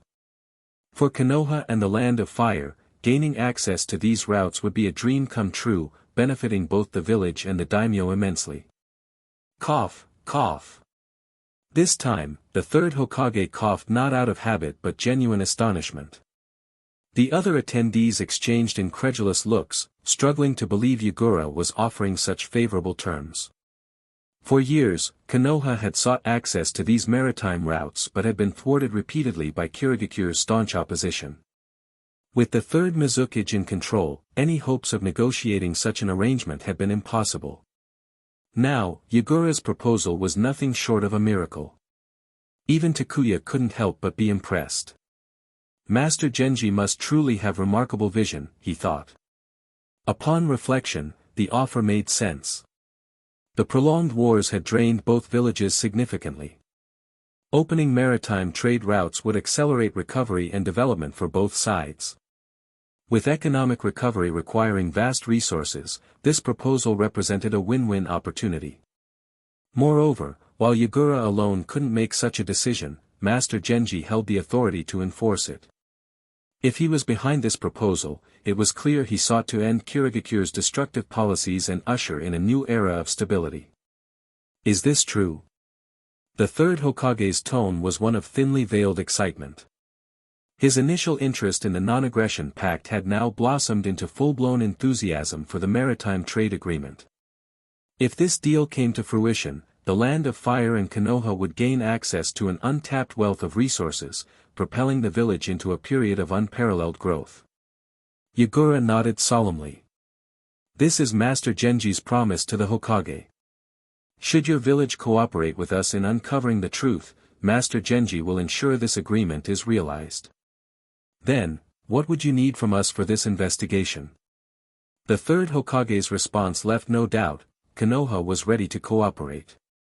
No one in the room objected. Not even Tsunade. The benefits were simply too enticing to pass up. Yagura had played his cards perfectly, and it was clear that Master Genji had significant backing within Kirigakure to make such a bold offer. By involving Konoha, Kirigakure hoped to minimize risks and avoid any internal backlash while investigating their Mizukage situation. Yagura's expression darkened, and his voice dropped. We will need your help staging a performance. A performance? Tsunade asked, her brows furrowed in suspicion. Chapter 52, Chapter 451, Assassinate the Third Mizukage. Sorry, not interested. What do you mean? Tsunade broke the silence. Konoha cooperating with the investigation wasn't a problem. Considering the enticing conditions offered by Yagura and Genji, refusal wasn't an option. But what did staging a performance mean? Surely, they weren't asking someone from Konoha to pretend to be the third Mizukage. Faced with Tsunade's question, Yagura explained calmly, we need to gather enough intelligence and evidence. Otherwise, it will be impossible to silence all the doubters. That's why we need your village to collaborate with us in staging a scene. He continued, if Konoha agrees, I'll return to Kirigakure and have the village recall the Mizukage under the pretext of needing him back due to insufficient resources. During his journey, your village's ninja can attempt an assassination. An assassination? Why waste time on lengthy investigations when a single assassination attempt could force the Mizukage to reveal any hidden truths? Yagura and Genji weren't ones to waste time. Their approach was direct, quick and decisive, cutting through complications with a sharp blade rather than dragging things out with drawn-out investigations. So, that was the plan. They intended to work with Konoha to stage an assassination attempt on their own Mizukage. Using an assassination attempt to expose any anomalies was indeed a bold and efficient move. Yagura's gaze swept across the room, landing on Konoha's strongest candidates, Hatake Tsukumo, Takuya, and Minato. The message was clear, Konoha needed to deploy its elite ninja to ensure success. They would need individuals with both exceptional strength and mobility. Minato, with his flying Raijin jutsu, was unmatched in mobility, he could come and go as he pleased. As for raw power, Hatake Tsukumo and Takuya were more than capable. In fact, any one of them alone could be enough for the mission. Would Konoha agree to this? Minato scratched his head, looking like he wanted to say something, but he hesitated. Hatake Tsukumo smiled wryly and shook his head. I'm sorry, but I can't take on this mission. It's not suitable for me. Tsukumo. Hamura Mitokado immediately protested, his tone sharp. What do you mean by that? Are you saying you're unwilling to serve the village? Tsukumo's response was steady but resolute. Apologies, but I've already decided to stay home to guide Kakashi and support his growth. I've stepped away from active duty, and this task should fall to someone else. Although he had made an exception for Tsunade to take part in the battlefield, Hatake Tsukumo had no intention of accepting further assignments unless absolutely necessary. After all, Konoha had no shortage of capable shinobi who could handle this task. Your village politics are a mess, Yagura thought to himself. To have the esteemed White Fang of Konoha essentially sidelined, unwilling to contribute, what a glaring indictment of poor leadership. Tsukumo's refusal was a slap in the face, and the awkward atmosphere that followed was palpable. Even Hamura and Koharu looked visibly irritated, their expressions stiff. The third Hokage remained silent, puffing on his pipe, while Tsunade rolled her eyes, unable to hide her disdain. This is what happens when you create such a mess, her expression seemed to say. Does it hurt to see it backfire now? But the real surprise came when Takuya, who had been idly staring at his teacup, suddenly spoke up. I'm not going either. I'm tired and need to stay in the village to rest for at least a year. I also have students to train, so I don't have the time or energy to deal with this kind of task. If Tsukumo's refusal was a slap, Takuya's rejection was a full-on gut punch. Yagura's expression faltered, and his gaze flickered between Takuya and Tsukumo in disbelief. Why? The third Hokage's face darkened, his composure slipping. Takuya shrugged casually. No particular reason. I just don't feel like going. In the past, I had no choice and was dragged into missions that weren't even my responsibility. But now, I'm done. I need a break. If you think I'm not doing enough for the village, that's your opinion. I have nothing more to say. The pointed tone in Takuya's words left no room for further argument. When you were busy stirring up trouble, did you ever stop to ask yourselves why? Now you want to act like you're the ones being wronged. Spare me, Takuya thought, his expression unreadable. Meanwhile, Minato looked like he was about to cry. All eyes were on him now, as if silently saying, don't you dare refuse. With both Tsukumo and Takuya unwilling to participate, Konoha's leadership was desperate. If Minato also refused, the high-ranking officials would undoubtedly be in an uproar. For this mission, Minato's unique mobility was crucial. Without him, the plan would face significant challenges. Unlike Tsukumo and Takuya, Minato lacked the clout to outright refuse. The contributions and influence of the other two granted them a degree of autonomy, but Minato wasn't yet at that level. Seeing the growing tension, Tsunade intervened, breaking the awkward silence.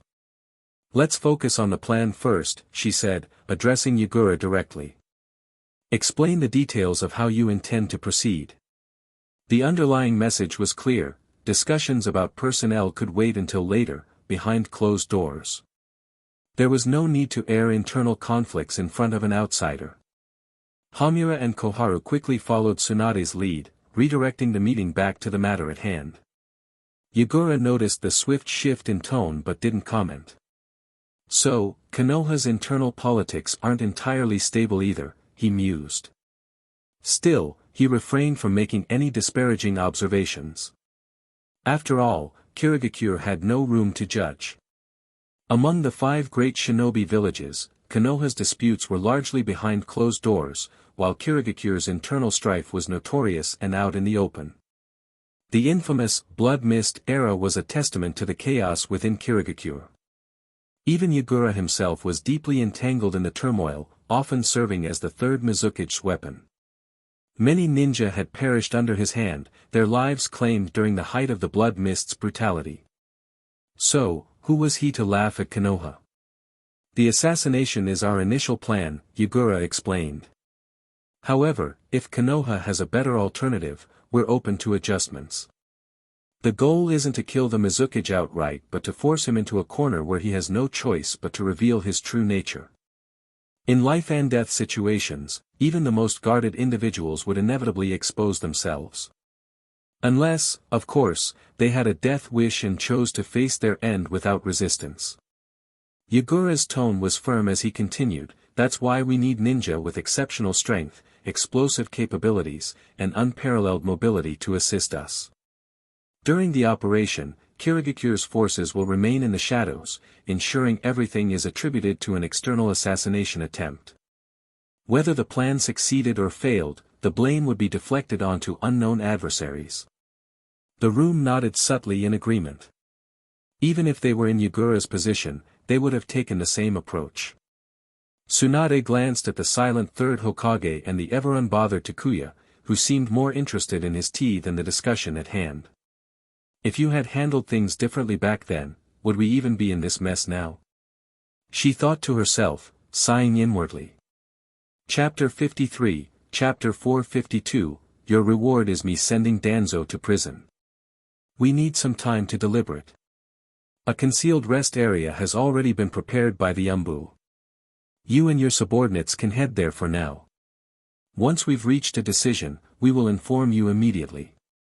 Since Yagura had come to Konoha in secret, it was impossible for him to be seen openly wandering around the village. Tsunade had already prepared a secluded location for them to rest. Despite her distaste for unnecessary hassle, she had the capability to handle Konoha's affairs with precision and efficiency. Then I'll leave it to you. Please give this matter your serious consideration, Yagura replied. He understood this wasn't a decision that could be made in just a few words. He had said all that needed to be said and presented terms that were hard to refuse. Now, all that remained was for Konoha's leaders to reach a conclusion. But Yagura was confident, under such tempting conditions, Konoha would have no choice but to agree. Both Konoha and the Land of Fire had been coveting access to maritime trade routes for a long time. Compared to Konoha, Kyomogakure's economy thrived, largely thanks to its advantageous sea routes. Without those, Kyomogakure's geographic position would not allow it to compete with Konoha. The sea route profits were Yagura and Genji's trump card. Yagura left the meeting room with his guards, following the Umbu to the quiet, secluded courtyard Tsunade had arranged for them. Once the outsider was gone, the atmosphere in the meeting room changed. The third Hokage raised his head, looking at Hitaki Tsukumo, who had been silent the entire time. He opened his mouth as if to say something, but the words, full of regret and apology, were stuck in his throat. Watching his hesitation, Tsunade rolled her eyes in frustration. All right, enough of this dithering. You're acting more indecisive than me, and I'm the woman here, Tsunade snapped, slapping the table to refocus the group. Yagura has laid his conditions on the table. Let's hear it, should we agree to this or not? We must agree, of course, the third Hokage quickly responded. When it came to admitting fault or apologizing, Hiruzen Sarutobi hesitated endlessly. But when it came to discussing benefits for Konoha, his decisiveness returned instantly. Kyomogakure's economic success owes much to its maritime trade routes and strong naval presence. If we could secure similar access, Konoha's future would be even more prosperous, he continued. The village's development and military strength both depended on funding. With sufficient funds, Konoha could continue to grow. This was an undeniable fact. Hiruzen is correct. On behalf of the Elder Council, I support agreeing to this, Koharu Yutane stated without hesitation. Tsunade nodded and shifted her gaze toward Akimichi Choza and Nara Shikashige. The former looked bemused, while the latter sighed wryly. Why are you asking us? We retired years ago. Akimichi Choza grumbled, scratching his head. Whatever you decide is fine. But this is clearly a good deal, so I support it, he added. I agree as well, Nara Shikashige said, following Choza's lead. After all, the Inoshikacho trio always stood together on matters like this. Excellent, Tsunade said with finality. Since we're all in agreement, I'll take responsibility for organizing this. Minato, your mastery of the flying Raijin Jutsu makes you crucial for this operation. You'll be part of the plan to stage an assassination attempt on the third Mizukage. Her words left no room for argument. Minato could only sigh inwardly and nod. Once named, he had no choice but to comply. Besides, he didn't have the standing to refuse. Hatake Tsukumo and Takuya will handle the core of the operation. You're not required to kill the third Mizukage, but you must force him to reveal his true nature, Tsunade added, her tone firm. What authority? The third Hokage, Koharu, Hamura, and Akimichi Choza all looked at Tsunade in astonishment. Moments ago, Hatake Tsukumo and Takuya had both outright rejected the mission, leaving no room for negotiation. Yet now, with Tsunade's commanding tone, the decision seemed final. She didn't consult them, she simply declared the task assigned. Are you serious? Takuya blinked in surprise, trying to gauge her intent. Hatake Tsukumo stared at her in confusion. Didn't I already refuse? If it had been anyone else, both men would have rejected the mission a second time, this time even more firmly. But Tsunade wasn't just anyone. I understand why you both refused earlier, Tsunade said. But this mission is uniquely suited to your skills. While there are other candidates, mobilizing them would create unnecessary complications. That's why I'm asking you two specifically. She paused, then dropped her bombshell. This mission offers no material reward. But I can promise you this, if you accept, I will personally ensure Danzo is sent to prison and kept under round-the-clock guard. What? Hatake Tsukumo was stunned, while Takuya gave her an impressed thumbs up. Absolutely not, the third Hokage shouted, slamming his hands on the table. Koharu and Hamura's expressions soured. Danzo was their ally, and they weren't about to let him be imprisoned. If such a move had been acceptable, it would have happened long ago. I cannot agree to this, the third Hokage protested vehemently, his face red with emotion. Yes, Danzo has made many mistakes, but he is still a pillar of this village. We cannot treat him this way. Watching this unfold, Nara Shikashige buried his head in his arms as if trying to disappear, while Akimichi Choza leaned back, thoroughly entertained. Little Tsunade's getting more and more like her teacher, Choza thought, thoroughly amused. But Tsunade was unmoved. Her expression cold, she replied, your objections are irrelevant. Unless you're prepared to take back the Hokage's seal, Danzo is going to prison. Her words were blunt and uncompromising. I won't expose all the damage Danzo has caused to the village. I have no intention of stirring public unrest or wasting resources on a spectacle.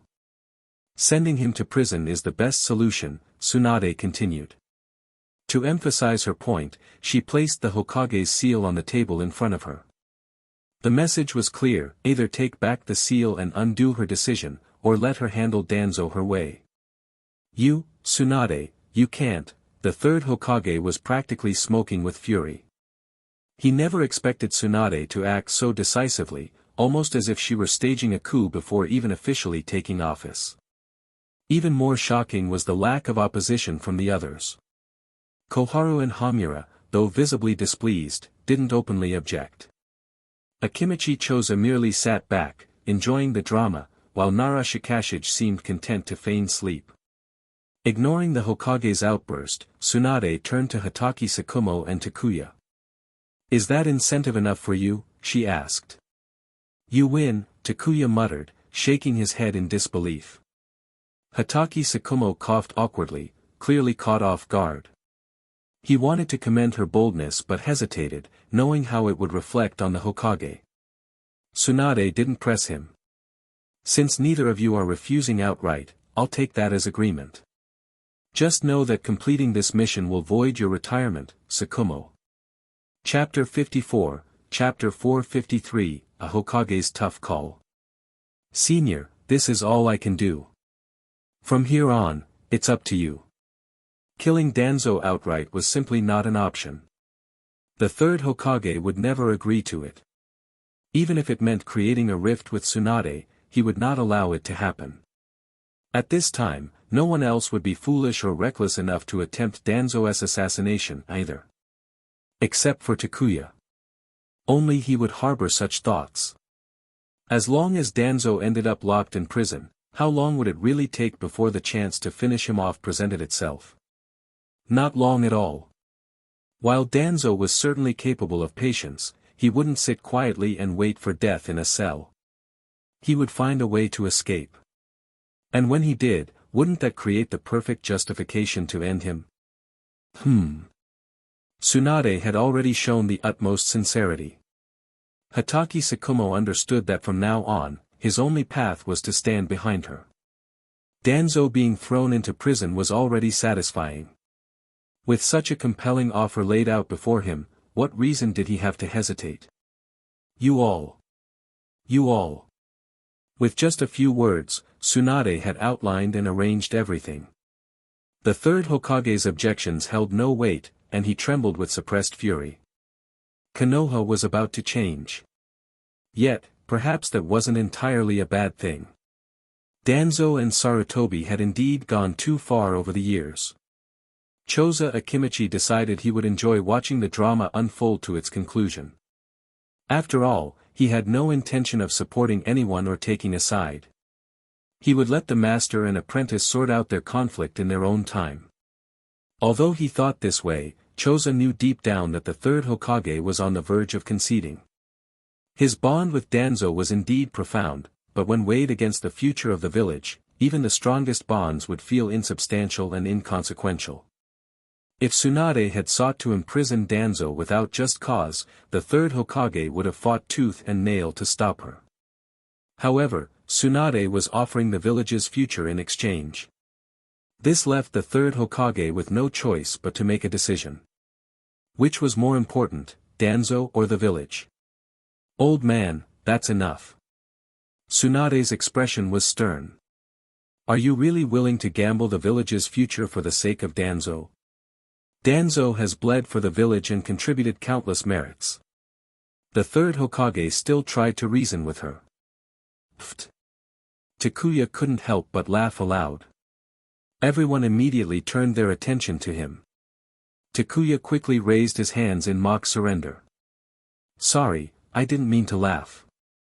I just suddenly felt a tickle in my throat. Yes, just a tickle. After all, I'm nothing more than a mixed-blood sinner who's neither bled for the village nor achieved anything. Please, continue. Tickle, my foot. It was clearly mockery. Why bother making excuses? The third Hokage's face turned dark, his expression like a storm cloud. His words of defense for Danzo were stuck in his throat, unable to be voiced. Yes, Danzo had bled for the village and made significant contributions. But among those present, who hadn't done the same? Why did Danzo get to stand above everyone else, scheming and manipulating, while others who had similarly contributed were left to endure his machinations? What kind of logic was that? How could he even say such things? It was absurd to hear and even more absurd to defend. Tsunade continued to stare at the third Hokage, her expression unwavering. As for Takuya's deliberate provocation, Tsunade acted as if nothing had happened. Would this escalate? Minato rubbed his forehead in exasperation and gently tugged at Takuya's sleeve. Brother, can you stop now? If you keep this up, everything's going to explode. In this situation, only Takuya dared to stir the pot. If it were him, Minato wouldn't have dared, not even with 10 times the courage. We can only imprison him. His crimes cannot be made public. A concession. Forced into a corner, the third Hokage finally gave in. Despite the deep bond he shared with Danzo, the village ultimately took precedence. The third Hokage chose the village over his personal ties. However, he required Tsunade to promise not to reveal Danzo's crimes or target him further. As long as he behaves himself and quietly lives out his days in prison, I won't pursue him further. Tsunade raised an eyebrow and nodded in agreement. Sigh. The third Hokage let out a heavy sigh, slumping back into his chair. His gaze became distant as he stared at the ceiling. Koharu Yutane and Hamura Mitokado sat silently, their heads lowered in tacit understanding. Well then, I will handle the remaining matters directly with Yagura. This meeting is adjourned. Senior, you can prepare accordingly.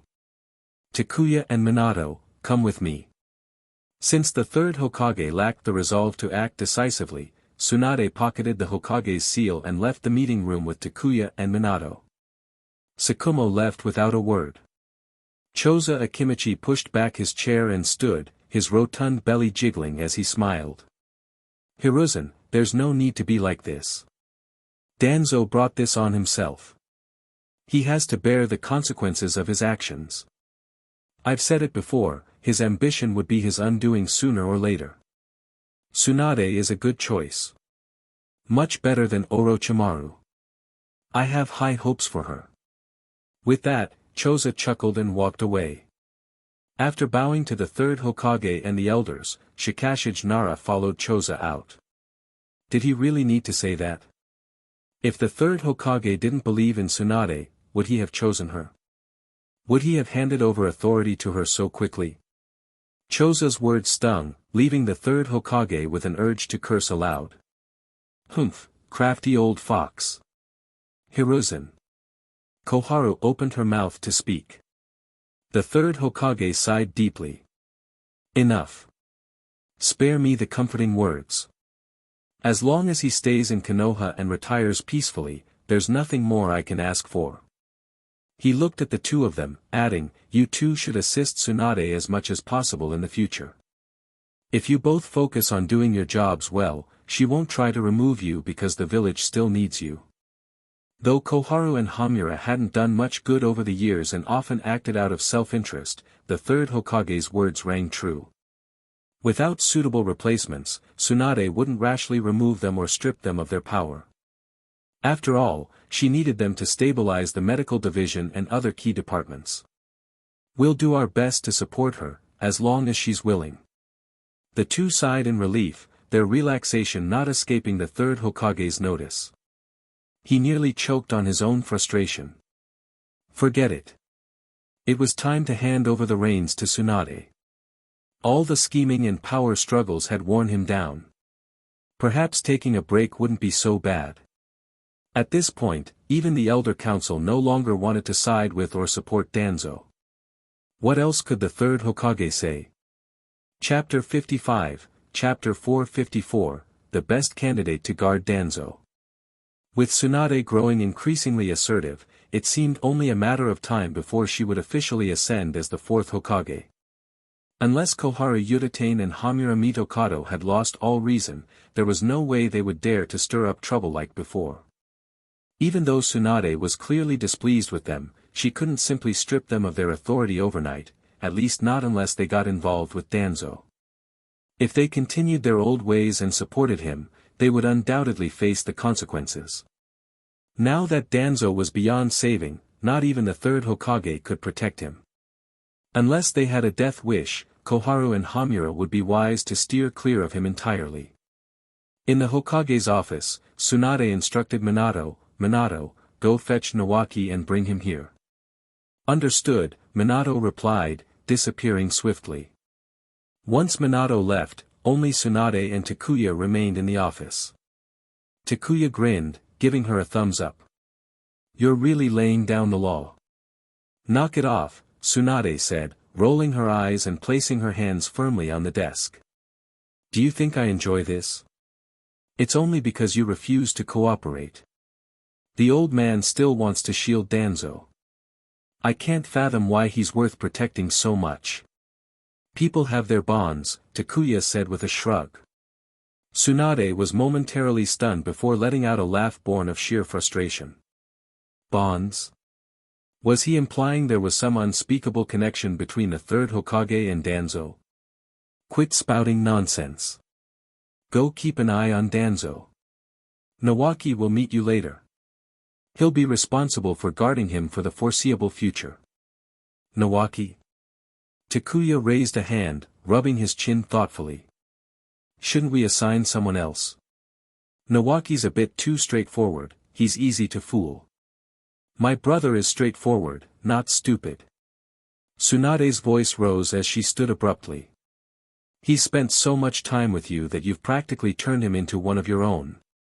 Do you honestly think Danzo could deceive him? Do you have some kind of prejudice against straightforward people? Straightforwardness, after all, had its perks. Such individuals might be naive or gullible at times, but once they'd formed an opinion, they were immovable. Nawaki had long concluded that Danzo was no good. No matter what tricks Danzo tried or how eloquent he became, he couldn't sway Nawaki in the slightest. In fact, Nawaki wouldn't even spare Danzo a glance. This made him incredibly difficult to manipulate. Once someone's impression of you was ruined, they wouldn't waste a second on you. The best way to deal with a manipulator? Deny them any chance to act. It didn't matter what you said or how well you performed, to Nawaki, it would all be theatrics. Such steadfastness could drive even the most skilled manipulator to madness. Still, describing her brother as straightforward like that. Was she really his sister? Later, Nawaki's face flushed red as he held the mission scroll, barely able to contain his excitement. Finally. That old bastard is going down. Sis, you're the best. He had long despised Danzo.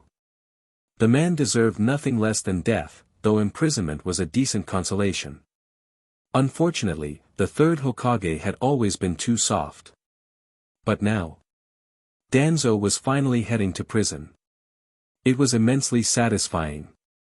With his rank, Danzo would surely be confined to the high-security section of Konoha's prison, where inmates had no chance of stepping outside their cells. It wasn't much better than solitary confinement. For someone without strong mental fortitude, it was a surefire way to break them.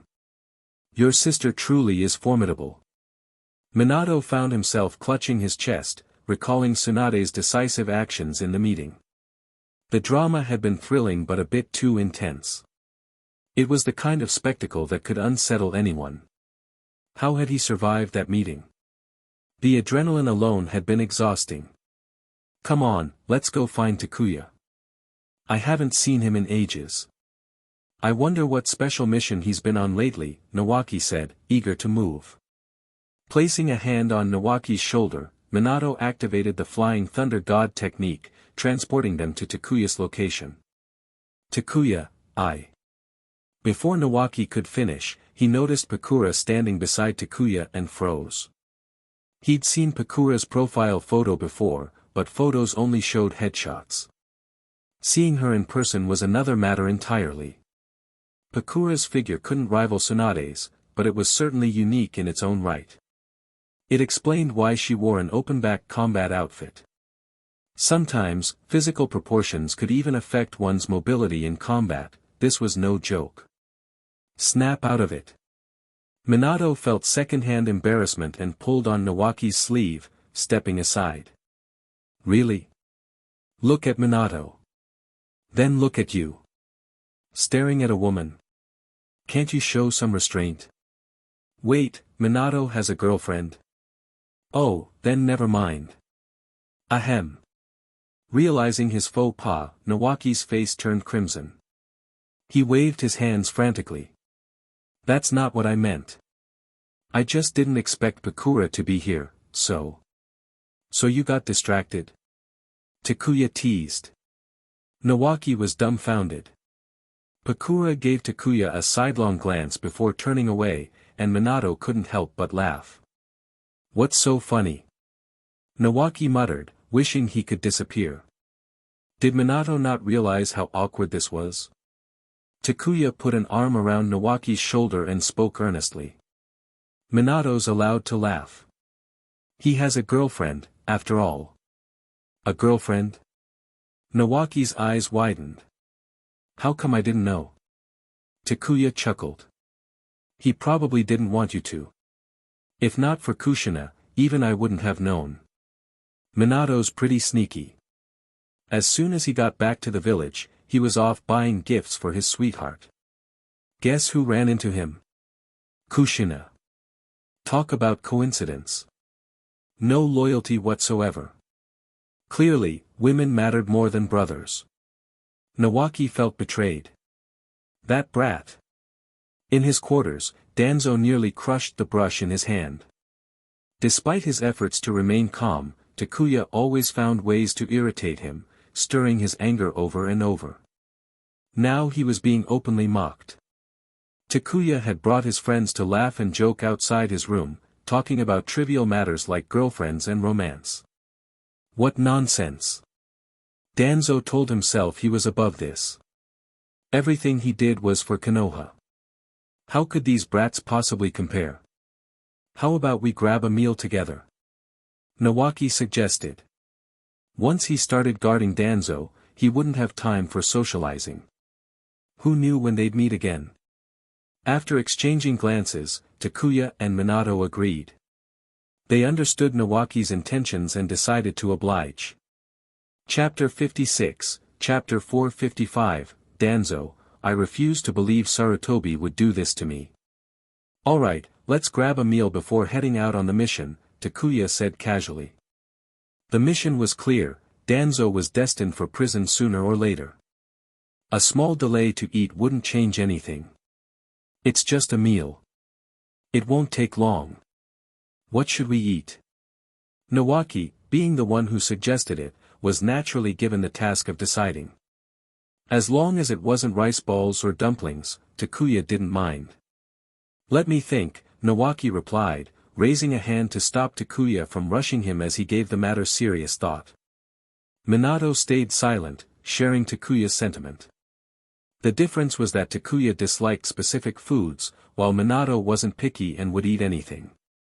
After some deliberation, Nawaki hesitated and suggested, how about hot pot? Seriously? Minato was quick to object. Are you out of your mind? Hot pot, here. What are you even thinking? The guy inside hasn't had a proper meal all day, and you're planning a hot pot. Do you want him to despise you forever? No way, Nawaki said, his eyes wide in disbelief. Sure, Nawaki didn't like Danzo either, but if tasked with guarding him, he wouldn't let him go hungry. It was a good thing Nawaki didn't know that Danzo had been surviving on military ration pills for days. Otherwise, his jaw might have hit the floor. Hot pot sounds good. Let's go with that, Takuya said with a grin, turning to Pakura. Pakura, can you find Kushina and ask her to set it up? Just bring over what you prepare, I've got the rest covered. Hot pot? No problem. It could be arranged in no time. Why not just host a banquet here while you're at it? Pakura thought, her lips twitching. The last time Takuya had set up a barbecue in the courtyard, complete with watermelon and drinks, it had already stretched her perception of normalcy. Now he wanted hot pot. While not illegal, the aroma of hot pot would likely drive certain individuals mad. Poor guy. Pakura left to make arrangements. Meanwhile, Nawaki nudged Takuya with his shoulder, grinning mischievously. Aren't you afraid Kushina and Mikoto will get jealous with you keeping a beauty like Pakura around, he teased. Takuya shot him an annoyed look. Your sister isn't jealous, so why would they be? Don't project your insecurities onto me. That's just mean. Nawaki protested. Sure, the relationship between Tsunade and Takuya was unconventional, but was it really okay to say such things?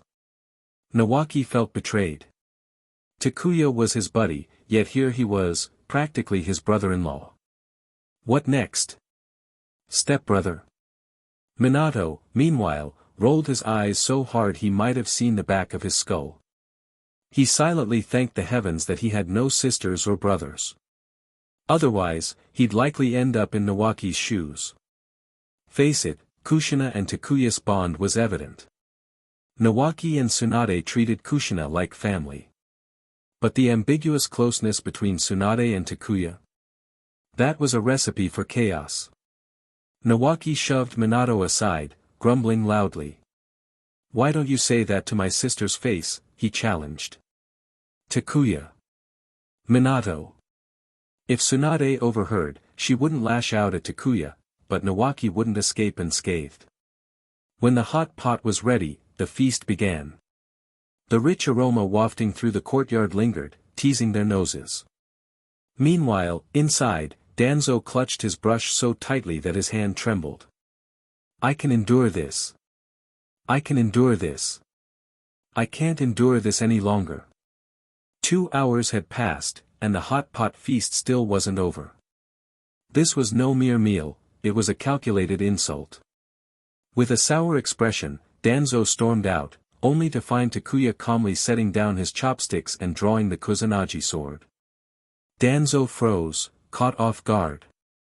He had been ready to reprimand them, but Takuya had already armed himself and was approaching. Was this brat really turning the tables on me? "Danzo," Takuya said coldly, the sword gleaming in his hand, "I am under orders to take you into custody and escort you to Konoha prison. You have 2 choices, surrender peacefully and come with us, or resist and risk me slipping up and taking your head off by accident." Takuya feigned a sigh, continuing, "Really, Orochimaru sharpened this sword too much. One wrong move and, well, accidents happen." Minato and Nawaki choked back laughter, coughing to hide their amusement. Pakura, unfazed, merely observed. By now, she was used to Takuya's antics. Even if he decapitated Danzo on the spot, she wouldn't bat an eye. To her, this was just Takuya being Takuya, chaotic but undeniably powerful. Danzo's mind raced. He had expected Takuya to humiliate him but was blindsided by the announcement of his imminent imprisonment. Preposterous. After a moment of stunned silence, Danzo erupted. "Takuya Yagami, do you take me for a fool? Sarutobi would never imprison me. This is nothing more than your petty revenge." Ah, Danzo, still clinging to hope. Sadly for him, this wasn't Sarutobi's decision to make. Takuya didn't even bother arguing. Danzo wouldn't believe him anyway, convinced instead that this was a vendetta. "Think whatever you like," Takuya said with a smirk. "The mission orders are official and bear the Hokage's seal. Unfortunately, I can't show them to you because, well, you're not worthy." Takuya raised his sword slightly. "So, what's it going to be? Surrender peacefully, or do I take you down and drag you there myself? If you resist and end up dead, well, I'll call it an accident." Danzo sneered, his hands behind his back. "You expect me to believe that?" "Lord Danzo," Minato interjected, stepping forward with a serious expression. "This is indeed an official order from the Hokage's office. Please don't make this harder on us." Nawaki and Pakura flanked Danzo, cutting off any potential escape routes. Though they doubted he could flee, caution was always wise. "I demand to see Sarutobi Hiruzen." Danzo's voice boomed as he dropped all pretense of respect, referring to the 3rd Hokage by name. Unless Sarutobi himself said otherwise, Danzo refused to believe the order was real. Takuya spat on the ground in irritation. "All right, come out, all of you. Witness this moment. I don't want anyone accusing me of foul play later." Tsunade had anticipated this scenario. Knowing Danzo wouldn't surrender quietly, she had dispatched Umbu to assist Takuya. Not only would they ensure the mission's success, but they would also serve as witnesses, quelling any rumors of misconduct. Chapter 57, Chapter 456, What Offense? Haven't we already offended him? If Danzo were to suddenly attack or try to escape, Takuya would immediately move to capture him, and by then, there would be plenty of witnesses to testify. This precaution was to avoid any unexpected incidents that might give the 3rd Hokage and his cohorts a reason to nitpick. After a moment of silence, a group of Umbu ninjas emerged from the shadows, surrounding the courtyard. This can't be. As Danzo watched the Umbu surround his residence, no matter how much he believed the third Hokage cherished, trusted him, he couldn't foolishly think Takuya was merely joking. Takuya might not represent the Hokage's office, but the Umbu's involvement confirmed the seriousness of the situation. After all, they were directly under the Hokage's command. You. Danzo pointed at the two Umbu captains standing at the front, his voice filled with rage. You dare collude with this brat to deceive me. I demand to see Hiruzen Sarutobi. You have no authority to deal with me. The Umbu captain, looking troubled, said, Please don't make this difficult for us, Lord Danzo. This is indeed an order from the Hokage's office. What? To Danzo, these words were like a bolt of lightning on a clear day, leaving him stunned and disoriented. He didn't believe Takuya's claims, but the actions of the Umbu provided solid proof.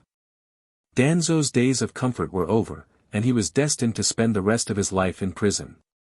Whose order was this? Was it Hiruzen Sarutobi or Tsunade? As the so-called root of Konoha, Danzo was not one to lose his composure so easily. In no time, he regained his composure and coldly questioned the two Umbu captains. Well. The two captains hesitated, glancing toward Takuya for guidance. Takuya shrugged indifferently, signaling them to speak freely. The captains let out a sigh of relief and answered truthfully. It was Lady Tsunade's order, but Lord Hokage did not oppose it. The other elders were also in agreement. In other words, Danzo, surrender yourself peacefully and don't put us in a difficult position. Although the order came from Tsunade, the third Hokage and the others did not object. Danzo had been abandoned. No matter how deep his ties with the third Hokage ran, Hiruzen wouldn't step forward to defend him. Hiruzen Sarutobi. Danzo growled through clenched teeth, his one visible eye filled with madness. It was evident that he wouldn't comply without resistance. But this was exactly what Takuya was hoping for. He wanted Danzo to stop enduring. He wanted Danzo to retaliate, to fight back, or better yet, to defect from the village. This would give him ample justification to eliminate Danzo once and for all. Brother, I understand your desire to kill Danzo. I'd like to see that old man gone too. But with your repeated threats and provocations, aren't you afraid he might just give in and surrender? Surrounded as he was, Danzo's chances of escape were slim. Minato thought Takuya could easily subdue him alone. But wouldn't all this pressure and intimidation backfire? Why are you looking at me like that? Noticing Minato's curious gaze, Takuya ignored him. Now wasn't the time for such discussions, though he could guess what Minato was thinking. It was likely about his methods of provocation, which might compel Danzo to surrender. After all, Danzo feared death. What Minato didn't understand was that Danzo was not just afraid of dying, he was terrified. Forcing him to resist was nearly impossible. Pressure and threats were merely tools to provoke him. Otherwise, Takuya wouldn't waste time talking. He'd simply draw his sword and strike. Though Danzo was seething with anger at the moment, Takuya could already tell that the old schemer was planning his next moves. Danzo was likely considering how to endure this situation, biding his time in Konoha's prison until he could escape, or even defect from the village altogether. Make no mistake, if push came to shove, Danzo would rather defect than spend his final days imprisoned in Konoha. As someone prone to paranoia and obsessed with control, Danzo wouldn't trust anyone else with his fate. In his mind, his destiny was secure only when it was under his own control. Promises and guarantees from others were unreliable and could be broken at any moment. Please don't make this harder for us, Lord Danzo. The Umbu captain issued another warning. Damn it. Danzo's eye burned with hatred as he glared at Takuya, like a furious beast ready to tear him apart. Today's events. I'll remember this. He swore revenge. As for imprisonment, that wasn't an option. Once he was in Konoha's prison, he would find a way to escape. Konoha was no longer under his control. Staying hidden in the village was no longer viable. Danzo would need to flee as soon as possible and relocate all his research. In his current state, Danzo trusted no one, not even Orochimaru. The snake Sannin could easily switch allegiance to Tsunade at any moment. If Orochimaru were to betray him and reveal everything, Danzo would be done for. Given the chance to absolve himself, Orochimaru wouldn't hesitate to pin all the blame on Danzo. The village would likely support this decision. After all, placing all the blame on one person was far less damaging than implicating two. Losing Danzo wouldn't shake Konoha much, but losing both him and Orochimaru would be a severe blow. Do as you please. Takuya shrugged nonchalantly. More grudges didn't faze him. There was no chance for reconciliation between him and Danzo. So why worry about offending him? He had already burned those bridges long ago. However, Danzo's endurance exceeded Takuya's expectations. He had hoped for an outburst of violence or an escape attempt, but alas, he had overestimated. Danzo chose to surrender, allowing the Umbu to restrain him with specialized tools and even seal his chakra. What's the point of all this? Danzo's compliance brought a collective sigh of relief from everyone present. Minato approached and whispered. See? Your provocations backfired. You know nothing. Provoking him was the only way to incite rebellion. Takuya rolled his eyes.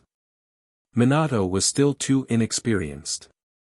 No wonder the third Hokage had manipulated him into being a puppet Hokage, a mere figurehead.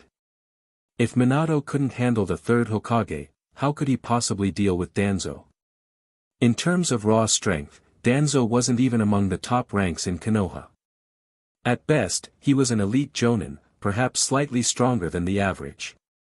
It wasn't that Takuya looked down on him, Danzo's strength simply wasn't remarkable. However, when it came to scheming and manipulation, Danzo was unrivaled in Konoha. He could dismantle someone's life piece by piece, as Kakashi Hatake and Shisui Uchiha would attest. And they were merely examples. There were countless others whom Danzo had targeted and pressured. Anyone caught in Danzo's sights rarely came out unscathed. The only exception was Kakashi. Chapter 58, Chapter 457, Yagura's Additional Request. In the original timeline, after the Third Shinobi War, Kakashi had already shown signs of a darker personality. Danzo had attempted to recruit him into Root but failed. From beginning to end, Kakashi paid Danzo no attention whatsoever. No matter how cunning or resourceful Danzo was, Kakashi remained unmoved. With the third Hokage's strong support, and without the ability to assassinate Kakashi, Danzo was left powerless.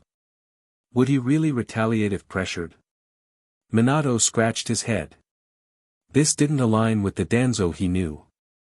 The Danzo he knew, apart from being insidious and treacherous, was especially patient. Enough, speculating won't get us anywhere. I wouldn't be surprised if we get assigned a mission to hunt Danzo down soon. What? The Umbu led Danzo away, with Nawaki accompanying them as the guard in charge. Takuya and Minato followed behind, while Pakura, as always, stayed by Takuya's side like a loyal bodyguard. As for Takuya and Minato's conversation, Pakura quietly listened without interrupting. Minato was stunned. Hadn't Danzo chosen to surrender? Could it be that he was planning to escape? Danzo would have to escape Konoha and become a rogue ninja for any mission to hunt him down to be issued. Otherwise, the third Hokage would never allow such a mission to be announced. If Danzo defected, even with the deep bond between him and the third Hokage, Hiruzen would have no choice but to issue a pursuit order. Just wait and see, Takuya replied with a confident smile. Would Danzo willingly stay in prison? Absolutely not, because he feared being killed by Tsunade or Takuya under the guise of some excuse. The third Hokage's limits had been retreating step by step. In the past, Danzo could be sure that Hiruzen wouldn't take action against him. But things had changed. Everything was different now. Most importantly, Tsunade was in power. With Tsunade in charge, it meant that Takuya had significant influence. Given Takuya's deep hatred for Danzo, he would undoubtedly find ways to kill him. Even a kill first, report later approach was possible. With the constant threat of assassination looming over him in prison, Danzo couldn't remain calm. Escaping and defecting were his only options. As for the tight security in the prison, it was hardly a concern for someone like Danzo. Seals. Danzo himself was an expert in sealing techniques. Moreover, he still had people loyal to him. Although their numbers had dwindled, these individuals could assist him in escaping Konoha. Talking to you is exhausting. Minato wrestled with his thoughts for a while before giving up on asking more questions. Asking Takuya was pointless since he wouldn't provide straight answers. Takuya's cryptic remarks left Minato feeling like he needed time to process them. As expected, Danzo was secretly imprisoned in a maximum security cell, with Nawaki assigned to guard him. To ensure security, Tsunade even assigned an entire Umbu squad to assist Nawaki. Nawaki couldn't keep watch over Danzo 24/7 on his own. He needed rest, and during those times, the Umbu would take over. Imprisoning someone of Danzo's status, a former Hokage advisor, had to be done in secret and could not be made public. First, the third Hokage wouldn't allow it to be announced. That was the limit of his concession. Second, Tsunade wouldn't publicize it either.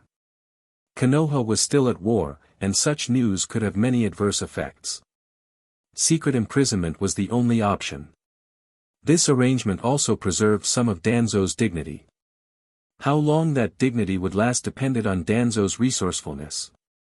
Once everything was settled, Tsunade personally met with Yagura to finalize a series of cooperative agreements.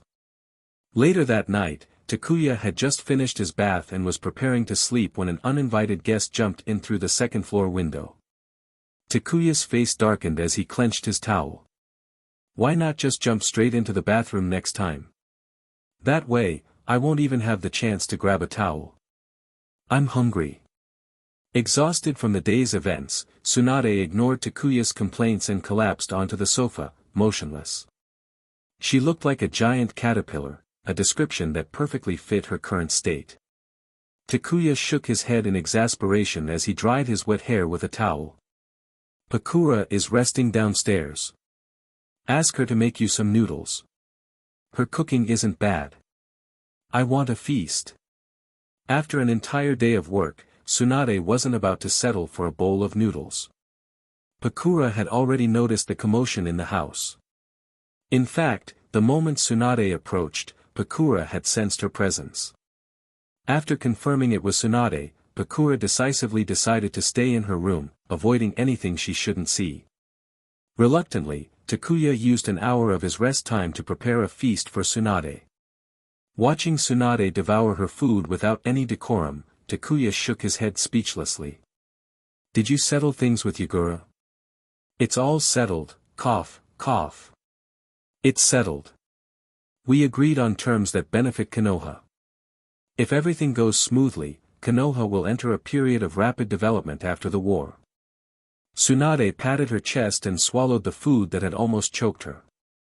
She then grabbed the rice cooker, scooping rice directly from it with a spoon, dissatisfied with the size of her bowl. Oh, right, Yagura had an additional request. He wants Samahata, doesn't he? Without needing confirmation, Takuya already knew what Yagura was after. The great blade Samahata was of little importance to Takuya. Ever since acquiring the Kusanagi sword, he hadn't used Samahata much.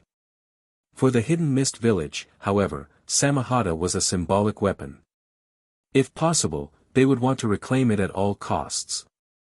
Tsunade nodded. He offered to exchange a certain amount of chakra-infused metal for Samahata. Give it to him. Since it was something he had taken by force, Takuya didn't mind returning Samahata if Yagura truly wanted it. Especially if it came with an exchange. Trading for chakra-infused metal wasn't a bad deal. After all, Takuya didn't need Samahata anymore. The Kusanagi sword suited him better and felt more natural in his hands. After devouring the rest of her food, Tsunade, now satisfied, patted her stomach and placed a mission scroll on the table. The mission is still classified as Super S rank. The rewards are decent, but they won't mean much to you. Minato and Tsukumo might benefit more. Yagura and his people will leave secretly at 2 a.m.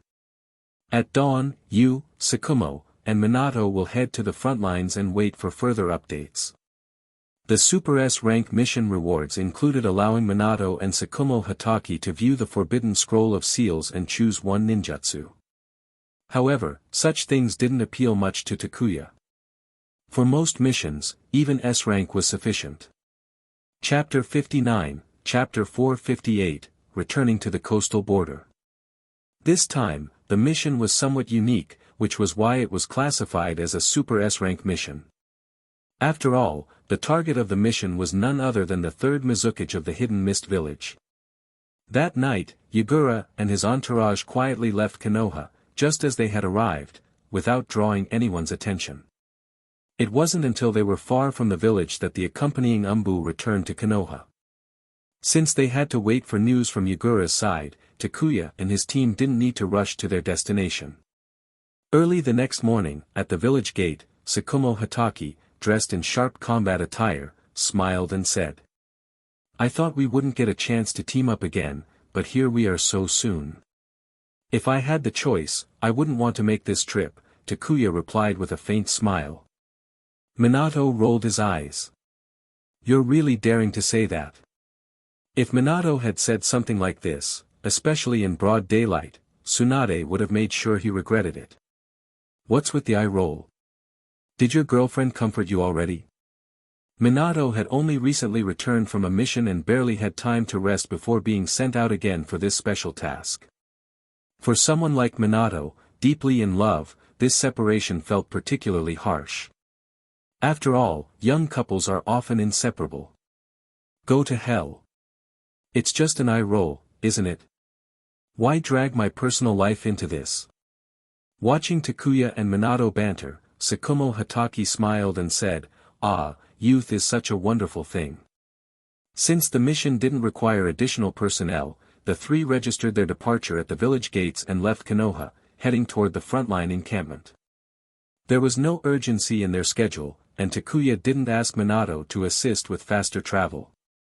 The trio walked at a leisurely pace. After all, Yagura likely hadn't even reached the coastline yet. Rushing to get there would serve no purpose. The mission wouldn't begin until Yagura returned to the Hidden Mist Village and reported to the Elder Council. As for the risk of being spotted by spies from other villages, the three weren't concerned. Even if discovered, it would appear as though they were heading to the front lines as reinforcements. As they walked, Takuya sensed something unusual. The conversation had started off normal enough. They shared amusing anecdotes, discussed combat strategies, and occasionally teased Minato about his relationship. But before long, the conversation veered into Kakashi's upbringing. Takuya couldn't help but think, "You truly embody the role of a worried father." Becoming a parent really changes a person. Tsukumo's focus was entirely on his son. By nightfall, the three reached the frontline encampment. The good news was that Chiyo, the elderly advisor from the Sand Village, wasn't at the camp. She had taken the Sand Shinobi to various battlefields. Never thought Chiyo could be so considerate. At least she doesn't act like the center of the universe. After a brief period of familiarization, Chiyo began leading her forces to support other battle zones. "I have to admit, their presence has significantly eased our burden." Chiyo knew that lingering at Konoha's camp wasn't appropriate, even as an ally providing reinforcements. Staying too long would undoubtedly lead Orochimaru to find a way to send her packing. To save everyone the trouble, Chiyo voluntarily left for the battlefield, sparing Orochimaru the effort of scheming. Reinforcements were temporary. Neither side trusted the other enough to share sensitive information completely. The only thing they could provide was resources. Because of the third Hokage's concessions, Konoha had to cover the resource costs for the Sand Village's reinforcements. This arrangement had been in place for some time, but every time Takuya thought about it, he felt a herd of mythical beasts stampeding through his heart. Orochimaru, as always, spoke with a calm and collected demeanor, as if he had never been involved in the plots against Tsukumo Hatake. Though he had only been an accomplice, Orochimaru bore some responsibility for the schemes targeting Tsukumo. Did the old man stay out of the negotiations this time? Jiraiya asked, visibly concerned. The negotiations between the third Hokage and Chiyo had left many people stunned. Jiraiya feared that if Hiruzen Sarutobi got involved again, the resulting terms would once again disadvantage Konoha. Having been burned once, everyone was wary. It was a classic case of once bitten, twice shy. Takuya burst into laughter, while Minato couldn't suppress his chuckles. Tsukumo smiled and replied. The Hokage was present, but Tsunade made the final decisions. You can rest assured there won't be any terms that harm the village. That's a relief. Jiraiya exhaled, grinning as he pulled exaggerated faces. Orochimaru, observing him, silently cursed in his heart, idiot. I'm just worried the old man might mess things up. At his age, he should rest and let Tsunade handle things. She's doing a great job, so now I can finally relax. Neither Jiraiya nor Orochimaru asked about the specifics of the agreement. When the time came, they would be informed. Until then, it was better not to pry. Whether it was Takuya's imagination or not, he felt Orochimaru's complexion had darkened, as though he'd been out in the sun too long. Orochimaru handed them a few mission scrolls and said. Since you didn't hide your arrival, take on a few missions and patrol the battlefield. That way, spies from other villages will believe you're here as reinforcements. Minato and Tsukumo can handle that. I've got something else to do, Takuya said, making a quick exit. This kind of work was better left to Tsukumo and Minato. Takuya wanted to seize the opportunity to check on the Uchiha clan, primarily on his wife, Mikoto. As for the rest of the Uchiha, they were secondary. Before anyone could react, Takuya had bolted, leaving Minato and Tsukumo momentarily stunned. Jiraiya burst into laughter, slapping the table repeatedly. He was curious to see how Orochimaru would respond after being snubbed. Unfortunately for Jiraiya, he was overthinking it. Orochimaru didn't mind Takuya's defiance and instead teased with a smirk. It seems Takuya-kun and Mikoto Uchiha have a very close relationship. Jiraiya. Minato. Tsukumo. Orochimaru, you're not who I thought you were. The Uchiha had suffered significant losses in the war. The survivors carried an intense aura of hostility, driven by grief and rage. Thankfully, Mikoto Uchiha wasn't among those overcome by bloodlust. Seeing Takuya visit, Mikoto was genuinely happy. Because of the prolonged war, many of our clan members have fallen on the battlefield. The mood among the survivors has been heavily affected, Mikoto explained with a bitter smile. Unlike her, many Uchiha had become noticeably more irritable. Takuya could only shrug. This behavior was typical of the Uchiha, likely tied to their bloodline limit, the Sharingan, which was deeply influenced by emotions. It was no wonder they were often jokingly referred to as the insane clan. Of course, the nickname was more of a jest, referring to how the Uchiha were easily swayed by emotions. It didn't mean they were truly insane. If anyone deserved the title of crazy, it was the Kaguya clan from the Hidden Mist village. Those people were the real lunatics. Losses were inevitable. Even the Sarutobi and Shimura clans had sent many shinobi to the battlefield, suffering heavy casualties. Compared to them, the Uchiha's loss ratio wasn't as severe. At least the Uchiha's strength gave them an edge. The ones who truly suffered were the civilian shinobi. Chapter 60, Chapter 459, Passing a Tip to Orochimaru. The village's second rotation period is coming soon. This time, your Uchiha clan members can return to the village for some rest. Even the strongest warriors can't stay on the battlefield indefinitely. Proper rotations are essential. The exceptions were special cases like Orochimaru and Jiraiya, who would only rest after the war was over. The clan leader will be thrilled to hear this, Mikoto Uchiha said excitedly as she hugged Takuya and kissed him twice. It was only logical and fair for the Uchiha to have their rotation now. However, Fugaku Uchiha, their clan leader, was a taciturn man who rarely spoke out. Asking him to request something like this was impossible. Because of the lack of rotation, many Uchiha members were starting to resent Fugaku. Takuya understood the root of the Uchiha's issues, but such problems couldn't be solved overnight. Fortunately, Tsunade's leadership had created room for some improvement.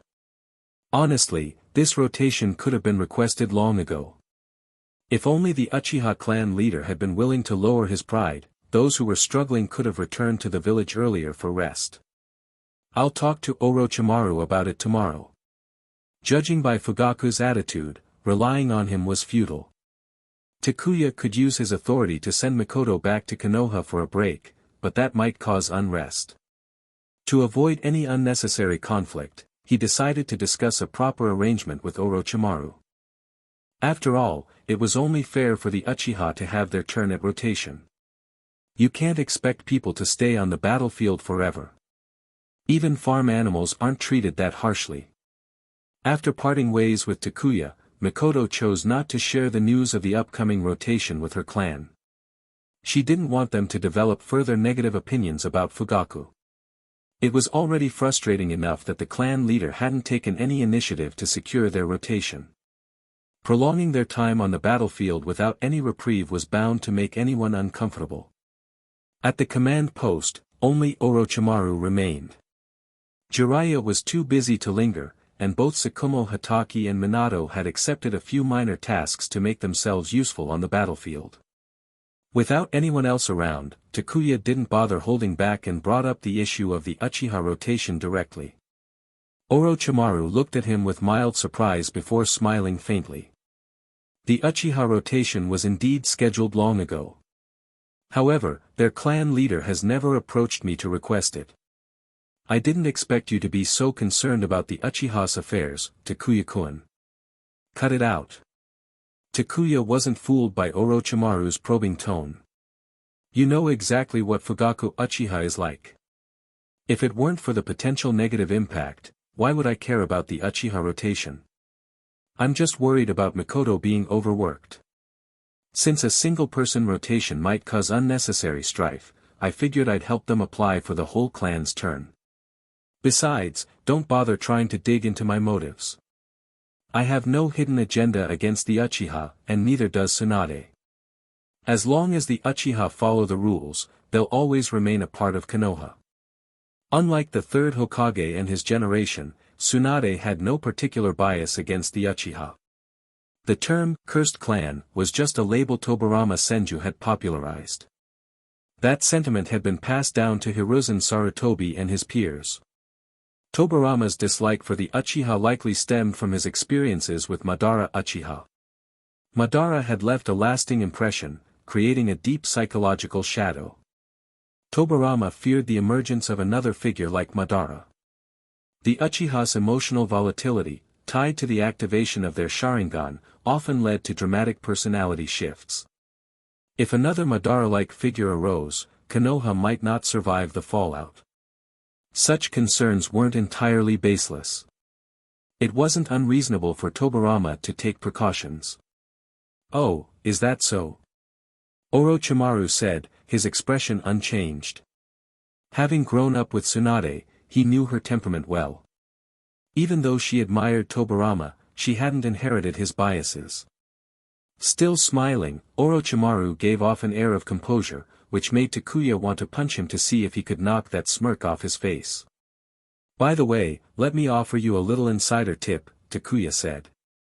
Go on, Takuya-kun, Orochimaru replied politely. Takuya leaned forward slightly, lowering his voice as he said, due to certain circumstances, Danzo has been secretly imprisoned in a high-security facility. This decision was made without opposition from the Hokage. Danzo. Orochimaru's smile vanished instantly. His pupils narrowed into vertical slits, a telltale sign of his shock. The revelation of Danzo's imprisonment as a high-profile criminal clearly unsettled him. As Danzo's collaborator, Orochimaru knew the consequences if sensitive information were exposed. He, too, could be implicated. Takuya was confident that Danzo would attempt to escape Konoha, and Orochimaru likely felt the same. Orochimaru narrowed his eyes, calculating the potential risks Danzo's escape might pose to him. Takuya added, recently, 2 unidentified shinobi appeared near Danzo's holding area. Both had cursed seals on their tongues to prevent information leaks. I suspect Danzo has undisclosed underground facilities or research labs outside the village. If these hidden sites are discovered, Danzo will be finished. Ho ho ho, that's certainly an intriguing piece of news, Orochimaru said, though a cold gleam flickered in his eyes. Internally, he cursed Danzo. Orochimaru knew exactly where the captured shinobi had come from.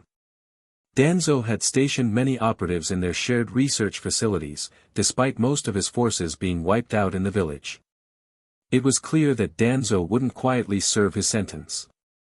Once Danzo made a move, it would expose their shared secrets. At that point, their partnership would effectively end.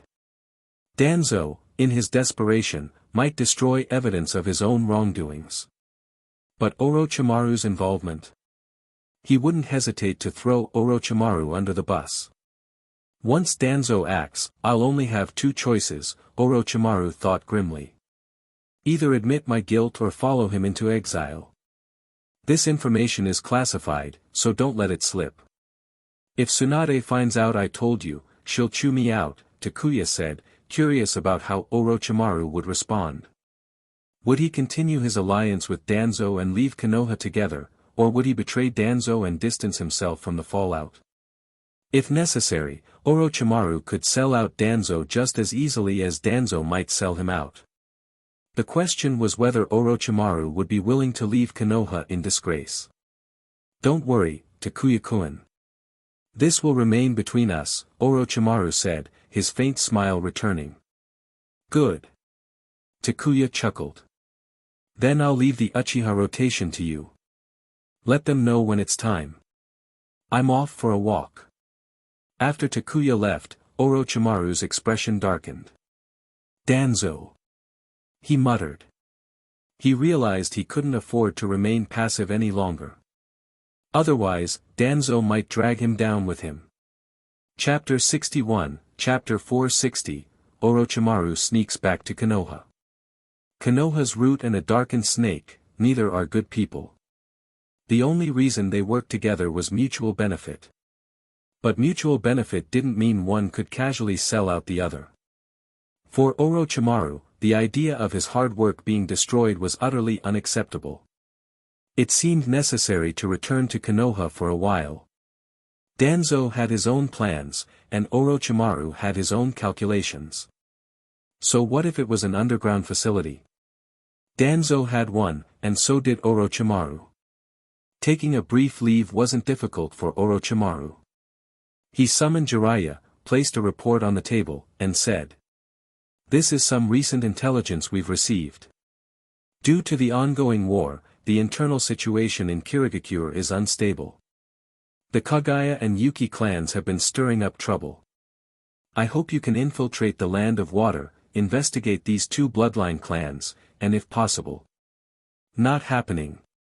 Jiraiya interrupted before Orochimaru could finish. If you want it done, do it yourself. I'm not interested in this kind of mission. Investigating and collecting information was one thing, but stirring up trouble within the Kagaya and Yuki clans? Orochimaru was giving Jiraiya far too much credit. No way was he taking this mission. Orochimaru glared at him, biting his words, "Fine. Then you manage the camp. I'll personally infiltrate the Land of Water to handle this." Are you serious? Jiraiya's eyes widened, his exasperation palpable. Come on. You're in charge of the camp. If you leave, what am I supposed to do? This kind of mission isn't something you can wrap up in a day or 2. If something goes wrong, I'll have no way to explain it to the old man. Jiraiya didn't doubt Orochimaru's intention to infiltrate the Land of Water. Orochimaru had pulled similar stunts countless times before.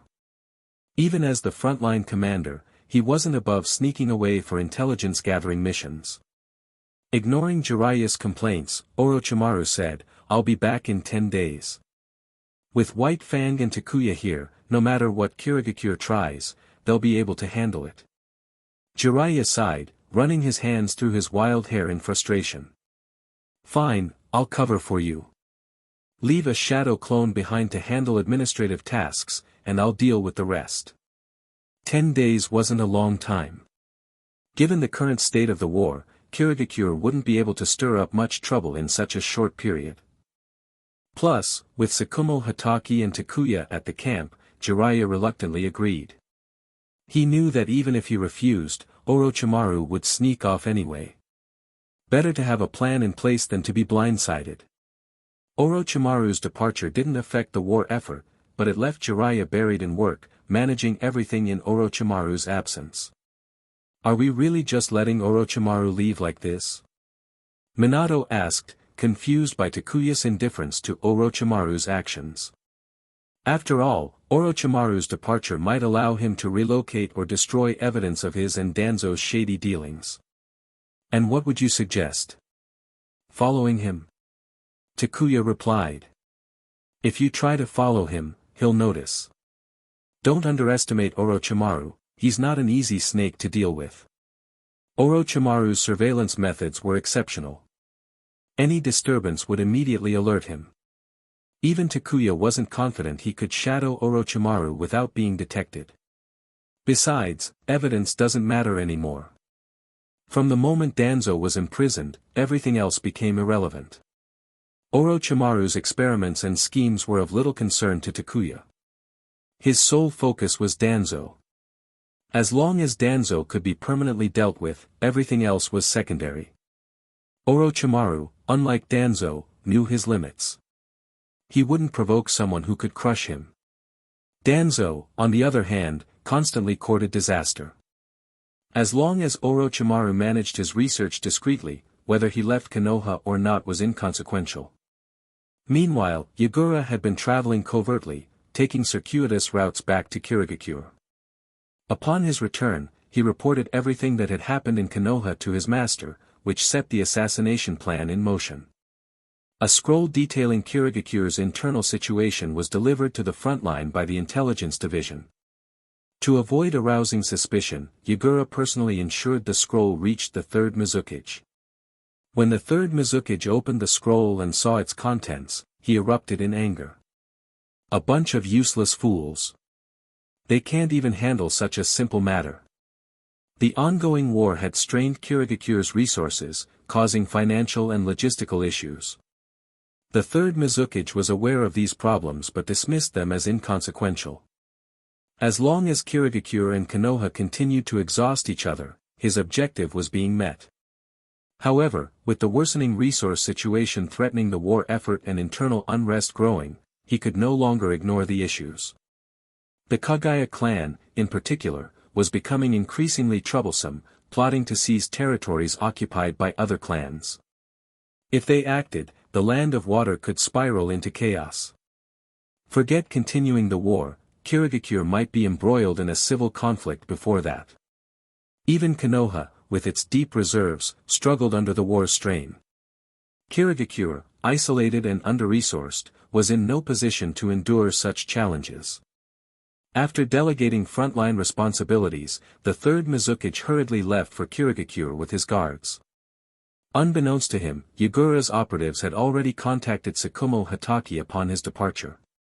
The opportunity was fleeting. To prevent leaks, Takuya, Tsukumo, and Minato departed immediately without informing Jiraiya. Having conducted numerous reconnaissance missions, Minato had left Flying Thunder God markers and specialized kunai on many uninhabited islands near the land of water. These served as teleportation points for swift movement. Let's go meet with Yagura. This is our only chance. If we fail, it'll be nearly impossible to corner the third Mizukage again, Takuya said. A failed attempt would only make the third Mizukage more vigilant. Minato placed a hand on Takuya and Tsukumo, teleporting them away from the frontline camp. After 2 swift relocations, they arrived at the rendezvous point with Yugura. Upon arrival, Tsukumo immediately scanned the area for potential threats. Fortunately, Yugura hadn't set a trap. The island was occupied only by Yugura and a few guards. After a brief greeting, Yugura unfurled a map, pointing to a route marked with red lines. The Mizukage-sama is traveling aboard one of our warships. There are people among his entourage. This is the route they'll take. By tomorrow noon, the ship will pass near this location. Chapter 62, Chapter 461, What exactly is Uchiha Madara planning? Yugura, who had spent much of his life patrolling the seas, was well aware of the speed of Kirigakure's warships. As long as nothing unexpected occurred, there wouldn't be any significant deviations in timing. Carefully examining the map, Takuya absent-mindedly twirled a kunai in his hand. Are you certain the route and timing won't be an issue? They won't, Yugura replied firmly. There are people aboard the ship working with us, more than one, in fact. If something unexpected happens, we'll be the first to know. Every village had its own methods for transmitting critical messages. Konoha was no exception, and neither was Kirigakure. Takuya, Tsukumo, and Minato didn't press further. As long as Yugura was confident, that was good enough. The only fear was that the third Mizukage might sense something amiss and change his course at the last minute. Thankfully, water routes were inherently slower than land travel. However, this also meant they were less likely to alter course, a benefit in their current situation. The third Mizukage would never imagine that members of his own village would conspire with outsiders to target and investigate him. There was still plenty of time before the plan would be executed. Takuya momentarily entertained the idea of setting up a small barbecue. Earlier, he'd spotted several large crabs scuttling into a nearby bush. Roasting them might make for a delicious snack. But on second thought, dry rations would suffice. Glancing at Yugura's solemn expression, Takuya figured if he suggested a barbecue, the perpetually youthful-looking Mizukage might snap at him. Speaking of which, Takuya wondered what Yugura's wife looked like. Didn't she mind her husband looking like he'd never grow up? What's wrong? Yugura asked, noticing Takuya staring at his face. His sharp eyebrows furrowed slightly, a hint of offense in his expression. I was just thinking about your whiff. Takuya quickly coughed to cut himself off. Ah, nothing. I was just wondering. Isn't it strange that no one noticed your Mizukage had been under someone's control for all these years? Yugura's face flushed with embarrassment and anger. He wanted nothing more than to kick Takuya. If you know it's an offensive question, why ask? How could I have known the Mizukage was being controlled? Yugura thought to himself bitterly. If not for his increasingly erratic behavior, who would have even suspected? Would you suspect your own third Hokage of being controlled? Sigh, Takuya. Tsukumo smiled wryly, shaking his head as he shot Takuya a disapproving look. Even if you're curious, there are better ways to ask. You're practically jabbing at an open wound. Minato, for his part, didn't know what to say. We never considered it before, Yugura said grimly. It wasn't until the Mizukage began personally leading battles, making reckless decisions that cost the village heavily, that we started to suspect. His behavior had changed since recovering from his illness. For example, he spent hours in the restroom every single day. Despite the awkwardness, Yugura divulged this peculiar detail. There was no mistaking it, this was White Zetsu's doing. Who else would be so fixated on experiencing the sensation of using the restroom? So my previous infiltration wasn't just bad luck, Tsukumo thought, feeling a mixture of relief and frustration. Turns out, I stumbled into the middle of the problem head-on. He finally had an explanation for why he'd encountered the third Mizukage in the bathroom during his infiltration of the Mizukage's office. It wasn't bad luck, the Mizukage's behavior had been unusual all along. Seriously, who spends hours a day in the restroom? Was he sleeping in there? Yugura's face darkened as his expression became more serious. His erratic decisions didn't make sense. Mizukage-sama was someone who had served under both the first and second Mizukages. He was incredibly talented and strong. So, it's not about poor leadership, Takuya interrupted. He was deliberately sending Kirigakure's shinobi to their deaths while dragging Konoha's forces down with him, right? Yagura nodded in agreement. Takuya frowned. It wasn't even time for Uchiha Madara to make his moves yet. What was White Zetsu playing at? Could this be preparation for Kagaya's eventual resurrection? But what was the point? They didn't even have a suitable vessel yet. Draining Kirigakure and Konoha's resources like this seemed pointless. By the time they found a vessel and nurtured it, both villages would have recovered from the war. It didn't make sense. None of it did. There was no reasoning with beings like White Zetsu, whose mind seemed solely preoccupied with strange and trivial obsessions. Maybe this wasn't part of Uchiha Madara's plan at all, Takuya mused. Perhaps White Zetsu and Black Zetsu were simply doing their own thing. After all, in Madara's eyes, the 5 great ninja villages were nothing more than a collective of ants. If he were to resurrect, wiping them out would merely require a bit of extra effort. The 5 great nations versus Uchiha Madara. At most, they might manage to tire him out enough to make him sweat a little. It wasn't that Takuya underestimated the 5 great nations or their top-tier shinobi. It was just that Madara's power defied logic. Even if Hashirama Senju were to be revived, it would only delay the inevitable. Without intervention from forces beyond reason, Madara with the Rinnegan was essentially invincible. And those forces? Well, who even knew if young Naruto and Sasuke would exist in this timeline? Konoha's trajectory had already deviated significantly. Sure, Minato's girlfriend was from the Uzumaki clan, but who said their child had to be a son? Why couldn't it be a daughter instead? And besides, Minato hated the name Naruto. Especially, Uzumaki Naruto. It made him feel like a curse had been placed on him, as if his son would disown the Namake's surname. Minato had already sworn he would never name his child Naruto, not even Namake's Naruto. And what if the reincarnations of Indra and Ashura's chakra manifested as sisters this time? Uchiha Sasuke as a girl? Itachi going from an overprotective brother to an overprotective sister? The mere thought sent shivers down Takuya's spine. He couldn't unsee it. What are you thinking about? Minato asked, nudging Takuya out of his thoughts. Yagura had left to set up surveillance around the island, ensuring no one would approach by accident. Nothing, Takuya replied, shaking off his strange musings. I was just thinking about Naruto. Minato's face darkened as he snapped. Get lost. Namake's Minato, will never become a live-in son-in-law. And my child will never be named Naruto. Never. What if it's a daughter? Minato hesitated, his anger dissipating slightly.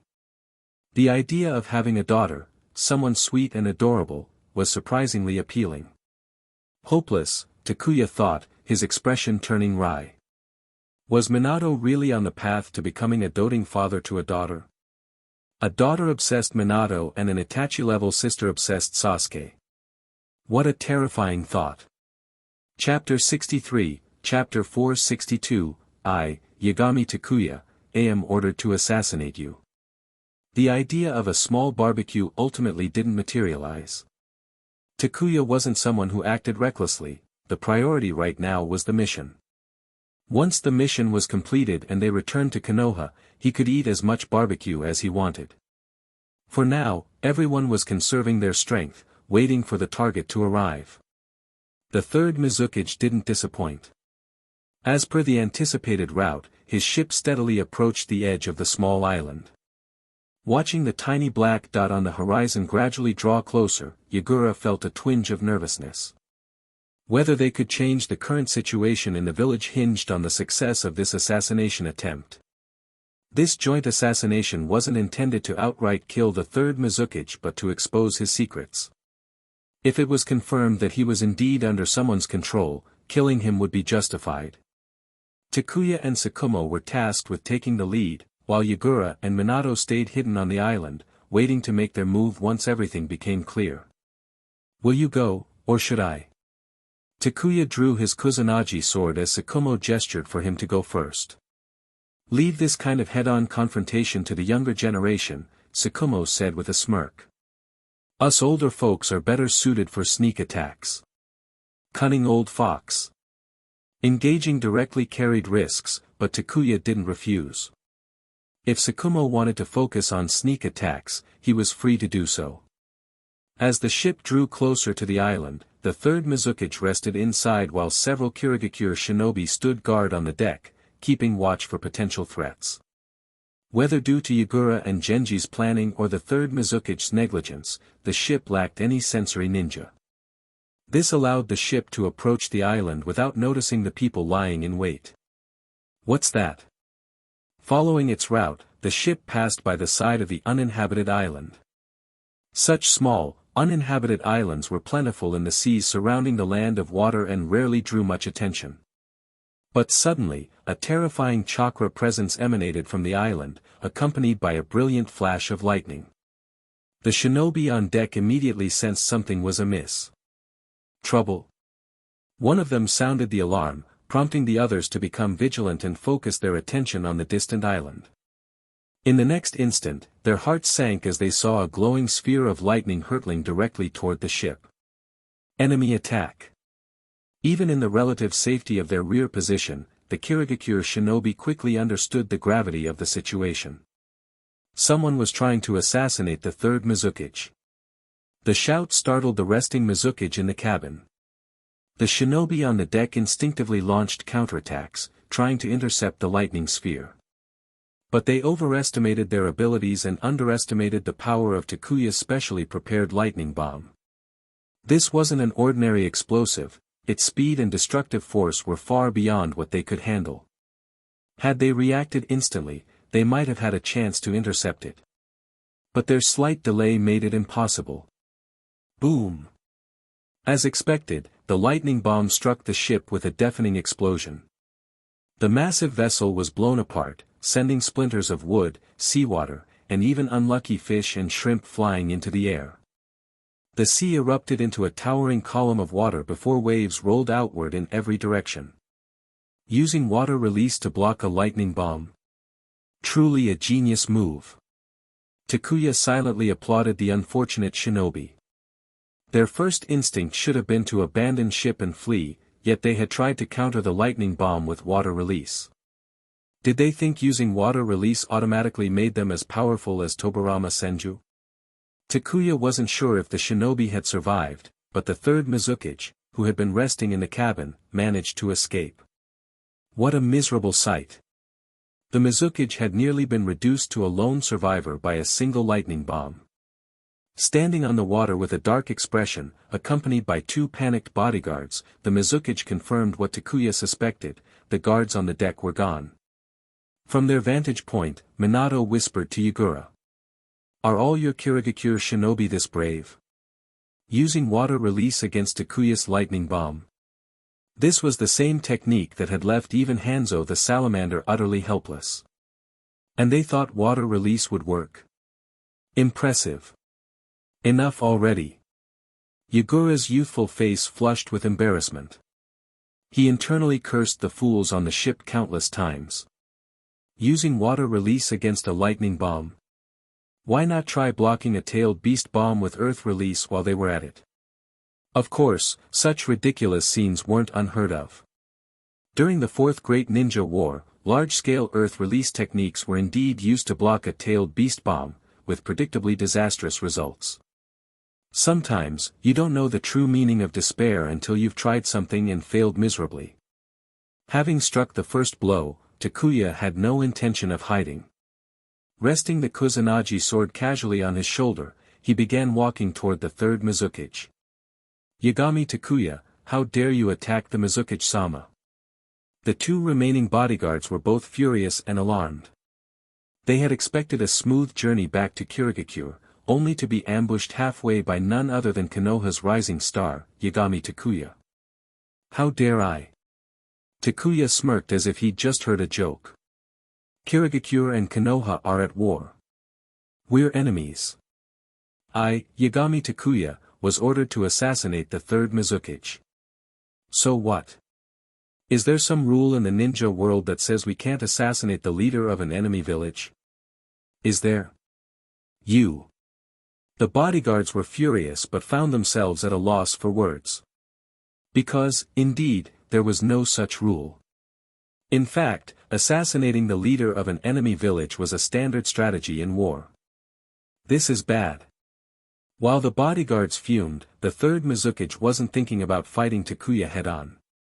Instead, his priority was finding a way to escape. He had no intention of engaging in battle here. With Black Zetsu's intelligence, the third Mizukage was well aware of Takuya's strength, far beyond his ability to handle. Moreover, if he fought with his full strength, the truth would come to light. By tomorrow, everyone would know that the third Mizukage was under someone's control, and that this person could use would release. There was no way to win. Fighting would only expose him further. Escaping was the only viable option. Wait, something feels off. Wasn't White Zetsu supposed to gloat and taunt his opponents at a time like this? Why was the third Mizukage silent, his eyes darting around as if plotting an escape? Takuya sighed. If White Zetsu wasn't going to play along, he'd have no choice but to send him on his way. Mizukage-sama, retreat. Seeing Takuya lower the Kusanagi sword from his shoulder, the bodyguards felt a chill run down their spines. They immediately drew their own blades and rushed forward, trying to buy time for the Mizukage to escape. Lightning release, thunder flash. Takuya wasn't in the mood to toy with them. In a flash of lightning, he darted past the two bodyguards. The bodyguards froze mid-step, their bodies rigid as their pupils dilated. The swords they had drawn slipped from their lifeless hands. Pfft. Blood sprayed into the air. Chapter 64, Chapter 463, The dignified third Mizukage using wood release. The throat, partially severed and charred, sprayed a torrent of fresh blood, dyeing the seawater beneath red. Two corpses fell into the sea, yet Takuya didn't slow down, rushing straight toward the third Mizukage. In just one move. To be precise, Takuya's target was never the two shinobi he had passed. Their deaths were merely incidental. This scene made the third Mizukage's eyelid twitch uncontrollably. At this moment, he could no longer remain composed and shouted loudly. Yagami Takuya, you dare to assassinate me? Aren't you afraid this will lead to an all-out war between Kirigakure and Konoha? Ice release, ice crystal technique. Despite his verbal threats, the third Mizukage's hands moved swiftly, unleashing a powerful ice release jutsu that surged toward Takuya. The third Mizukage's ice release was formidable. Unlike the Yuki clan's ice release, his techniques were far more intricate and terrifying in combat. The Yuki clan could only crudely shape ice for defensive or evasive purposes. Countless icy crystals formed from seawater, closing in to entrap Takuya in a frozen prison. Unfortunately for the Mizukage, a brilliant flash of violet-blue light shattered the ice crystals, allowing Takuya to break free. Such a minor ice technique was incapable of restraining him. Damn it! The third Mizukage cursed under his breath, his hands moving even faster. Ice release, freezing technique. Centered on the Mizukage, the seawater around him froze rapidly. A thick layer of ice formed over the ocean's surface with a loud cracking sound. The ice seemed like a giant hand, gripping Takuya's feet tightly and continuously restricting his movements. Is this really just ice release? Minato's eyes widened in astonishment. Even Yagura and the others couldn't help but gasp. They knew their Mizukage's strength was immense and that his mastery of ice release was extraordinary. However, they hadn't seen him fight in a long time.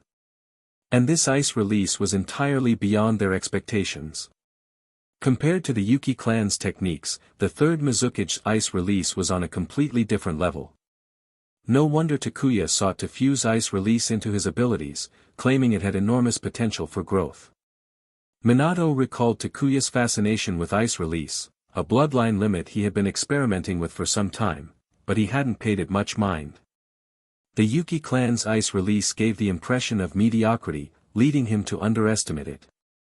But now, it was clear, the fault didn't lie with ice release itself but with the clan's inability to utilize it effectively. It was akin to the stark difference between Tobirama Senju's water release and that of other shinobi. The same technique could yield vastly different results depending on the user. Fighting on the ocean really has its limitations. Will this old guy freeze the entire sea next? Takuya glanced at the rapidly freezing surface, the ice layer continuously restricting his speed. He couldn't help but feel a hint of envy.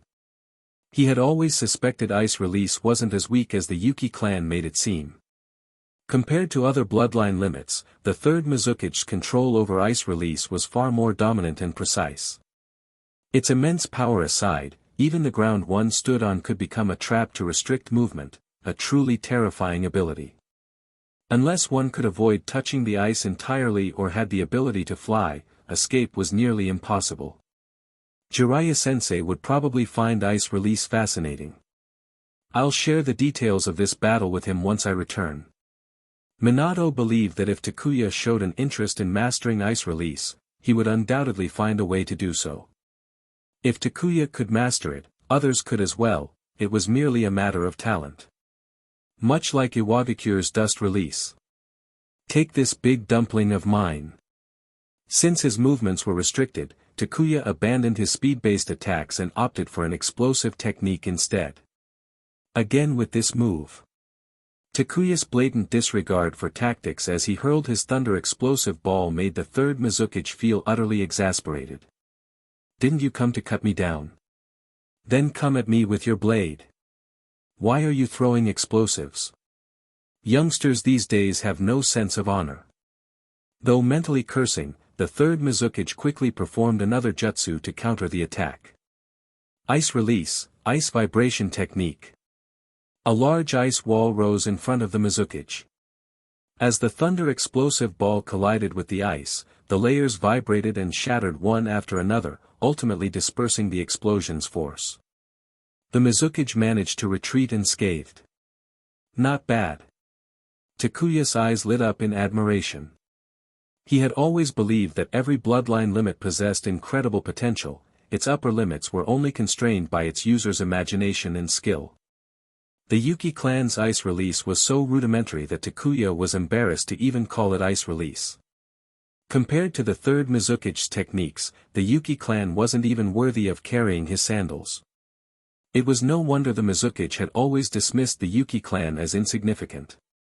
Sitting on a treasure trove but failing to utilize it, who could they blame but themselves? The mission was nearly complete.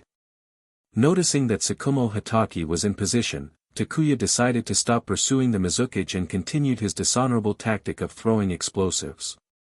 The Mizuki, who had just planned his escape, had no choice but to use the ice vibration technique to block again. After successfully defending against the explosion, the Mizuki let out a sigh of relief. But just then, a chilling killing intent locked onto him. Not good. The Mizuki's heart sank. Does Yagami Takuya have accomplices? Damn it. Having just used a jutsu to block Takuya's attack, the Mizuki was in a brief moment of vulnerability when a lightning-fast figure charged toward him. The figure wielded a blade enveloped in crackling lightning, slashing directly at the Mizuki's neck. The Mizuki didn't need to look to know who it was. After all, he had once fled in sheer panic from this man, holding up his pants as he ran. Although it had been a moment of confusion, the memory of that humiliation remained vivid. The man who had brought him such disgrace had returned. Get lost. Dense spikes erupted from the Mizuki's back, growing rapidly to impale Tsukumo Hatake as he attacked from behind. Danger. Tsukumo swiftly severed the spikes aimed at him and retreated, his eyes filled with shock. This is Wood Release. As a Konoha shinobi, Tsukumo recognized Wood Release immediately, even though it was rarely seen in Konoha anymore. Wood Release was practically a symbol of Konoha's heritage. Yet now, this technique had appeared on an enemy. The revelation left everyone stunned, except for Takuya, who had anticipated it. Even Yagura, who had devised the assassination plan, hadn't expected their Mizukichi to resort to using wood release in desperation. Wood release, piercing roots technique. Takuya sheathed his Kusanagi sword, his gaze mocking as he studied the Mizukichi. I'm curious. Why would the dignified third Mizukichi of Kurigakure, a master of ice release, suddenly use wood release? Could it be you're the first Hokage's son? No, that's not right. The first Hokage wouldn't have a son as old as you. Tsukumo's mouth twitched. He felt the need to secure Hashirama Senju's coffin lid before the legendary ninja returned to life from sheer outrage. The spikes receded into the Mizukichi's body, and his demeanor suddenly shifted. He scratched his head awkwardly and said with a sheepish smile. Well, you found me out. That's troublesome. The serious and stern third Mizukichi abruptly transformed into a goofball. He didn't seem to mind his change in demeanor, instead grinning at Takuya. No wonder you're hailed as a genius comparable to the god of shinobi. I underestimated you, just like everyone else. What kind of madness is this? Takuya admitted he couldn't handle this comedic side of the Mizukichi. Fortunately, his mission was now complete. Chapter 65, Chapter 464, The Allure of Kekkai Genkai. The moment the wood release, piercing roots technique was revealed, it became evident that the third Mizukichi was indeed being controlled. As for who was controlling him, that wasn't Takuya's concern. That was Kirigakure's internal issue. As for whether Yagura could take down the third Mizukichi, Takuya felt it was unlikely. Yagura wasn't strong enough yet. His power would only soar after becoming a Jinchuriki. Unfortunately, even as a Jinchuriki, he wouldn't stand a chance against a Mangekyō Sharingan. A naturally ill-fated individual. Who are you, and why are you controlling our Mizukichi? With the situation clear, Yagura had no reason to continue hiding. He stepped out from the small island with his team, surrounding the third Mizukichi along with several guards. It was obvious Yagura and his team were furious. Their Mizukichi had been controlled, initiating an inexplicable war that cost many lives in their village. Anyone in their position would feel enraged. That Yagura refrained from cursing outright was already commendable. What now? Should we help?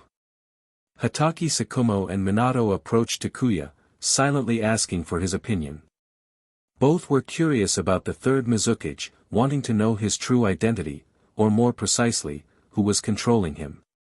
Help with what? Our mission is already complete. The alliance between the two villages didn't include aiding Kurigakure in taking down the third Mizukichi. Their task was only to assassinate and expose the Mizukichi's secret. Whether Kurigakure could capture him or not was their own business.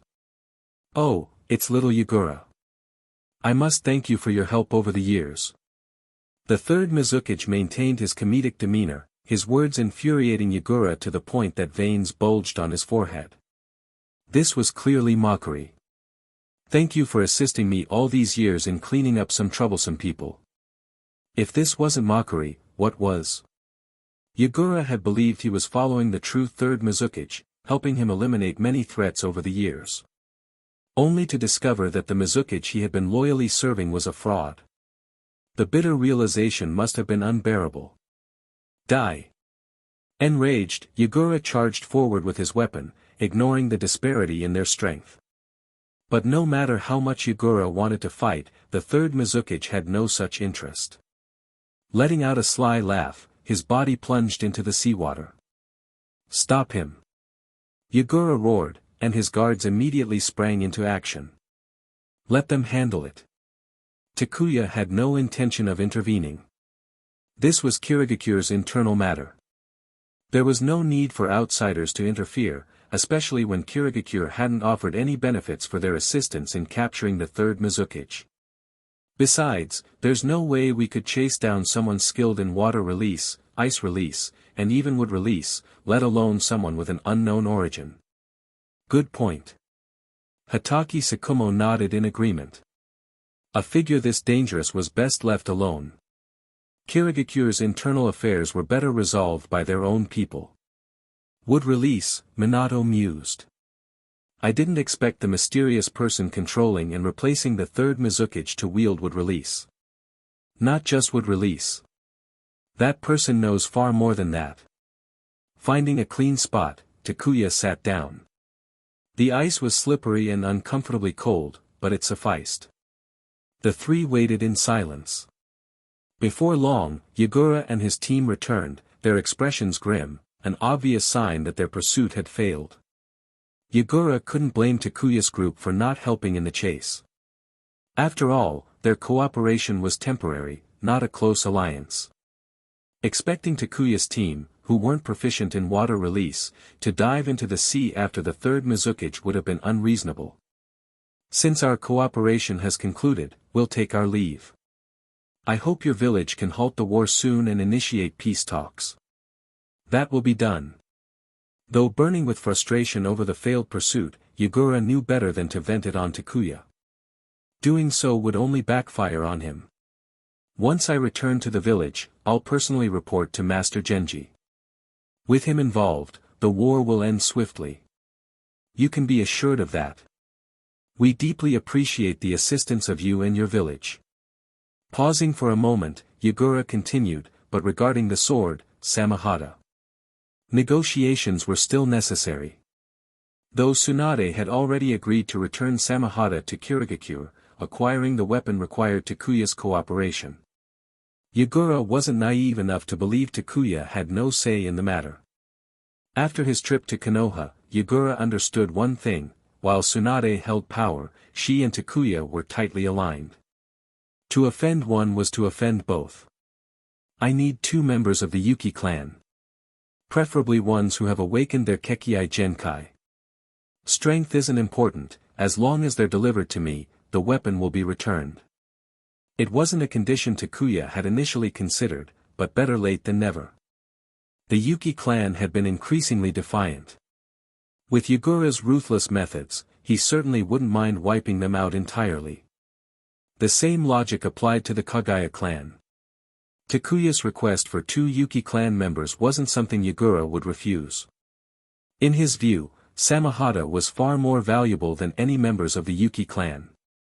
As for what Takuya intended to do with them, it wasn't hard to guess: it had to be for ice release. Agreed. Without hesitation, Yagura consented. With that, the discussion concluded, and the 2 parties went their separate ways. Minato used his abilities to transport Takuya and Hatake Tsukumo away. Back at their camp, Hatake Tsukumo looked at Takuya curiously. You want members of the Yuki clan for their ice release? Having anticipated the question, Takuya didn't hide his intentions. He had begun researching ice release long ago, though his progress had stalled. Smiling, Takuya nodded. Yes. I've been studying it for a while, but I've hit a bottleneck. I want to use the Yuki clan members to experiment further. Theoretically, ice release is a Kekii Genkai formed by combining water release and wind release. Without the bloodline, it's difficult to achieve the fusion. Young people these days are truly bold. I hope you succeed. Hatake Tsukumo chuckled, patting Takuya on the shoulder before leaving. He had no doubt about Takuya's ability to master ice release. Experimentation was always worthwhile. If successful, his son Kakashi would directly benefit. Though Tsukumo had slain countless Kekii Genkai users with his white fan blade, he couldn't deny the immense potential of Kekii Genkai.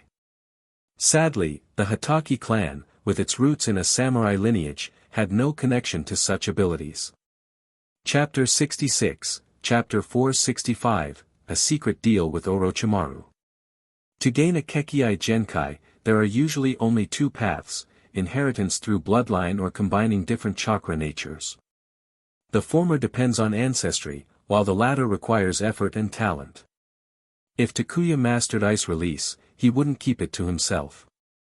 Teaching Kakashi would be inevitable. Who knows? Kakashi might even grasp it himself. Hatake Tsukumo had faith in his son's potential. Maybe I could collaborate with Orochimaru on this. Along the coastline, the rest of the shinobi returned to Konoha. Only after the peace talks between Konoha and Kirigakure were concluded would Orochimaru and his group leave their posts, a necessary precaution. Orochimaru was unhappy with this arrangement, particularly since it was he who had to stay, not Jiraiya. To make matters worse, Jiraiya, upon learning he could return to the village to rest, didn't hesitate to flaunt this fact in Orochimaru's face. With the war officially over, Konoha gradually returned to its lively state. Unfortunately, Konoha's shinobi had little time to relax. The backlog of missions and requests accumulated during the war required a significant number of shinobi to handle them. Fortunately, Konoha had a large pool of capable shinobi. While those who had directly participated in frontline battles could begin their rotations for rest, others not from the main battlefield were assigned to tackle the surge of missions. Unluckily, Takuya and Minato were among the latter group. "What is this? I thought I'd finally get some time to rest," Takuya muttered, glaring at the scrolls on the table. He was tempted to kick Tsunade out for delivering such bad news.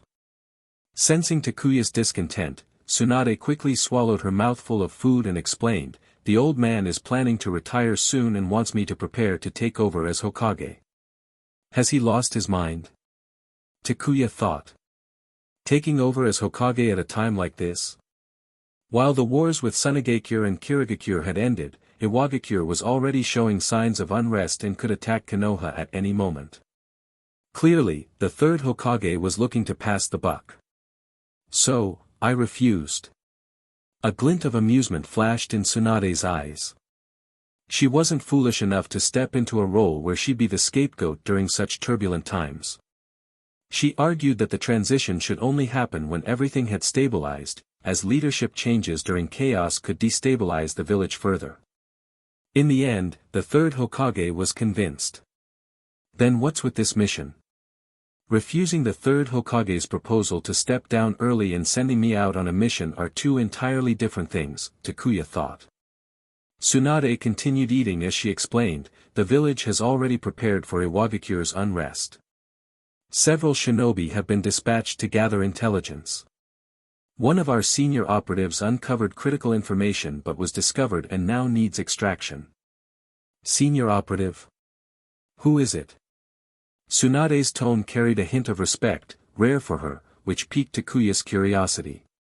Besides Hatake Tsukumo, was there anyone else she regarded so highly? "It's Mariboshi Kosuke." Mariboshi Kosuke, the eternal genin of Konoha. Unlike Might Due, Kosuke willingly remained a genin, despite his skills. He was an unassuming older man who always carried cooking utensils, looking nothing like a shinobi. After finishing her meal, Tsunade placed her chopsticks down with satisfaction and patted her slightly rounded belly. This mission was initially meant for someone else, but with the ANBU restructuring and the addition of a new ministerial position, I had to recruit Tsukumo. So, you and Minato will take this one instead. Poor Minato. Wait, why was he feeling pity for someone else when he was being dragged into this himself? Takuya scolded himself for his misplaced sympathy.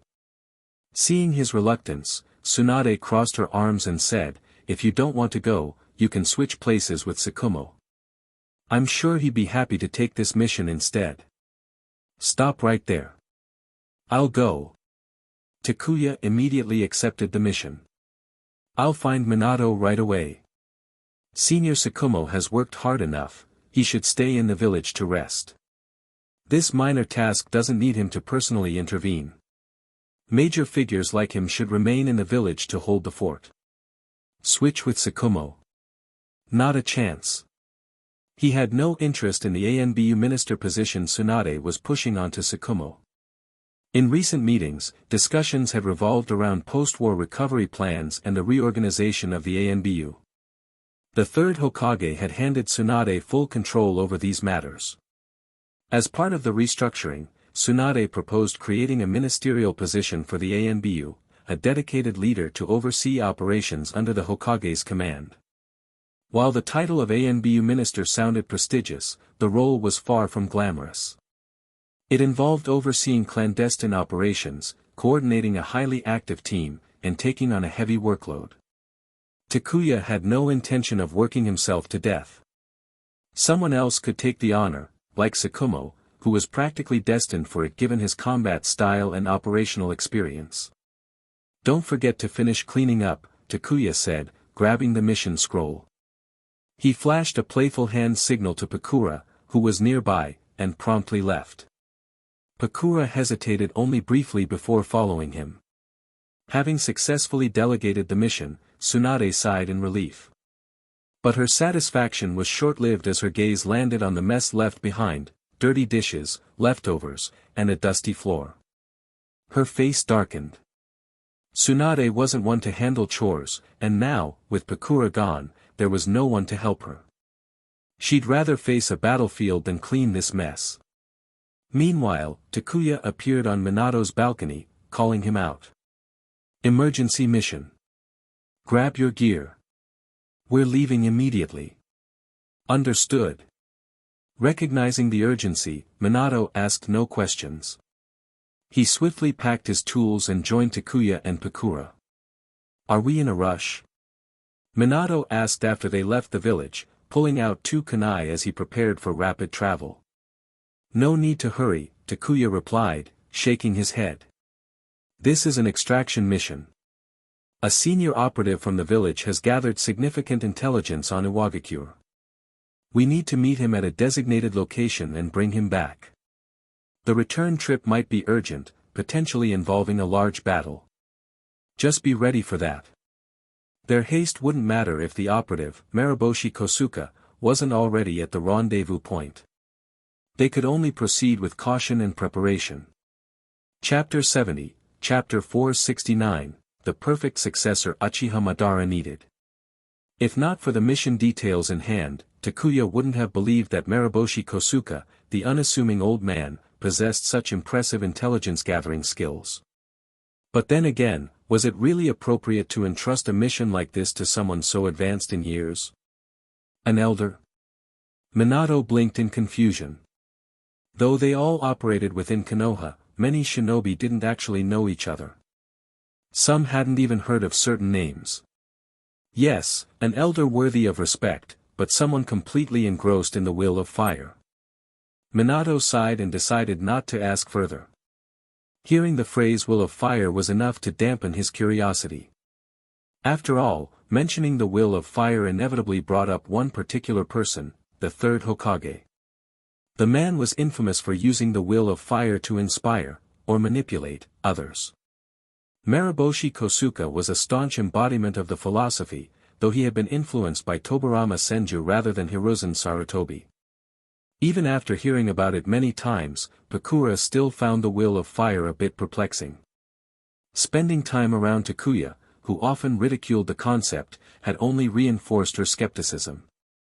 Close to ink, you'll turn black, close to vermilion, you'll turn red. This old saying rang true. Takuya's disdain for the will of fire had rubbed off on those around him, making them view it with a certain detachment.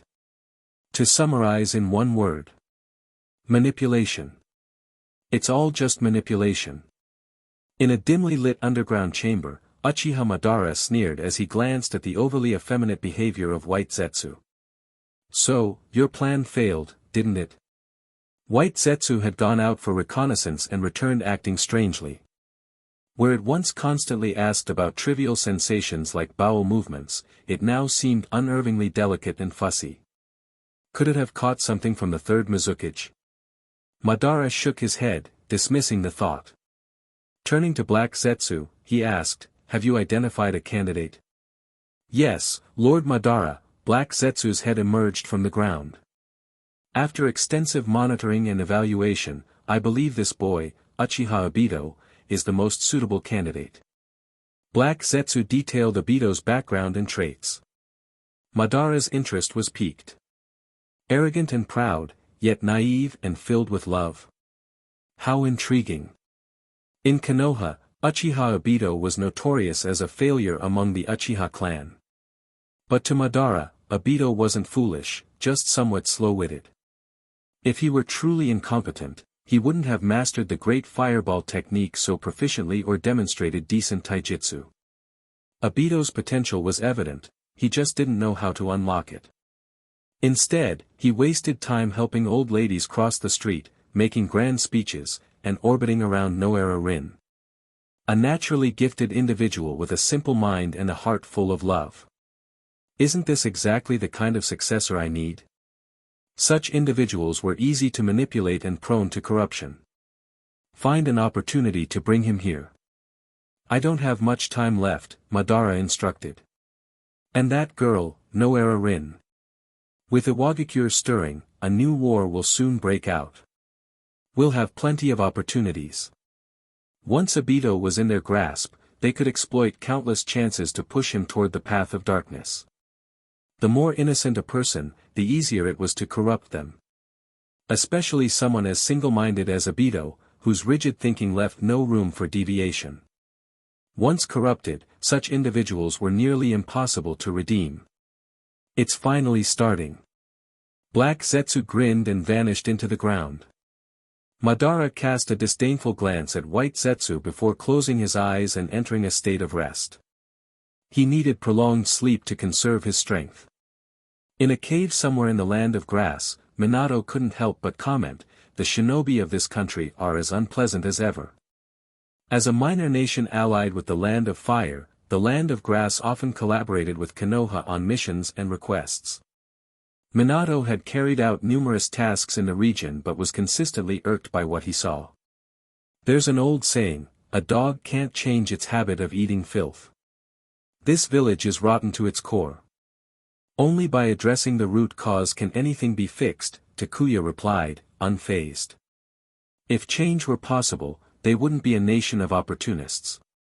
Takuya harbored no illusions about the shinobi of Kusagakure.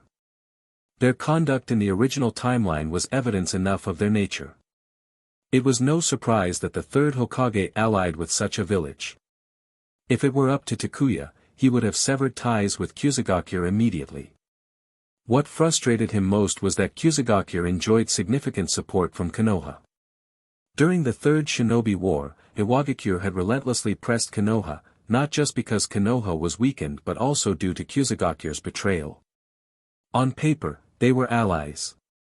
In reality, they turned against Konoha, leading Iwagakure shinobi straight into the land of fire. Minato wasn't prone to complaints, so his grievances spoke volumes about how detested Kusagakure's shinobi were. I must remind Tsunade not to trust them too much when we return, Minato thought grimly. There was still time before the scheduled rendezvous. Takuya gestured for Pakura to come closer, indicating he had something to discuss. Minato noticed and tactfully excused himself. I'll scout the area. If anything happens, I'll let you know. Takuya waved him off. Go ahead. We'll be fine here. Pakura knelt gracefully, opting for a proper posture since sitting cross-legged would be improper in her attire. Fortunately, the cave floor was covered in grass, sparing her knees from the cold, hard stone. Since returning to Konoha, Takuya hadn't had a private conversation with Pakura. As someone he had brought to the village, he felt responsible for checking in on her. You've been in Konoha for a while now. How are you finding it? Pakura answered calmly, apart from some unwarranted hostility, it's been fine. With Kushina's companionship, Pakura didn't feel completely isolated. Thanks to Takuya and Tsunade's efforts, she was slowly integrating into Konoha, though it would take time for her to feel fully accepted. Some hostility is inevitable, Takuya said, studying her Konoha headband with a smile.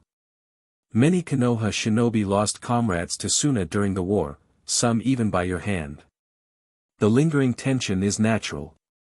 Just ignore them. Their discontent is limited to stares, they won't dare act on it. I understand. Some things could only be smoothed over with time. From the moment she chose to join Konoha, Pakura had mentally prepared herself for these challenges. Chapter 71, Chapter 470, Who knew Kekkei Genkai could be used this way? With Takuya and Tsunade backing her, Pakura didn't have to deal with any narrow-minded individuals causing her trouble.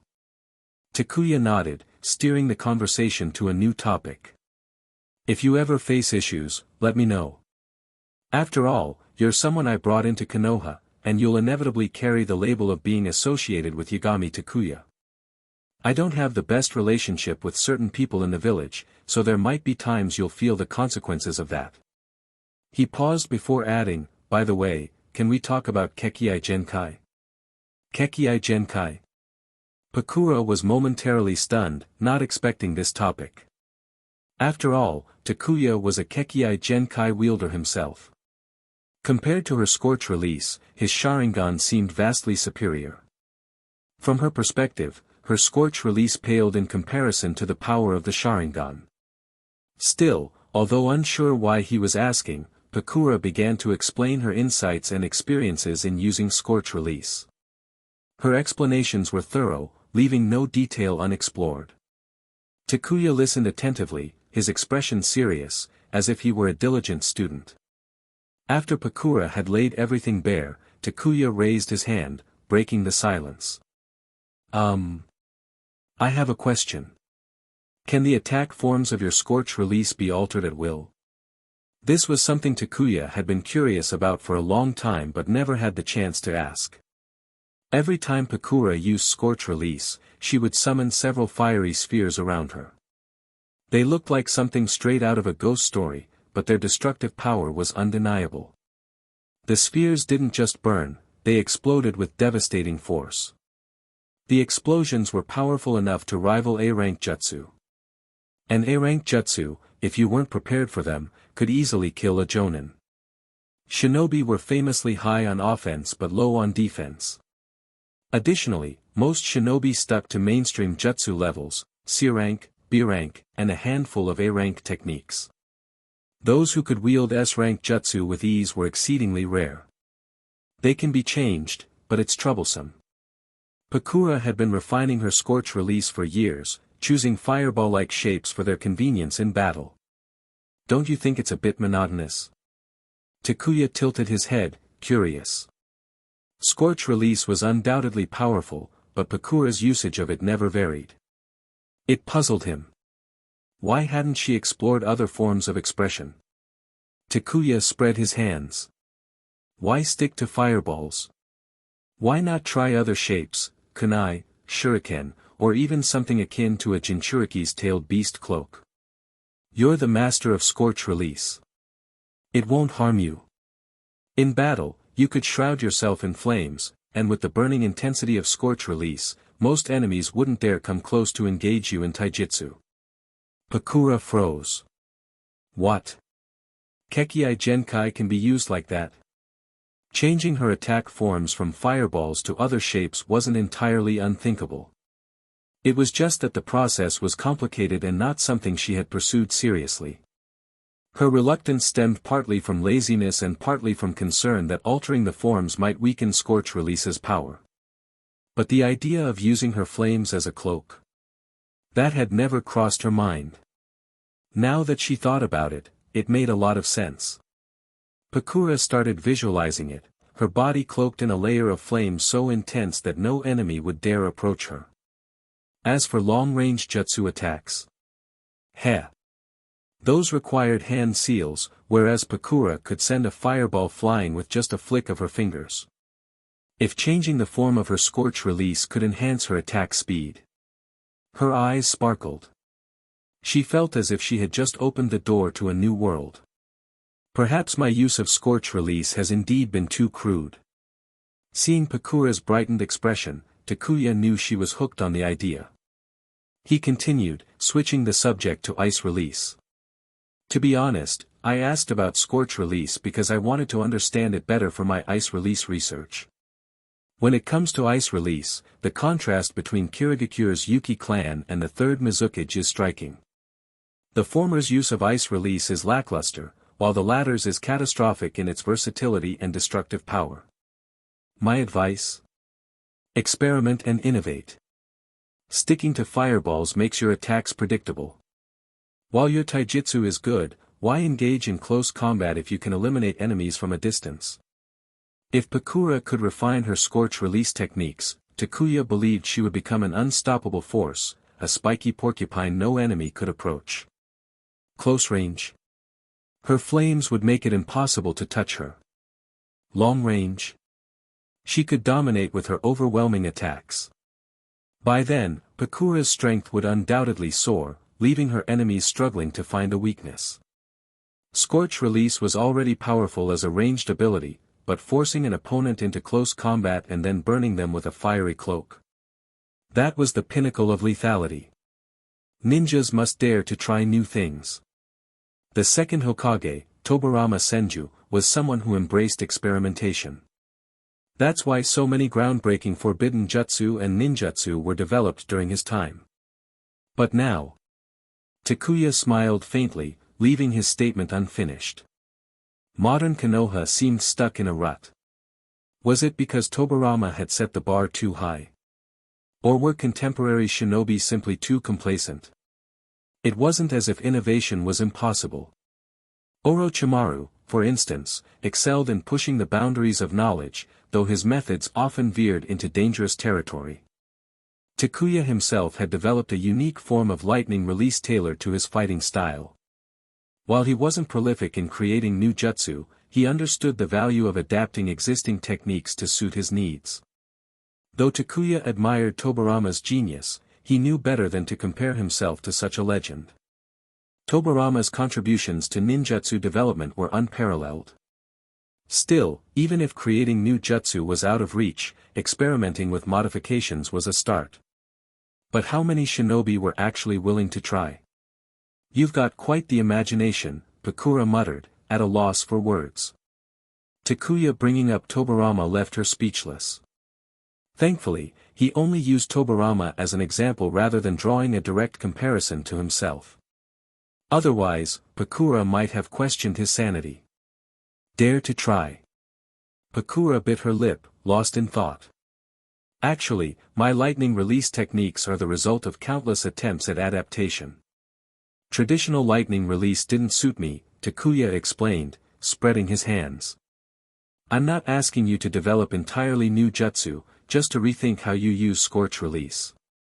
Adapt? Pakura looked up in surprise. From what she knew, Takuya's lightning-based techniques, which complemented his swordsmanship, were entirely unique. Apart from Takuya himself, only Hatake Sakumo came close, but their styles were vastly different. Takuya's fusion of lightning release with close combat was something even Kyomogakure, famed for its mastery of lightning techniques, had never achieved. She had always assumed Takuya had invented these techniques. To hear they were born from personal adaptation was unexpected. Now, a new question arose. Who inspired him to start adapting in the first place?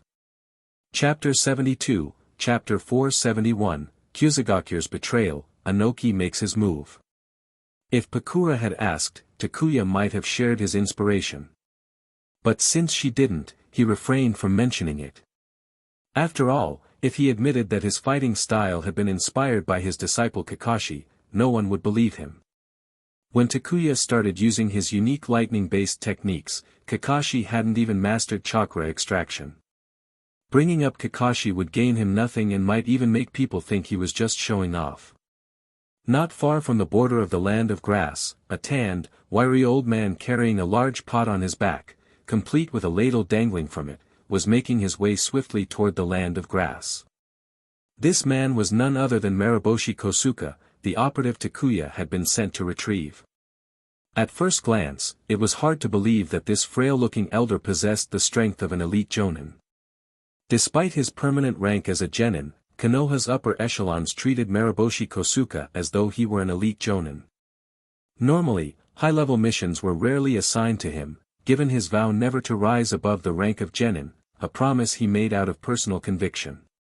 The third Hokage had long since accepted this and assigned Kosuke simpler missions typically reserved for genin. But Kosuke wasn't like Might Due, who was labeled a forever genin due to his lack of aptitude in areas outside of physical combat. Kosuke had all the necessary skills to advance but chose not to. Because of this, he had been nicknamed one of Konoha's eternal genin. With Konoha's elite forces tied up on the front lines of the war, the third Hokage had no choice but to entrust Kosuke with the critical mission of intelligence gathering. Kosuke didn't disappoint. He executed the mission flawlessly, gathering valuable information. Unfortunately, his withdrawal was noticed by a Wagakure shinobi, necessitating a rescue operation to ensure his safe return to Konoha. This wasn't an uncommon situation for intelligence operatives. Any sign of detection meant immediate withdrawal and a distress signal sent to the village. Despite his unassuming appearance, Kosuke moved with remarkable speed, covering ground with efficiency as he kept a vigilant eye on the distance between himself and his pursuers. "I wonder how things are on the front lines," Kosuke mused. "I hope everything is going smoothly." Iwagakure's growing aggression was an ominous sign for Konoha. During the Second Shinobi War, Iwagakure had shown a similar inclination to attack Konoha, and only the interference of the Third Reikage had prevented a full-scale conflict. This time, however, it seemed Iwagakure wasn't going to let the opportunity slip away. With Konoha weakened by wars against Sunagakure and Kirigakure, and with too little time having passed since the Second Shinobi War to recover fully, Iwagakure saw an opening. If they attacked now, Konoha's vulnerability could yield substantial rewards. Relations between Konoha and Iwagakure had never been good, especially after Inoki had been humiliated by Uchiha Madara during his youth. That grudge lingered, making Inoki all the more eager to exploit Konoha's current state. But personal animosities aside, Iwagakure had more pragmatic reasons to wage war. While Konoha had the deepest reserves of talent and resources among the 5 great shinobi villages, and Kyomogakure was the most militaristically aggressive thanks to its wealth, Iwagakure was a close third in terms of military strength. However, Iwagakure's land was barren, with most of the Earth country being composed of rugged, infertile mountains. This lack of resources meant Iwagakure had to pour everything into its military. Yet, this created a paradox: its military grew stronger, but its economy couldn't sustain such growth indefinitely. Without enough revenue to support its expanding forces, Iwagakure faced financial collapse. Fortunately, the daimyo of the Earth country was as committed to military strength as Iwagakure's leadership, and his support kept them afloat. But this couldn't last forever. When a nation's military power far outstrips its economic capacity, or becomes its only solution. And now, Inoki had set his sights on Konoha, whose current weakness made it an irresistible target. Not far behind Kosuke, a group of Iwagakure shinobi was relentlessly pursuing him. Meanwhile, Minato returned from scouting with a concerned expression. "Takuya, Kyuzugakure has gone into full alert," he reported. Having visited Kyuzugakure many times, Minato was familiar with their typical behavior.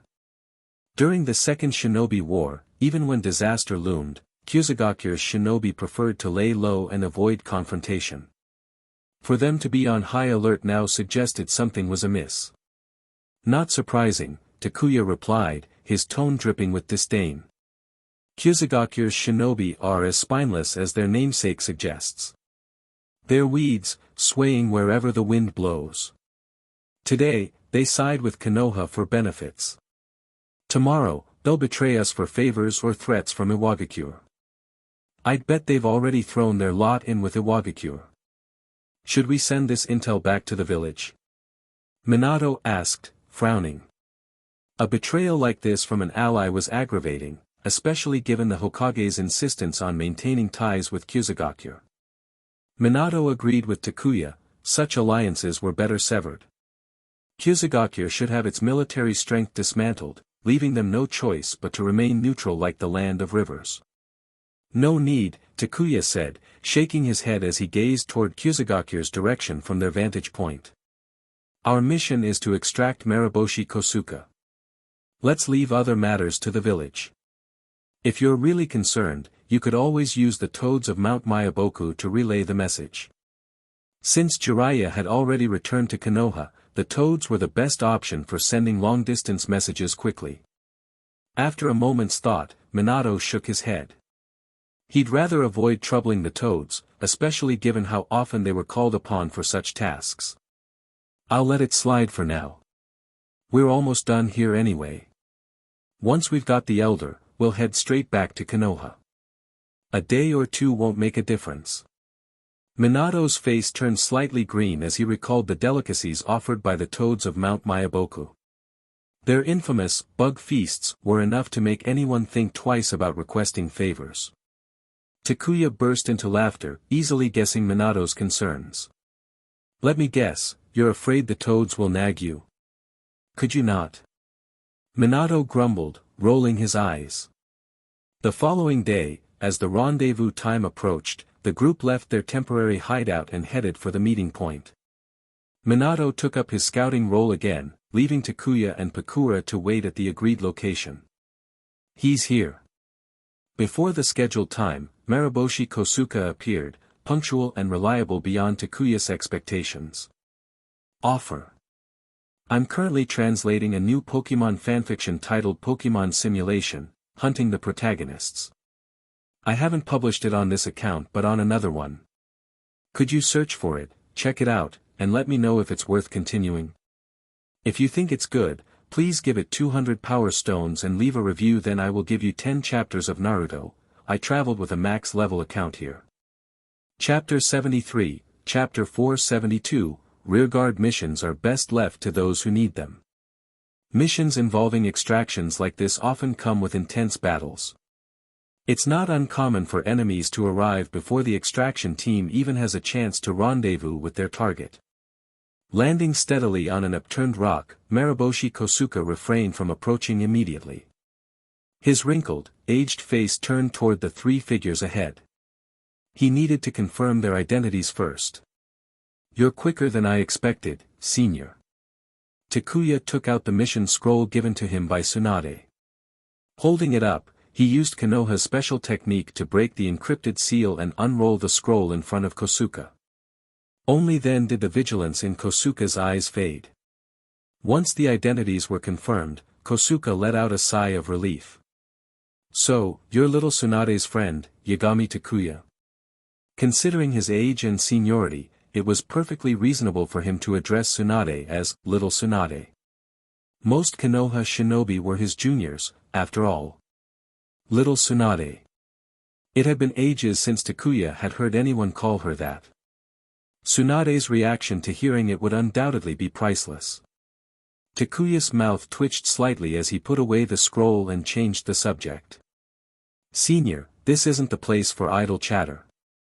Let's return to the land of fire. It seems Kusugakure has sided with Iwagakure. You're right. Kosuka's kind and gentle expression turned serious. There are still quite a few Iwagakure shinobi tracking me. We need to leave now. I'll stay behind to cover our retreat. Minato volunteered for the rearguard duty. Takuya waved him off. Pakura can handle it. There's no need for you. While Takuya would have enjoyed seeing Minato cause trouble for Iwagakure, rearguard duty was more fitting for Pakura. Moreover, Pakura needed opportunities to contribute, it would help her integrate into Konoha. Pakura. Minato blinked in confusion, but before he could say anything further, Takuya had already turned to leave, leaving Minato awkwardly misreading the situation. Not long after the trio departed, a sizable Iwagakure shinobi unit caught up to them. Facing dozens of pursuers, including two jonin leading the group, Pakura didn't give them a chance to react. She launched her most powerful attack, raining indiscriminate destruction upon them. The Iwagakure shinobi, still focused on tracking Kosuka's movements, were caught off guard as fiery orbs descended from the sky. Boom! Under such conditions, the devastating power of Scorch release exceeded expectations. Iwagakure's forces were thrown into disarray, with many dead or severely injured. The surprise attack Pakura delivered was nothing short of catastrophic. Scorch release. Pakura. Only after suffering heavy casualties did the Iwagakure shinobi realize who had ambushed them and caused such devastation. Standing on a tree branch, Pakura glanced dispassionately at the carnage she had wrought. Without a word, she turned and left. Her mission was simple: act as the rearguard. Rearguard missions could take many forms, but the typical approach was to delay and block the enemy, preventing them from continuing their pursuit. Pakura, however, had annihilated over half the pursuers. Faced with such losses, the remaining Iwagakure shinobi lacked the courage to chase her further. Chasing Pakura meant risking total annihilation, a gamble they were unwilling to take. After finishing her task, Pakura left without looking back. Takuya and the others weren't moving particularly fast. Before long, Pakura caught up to them. "How did it go?" Takuya asked, glancing back. A squad led by 2 jonin, but no elite jonin. Over half were killed or injured. "They shouldn't pursue further," Pakura replied after some thought. Takuya grinned and gave her a thumbs up. "Well done. I'm sure their heads are still ringing from the shock." A squad of dozens, ambushed mid-pursuit and losing half their number in an instant, no one could take such a blow in stride. Without an elite jonin to lead them, even the thought of chasing Pakura would be sheer folly. Pakura wasn't an easy target by any stretch. "Ha ha ha." Minato burst into laughter, and the relaxed atmosphere brought a smile to Kosuke's face as well. Trailing behind Takuya, Pakura's lips curled slightly upward. It was clear she was in good spirits. The conversation shifted to Iwagakure. Takuya couldn't help but feel a twinge of sympathy for Inoki. Inoki really is something else. With no suitable successor, he's held on to the Tsuchikage seat for so many years. That can't have been easy for him. Compared to the third Hokage and his contemporaries, Inoki was much older. Yet one had to admit, Inoki was the kind of person who only grew craftier with age. Unfortunately, his advanced years inevitably limited his strength. But with no appropriate heir in sight, Inoki had no choice but to endure. Minato tilted his head curiously.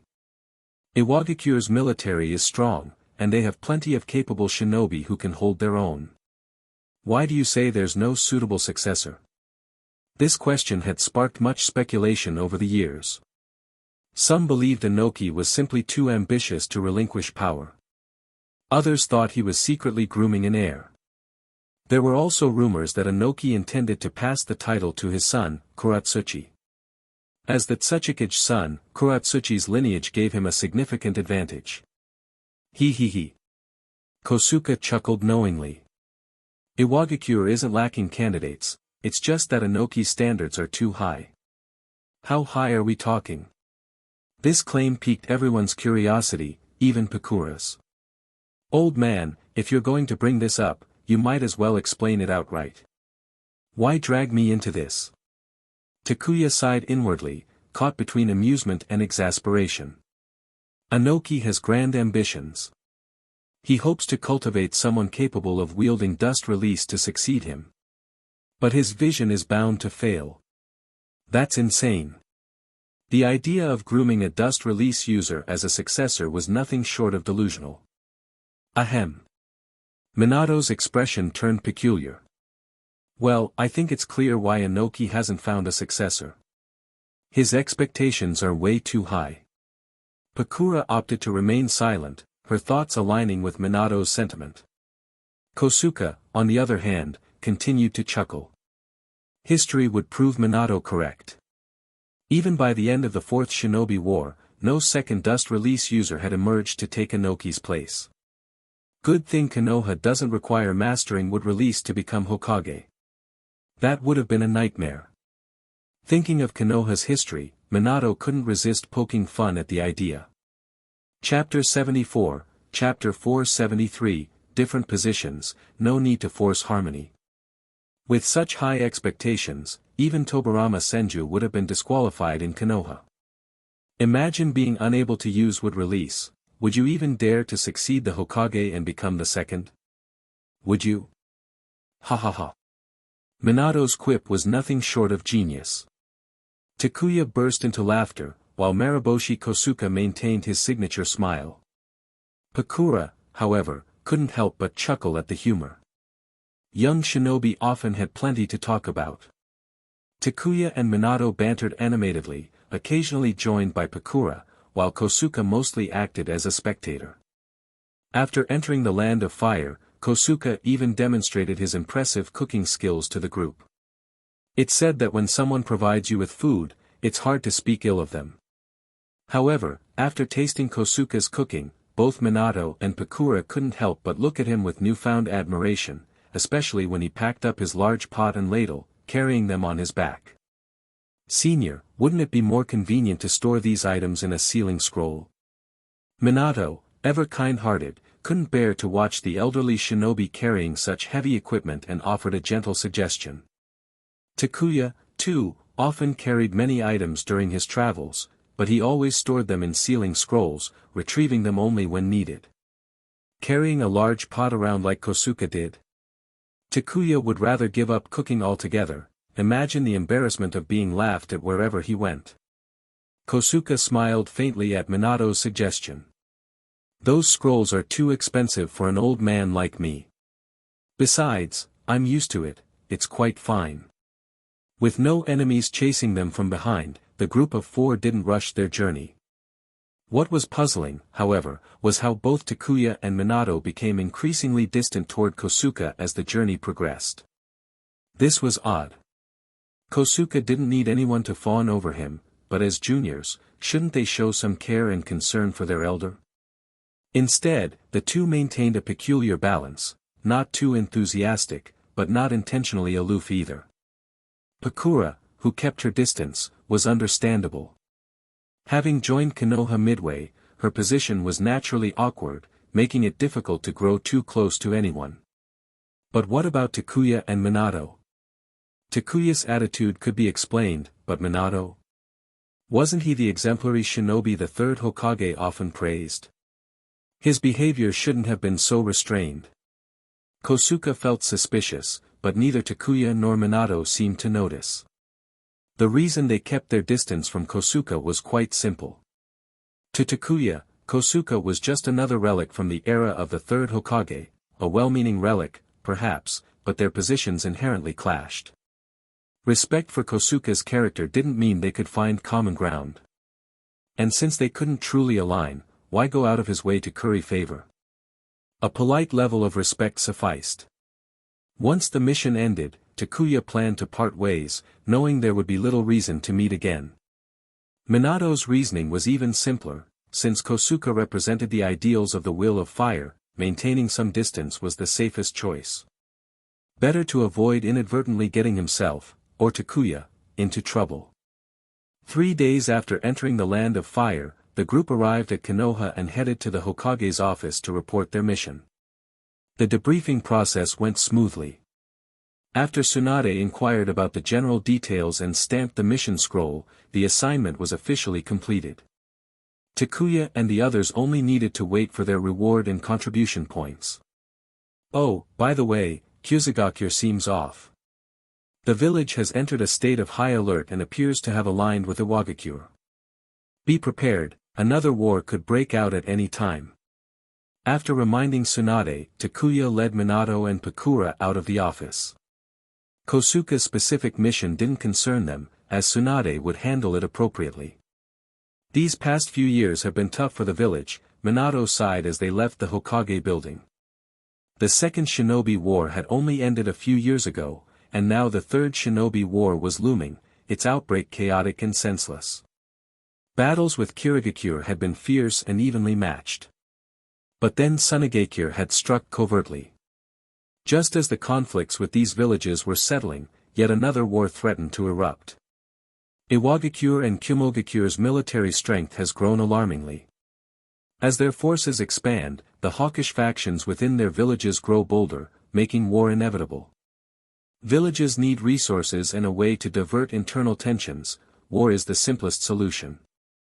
Takuya patted Minato's shoulder and shook his head. Let's go eat. These are matters beyond our control. Whether war breaks out depends on the enemy's decisions. Konoha didn't have the luxury of choice, it was all had only worsened. Kurama was now barely hanging on. While Konoha had also suffered significant losses, everything was relative. In comparison, Kurama had bled far more heavily. Yagura, ruthless as he might be, was loyal to his village and truly wished for its prosperity. Unlike some, he would never harm the village for personal gain. He hadn't initially been interested in competing for the Mizukage title. However, under pressure from his mentor, he was forced to step forward, using his influence to eliminate other candidates and secure his place as the frontrunner. Once the negotiations between the two villages concluded, Yagura would return to Kirigakure to formally assume the mantle of Mizukage. Any progress in tracking the third Mizukage? Since Yagura seemed disinclined to discuss his promotion, Takuya shifted the topic. None. Yagura's youthful face creased in frustration. He had spent countless hours worrying over the matter. It's as if he vanished completely. There's no trace to be found. Looks like your village has a real headache on its hands. Takuya's tone was laced with schadenfreude, unabashed and intentional. After all, it didn't concern Konoha. Why shouldn't he laugh? And really, what was wrong with laughing? Kirigakure had managed to create such a massive scandal on its own. Surely a bit of ridicule was warranted. At least Konoha had refrained from spreading the news, which was already a kindness. Yagura clenched his fists on the table, his glare toward Takuya growing sharper by the second. He wanted nothing more than to punch that smug face, but he restrained himself. It wasn't just because he would lose in a fight, Kirigakure still needed Konoha's cooperation on critical matters. Besides, the ongoing peace talks made this an entirely inappropriate time for conflict. Alright, enough gloating. Let's get to the point. You're not here just to retrieve Samehada, are you? Sensing he had pushed enough buttons, Takuya changed the subject. If it were merely about exchanging Samehada, the negotiation team could have handled it officially. There was no need for Yagura to meet him personally. Clearly, there was more to the visit. You're right. Yagura's expression turned serious. On behalf of Kirigakure, I'm here to request your assistance in capturing our village's tailed beasts. Konoha had its share of problems, but Kirigakure was in utter chaos. Yagura had to oversee internal purges, handle peace negotiations, and now take charge of capturing their village's tailed beasts. After consulting with his mentor, Yagura had decided to take advantage of the peace talks to request Konoha's help in capturing the 3 tails and 6 tails. Wait. Are you telling me your village can't even catch its own tailed beasts? Takuya's eyes widened in disbelief. Yagura, are you joking? While the 3 tails and 6 tails were difficult to deal with, being partial to hiding in the sea, surely Kirigakure could manage without outside help. Yagura's fists clenched tighter, his gaze growing colder. Because someone infiltrated Kirigakure and wreaked havoc, our sealing teams were severely impacted. They're nearly disbanded. Cough, cough. Takuya choked on his own breath. It seemed this was partially his fault. He hadn't specifically targeted their sealing teams during his operations, it was just bad luck that they got caught in the crossfire. Clearing his throat, Takuya quickly tried to deflect. Well, this isn't something I can decide. You'll need to speak with the Hokage or Tsunade. They're the ones in charge. Takuya had zero interest in a mission to capture tailed beasts. It was Kirigakure's problem, not his. At most, Yagura could borrow Konoha's sealing teams to assist. Predictably, Yagura had anticipated this response. The Hokage and Tsunade both said the mission would require your consent before Konoha could accept it. What's going on with Konoha? Since when did high-level missions need the individual's approval before being assigned? Shouldn't the leadership's decision be final? Sorry, but I refuse. Takuya declined without hesitation. I have no interest in a tailed beast capture mission. You'd be better off asking someone else, like Jiraiya or Orochimaru, who's about to return to the village. They have the skills for it. With a sealing team, as long as the tailed beasts aren't hiding in extreme environments, success is practically guaranteed. May I ask why you're refusing? Yagura's tone was measured but persistent. The war is over, and our villages are negotiating peace. In the future, we're meant to be reliable allies. Wouldn't accepting this request strengthen ties and improve relations? Typically, tasks that bolstered inter-village relationships were never turned down, and the leadership often issued mandatory orders. Yet, when it came to Takuya, there seemed to be an exception. The third Hokage had outright stated he couldn't make this decision and had silently deferred to Tsunade. Tsunade, in turn, had shrugged and told Yugura. "You'll have to ask him directly. If he agrees, the mission can proceed immediately." Takuya sighed, sensing Tsunade's cunning play. "Look, my answer is still no.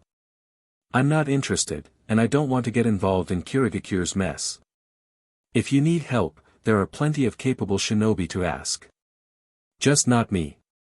Chapter 79, Chapter 478, This alliance is as reliable as the Atlantic Ocean.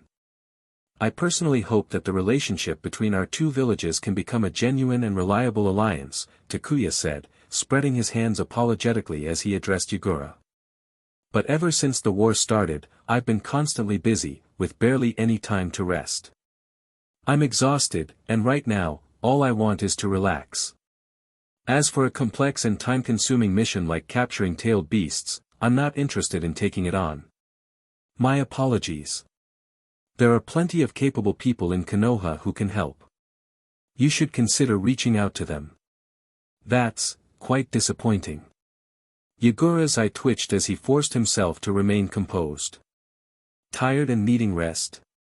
Of all the reasons he might have expected for being turned down, this was not one of them. If Takuya had been occupied with other tasks or facing difficult missions, Yugura wouldn't have pushed the matter. But being too tired? What kind of excuse was that? Disappointed but left with no choice, Yugura departed. Takuya had refused the mission, and there was no way to compel him to accept. You turned him down. Not long after Yugura left, Tsunade arrived. Seeing Takuya lounging on the couch with a book in hand, she immediately understood that Yugura had left empty-handed. Yup, Takuya replied lazily, not even looking up. I recommended that he find someone else to help, like Jiraiya. That guy has nothing better to do in the village, so sending him out on a mission will at least keep him occupied and stop him from lurking around bathhouses and hot springs. Tsunade was momentarily speechless. That actually makes sense. Jiraiya had been back in the village for only a few days, and complaints about his behavior had already piled up at the Hokage's office. The third Hokage had been thoroughly embarrassed by the situation. Tsunade had wanted to kick Jiraiya into next week, but the slippery-toed sage had wisely vanished before she could find him. What about you? Why are you back? Don't you have things to oversee with the negotiation team? Takuya glanced at her over the edge of his book, a flicker of curiosity in his eyes. For a moment, he thought his eyes were playing tricks on him. Was Tsunade's figure still growing? It was almost like she was defying the natural order with some kind of cheat code. Annoyed by his gaze, Tsunade gave Takuya's foot a light smack to make room for herself on the couch. She plopped down, rubbing her temples with a tired sigh. There are a few minor details left to sort out, but the old man and the council of elders can handle it. With the elders involved, ridiculous demands like those from Mangekyō won't happen. You're tired, and so am I, might as well take a moment to relax. Fair enough, Takuya agreed, nodding. He couldn't argue with her reasoning. Instead of wasting energy haggling over trivial matters, it was better to let the experts handle it and give themselves some much-needed downtime. The negotiations between Konoha and Kirigakure were tough, with every scrap of benefit hotly contested. If it had just been the third Hokage handling things, Tsunade wouldn't have felt at ease. But with the council of elders backing him, it was a different story. The elders were known for their ability to haggle endlessly. With their help, Konoha could easily make Kirigakure's delegation tear their hair out in frustration. As for the mission to capture tailed beasts, Takuya's refusal left the task to Jiraiya. It seemed Tsunade and the third Hokage had decided to keep Jiraiya occupied, preventing him from causing more trouble in the village. The complaints had been enough to make the third Hokage want to bury his face in shame. Tasked with leading a sealing team to assist Kirigakure, Jiraiya could only begrudgingly accept his fate. The actual timeline for capturing the Two Tails and Six Tails remained uncertain, as it depended heavily on Kirigakure's efforts. This was precisely why Takuya had refused the mission. If Kirigakure had already pinpointed the tailed beasts' locations and just needed muscle to subdue them, the task wouldn't have taken long, and Takuya might have considered it. But with no confirmed locations, the mission would involve a prolonged search, potentially taking months or even years. Takuya had no interest in wasting his time on such an ordeal. With the Yuki clan shinobi delivered, Takuya ended his brief break and resumed his research into ice release. Don't be afraid. Just use your ice release as you normally would. I'm not going to conduct any human experiments or invasive studies on you. As long as you pass my tests, I can grant you Konoha citizenship, allowing you to live here peacefully. In theory, mastering ice release required combining wind and water chakra natures. In practice, reaching that point was far from simple. The negotiations between Konoha and Kirigakure stretched on for 10 grueling days, even attracting the attention of the daimyo of the Land of Fire. The prospect of opening a maritime trade route, which directly impacted his wealth, compelled the daimyo to make a personal visit to Konoha. Finally, after 10 days of intense talks, the two villages signed a peace and mutual assistance agreement under the daimyo's witness. Kirigakure was now officially aligned with Konoha's interests. However, as Takuya saw it, the alliance was as flimsy as the Atlantic Ocean was vast. While the agreement stipulated mutual assistance, it lacked any binding clause requiring either side to provide military support in the event of war. In short, it was an alliance in name only. Still, the document served its purpose: it prevented Kirigakure from stabbing Konoha in the back. Large villages had reputations to uphold, and any betrayal would require a solid pretext. Given Kirigakure's current state, even if they wanted to help Konoha in a war, they lacked the resources and manpower to do so. At best, they could offer symbolic gestures of support. With the negotiations concluded, Kirigakure's delegation departed, along with Jiraiya and his sealing team. Their task was to assist Kirigakure in locating and capturing the Two Tails and Six Tails. However, their success would depend largely on Kirigakure's efforts. Jiraiya's team was there for combat and sealing, not reconnaissance. Every time Takuya thought of Jiraiya's resigned expression as he left the village, he couldn't help but laugh. No one, not even Jiraiya, could be happy about taking on such a drawn-out mission. Meanwhile, the daimyo of the Land of Fire left for his mansion with a beaming smile. The maritime trade route promised a significant boost to his coffers. Back in Konoha, the renovation of Danzo's solitary cell in the village's prison was nearing completion. Nawaki waved to the ANBU and prison guards stationed nearby. "All right, the rest is up to you. I'll be back on schedule. Don't worry, Nawaki-sama. We won't let anyone get close. No need to be so tense. Relax a little." With a light-hearted laugh, Nawaki patted his stomach and left to grab some food, planning to return for his next shift afterward. Chapter 80, Chapter 479, Danzo escapes, and Hiruzen Sarutobi takes a hit. Glancing at Danzo sitting in his specially modified cell, Nawaki couldn't help but grumble under his breath. I really don't get what the Hokage is thinking. At a time like this, he still went out of his way to give this old guy a comfortable, private cell. This wasn't the first time Nawaki had vented about it. Danzo was here to serve time, not enjoy a luxurious prison experience. It was a complete waste. Even if the funding came from the Shimura clan, the decision to agree to such ridiculous conditions made no sense. Shinobi are human too, and even the most dedicated guards can't stay on duty 24/7. Nawaki was no exception. He needed breaks to handle personal matters, eat, and rest. To ensure proper oversight, the village had assigned a squad of jonin to assist him, along with ANBU operatives providing additional security. Given these precautions, Danzo escaping seemed impossible, unless, of course, there was an inside collaborator. The thought of a mole made Nawaki chuckle bitterly. Since taking on the duty of guarding Danzo, he felt like he'd become paranoid, seeing potential traitors everywhere. Yet, after so much time, nothing had happened. The only thing he'd managed to do was exhaust himself mentally. After finishing his meal, Nawaki planned a short nap. He stretched out in the restroom, propping his legs on the table and crossing his arms over his chest. Closing his eyes, he muttered, "When this mission is over, I'm taking a long break. This is ridiculous." It wasn't long before he drifted into sleep. But barely an hour later, the piercing sound of an alarm shattered the peace of the prison. Nawaki jolted awake and burst out of the room. What happened? No idea. The alarms coming from the main entrance. Konoha's prison had its own monitoring system. If triggered, alarms would echo throughout the facility, signaling either an external attack or a major breach. An external assault seemed unlikely, making a prison break the most probable cause. Please, let nothing serious have happened. Without pausing to gather more information, Nawaki rushed toward Danzo's cell. But a sinking feeling of dread was already growing in his chest. On his way, he saw several unconscious guards sprawled across the floor. That alone told him the situation was dire.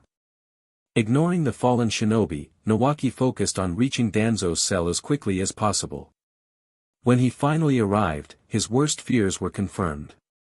The ANBU operative assigned to watch Danzo had been dumped inside the cell, unconscious. Danzo himself was nowhere to be found. The squad assisting with security? Gone as well. Staring at the empty cell, Nawaki's frustration boiled over. He wanted to slap himself for the careless thought he'd had earlier, Danzo escaping would require inside help. Now, the scenario had played out exactly as he dreaded, slapping him in the face, hard.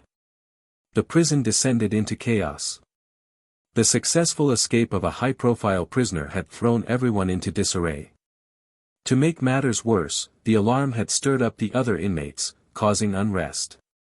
For the guards, maintaining order among the prisoners took precedence over pursuing Danzo. A full-blown riot loomed, threatening to overwhelm the limited prison staff. Konoha's prison held some of the most dangerous individuals, and if they revolted, the situation could spiral out of control. In the original timeline, there had been a prison riot that allowed numerous inmates to escape, creating havoc throughout the village. Faced with a choice, chase after Danzo or stay to suppress the prisoners, Nawaki made a reluctant decision. Cursing under his breath, he chose to remain behind. If he left, the prison could devolve into an even greater catastrophe. He quickly dispatched messengers to inform the Hokage's office. At the Hokage's office, Tsunade, the third Hokage, and the two elder advisors were in the middle of a discussion about hospital supplies. The urgent knock at the door startled everyone before an ANBU operative entered without waiting for permission. "Hokage-sama, urgent news. Shimura Danzo has escaped from prison with the help of collaborators. He killed 2 guards during the breakout and has successfully fled. The alarm has triggered unrest among the inmates, and the situation is escalating." The third Hokage's face turned pale as he shot to his feet, jumped to his feet. "What did you say? Danzo escaped? What is that old fool thinking? Does he plan to defect? This would make him a target for a village-wide manhunt." The advisors, Koharu Yuditane and Hamura Mitokado, were equally stunned. Their minds buzzed as if struck by a hammer. Meanwhile, Tsunade's reaction was less shocked and more amused. She let out a dry laugh, her tone dripping with sarcasm. If the situation weren't so serious, she would have taken this opportunity to mock the third Hokage mercilessly. "This is the man you've been bending over backward to protect. Was it worth it?" "Yes, Hokage-sama," the ANBU operative continued, kneeling on one knee and speaking quickly. "Danzo orchestrated his escape with the help of a newly assigned support team. He made his move while Nawaki-sama was on a break. Grass is a plant." The third Hokage felt his heart sink. The Jonin support team had been personally selected by him. At the time, it seemed like a trivial matter, and Tsunade had agreed to his decision. But now, it was clear he'd inadvertently placed Danzo's allies in charge, allowing the man to escape. The Hokage realized, too late, that they had underestimated Danzo's deep network of loyalists. Deploy reinforcements to the prison immediately, the third Hokage commanded, his voice trembling with anger. Ensure the prisoners are kept under control. I'll personally lead the effort to recapture Danzo. His frustration boiled over, and blood surged to his throat. A spray of crimson escaped his lips as he coughed violently. Just hours ago, he had arranged for Danzo's cell to be upgraded for comfort, selected a team of trusted jonin to assist Nawaki, and given every consideration to the man's welfare. And now, Danzo had thrown his goodwill to the ground, grinding it underfoot. The shame of it was unbearable. Abandoning his pipe on the desk, the third Hokage stormed out of the office. Tsunade pinched the bridge of her nose, exhaling deeply as she watched him leave. The elder advisors turned their gaze to her, prompting an irritated response. What? Do you expect me to chase after Danzo too? Cough, no, that's not what we meant, Hamura stammered. Their confusion stemmed from Tsunade's uncharacteristic calm. Normally, she would have been livid and lambasting the third Hokage by now. Instead, she simply looked, resigned. Rolling her eyes dramatically, Tsunade addressed them. Why don't you both prepare Danzo's wanted notice instead? If the Hokage fails to capture him, we'll issue the bounty immediately. Set the reward at 30 million ryo for now. Once the bounty was issued, it would circulate both within the village and to bounty hunters outside. Whoever returned Danzo, alive or dead, would claim the reward. Takuya, finally. After so long, Danzo's jailbreak has arrived. Chapter 81, Chapter 480, Let the third Hokage chase Danzo first. This discussion can continue later, Tsunade said bluntly before leaving. She needed to find Takuya and inform him of the news. As for the third Hokage, Tsunade had little hope he would actually capture Danzo. If he managed not to let Danzo escape again, that would already be a success. Expecting him to apprehend Danzo was as futile as expecting him to deal with Orochimaru in the original timeline. Back then, Orochimaru's crimes had been exposed. If the third Hokage hadn't hesitated due to sentimentality, even with Orochimaru's exceptional escape skills, he wouldn't have gotten away so easily. With no faith in Hiruzen Sarutobi, Tsunade decided to prepare the wanted notice and bounty for Danzo instead. She was confident that Takuya would be more than happy to take on the task of hunting down Danzo, he might even do it without the 30 million ryo bounty. In the Hokage's office, only Koharu Yutane and Hamura Mitokado remained. Hamura removed his glasses and rubbed the sore bridge of his nose. Do you think Hiruzen can actually bring Danzo back? What do you think? Koharu shot him a glare before standing up. You handle the wanted notice. Hamura sighed. Danzo was the one who escaped, why am I the one getting yelled at? When Tsunade arrived at Takuya's place, she found him curled up under a blanket, fast asleep. Opening the door, she noticed he didn't react to her presence at all. From his profile, she could see faint dark circles under his eyes. What's he been researching so much? Even if he masters ice release, can it really be stronger than the Sharingan? Shaking her head, Tsunade decided not to wake him gently. Instead, she leaned against the doorframe and casually said. Danzo has escaped! Exclamation point. The words Danzo has escaped jolted Takuya awake. His eyes snapped open, and he shot upright as if on springs. I knew this day would come. Tsunade smirked in satisfaction. She had known this method would work. If she had tried waking him normally, Takuya would have just rolled over and gone back to sleep, especially with how little rest he'd had recently. But mentioning Danzo, especially his escape, was guaranteed to get a reaction. Though still groggy from lack of sleep, Takuya's mind quickly cleared, and a hint of excitement surfaced in his expression. After all, he'd been waiting for this moment for a long time. The prison had been unusually calm, and Danzo had seemed surprisingly well behaved, showing no signs of making a move, until now. When did he escape? Who helped him? Tsunade had been expecting Takuya to immediately leap out of bed, get dressed, and rush out to hunt Danzo down. Instead, he just sat there, asking questions. Shouldn't he be scrambling to arm himself and chase Danzo down to finish him off outside the village? Why was he still sitting there, looking half asleep? Tsunade stared at Takuya in confusion, her mind filled with question marks. Still, she answered his questions despite his unexpected calmness. About an hour ago. The old man has already gone out with a team to capture him, but I doubt they'll succeed. As for who helped Danzo, it was the Jonin squad the Hokage personally selected to assist Nawaki in guarding the prison. They waited until Nawaki was resting, then ambushed the ANBU operatives and broke Danzo out of his cell. Whether they were coerced or were already working for Danzo remains under investigation. Cough, cough.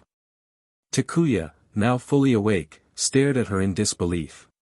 You're saying the ones who helped Danzo escape were the Jonin squad personally chosen by the Hokage?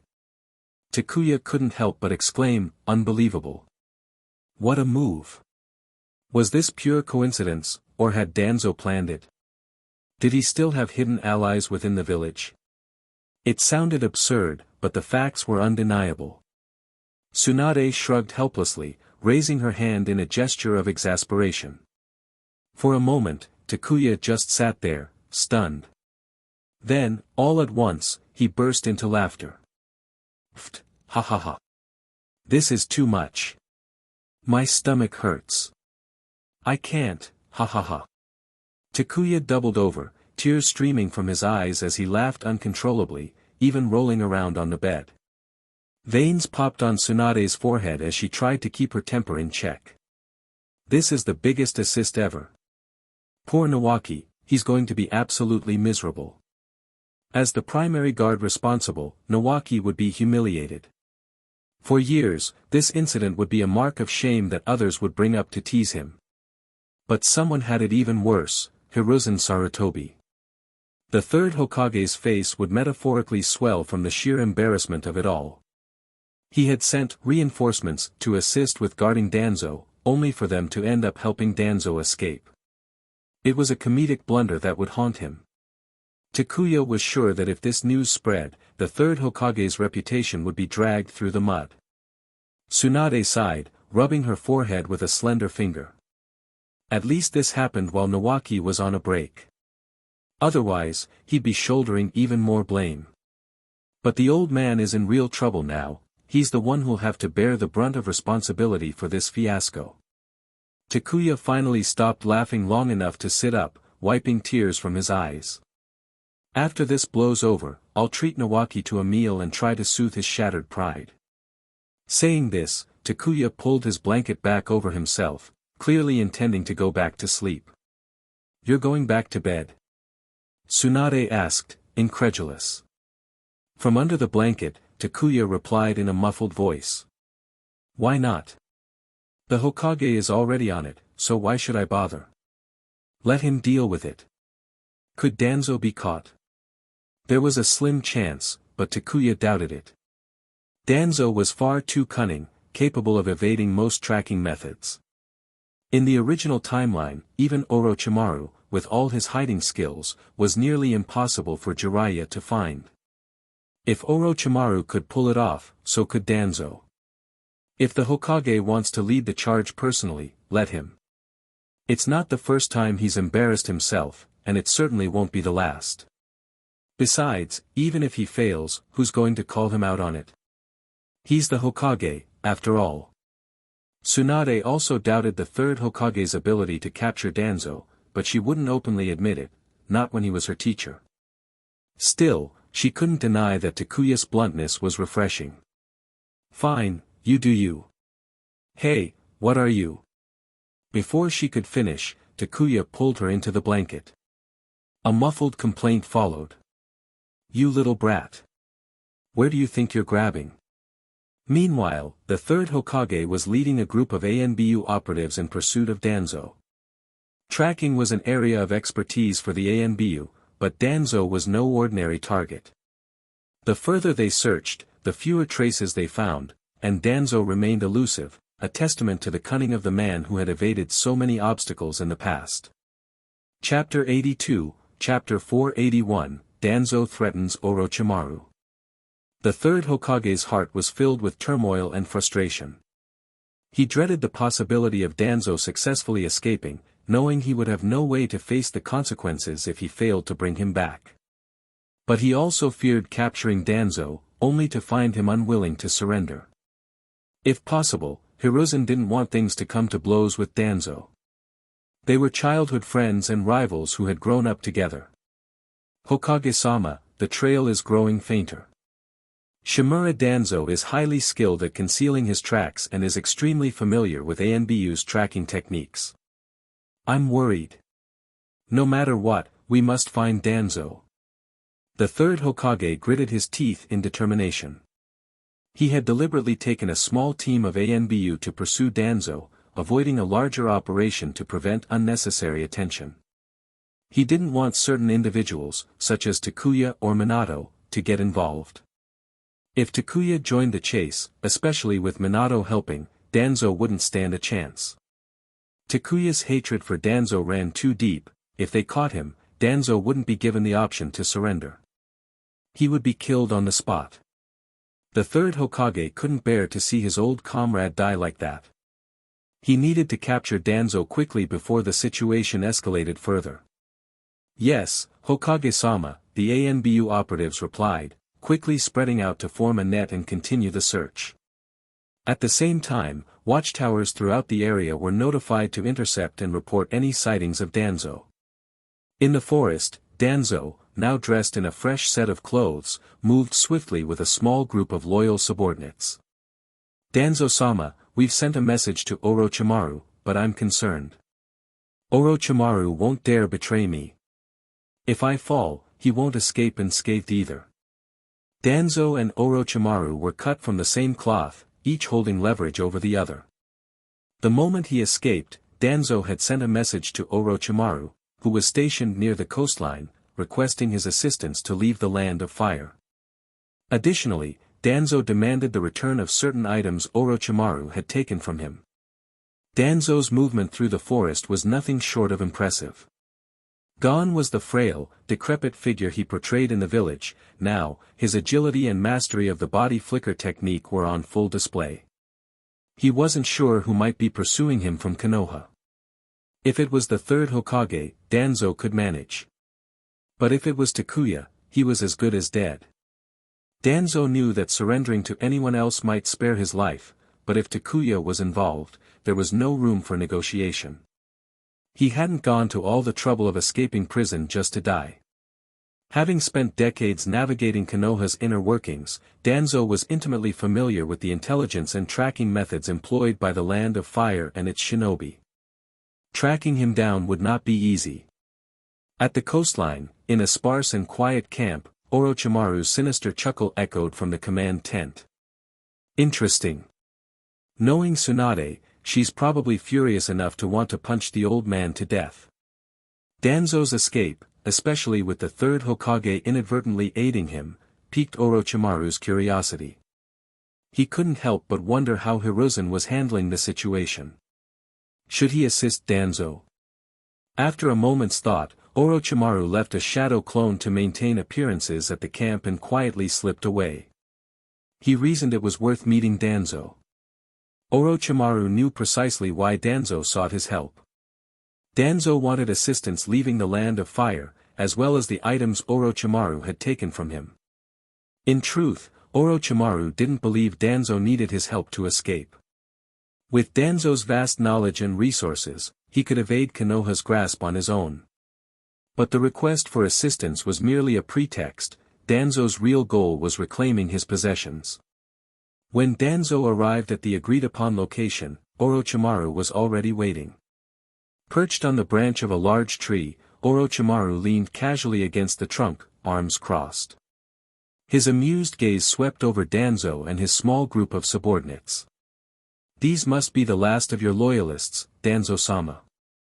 It seems Tsunade's purge hit you harder than expected. Danzo's expression darkened, but Orochimaru continued, his smile widening. Unlike the third Hokage, Tsunade is thorough. When she removes someone from power, she doesn't leave any loose ends.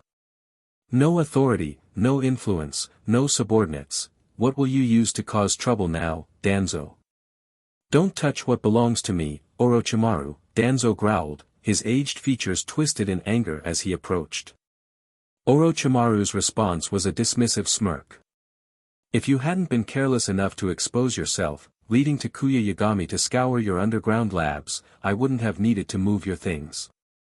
Do you have any idea the risks I took leaving the battlefield? All of this is on you. You're saying Yagami Takuya is looking for my labs? Danzo's tone was sharp, laced with anger and suspicion. His hatred for Takuya was already boundless. If given the chance, he would eliminate Takuya without hesitation. However, Danzo wasn't one to trust anyone, not even his so-called allies like Orochimaru. Orochimaru pulled out a scroll and tossed it to Danzo. The scroll contained a crude map. Everything you're looking for is stored in this underground facility. How you retrieve it is your problem. After this, we're done. No more dealings between us. Oh, really?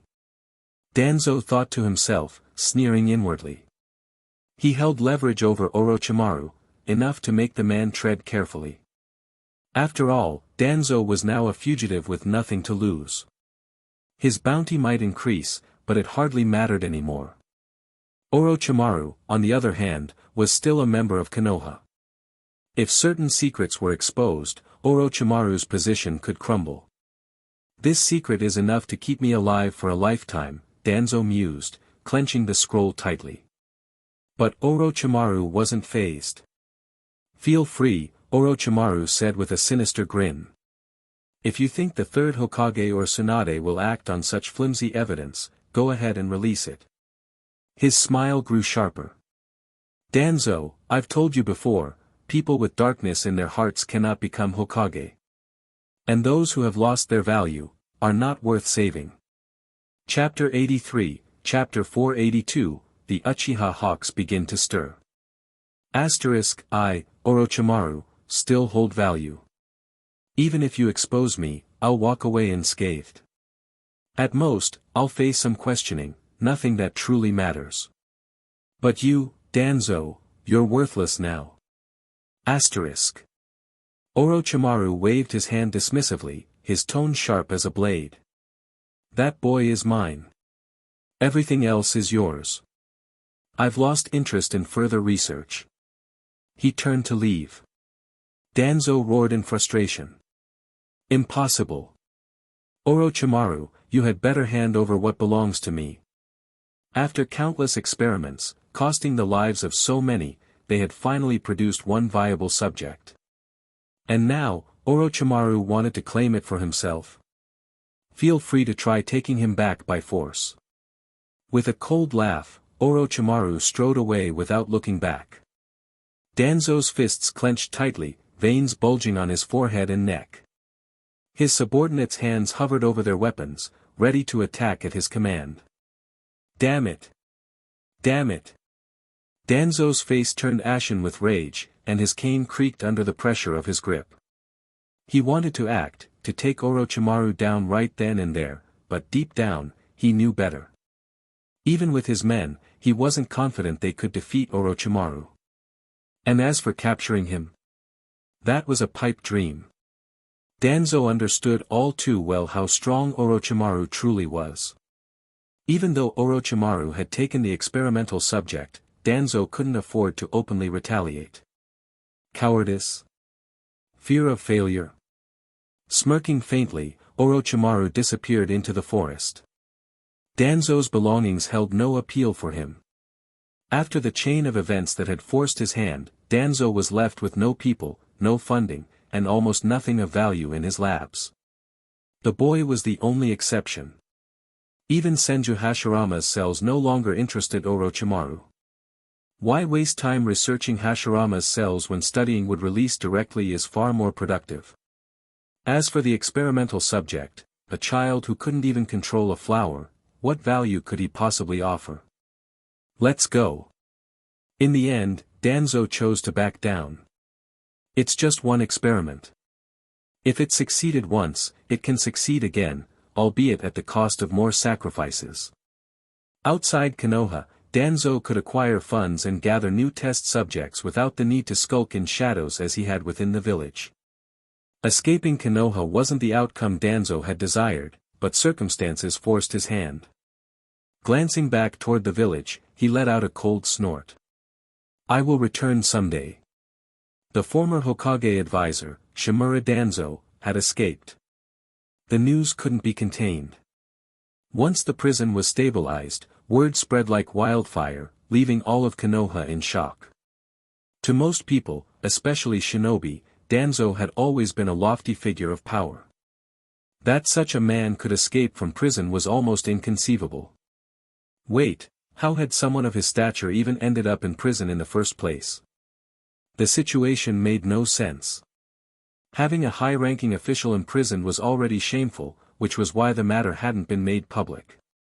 But now, with Danzo's escape, everything had come to light. Unfortunately, there wasn't much dirt to uncover. Before the third Hokage could return, the news had spread completely.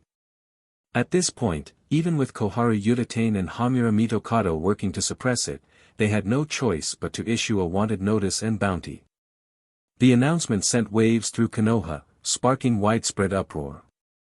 The Uchiha clan was particularly impacted. To them, Danzo was the ultimate adversary, the number one figure who had targeted their clan for years. Now, this hated figure had not only been imprisoned but had escaped. Many in the Uchiha found it unbelievable. But as the shock wore off, it was replaced with delight. If Danzo, the leading opponent of the Uchiha, was gone, didn't that mean the clan's future would be less troubled? Under the clan leader's orders, the Uchiha elders and several jonin convened an emergency meeting. Everyone of significant status or strength was present, except for Uchiha Mikoto. Having Takuya as her ally, Mikoto never got involved in such matters. While there were some dissenting voices within the clan regarding her, Fugaku had quashed them. Mikoto was destined to leave the Uchiha, perhaps even changing her surname. There was no point antagonizing Takuya over a woman. With the village leadership already hostile toward them, the last thing the Uchiha needed was additional enemies, especially not someone as influential as Takuya, backed by Tsunade and Konoha's younger generation of powerhouses. In the dimly lit underground meeting room within the Uchiha shrine, the clan's leaders had gathered. Fugaku Uchiha, the clan head, sat at the central seat of honor. To his left and right were the clan elders and the most powerful elite jonin. Those of lower rank sat farther down, and those without seats stood at the back. For the Uchiha, strength mattered more than seniority. The stronger you were, the more benefits and respect you earned. The room buzzed with murmured discussions about Danzo's escape. Everyone. Fugaku's voice rang out, silencing the room as all eyes turned to him. Once he had the attention of his clan, Fugaku spoke with a grave expression. As you all know, Shimura Danzo, the primary antagonist against our Uchiha clan, escaped from Konoha's prison earlier today and has fled the village. As your clan leader, I've called this emergency meeting because I believe Danzo's escape signals a turning point, a chance for the Uchiha to rise and reclaim their rightful place. The room erupted in murmurs of shock. Fugaku rarely made such statements. He typically remained neutral, allowing the hawks and doves within the clan to debate freely without showing favoritism. Clan head, are you saying the Uchiha should aim for the center of the village's power? One of the hawkish elders stood up, his excitement evident. What nonsense! Fugaku nearly rolled his eyes. Ridiculous! The Uchiha's priority isn't to seize power, it's to eliminate the village's surveillance and distrust of us. Only then can we coexist peacefully with the village. Hearing such dangerous words from the hawkish elder, one of the doves immediately stood to refute him. You're spouting nonsense. Only by entering the village's power center can the Uchiha avoid being ostracized. Old fool, you. As the two sides bickered, their faces red with anger and their voices rising, Fugaku could hardly contain his frustration. Enough. He slammed the table, his voice silencing the room. Look at yourselves. Fugaku's face darkened as he glared at the elders. You're squabbling like children. Have some dignity. The younger jonin exchanged awkward glances. While arguments between the elders were common, seeing them come close to blows was a first. After scolding the elders, Fugaku sighed heavily and raised his hand to explain. Gaining a foothold in the power center is indeed a goal for the Uchiha. As one of Konoha's great clans, we must aspire to compete for the position of Hokage. The hawks smiled at his words. But Fugaku quickly continued.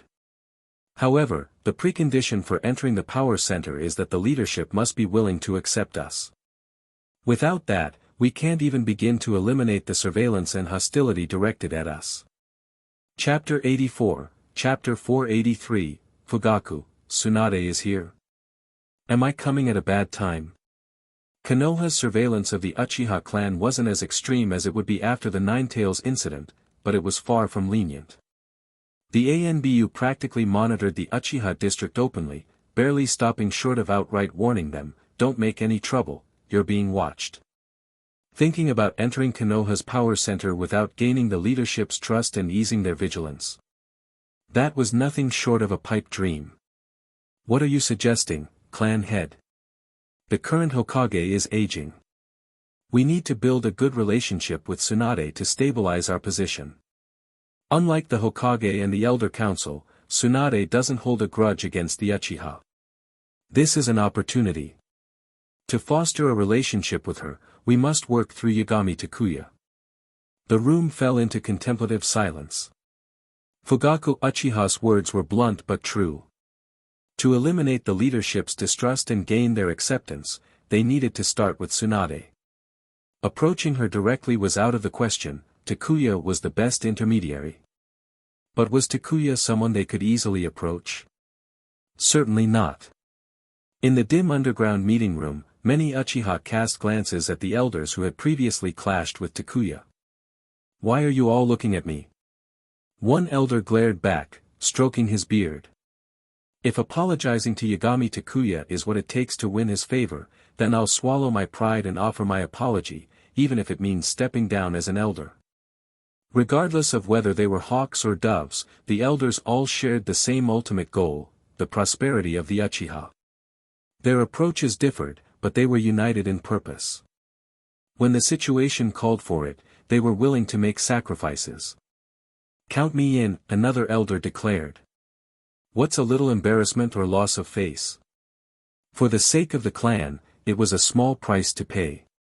Takuya might have once been considered an outsider, a half-blood who didn't behave like a typical Uchiha.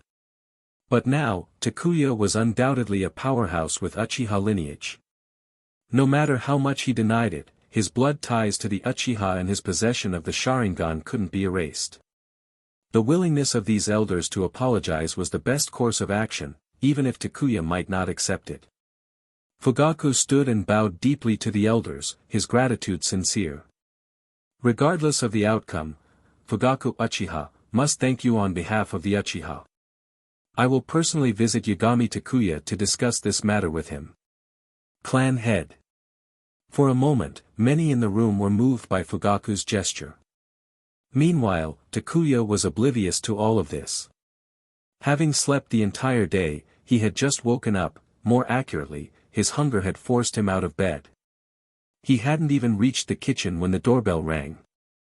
Opening the door, Takuya raised an eyebrow at the person standing outside. What's this about? Hadn't he already asked Mikoto to relay his message? Why was Fugaku here anyway? Fugaku looked slightly awkward, uninvited as he was. Takuya had made it clear through Mikoto that he didn't want to meet or discuss any Uchiha matters. Yet here Fugaku was. Fine, come in. Since he was already here, it didn't feel right to turn him away.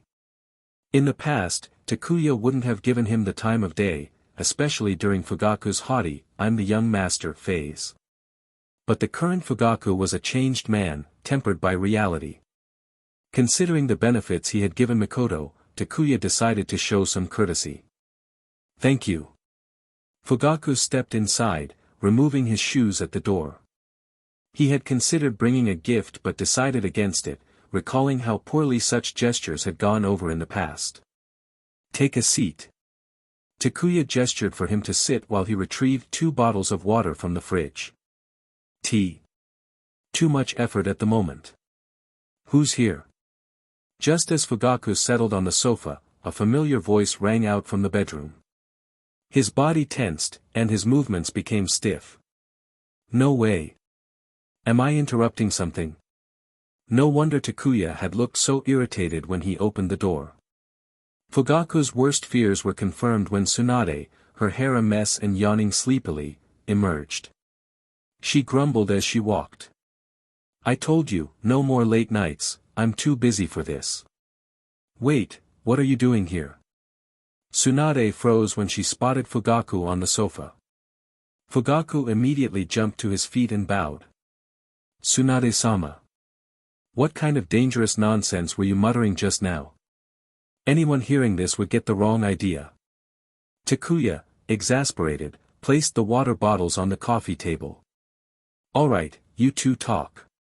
Tsunade waved dismissively and headed for the bathroom. Takuya, annoyed, shot back. "What do you mean, you two talk? This is for you to handle." With Konoha's prison incident fresh in everyone's minds, Fugaku's visit clearly had a purpose. Takuya had no interest in playing mediator. "Me?" Tsunade blinked and pointed at herself. "Who else? I'm not wasting my time playing the middleman." Giving her a gentle push toward the living room, Takuya headed to the kitchen. "You two talk it out. I'll make some food." "So it's me he's here to see." Still a bit groggy, Tsunade washed up in the bathroom. Once her mind cleared, she realized Fugaku really had come for her.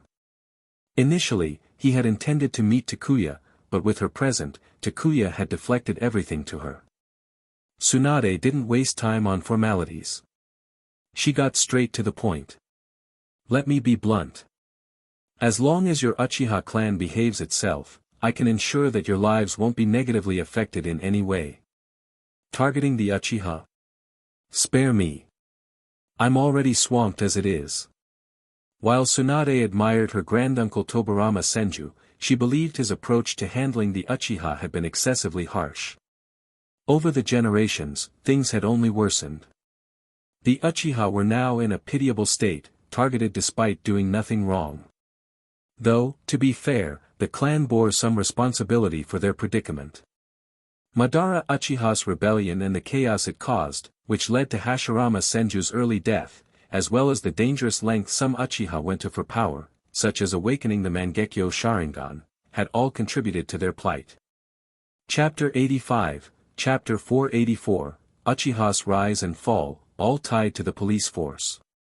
Hearing this, Fugaku Uchiha quickly responded. "Tsunade-sama, the Uchiha clan has never done anything to threaten the village or harm its interests. Yet the targeting and mistrust we face. I'm well aware of why the Uchiha are being targeted," Tsunade interrupted, her tone firm. "But there are situations I cannot change right now." She continued, her expression serious. "I'll consider your request carefully. But if there's nothing else, you should leave." To lift the surveillance and suspicion toward the Uchiha wasn't something that could be done easily. Even though Tsunade had gained significant control over the village's affairs, she was still constrained. At best, she could maintain the status quo and prevent the situation from worsening. The rest would have to wait until she was in a stronger position to act. As for whether the situation would change, Tsunade needed time to think. Fugaku left, and neither Tsunade nor Takuya bothered inviting him to stay for the meal. Takuya emerged from the kitchen, placing 2 plates of rice bowls on the coffee table. Picking up a spoon, he started eating heartily. Tsunade gave him a side eye. "Are you seriously just going to sit there and say nothing? What else would I do?" Takuya chuckled, amused. The Uchiha want to pledge loyalty to you, not me. Why should I care? But their ambition isn't small, they're trying to reclaim elder status in the council. In Konoha's early days, clans that contributed significantly to the village were granted elder positions. However, some clans held titles without any real power. The Uchiha were the prime example of this. They were excluded from village affairs, their opinions rarely sought. The Hyuga clan, in contrast, chose to keep a low profile. Unless summoned, they rarely participated in council meetings. The Uchiha wanted a seat at the table but had no opportunity to claim it. Big appetite, huh? Aren't they afraid they'll choke on their own ambition? Tsunade frowned. The Uchiha were still under surveillance and scrutiny, wasn't it a bit premature to start thinking about benefits? They can have it, Takuya said suddenly. What? Tsunade's eyes widened, thinking she had misheard. She hadn't. Takuya pointed his spoon in the air for emphasis. If the Uchiha pledge loyalty and obey your instructions, and if Fugaku can handle the hawks in his clan, what's the harm in giving them elder rights? You're not joking. Tsunade's tone grew sharper. Returning the Uchiha's elder rights would undoubtedly cause an uproar. The third Hokage, the two elder advisors, and even some clans would vehemently oppose such a move. Do I look like I'm joking? Noticing the hint of anger in Tsunade's gaze, Takuya quickly shifted his tone. As long as the Uchiha behave, why not? Restoring their elder status isn't a gift, it's returning what's rightfully theirs. Go on. I'm listening. Tsunade put down her spoon, finding the food suddenly less appetizing. Takuya took a moment to gather his thoughts before continuing. You're going to become the fourth Hokage eventually. When that happens, the Uchiha will be one of your strongest assets. Think about it, how many Jonin does Konoha have? The Uchiha alone make up nearly a tenth of that number. Do you realize what that means? And these aren't ordinary Jonin. Even without awakening their Sharingan, Uchiha ninja are significantly stronger than average. I'm not denying the Uchiha's strength, Tsunade said, slamming her hand on the table for emphasis. But don't forget, the police force is under their control. It's a critical department with substantial authority. If they regain elder rights, their power could inflate dangerously. Takuya nearly choked on his food, struggling to hold back laughter. Tsunade clenched her fists, tempted to punch him. With a sigh, Takuya composed himself, a wry smile on his face. No wonder they say women with long hair lack foresight. Just kidding, just kidding. You're not wrong, the police force is important and powerful. But here's the thing, the Uchiha's success and failure both lie with the police force. Even if they regain elder rights, the police force ensures they can't stir up too much trouble. The police force had great authority, but at what cost? The Uchiha had clung to their control over the department so fiercely that their reputation had been dragged through the mud. After a brief pause, Takuya elaborated. Sure, clans like the Sarutobi, Shimura, and the Inoshikacho trio are all strong. But would they ever truly align with you? No. They'll always have their own interests. But the Uchiha? They have no allies. Their reputation is in the gutter because of the police force, and their arrogance, coupled with the village's mistrust, has left them isolated. You're their only lifeline. Takuya's voice grew firmer.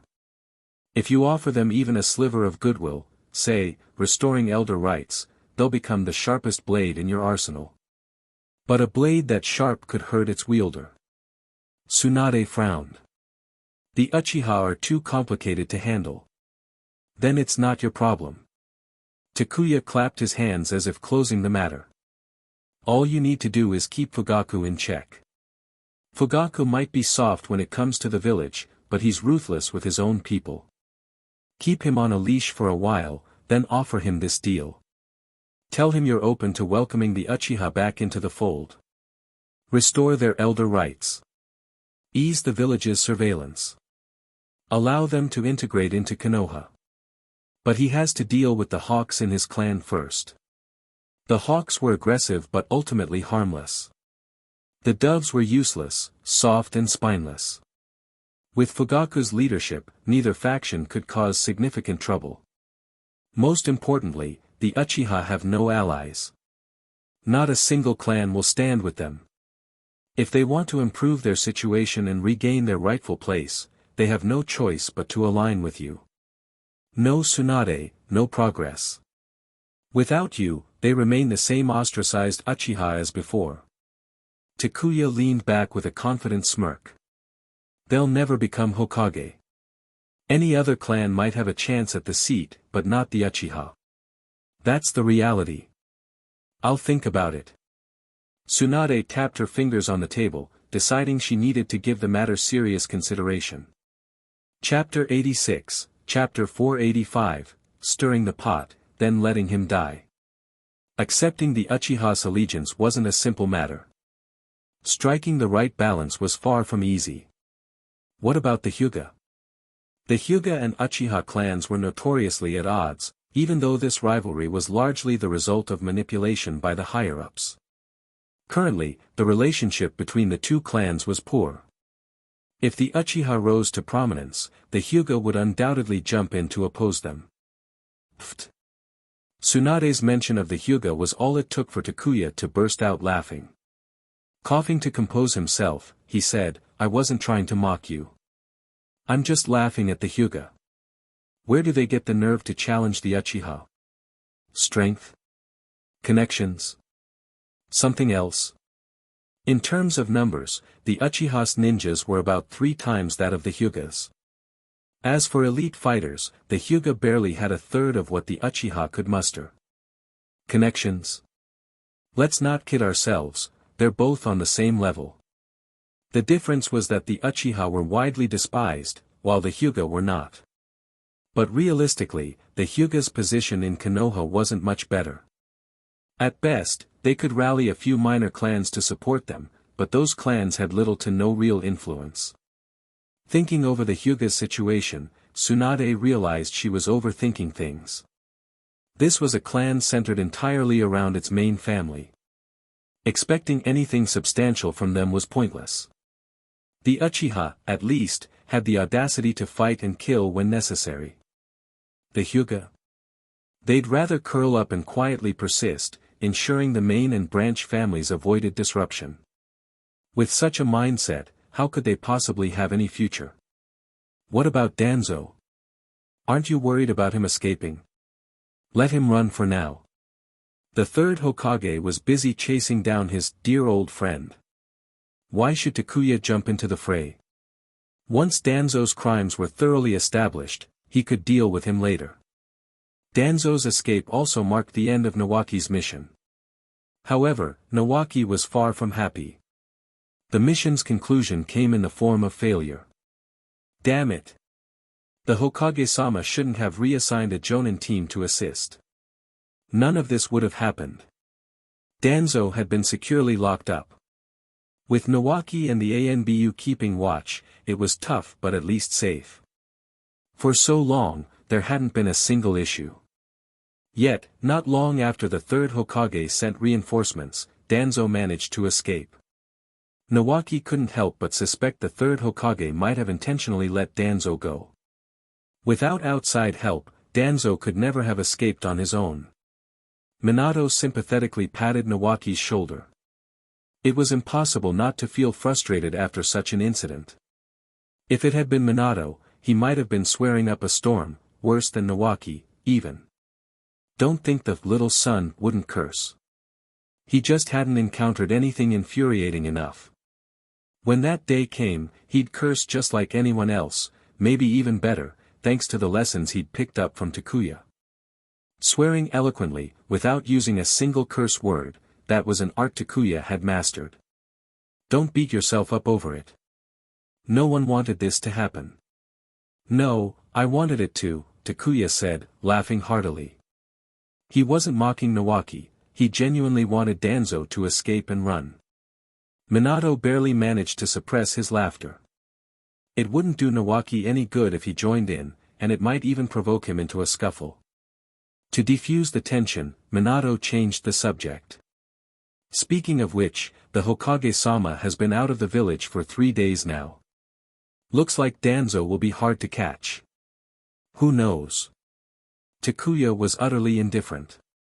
The harder Danzo was to catch, the better. I hope they never catch him. That way, we can deal with him later. The thought of his failed mission made Nawaki gnash his teeth in frustration. After cursing a few more times, he looked up at Takuya. By the way, is it you behind all the rumors about Danzo over the past couple of days? Although the village had issued a wanted notice and bounty for Danzo, the specifics of his crimes were initially withheld. But this restraint lasted only a day before the tide turned. Danzo's countless misdeeds were exposed and spread like wildfire. The people of Konoha, both shinobi and civilians, were utterly shocked. Aside from those directly involved, who could have imagined that a former high-ranking advisor had committed so many heinous acts? The uproar was massive. The outrage against Danzo grew by the day. His actions became the talk of the village, with every conversation inevitably ending in someone cursing him out.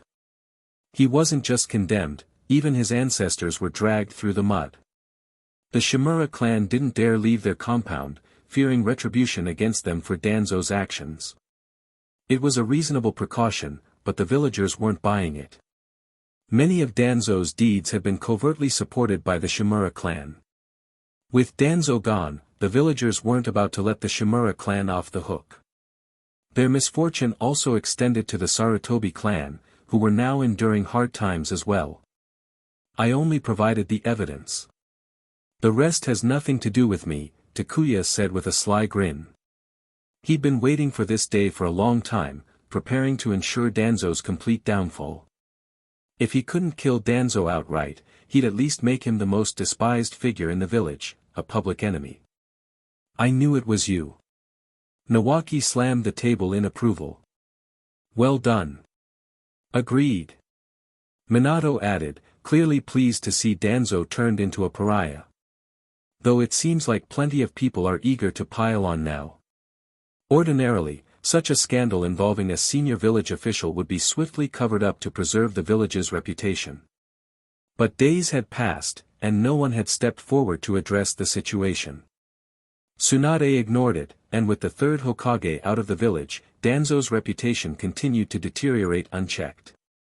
What Nawaki and Minato didn't know was that efforts had been made, but they had been utterly ineffective. As soon as the scandal broke, Koharu Yutane and Hamura Mitokado approached Tsunade, urging her to intervene. They weren't trying to protect Danzo, they were worried about being implicated themselves. Additionally, having such a scandal circulate about the leadership tarnished the village's image. However, Tsunade brushed them off with a single sentence. The old man will handle it when he gets back. Left with no choice, the two elders turned to Tsukumo Hatake, who now led the ANBU. Hoping he would use the ANBU to suppress the rumors, they were met with a firm refusal. Without a direct order from the Hokage, I won't act. Tsunade's dismissal they could tolerate. But Tsukumo's blunt rejection, showing them no respect, left them fuming. With the third Hokage absent, Tsunade indifferent, and Tsukumo beyond their influence, the elders were powerless. Meanwhile, the Shimura and Sarutobi clans could only watch helplessly as the situation worsened. Danzo's infamy didn't just shake Konoha, it spread throughout the ninja world. Spies embedded in Konoha from villages like Sunagakure, Iwagakure, Kumogakure, and even Kirigakure across the sea relayed the news back home. Chapter 87, Chapter 486, Iwagakure's occupation of the land of grass. Poor Raza was busy mining in the desert, leaving intelligence scrolls to be delivered to Chiyo, who was managing the village's affairs in his stead. Lady Chiyo, the news about Konoha's scandal will soon spread across the entire ninja world. Should we try to contain it? Konoha was, after all, an ally on the surface. Doing absolutely nothing and watching the news spread felt a bit inappropriate. Setting down the scroll, Chiyo replied calmly. With the Kazekage absent from the village, I don't have the authority to handle this matter. Leave it as it is for now, everything can wait until the Kazekage returns. Suppress it? Why would we suppress it? Suna has been tormented so miserably by Konoha, yet they never suppressed or mitigated any of those humiliating incidents for us. We're not the ones actively spreading the news anyway. Besides, is Konoha so scared of people knowing about their disgraceful deeds? Let the scandal explode. It has absolutely nothing to do with Suna. Suna decisively adopted a stance of neither actively spreading nor rejecting the news. Kirigakure did the same. In contrast, Iwagakure and Kumogakure gleefully helped spread the news, causing it to circulate through the ninja world in record time. Konoha's scandal had blown up. Danzo Shimura, the Hokage's advisor, was exposed for committing numerous unethical acts. He secretly conducted human experiments, abducted people for those experiments, and even targeted Konoha's own villagers. Deploy personnel and continue the search. At this moment, the third Hokage was deeply troubled. His face, already wrinkled, seemed to have aged several years in just a few days. He had led a team out of the village to capture Danzo, but they hadn't been able to apprehend him or even catch sight of him. Every time they were close, Danzo found a way to evade them, leaving the third Hokage and his team chasing shadows. While the third Hokage was busy hunting Danzo, unrest was brewing back in the village. The most notable agitators were Koharu Yutatane, Hamura Mitokado, and members of the Shimura and Sarutobi clans. Danzo had become a rat everyone wanted to stomp on, and the Shimura clan suffered by association, though not undeservedly. But at this point, who would willingly accompany Danzo into the depths of despair? Certainly no one. Even the Shimura clan had to distance themselves from him. While they wanted to draw a line, the villagers weren't so accommodating. Since they couldn't find Danzo, their anger shifted to the Shimura clan. The Shimura clan's misfortune also extended to the Sarutobi clan. Although the two clans seemed unrelated, their interests were deeply intertwined. Elders, is there really no other solution? Danzo had become a rat everyone hated, and the Shimura clan was caught in the crossfire. Although the Shimura clan's rise was closely tied to Danzo, they had at least publicly distanced themselves from him early on. But the villagers didn't care about any of that. Because Danzo was a member of the Shimura clan. Just saying you have nothing to do with him doesn't make it true. The representative of the Sarutobi clan nodded silently. If things continued like this, the Sarutobi clan might be dragged down too. And at such a critical moment, the third Hokage was absent from the village. What can we do? Koharu Yutatane was furious. She pointed a finger at the Shimura clan leader and berated him. Danzo committed crimes and was thrown into prison. He should have stayed there quietly. But no, you had to send him benefits, didn't you? Now you've dragged the entire Shimura clan into this mess. How was I supposed to know things would get this bad? The Shimura clan leader looked distressed. Seeing that Koharu was about to continue, Hamura Mitokado quickly stopped her and addressed the representatives of the Sarutobi and Shimura clans seriously. This situation is already beyond our control. In fact, we've approached Tsunade, but she refused to help us. The advisory elder's power depended entirely on the Hokage's attitude. When the third Hokage was in power, their authority was immense, allowing them to interfere in many matters. But under Tsunade, even though she hadn't officially assumed office, their power had significantly diminished. Even Tsukumo Hataki, the newly appointed ANBU commander, doesn't look favorably on us, Hamura said with a bitter smile. Thanks to past incidents, he's deeply resentful, another one of Danzo's masterpieces. Everyone was left speechless. Although the third Hokage hadn't directly participated in those events, his choice to neither support nor oppose Danzo's actions had enabled them. But we can't let this situation continue to spiral out of control. The Shimura clan leader was anxious. Elders, send someone to investigate. Right now, not just the entire village but probably the entire ninja world is discussing this scandal. Konoha's disgrace is too significant, and Danzo even served as a Hokage advisor. If this continues, every other village will mock us. Now you're worried? Where was this concern earlier? The Shimura clan's issues won't be resolved so easily. Tsunade will likely hold them accountable in the future. Danzo's schemes propelled the Shimura clan, a previously ordinary ninja family, into prominence. But now that Danzo had fallen, the Shimura clan would inevitably face retribution. Ah! Hamura sighed. Send someone to inform Hiruzen. Tell him to abandon the search for Danzo and return to the village immediately. Otherwise, the chaos will only worsen. At this point, nothing else could be done. The only solution was for the third Hokage to return and take charge. Only his presence could suppress the growing dissent. Even if Danzo's crimes were fully confirmed, they couldn't implicate anyone else. Otherwise, the situation would snowball and spiral out of control, dragging everyone down with it. In that case, it wouldn't just be a few individuals, it would be all the families who profited from their connections, especially those who had benefited in unsavory ways. Koharu Udatane and Hamura Mitokado had already thought about sending someone to urge the third Hokage to return and stop pursuing Danzo. Unfortunately, those sent to deliver the message failed to convince him. With no other options, the Sarutobi and Shimura clans could only repeatedly send messengers, hoping the third Hokage would give up the search for Danzo and return to stabilize the situation. Tsunade, meanwhile, wasn't concerned with village politics, as more pressing issues had arisen. Tsukumo Hataki's intelligence team, stationed in the Land of Grass, reported sightings of large numbers of Iwagakure shinobi. The Land of Grass, supposedly an ally of Konoha, had effectively become Iwagakure's backyard. Their actions had crossed the line, violating the non-aggression pact between the 5 great shinobi nations. Tsunade immediately made a decisive response, sending a team to Kusagakure for negotiations. Due to Takuya's extreme disdain for Kusagakure and her reminders, Tsunade had already stopped viewing them as true allies. Anticipating trouble, Tsunade had stationed numerous forces along the border to prevent Iwagakure from using Kusagakure as a stepping stone to invade Konoha.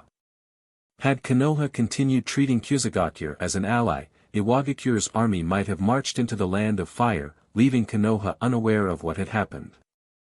With the risk of war with Iwagakure looming, Tsunade recalled the ninja forces stationed along the coastline. Orochimaru successfully returned to Konoha with his team.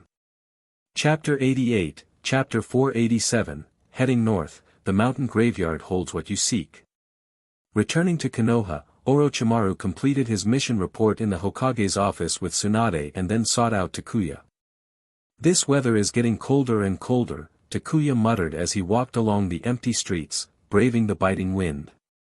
Pushing open the wooden door of a small, secluded restaurant at the end of the street, he rubbed his face in frustration.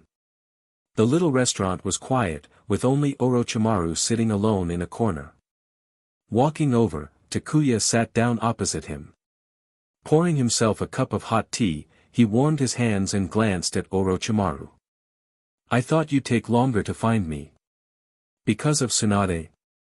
Orochimaru raised an eyebrow, a faint smile playing on his lips.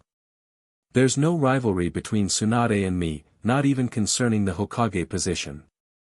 You've certainly let it go. Weren't you once fervently vying to become the 4th Hokage? And now, you're saying you've given up just like that? If Danzo were still around, he'd be furious at you. After all that scheming, the moment Tsunade stood up, you decisively stepped aside, rendering all your prior efforts meaningless. Well, as long as it makes you happy, Takuya remarked, warming his palms before getting to the point. Where are the people I asked for? They can be delivered to you anytime, Orochimaru replied with a faint smile, but... He trailed off, clearly implying that while he could provide the people, he expected something in return. Takuya didn't bother with pleasantries. He pulled out 2 scrolls from his cloak and placed them on the table. These are my research findings and tests on ice release. Take your time with them. Yagura exchanged the great sword Samahata for 2 shinobi from the Yuki clan. those two reside in the research facility I built. As long as you don't harm them, you can ask them anything you don't understand. Orochimaru accepted the scrolls but remained silent, staring at Takuya expectantly. Clearly, just this information wasn't enough to satisfy him. Head north, Takuya said flatly. Find the mountain graveyard, and you'll get the answers you're seeking. But be careful, if you're not well prepared, you might not return. Given his age, Uchiha Madara should be very old by now, and logically, his power should have waned considerably. But if Orochimaru truly sought out Madara's hideout, there was a good chance he wouldn't make it back. Even though Madara's Rinnegan had long since been transplanted into Nagato, it was important to remember that Madara, even with an ordinary Sharingan, could still unleash Susanoo. Don't be fooled by his frail appearance, he's still dangerous. Takuya figured that if Orochimaru went looking for trouble, Madara might be able to handle him with a mere glance. If Uchiha Itachi could silently ensnare Orochimaru in a genjutsu, Takuya had no doubt that Madara could do the same, if not worse. After all, Madara was a master of deception and manipulation. Consider the fate of the ill-fated third Mizukage, Madara's genjutsu was no joke. While Orochimaru excelled at escaping, his mental resilience left much to be desired. Compared to Tsunade and Jiraiya, this was a glaring weakness of his. Fortunately, Orochimaru hadn't yet swapped bodies at this time. If he clashed with an elderly Madara, whether he could survive was still uncertain. Is that so? Now I'm even more intrigued, Orochimaru said with a sinister grin. He wasn't one to be easily frightened, even if Takuya's words sounded ominous. Suit yourself, Takuya replied. If you're not afraid of dying, then go ahead and try. As Takuya left, Orochimaru frowned, watching his retreating figure. He could tell that Takuya wasn't joking or warning him but genuinely advising caution. That place sounded exceedingly dangerous, a wrong step could cost one's life. If even Takuya found it perilous, could Orochimaru leave unscathed? Walking through the streets, Takuya noticed that the village was once again enveloped in the atmosphere of war. It seems a new war is brewing. Konoha had entered a state of war preparation, indicating that conflict was inevitable. Iwagakure's patience had worn thin. With a massive military force but insufficient financial resources to sustain it, Iwagakure's military strength had become a burden. To alleviate this burden and gain benefits, war was their only option. It was the perfect timing. Konoha had recently emerged from battles with Kirigakure and Tsunagakure and was still weak. If Iwagakure declared war, Konoha would be at a disadvantage. The situation was clear, even if Inoki lacked any military acumen, he would seize this rare opportunity. Not to mention, Inoki was a notoriously difficult adversary. In the original story, Konoha suffered more from Iwagakure's attacks than from its conflicts with Tsunagakure or Kirigakure. If not for being forced to retreat, the final victor of the war would have been uncertain. One could only lament the strange and sudden death of the third Raikage. If not for his demise, which forced Kumogakure to fixate on Iwagakure, Inoki might never have chosen to withdraw his forces. Compared to the weakened Konoha, Kumogakure was a far greater threat to Iwagakure. Wars aren't decided by the destruction of a single bridge. Hokage-sama. Members of the ANBU escorted several handcuffed individuals to the third Hokage. Matsumizu. Why? The third Hokage's face darkened, nearly dripping with anger. Why would you do this? Where is Danzo? After days of effort, not only had they failed to capture Danzo, but an elite team sent to aid the prison had betrayed them and been caught instead. It was obvious, Danzo had used this squad as bait to distract the village's attention. I will never betray Lord Danzo. Matsumizu's declaration nearly caused the third Hokage to spit blood in frustration. Take him away and interrogate him immediately. We must find Danzo's whereabouts. Time was running out. Iwagakure was no longer merely stirring, it was far beyond that. Large numbers of Iwagakure shinobi had already infiltrated the land of grass and could invade the land of fire at any moment. The village was in chaos. Tsunade ignored everything unrelated to war preparation, focusing solely on mobilizing for the inevitable conflict to avoid being caught off guard. Koharu Yuditane and Hamura Mitokado had sent repeated messages urging the third Hokage to abandon his pursuit of Danzo and return to stabilize the village. Even the Sarutobi and Shimura clans had been persistently pushing him to come back. The third Hokage understood the urgency in the village, and he too felt the pressure. But he also knew that if he gave up this chance, capturing Danzo in the future would become nearly impossible. The interrogation proceeded swiftly. A member of the Yamanaka clan used their secret techniques to probe Matsumizu's mind, extracting all the information the third Hokage wanted. Hokage-sama, an ANBU operative reported. Matsumizu accepted favors from Danzo years ago. Under his influence, he decided to help Danzo. After Danzo fled Konoha, Matsumizu followed his orders, creating distractions and leaving behind false trails. As for Danzo. Chapter 89, Chapter 488, If it's a fight you want, bring it on. Konoha has never backed down. The past few days had been an exhausting and fruitless effort. Everything had unfolded exactly as Danzo had calculated. The third Hokage felt a wave of dizziness, nearly losing his breath in frustration. Take them back to the village and hand them over to Tsunade for judgment. His voice was heavy with disappointment, his spirit dampened by the failures. Despite his reluctance, the situation forced him to abandon the pursuit of Danzo. Meanwhile, Iwagakure, preparing to attack Konoha, was likely thrilled to see the third Hokage embroiled in the drama outside the village, hoping he would never return. Thus, the grand operation to capture Danzo ended in failure. Danzo had escaped, and Hiruzen had been unable to bring him to justice. "Old man, are you okay?" Tsunade couldn't help but ask, worry creeping into her voice. Though she couldn't deny her teacher's age was catching up with him, it was alarming to see him looking so pale and lifeless after just a few days away from the village. Hiruzen's face was ashen, his eyes hollow, as though he had just recovered from a severe illness. "Cough, cough, I'm fine," he said, waving her off weakly. "It's just that this whole ordeal has left me deeply unsettled. I'm incredibly disappointed in Danzo." Tsunade furrowed her brow as she watched him cough. His words carried an undeniable weariness. "Tsunade, it's time to prepare," he continued. "It may feel abrupt, but I believe the moment has come. I'm tired. I've carried this burden long enough."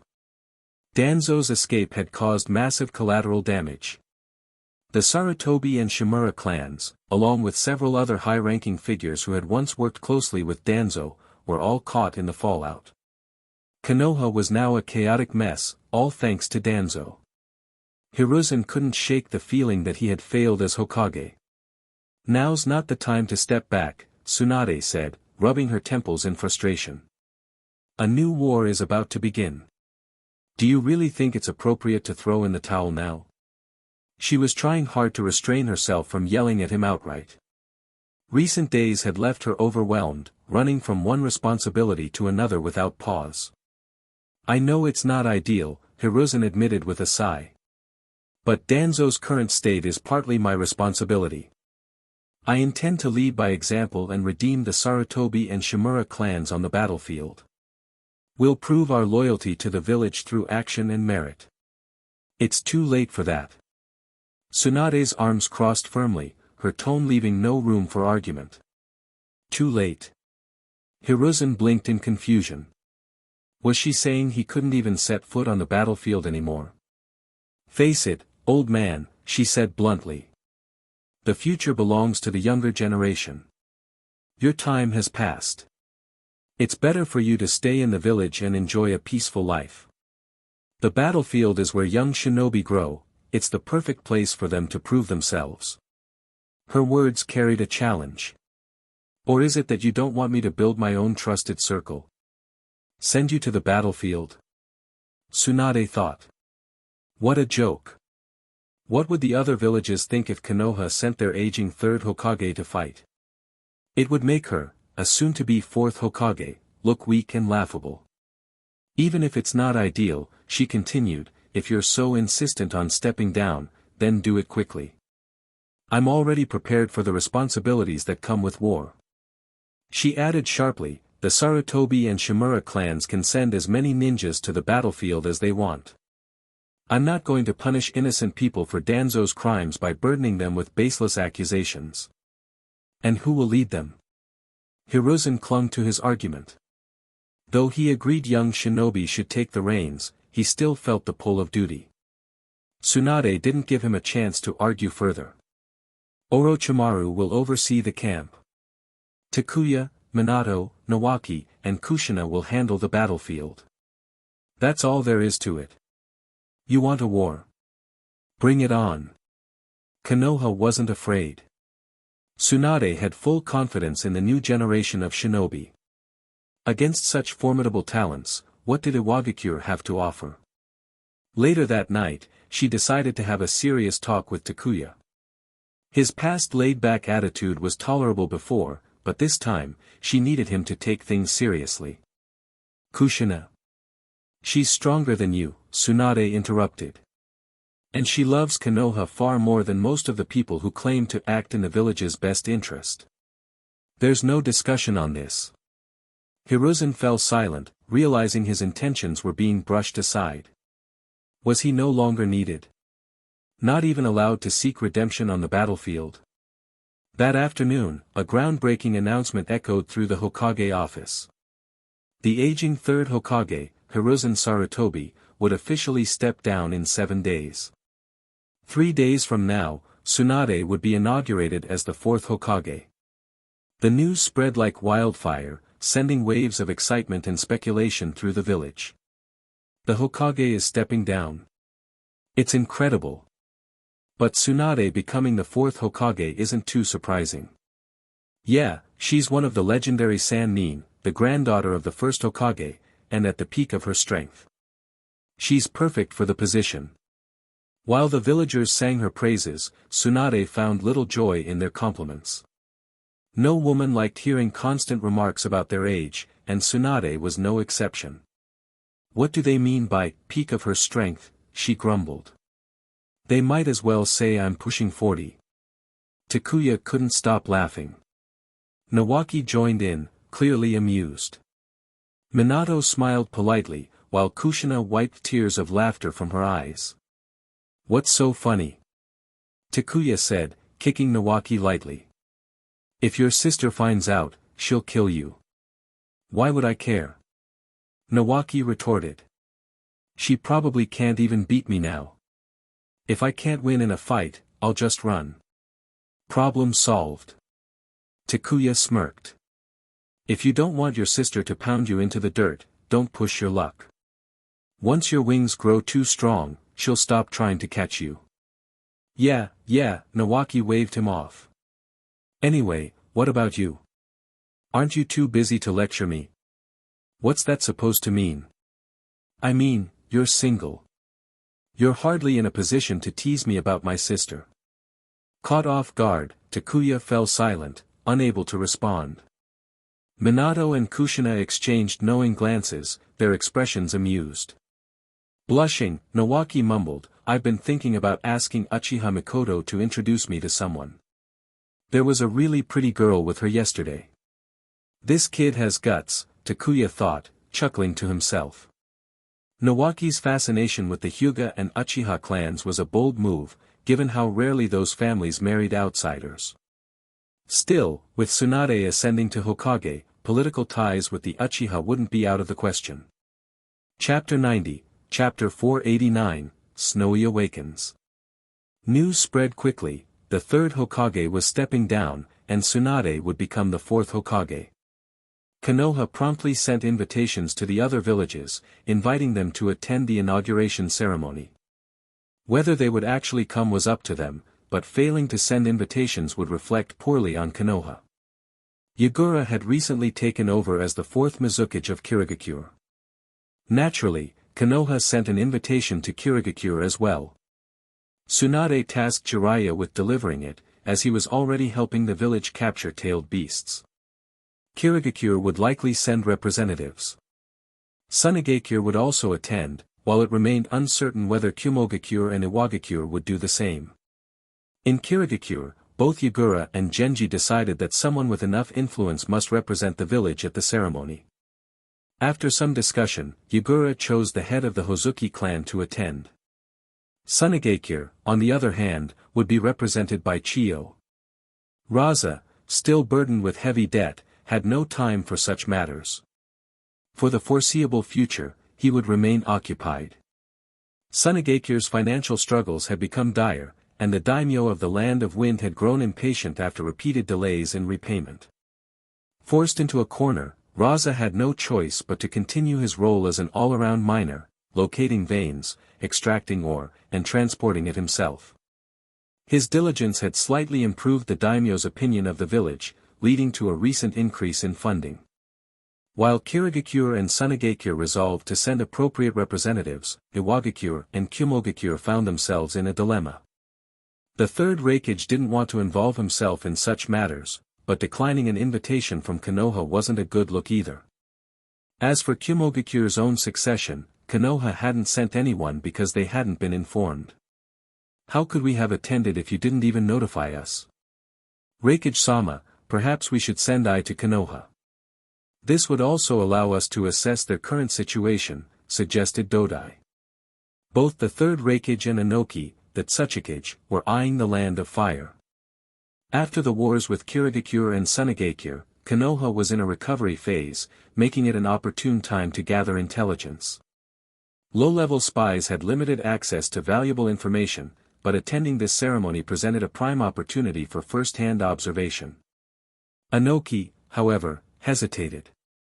Iwagakure's increasing presence in the Land of Grass had not gone unnoticed by Konoha. Anyone with functioning eyes and a working brain could see that Iwagakure was preparing to make a move against Konoha. And now, Konoha had sent them an invitation to the Hokage's inauguration ceremony. What does this mean? Was this a show of strength, capitalizing on the fourth Hokage's succession? While it could be an opportunity to display power, it also gave other villages the chance to gather intelligence on Konoha. After some thought, Inoki decided to send a representative. Not himself, of course, someone else. Setting the invitation down, he looked toward his son, who stood straight as a board. Wasn't this the perfect candidate? His strength and status made him an ideal choice. Though a bit simple-minded. Or rather, not simple, but overly averse to trouble. Inoki knew his son well. Kitsuchi. Yes, father. Kitsuchi bowed slightly, awaiting his orders. Fool. Inoki's temper flared as he pointed a finger at Kitsuchi's nose. How many times have I told you to address me as Tsuchikage-sama, when in the Tsuchikage's office? Understood, Tsuchikage-sama. What are your orders? Kitsuchi replied with a sheepish smile. Inoki felt as if something was stuck in his throat, neither going up nor coming down. Never mind. Take the invitation and a team to Konoha. Gather intelligence while you're there. That's all. Me? Kitsuchi blinked, his small eyes widening in surprise. Father, isn't this inappropriate? Considering our plans against Konoha. Noticing his father's glare and twitching mustache, Kitsuchi quickly backpedaled. Tsuchikage-sama, the village's plans against Konoha are about to begin. Wouldn't going to Konoha now be problematic? Ridiculous. Inoki retorted. Our plans haven't started yet. Why shouldn't we go? Konoha sent the invitation, we're simply responding. Stop wasting time. You're going. Gather intelligence while you're at it. Kitsuchi sighed internally but accepted the task under his father's stern gaze. With a small entourage, he set out for Konoha. The news of the third Hokage stepping down spread like wildfire, shocking many who struggled to accept the decision. However, their protests couldn't change anything. The third Hokage had made up his mind. Even Koharu Yudetane, after failing to persuade him, stormed off in frustration. The village began preparations for the event, treating it as a joyous occasion. Even Danzo's schemes were momentarily overshadowed by the buzz. While others busied themselves, Takuya remained his usual, relaxed self. His only task was to keep an eye on the representatives from Iwagakure and Kumogakure once they arrived. Since neither group had arrived yet, Takuya had plenty of free time. Today, Takuya had even more reason to celebrate. Snowy had finally awakened. After a long slumber and a significant boost in power, Snowy, the fluffy little nine-tailed fox, joyfully jumped into Takuya's arms, acting adorably spoiled. However, Takuya felt a slight discomfort in his eyes. Snowy's awakening had brought a significant power boost to Takuya as well, pushing his strength even higher. But the side effect was the strange sensation in his eyes. Is this advancement? Though the Rinnegan wasn't as visually appealing as the Sharingan or Mangekyō Sharingan, its power was undeniable. Takuya had been anticipating his eye's evolution for a long time. Thanks to Snowy's incredible support, the signs of advancement were now unmistakable. Master, who's that woman? Perched on Takuya's head, Snowy tilted her head curiously at Pakura, who stood dumbfounded. Waking up to find a fluffy fox atop Takuya's head wasn't the strangest thing Pakura had seen. But the fox's resemblance to Kurama, the nine tails sealed in Kushina Uzumaki, was uncanny. If that weren't odd enough, Takuya had wrapped a white band around his eyes, obscuring them entirely. What's going on? Pakura knew Takuya had been resting recently, so overuse of the Sharingan couldn't be the issue. She's Pakura, my assistant and bodyguard. Be nice to her, okay? Takuya said, ruffling Snowy's head affectionately. Sitting at the dining table, he didn't seem inconvenienced by his blindness. His sharp sensory abilities more than compensated, though not being able to open his eyes felt strange. Pakura, prepare a steak for me. Snowy likes grilled meat, so make plenty. Pakura hesitated. But, your eyes. Holding Snowy, who had burrowed into his arms, Takuya smiled faintly. My eyes feel a little off lately, so I won't be opening them for now. Thankfully, it doesn't affect my combat ability or daily life. If the Rinnegan was indeed awakening, Takuya would gladly accept the trade-off. Better that than having to walk around with its distinctive ripple pattern all the time. He couldn't help but think of Nagato and Sasuke, both marked by the Rinnegan's conspicuous appearance. Chapter 91, Chapter 490, Kakashi's secret training leaves him gravely injured. He had used the power of the Rinnegan. This power allowed them to secure the resources and techniques necessary for growth, but it came at a significant cost. Fortunately, as long as Nagato didn't overexert himself, his now matured body could handle the strain. Their journey had been arduous, filled with sacrifices.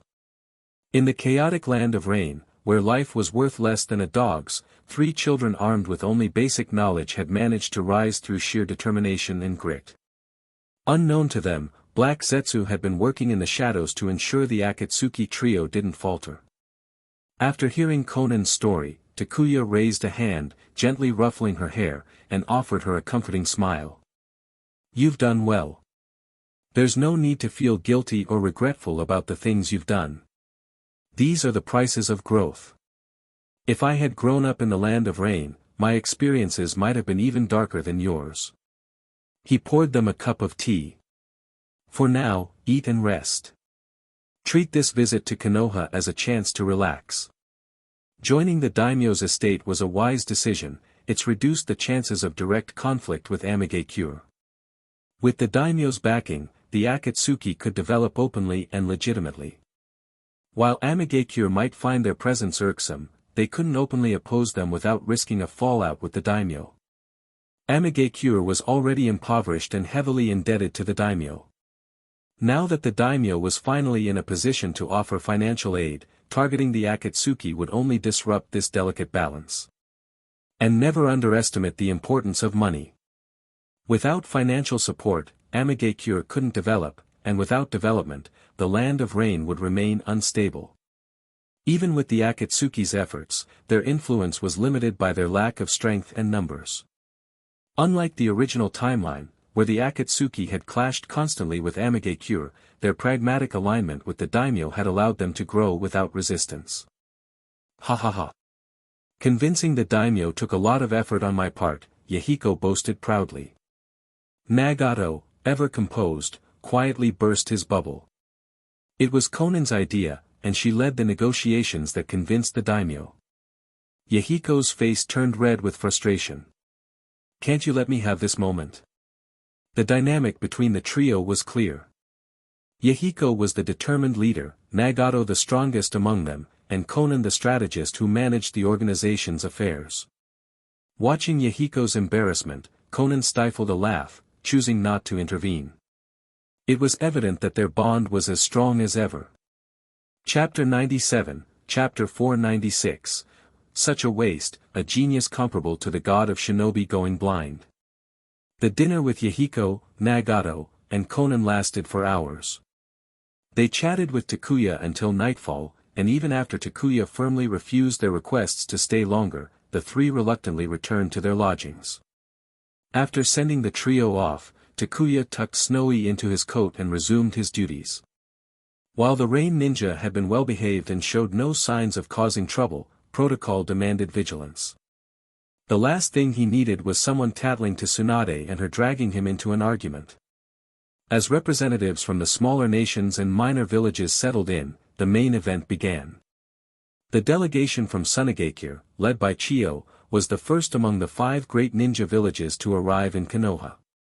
That same afternoon, the representatives from Kirigakure and Iwagakure also made their way into the village. The furthest away, Kyomogakure's delegation, lagged slightly behind. Despite being located across the sea, Kirigakure had arrived earlier thanks to its alliance with Konoha. Since the war ended, Mist Village's ships had been granted free passage through Fire Country's waters. This advantage allowed them to outpace Kyomogakuure despite the latter's shorter land route.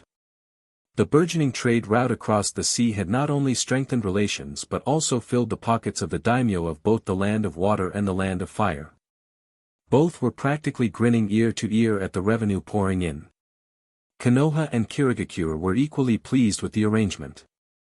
Each had their own trade caravans, and a wealthy daimyo was more generous with funding. Meanwhile, the delegation from Kyomogakuure was still on the road. The son of the third Reikage, led the group personally, accompanied by the trusted advisor Dodai. Although Kyomogakuure was the last to arrive, they were well aware of everything happening in Konoha through their intelligence channels. Other villages have already arrived. Should we pick up the pace? Dodai suggested. There's still time, isn't there? No rush, replied, shaking his head. He was dragging his feet intentionally, ensuring Kyomogakuure would be the last to arrive. It was a calculated move to make their entrance stand out. I heard Yagami Takuya's eyes are in trouble. Is it from overusing his Mangekyō Sharingan? Dodai asked. Takuya's Mangekyō Sharingan was no secret, it had long been known across the ninja world. Kirigakure, in particular, had suffered significantly at his hands. The Kagaya clan had almost been wiped out under his command, with Uchiha forces leading the charge. As one of Konoha's most likely adversaries, Kyomogakuure had invested heavily in intelligence on the Uchiha clan. The news of Takuya covering his eyes raised immediate suspicions.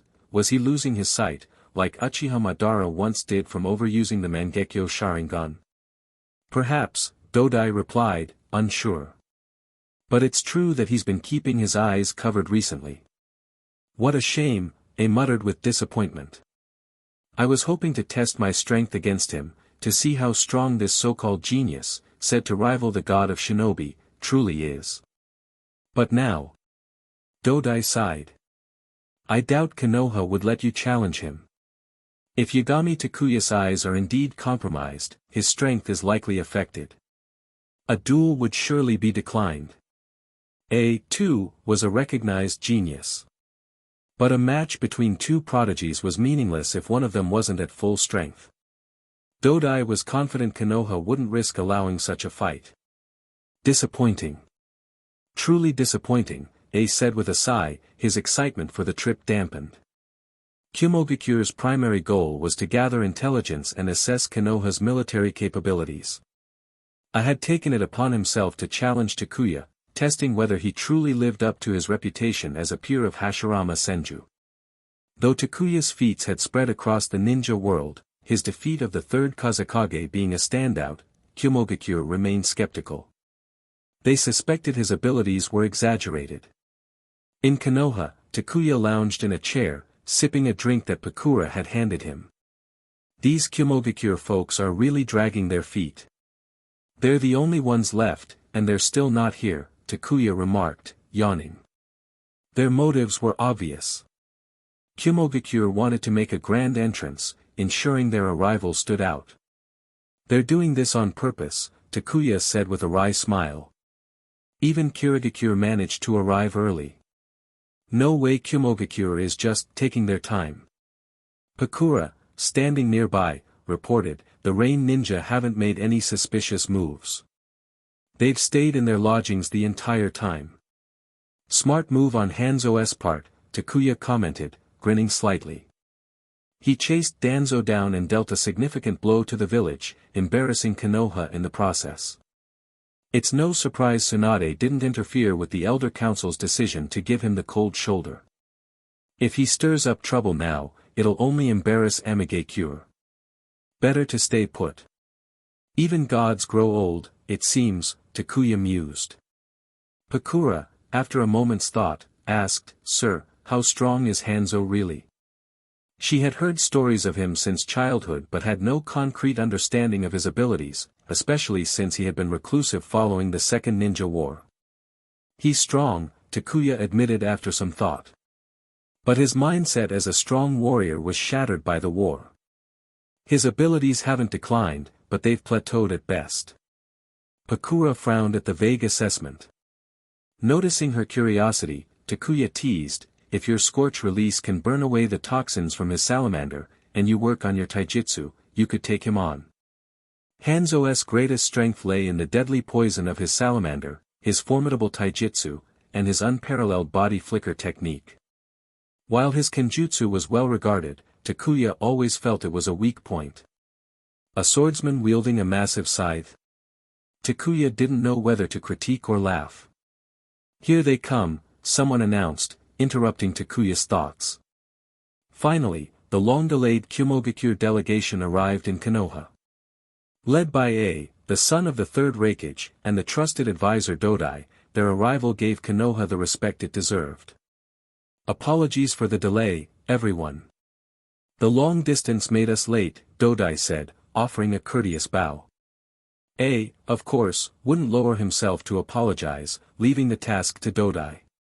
You've arrived rather quickly, actually.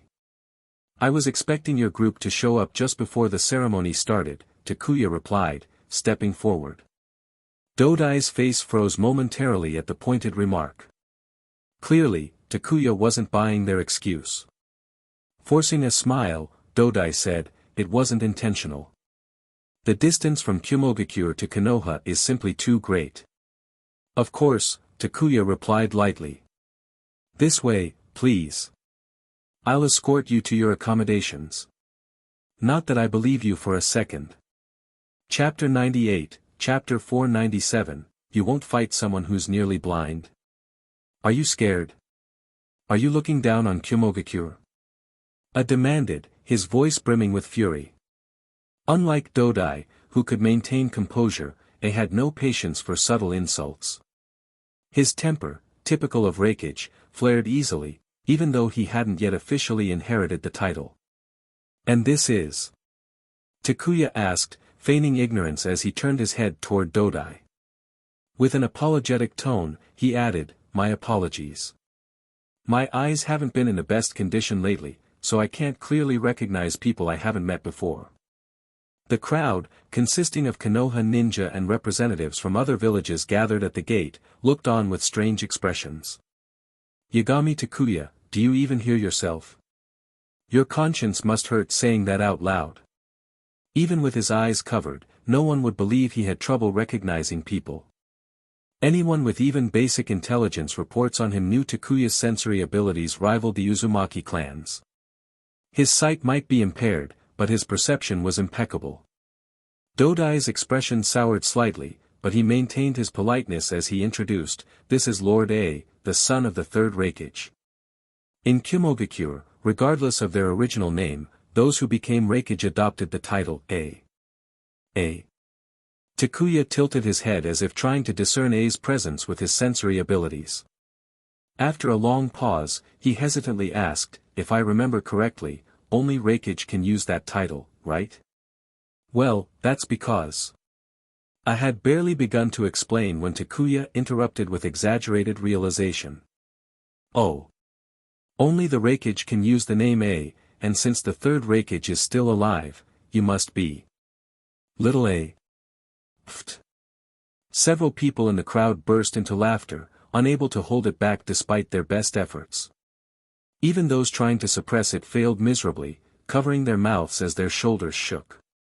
The Kumogakure delegation was stunned. Little A. What kind of ridiculous nickname was that? Yet when they thought about it, it did make a strange kind of sense. The third Reikage was A, and his son, also named A, could logically be called Little A. But the term was undeniably awkward. What the hell? Dodai thought, utterly speechless. He had never imagined anyone would dare to call a something so absurd. And yet, the logic was infuriatingly sound. This brat has lost his mind. Dodai thought, shaking off the bizarre reasoning that momentarily trapped him. You bastard! Are you mocking me?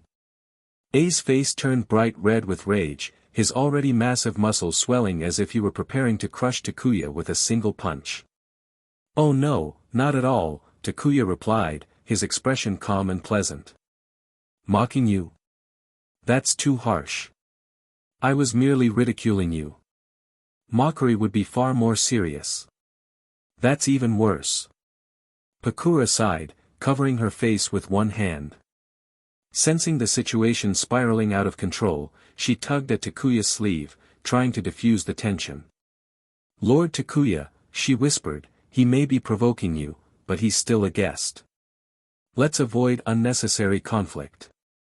While Pakura admitted Takuya's points were technically valid, quarreling with a guest at the village gate wasn't exactly a good look for Konoha. "A!" Dodai exclaimed in alarm, quickly stepping between A and Takuya. He feared A might lose his temper and attack, creating an even bigger mess. While it wasn't ideal for a host to mock a guest, it would be disastrous for a guest to attack the host. Dodai glanced nervously at the nearby Konoha shinobi, many of whom were already gathering to observe. If a fight broke out, things could escalate quickly. Kumogakure's usual strategy of using veiled threats of war to get what they wanted wouldn't work here. With Tsunade about to take office as the fourth Hokage, any threat would only provoke Konoha further. Besides, even in its weakened state, Konoha wouldn't back down from a fight with Kumogakure. Humph. A forced himself to calm down, glaring at Takuya with a mix of frustration and disdain. "I've heard that Yagami Takuya is hailed as a genius on par with the god of shinobi, Hashirama Senju. But seeing you now, blind from overusing your Sharingan, I can't help but feel disappointed." What? A's words shocked the onlookers, especially the Konoha ninja. Even the third Hokage, watching through his crystal ball, nearly fell out of his chair. Although he and Takuya had their differences, Hiruzen Sarutobi didn't want any harm to come to one of Konoha's strongest assets. Could it be true? Has the overuse of the Mangekyō Sharingan taken its toll? What now? If Takuya's eyesight were truly compromised, it would severely impact his combat effectiveness, a disastrous blow for Konoha, especially with Iwagakure on the brink of war and Kumogakure stirring trouble. Pakura grabbed Takuya by the shoulders, turning him to face her. For once, her tone was forceful. "Is it true? Are your eyes damaged?" "Damaged my ass." Takuya wanted to roll his eyes but refrained. If not for the cloth covering his face, he would have shown them the faint circles of his developing Rinnegan. "I'm fine. More than fine. My Rinnegan is almost complete, I'm about to soar to new heights." It's nothing serious, he reassured her. Just some mild irritation. It'll pass in time. Seeing A's smug expression, Takuya decided to play along with the misunderstanding. If he thinks I'm nearly blind, why not lean into it? Truly unfortunate, A sneered. I had hoped to test my strength against you, but seeing your condition now, it seems pointless. Oh, so you like taunting people, huh?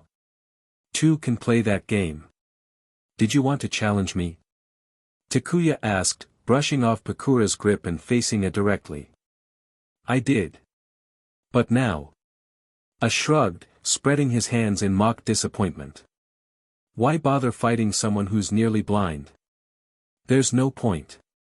You used to be a man. Are you not one anymore? Takuya retorted. A blinked, dumbfounded. What are you even talking about? I said, Takuya replied with a grin, if you won't fight someone who's nearly blind, are you scared? The air around them grew tense. Takuya's words were a clear challenge, and the crowd knew things were about to escalate. Humph. Name the time and place, A snapped. Dodai, now visibly distressed, tried to intervene. A, don't be rash. Chapter 99, Chapter 498, Snowy, I'll make sure he can't walk again. This was the territory of Konoha. Winning would offend Konoha, and losing would only bring shame to oneself. What made the situation even harder to accept was that winning didn't feel like much of an accomplishment either. If Takuya's eyes weren't an issue and his strength was at its peak, defeating him would surely bring glory to the hidden cloud village. But the current Takuya was nearly blind, unable to use the Sharingan, and his strength had undoubtedly diminished by more than half. Thus, defeating Takuya in this state was hardly a source of honor. Then tomorrow morning at 9 sharp, at Konoha's training ground 4, Takuya decisively set the time and place. The village's celebration was scheduled for noon, so they could settle the duel in the morning.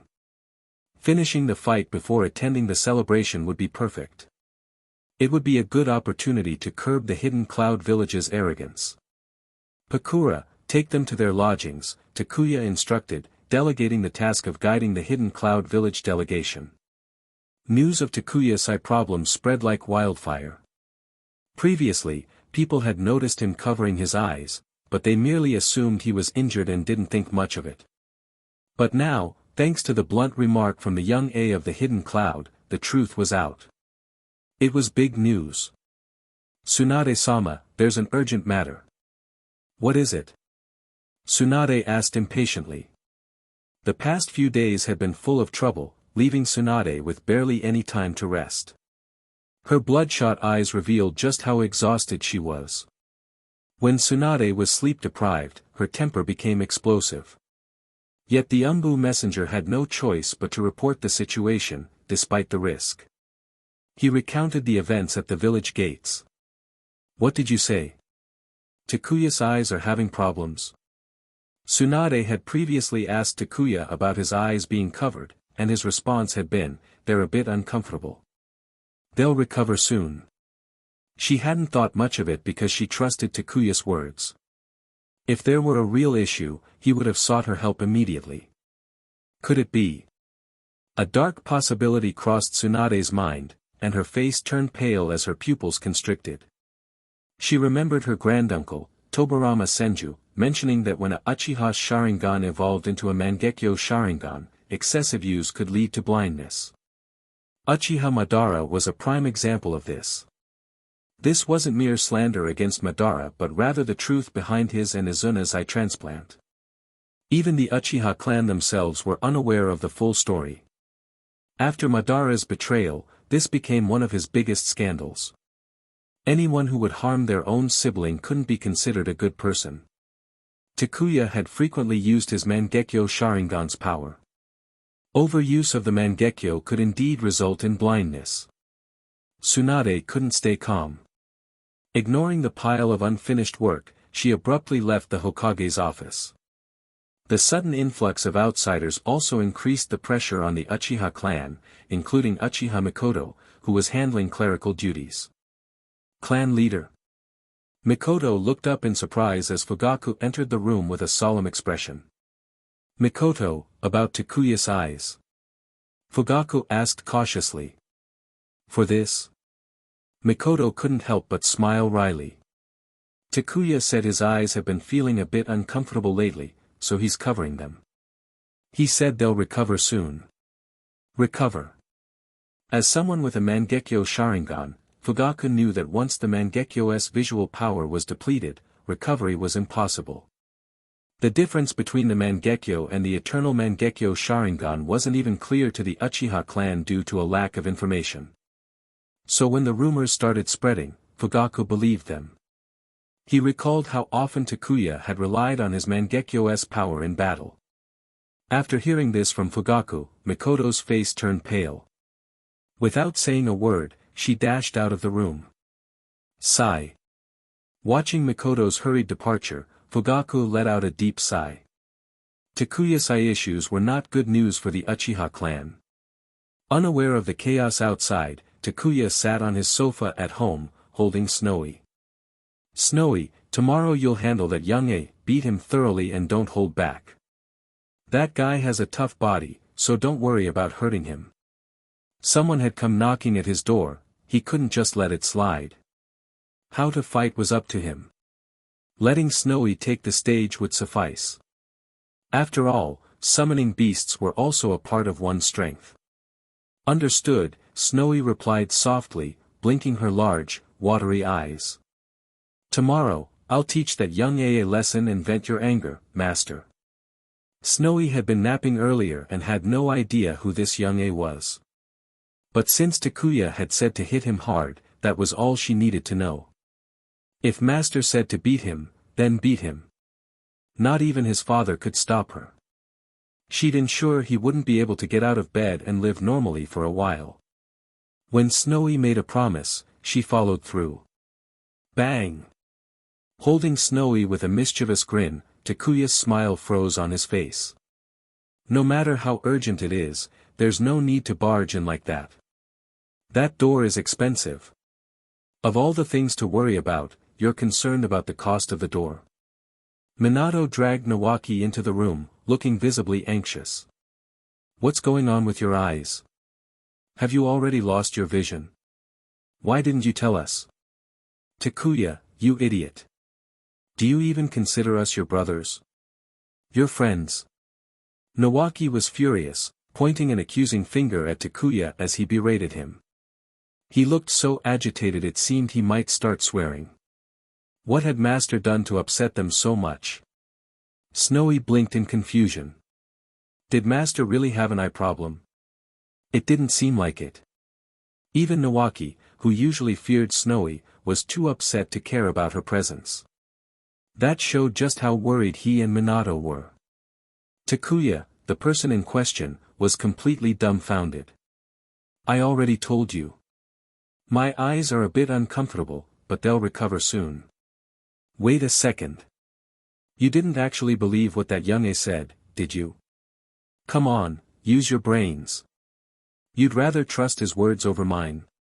Takuya felt utterly speechless. It was just a tactic to mock and provoke him. There was no reason why he, Takuya Yagami, could mock young A, but young A couldn't retaliate with some trash talk. And they fell for it. If his eyes weren't evolving at the moment, he would have put these two idiots under a genjutsu, forcing them to perform a ridiculous dance together. Are you sure you're fine? Minato still looked doubtful. While on a mission, I ran into Mikoto. She said your Sharingan's power is almost depleted. Once it's gone, you'll lose your sight. That's why I rushed here with Nawaki. What the hell? Takuya couldn't help but curse. Who the hell was spreading these rumors? Wait a minute, only Fugaku would know about the Mangekyō's visual power consumption. Could it be him? Unbelievable. Others spread rumors, and you added fuel to the fire? You're something else. Just wait. I'll remember this. Chapter 100, Chapter 499, Is Snowy that amazing? She can even restore visual power. What's this about Mangekyō Sharingan's visual power depletion? Don't you think you owe us an explanation? At the front door, Tsunade arrived with a stern face, accompanied by Uchiha Mikoto. Not far behind them were Kushina and Pakura. Great! Everyone had gathered. It was getting lively today, so lively that even Tsunade, who had been running around non-stop, had come storming in. Clearly, rumors could be deadly. Wait, there was someone else approaching. Sensing the presence within his detection range, Takuya sighed in resignation. I'm just here to take a look. Dressed in his ANBU attire, Tsukumo Hatake had already removed his mask. Under the scrutinizing gaze of everyone, particularly Tsunade, whose eyes seemed to bore into his soul, he felt a bit itchy. After all, skipping work like this wasn't exactly responsible. Alright, everyone, come inside. I'll explain everything at once so you can stop guessing wildly. Although a bit helpless, Takuya was also deeply moved by how much these people cared about him. Still, their exaggerated worry left him both touched and exasperated. I'm fine. Gesturing an okay with his hand, Tsukumo quickly stepped into the villa, shut the door, and added, I've deployed a squad outside to guard against potential intruders. ANBU personnel were already stretched thin, especially during times like this. Yet here was Tsukumo casually pulling an entire squad to assist. Was that really appropriate? Tsunade sighed, rubbing her forehead.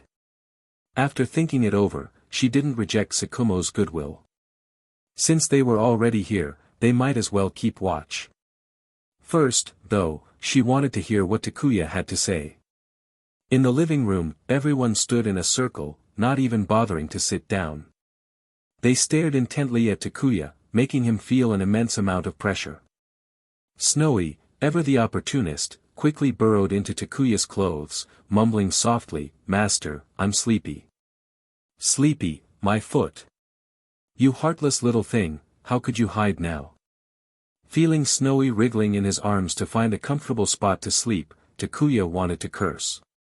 Alright, Takuya began, deciding it was best to clear things up quickly to avoid further misunderstandings. Everyone seemed convinced he was on the verge of going blind. I promise, my eyes are fine. They're just a bit uncomfortable, there's no excessive visual power depletion, and I'm not going blind anytime soon. Takuya, is that really true? Kushina stepped forward, grabbing his hand nervously. You can't lie to us, she pleaded, visibly anxious. When Pakura informed her, Kushina had been so shocked she didn't know what to do. She'd been worrying ever since. Truer than true.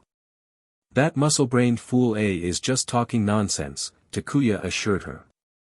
Given Takuya's reputation for reliability, his repeated assurances finally eased the group's concerns. Compared to an outsider like they were more inclined to believe Takuya. Uchiha Mikoto, however, was an exception. But what about the Mangekyō's visual power? It must be Fugaku Uchiha spouting nonsense, Takuya snapped, taking Mikoto's hand and guiding her to sit down. Once everyone was seated, Takuya began explaining. This is a bit complicated. Tsunade and Mikoto should be familiar with this. Before Konoha was founded, the Senju and Uchiha were mortal enemies. During that era, Uchiha Madara and his brother awakened the Mangekyō Sharingan together. This bit of history was something outsiders wouldn't typically know, as Konoha had kept it under wraps. Both my grandfather and granduncle mentioned this before, Tsunade nodded seriously, adding, Madara once lost his eyesight due to overuse of the Mangekyō Sharingan. In desperation, he took his younger brother Izuna's eyes and regained his vision. But what exactly is visual power? Mikoto asked, echoing Tsunade's understanding of the story. The others were shocked. What kind of person could harm their own sibling like that? A blood brother. How could anyone be so ruthless? Some couldn't believe it, while others were stunned into silence. Takuya sighed inwardly. How could they believe such nonsense? The story about Madara and Izuna was just fabricated by Tobarama Senju and a few Uchiha elders who didn't want to rebel. Madara had always been a devoted brother. If Izuna hadn't been on the verge of death, begging him to take his eyes, Madara would rather have gone blind than harm his sibling. Yet rumors persisted, and Madara carried this black mark on his name. He never bothered to explain, as no one would believe him anyway. Thus, the tale became an accepted truth. Turning his attention back to the topic, Takuya decided to educate everyone present about the Sharingan. The Uchiha clan's Kekkei Genkai is the Sharingan. Upon awakening, the Sharingan evolves over time and through emotional stimulation, from single tomo to 2 tomo, then 3 tomo, and finally to what you know as the Mangekyō Sharingan. While 1-, 2-, and 3 tomo Sharingan consume chakra and mental energy during use, the Mangekyō Sharingan is different. It also consumes visual power. Normally, once visual power is depleted, it cannot be restored, and the user will go blind.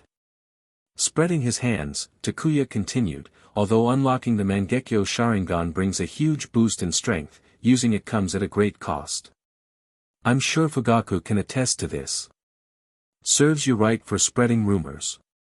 You're nearly blind yourself, yet you still find the time to meddle in my affairs. Takuya couldn't help but feel a little schadenfreude. After all, it wasn't his eyes on the line. The group was left speechless. Was Takuya really in a position to laugh at others? Wait, since when did Fugaku have the Mangekyō Sharingan? And what about you? Don't tell me everyone else's Mangekyō consumes visual power, but yours doesn't, Tsunade pressed, refusing to be distracted. As a medical ninja, Tsunade knew better. There was no reason Takuya's Mangekyō should be different unless there was some unique factor. Madara had only avoided this issue after obtaining new eyes. The more she thought about it, the more suspicious she became. Everyone's eyes turned toward Takuya. With no way to dodge the question, he reluctantly used his pre-prepared excuse. My Mangekyō Sharingan does consume visual power. However, thanks to Snowy's special abilities, the visual power I use gradually restores itself. As long as I don't overuse the Mangekyō, my visual power will recover, so there's no chance of me going blind. Summoning beasts could do that. Just how powerful was Snowy? Even the Mangekyō's visual power could be replenished. Everyone was dumbfounded. Believe it or not, Takuya certainly believed it himself. After all, apart from Madara, Black Zetsu, and a few ancient relics, who else could differentiate between the Mangekyō and the Eternal Mangekyō? When the truth finally came out one day, he'd just say his bloodline was exceptionally strong. If they had any issues, they could go ask the Sage of Six Paths or Indra themselves.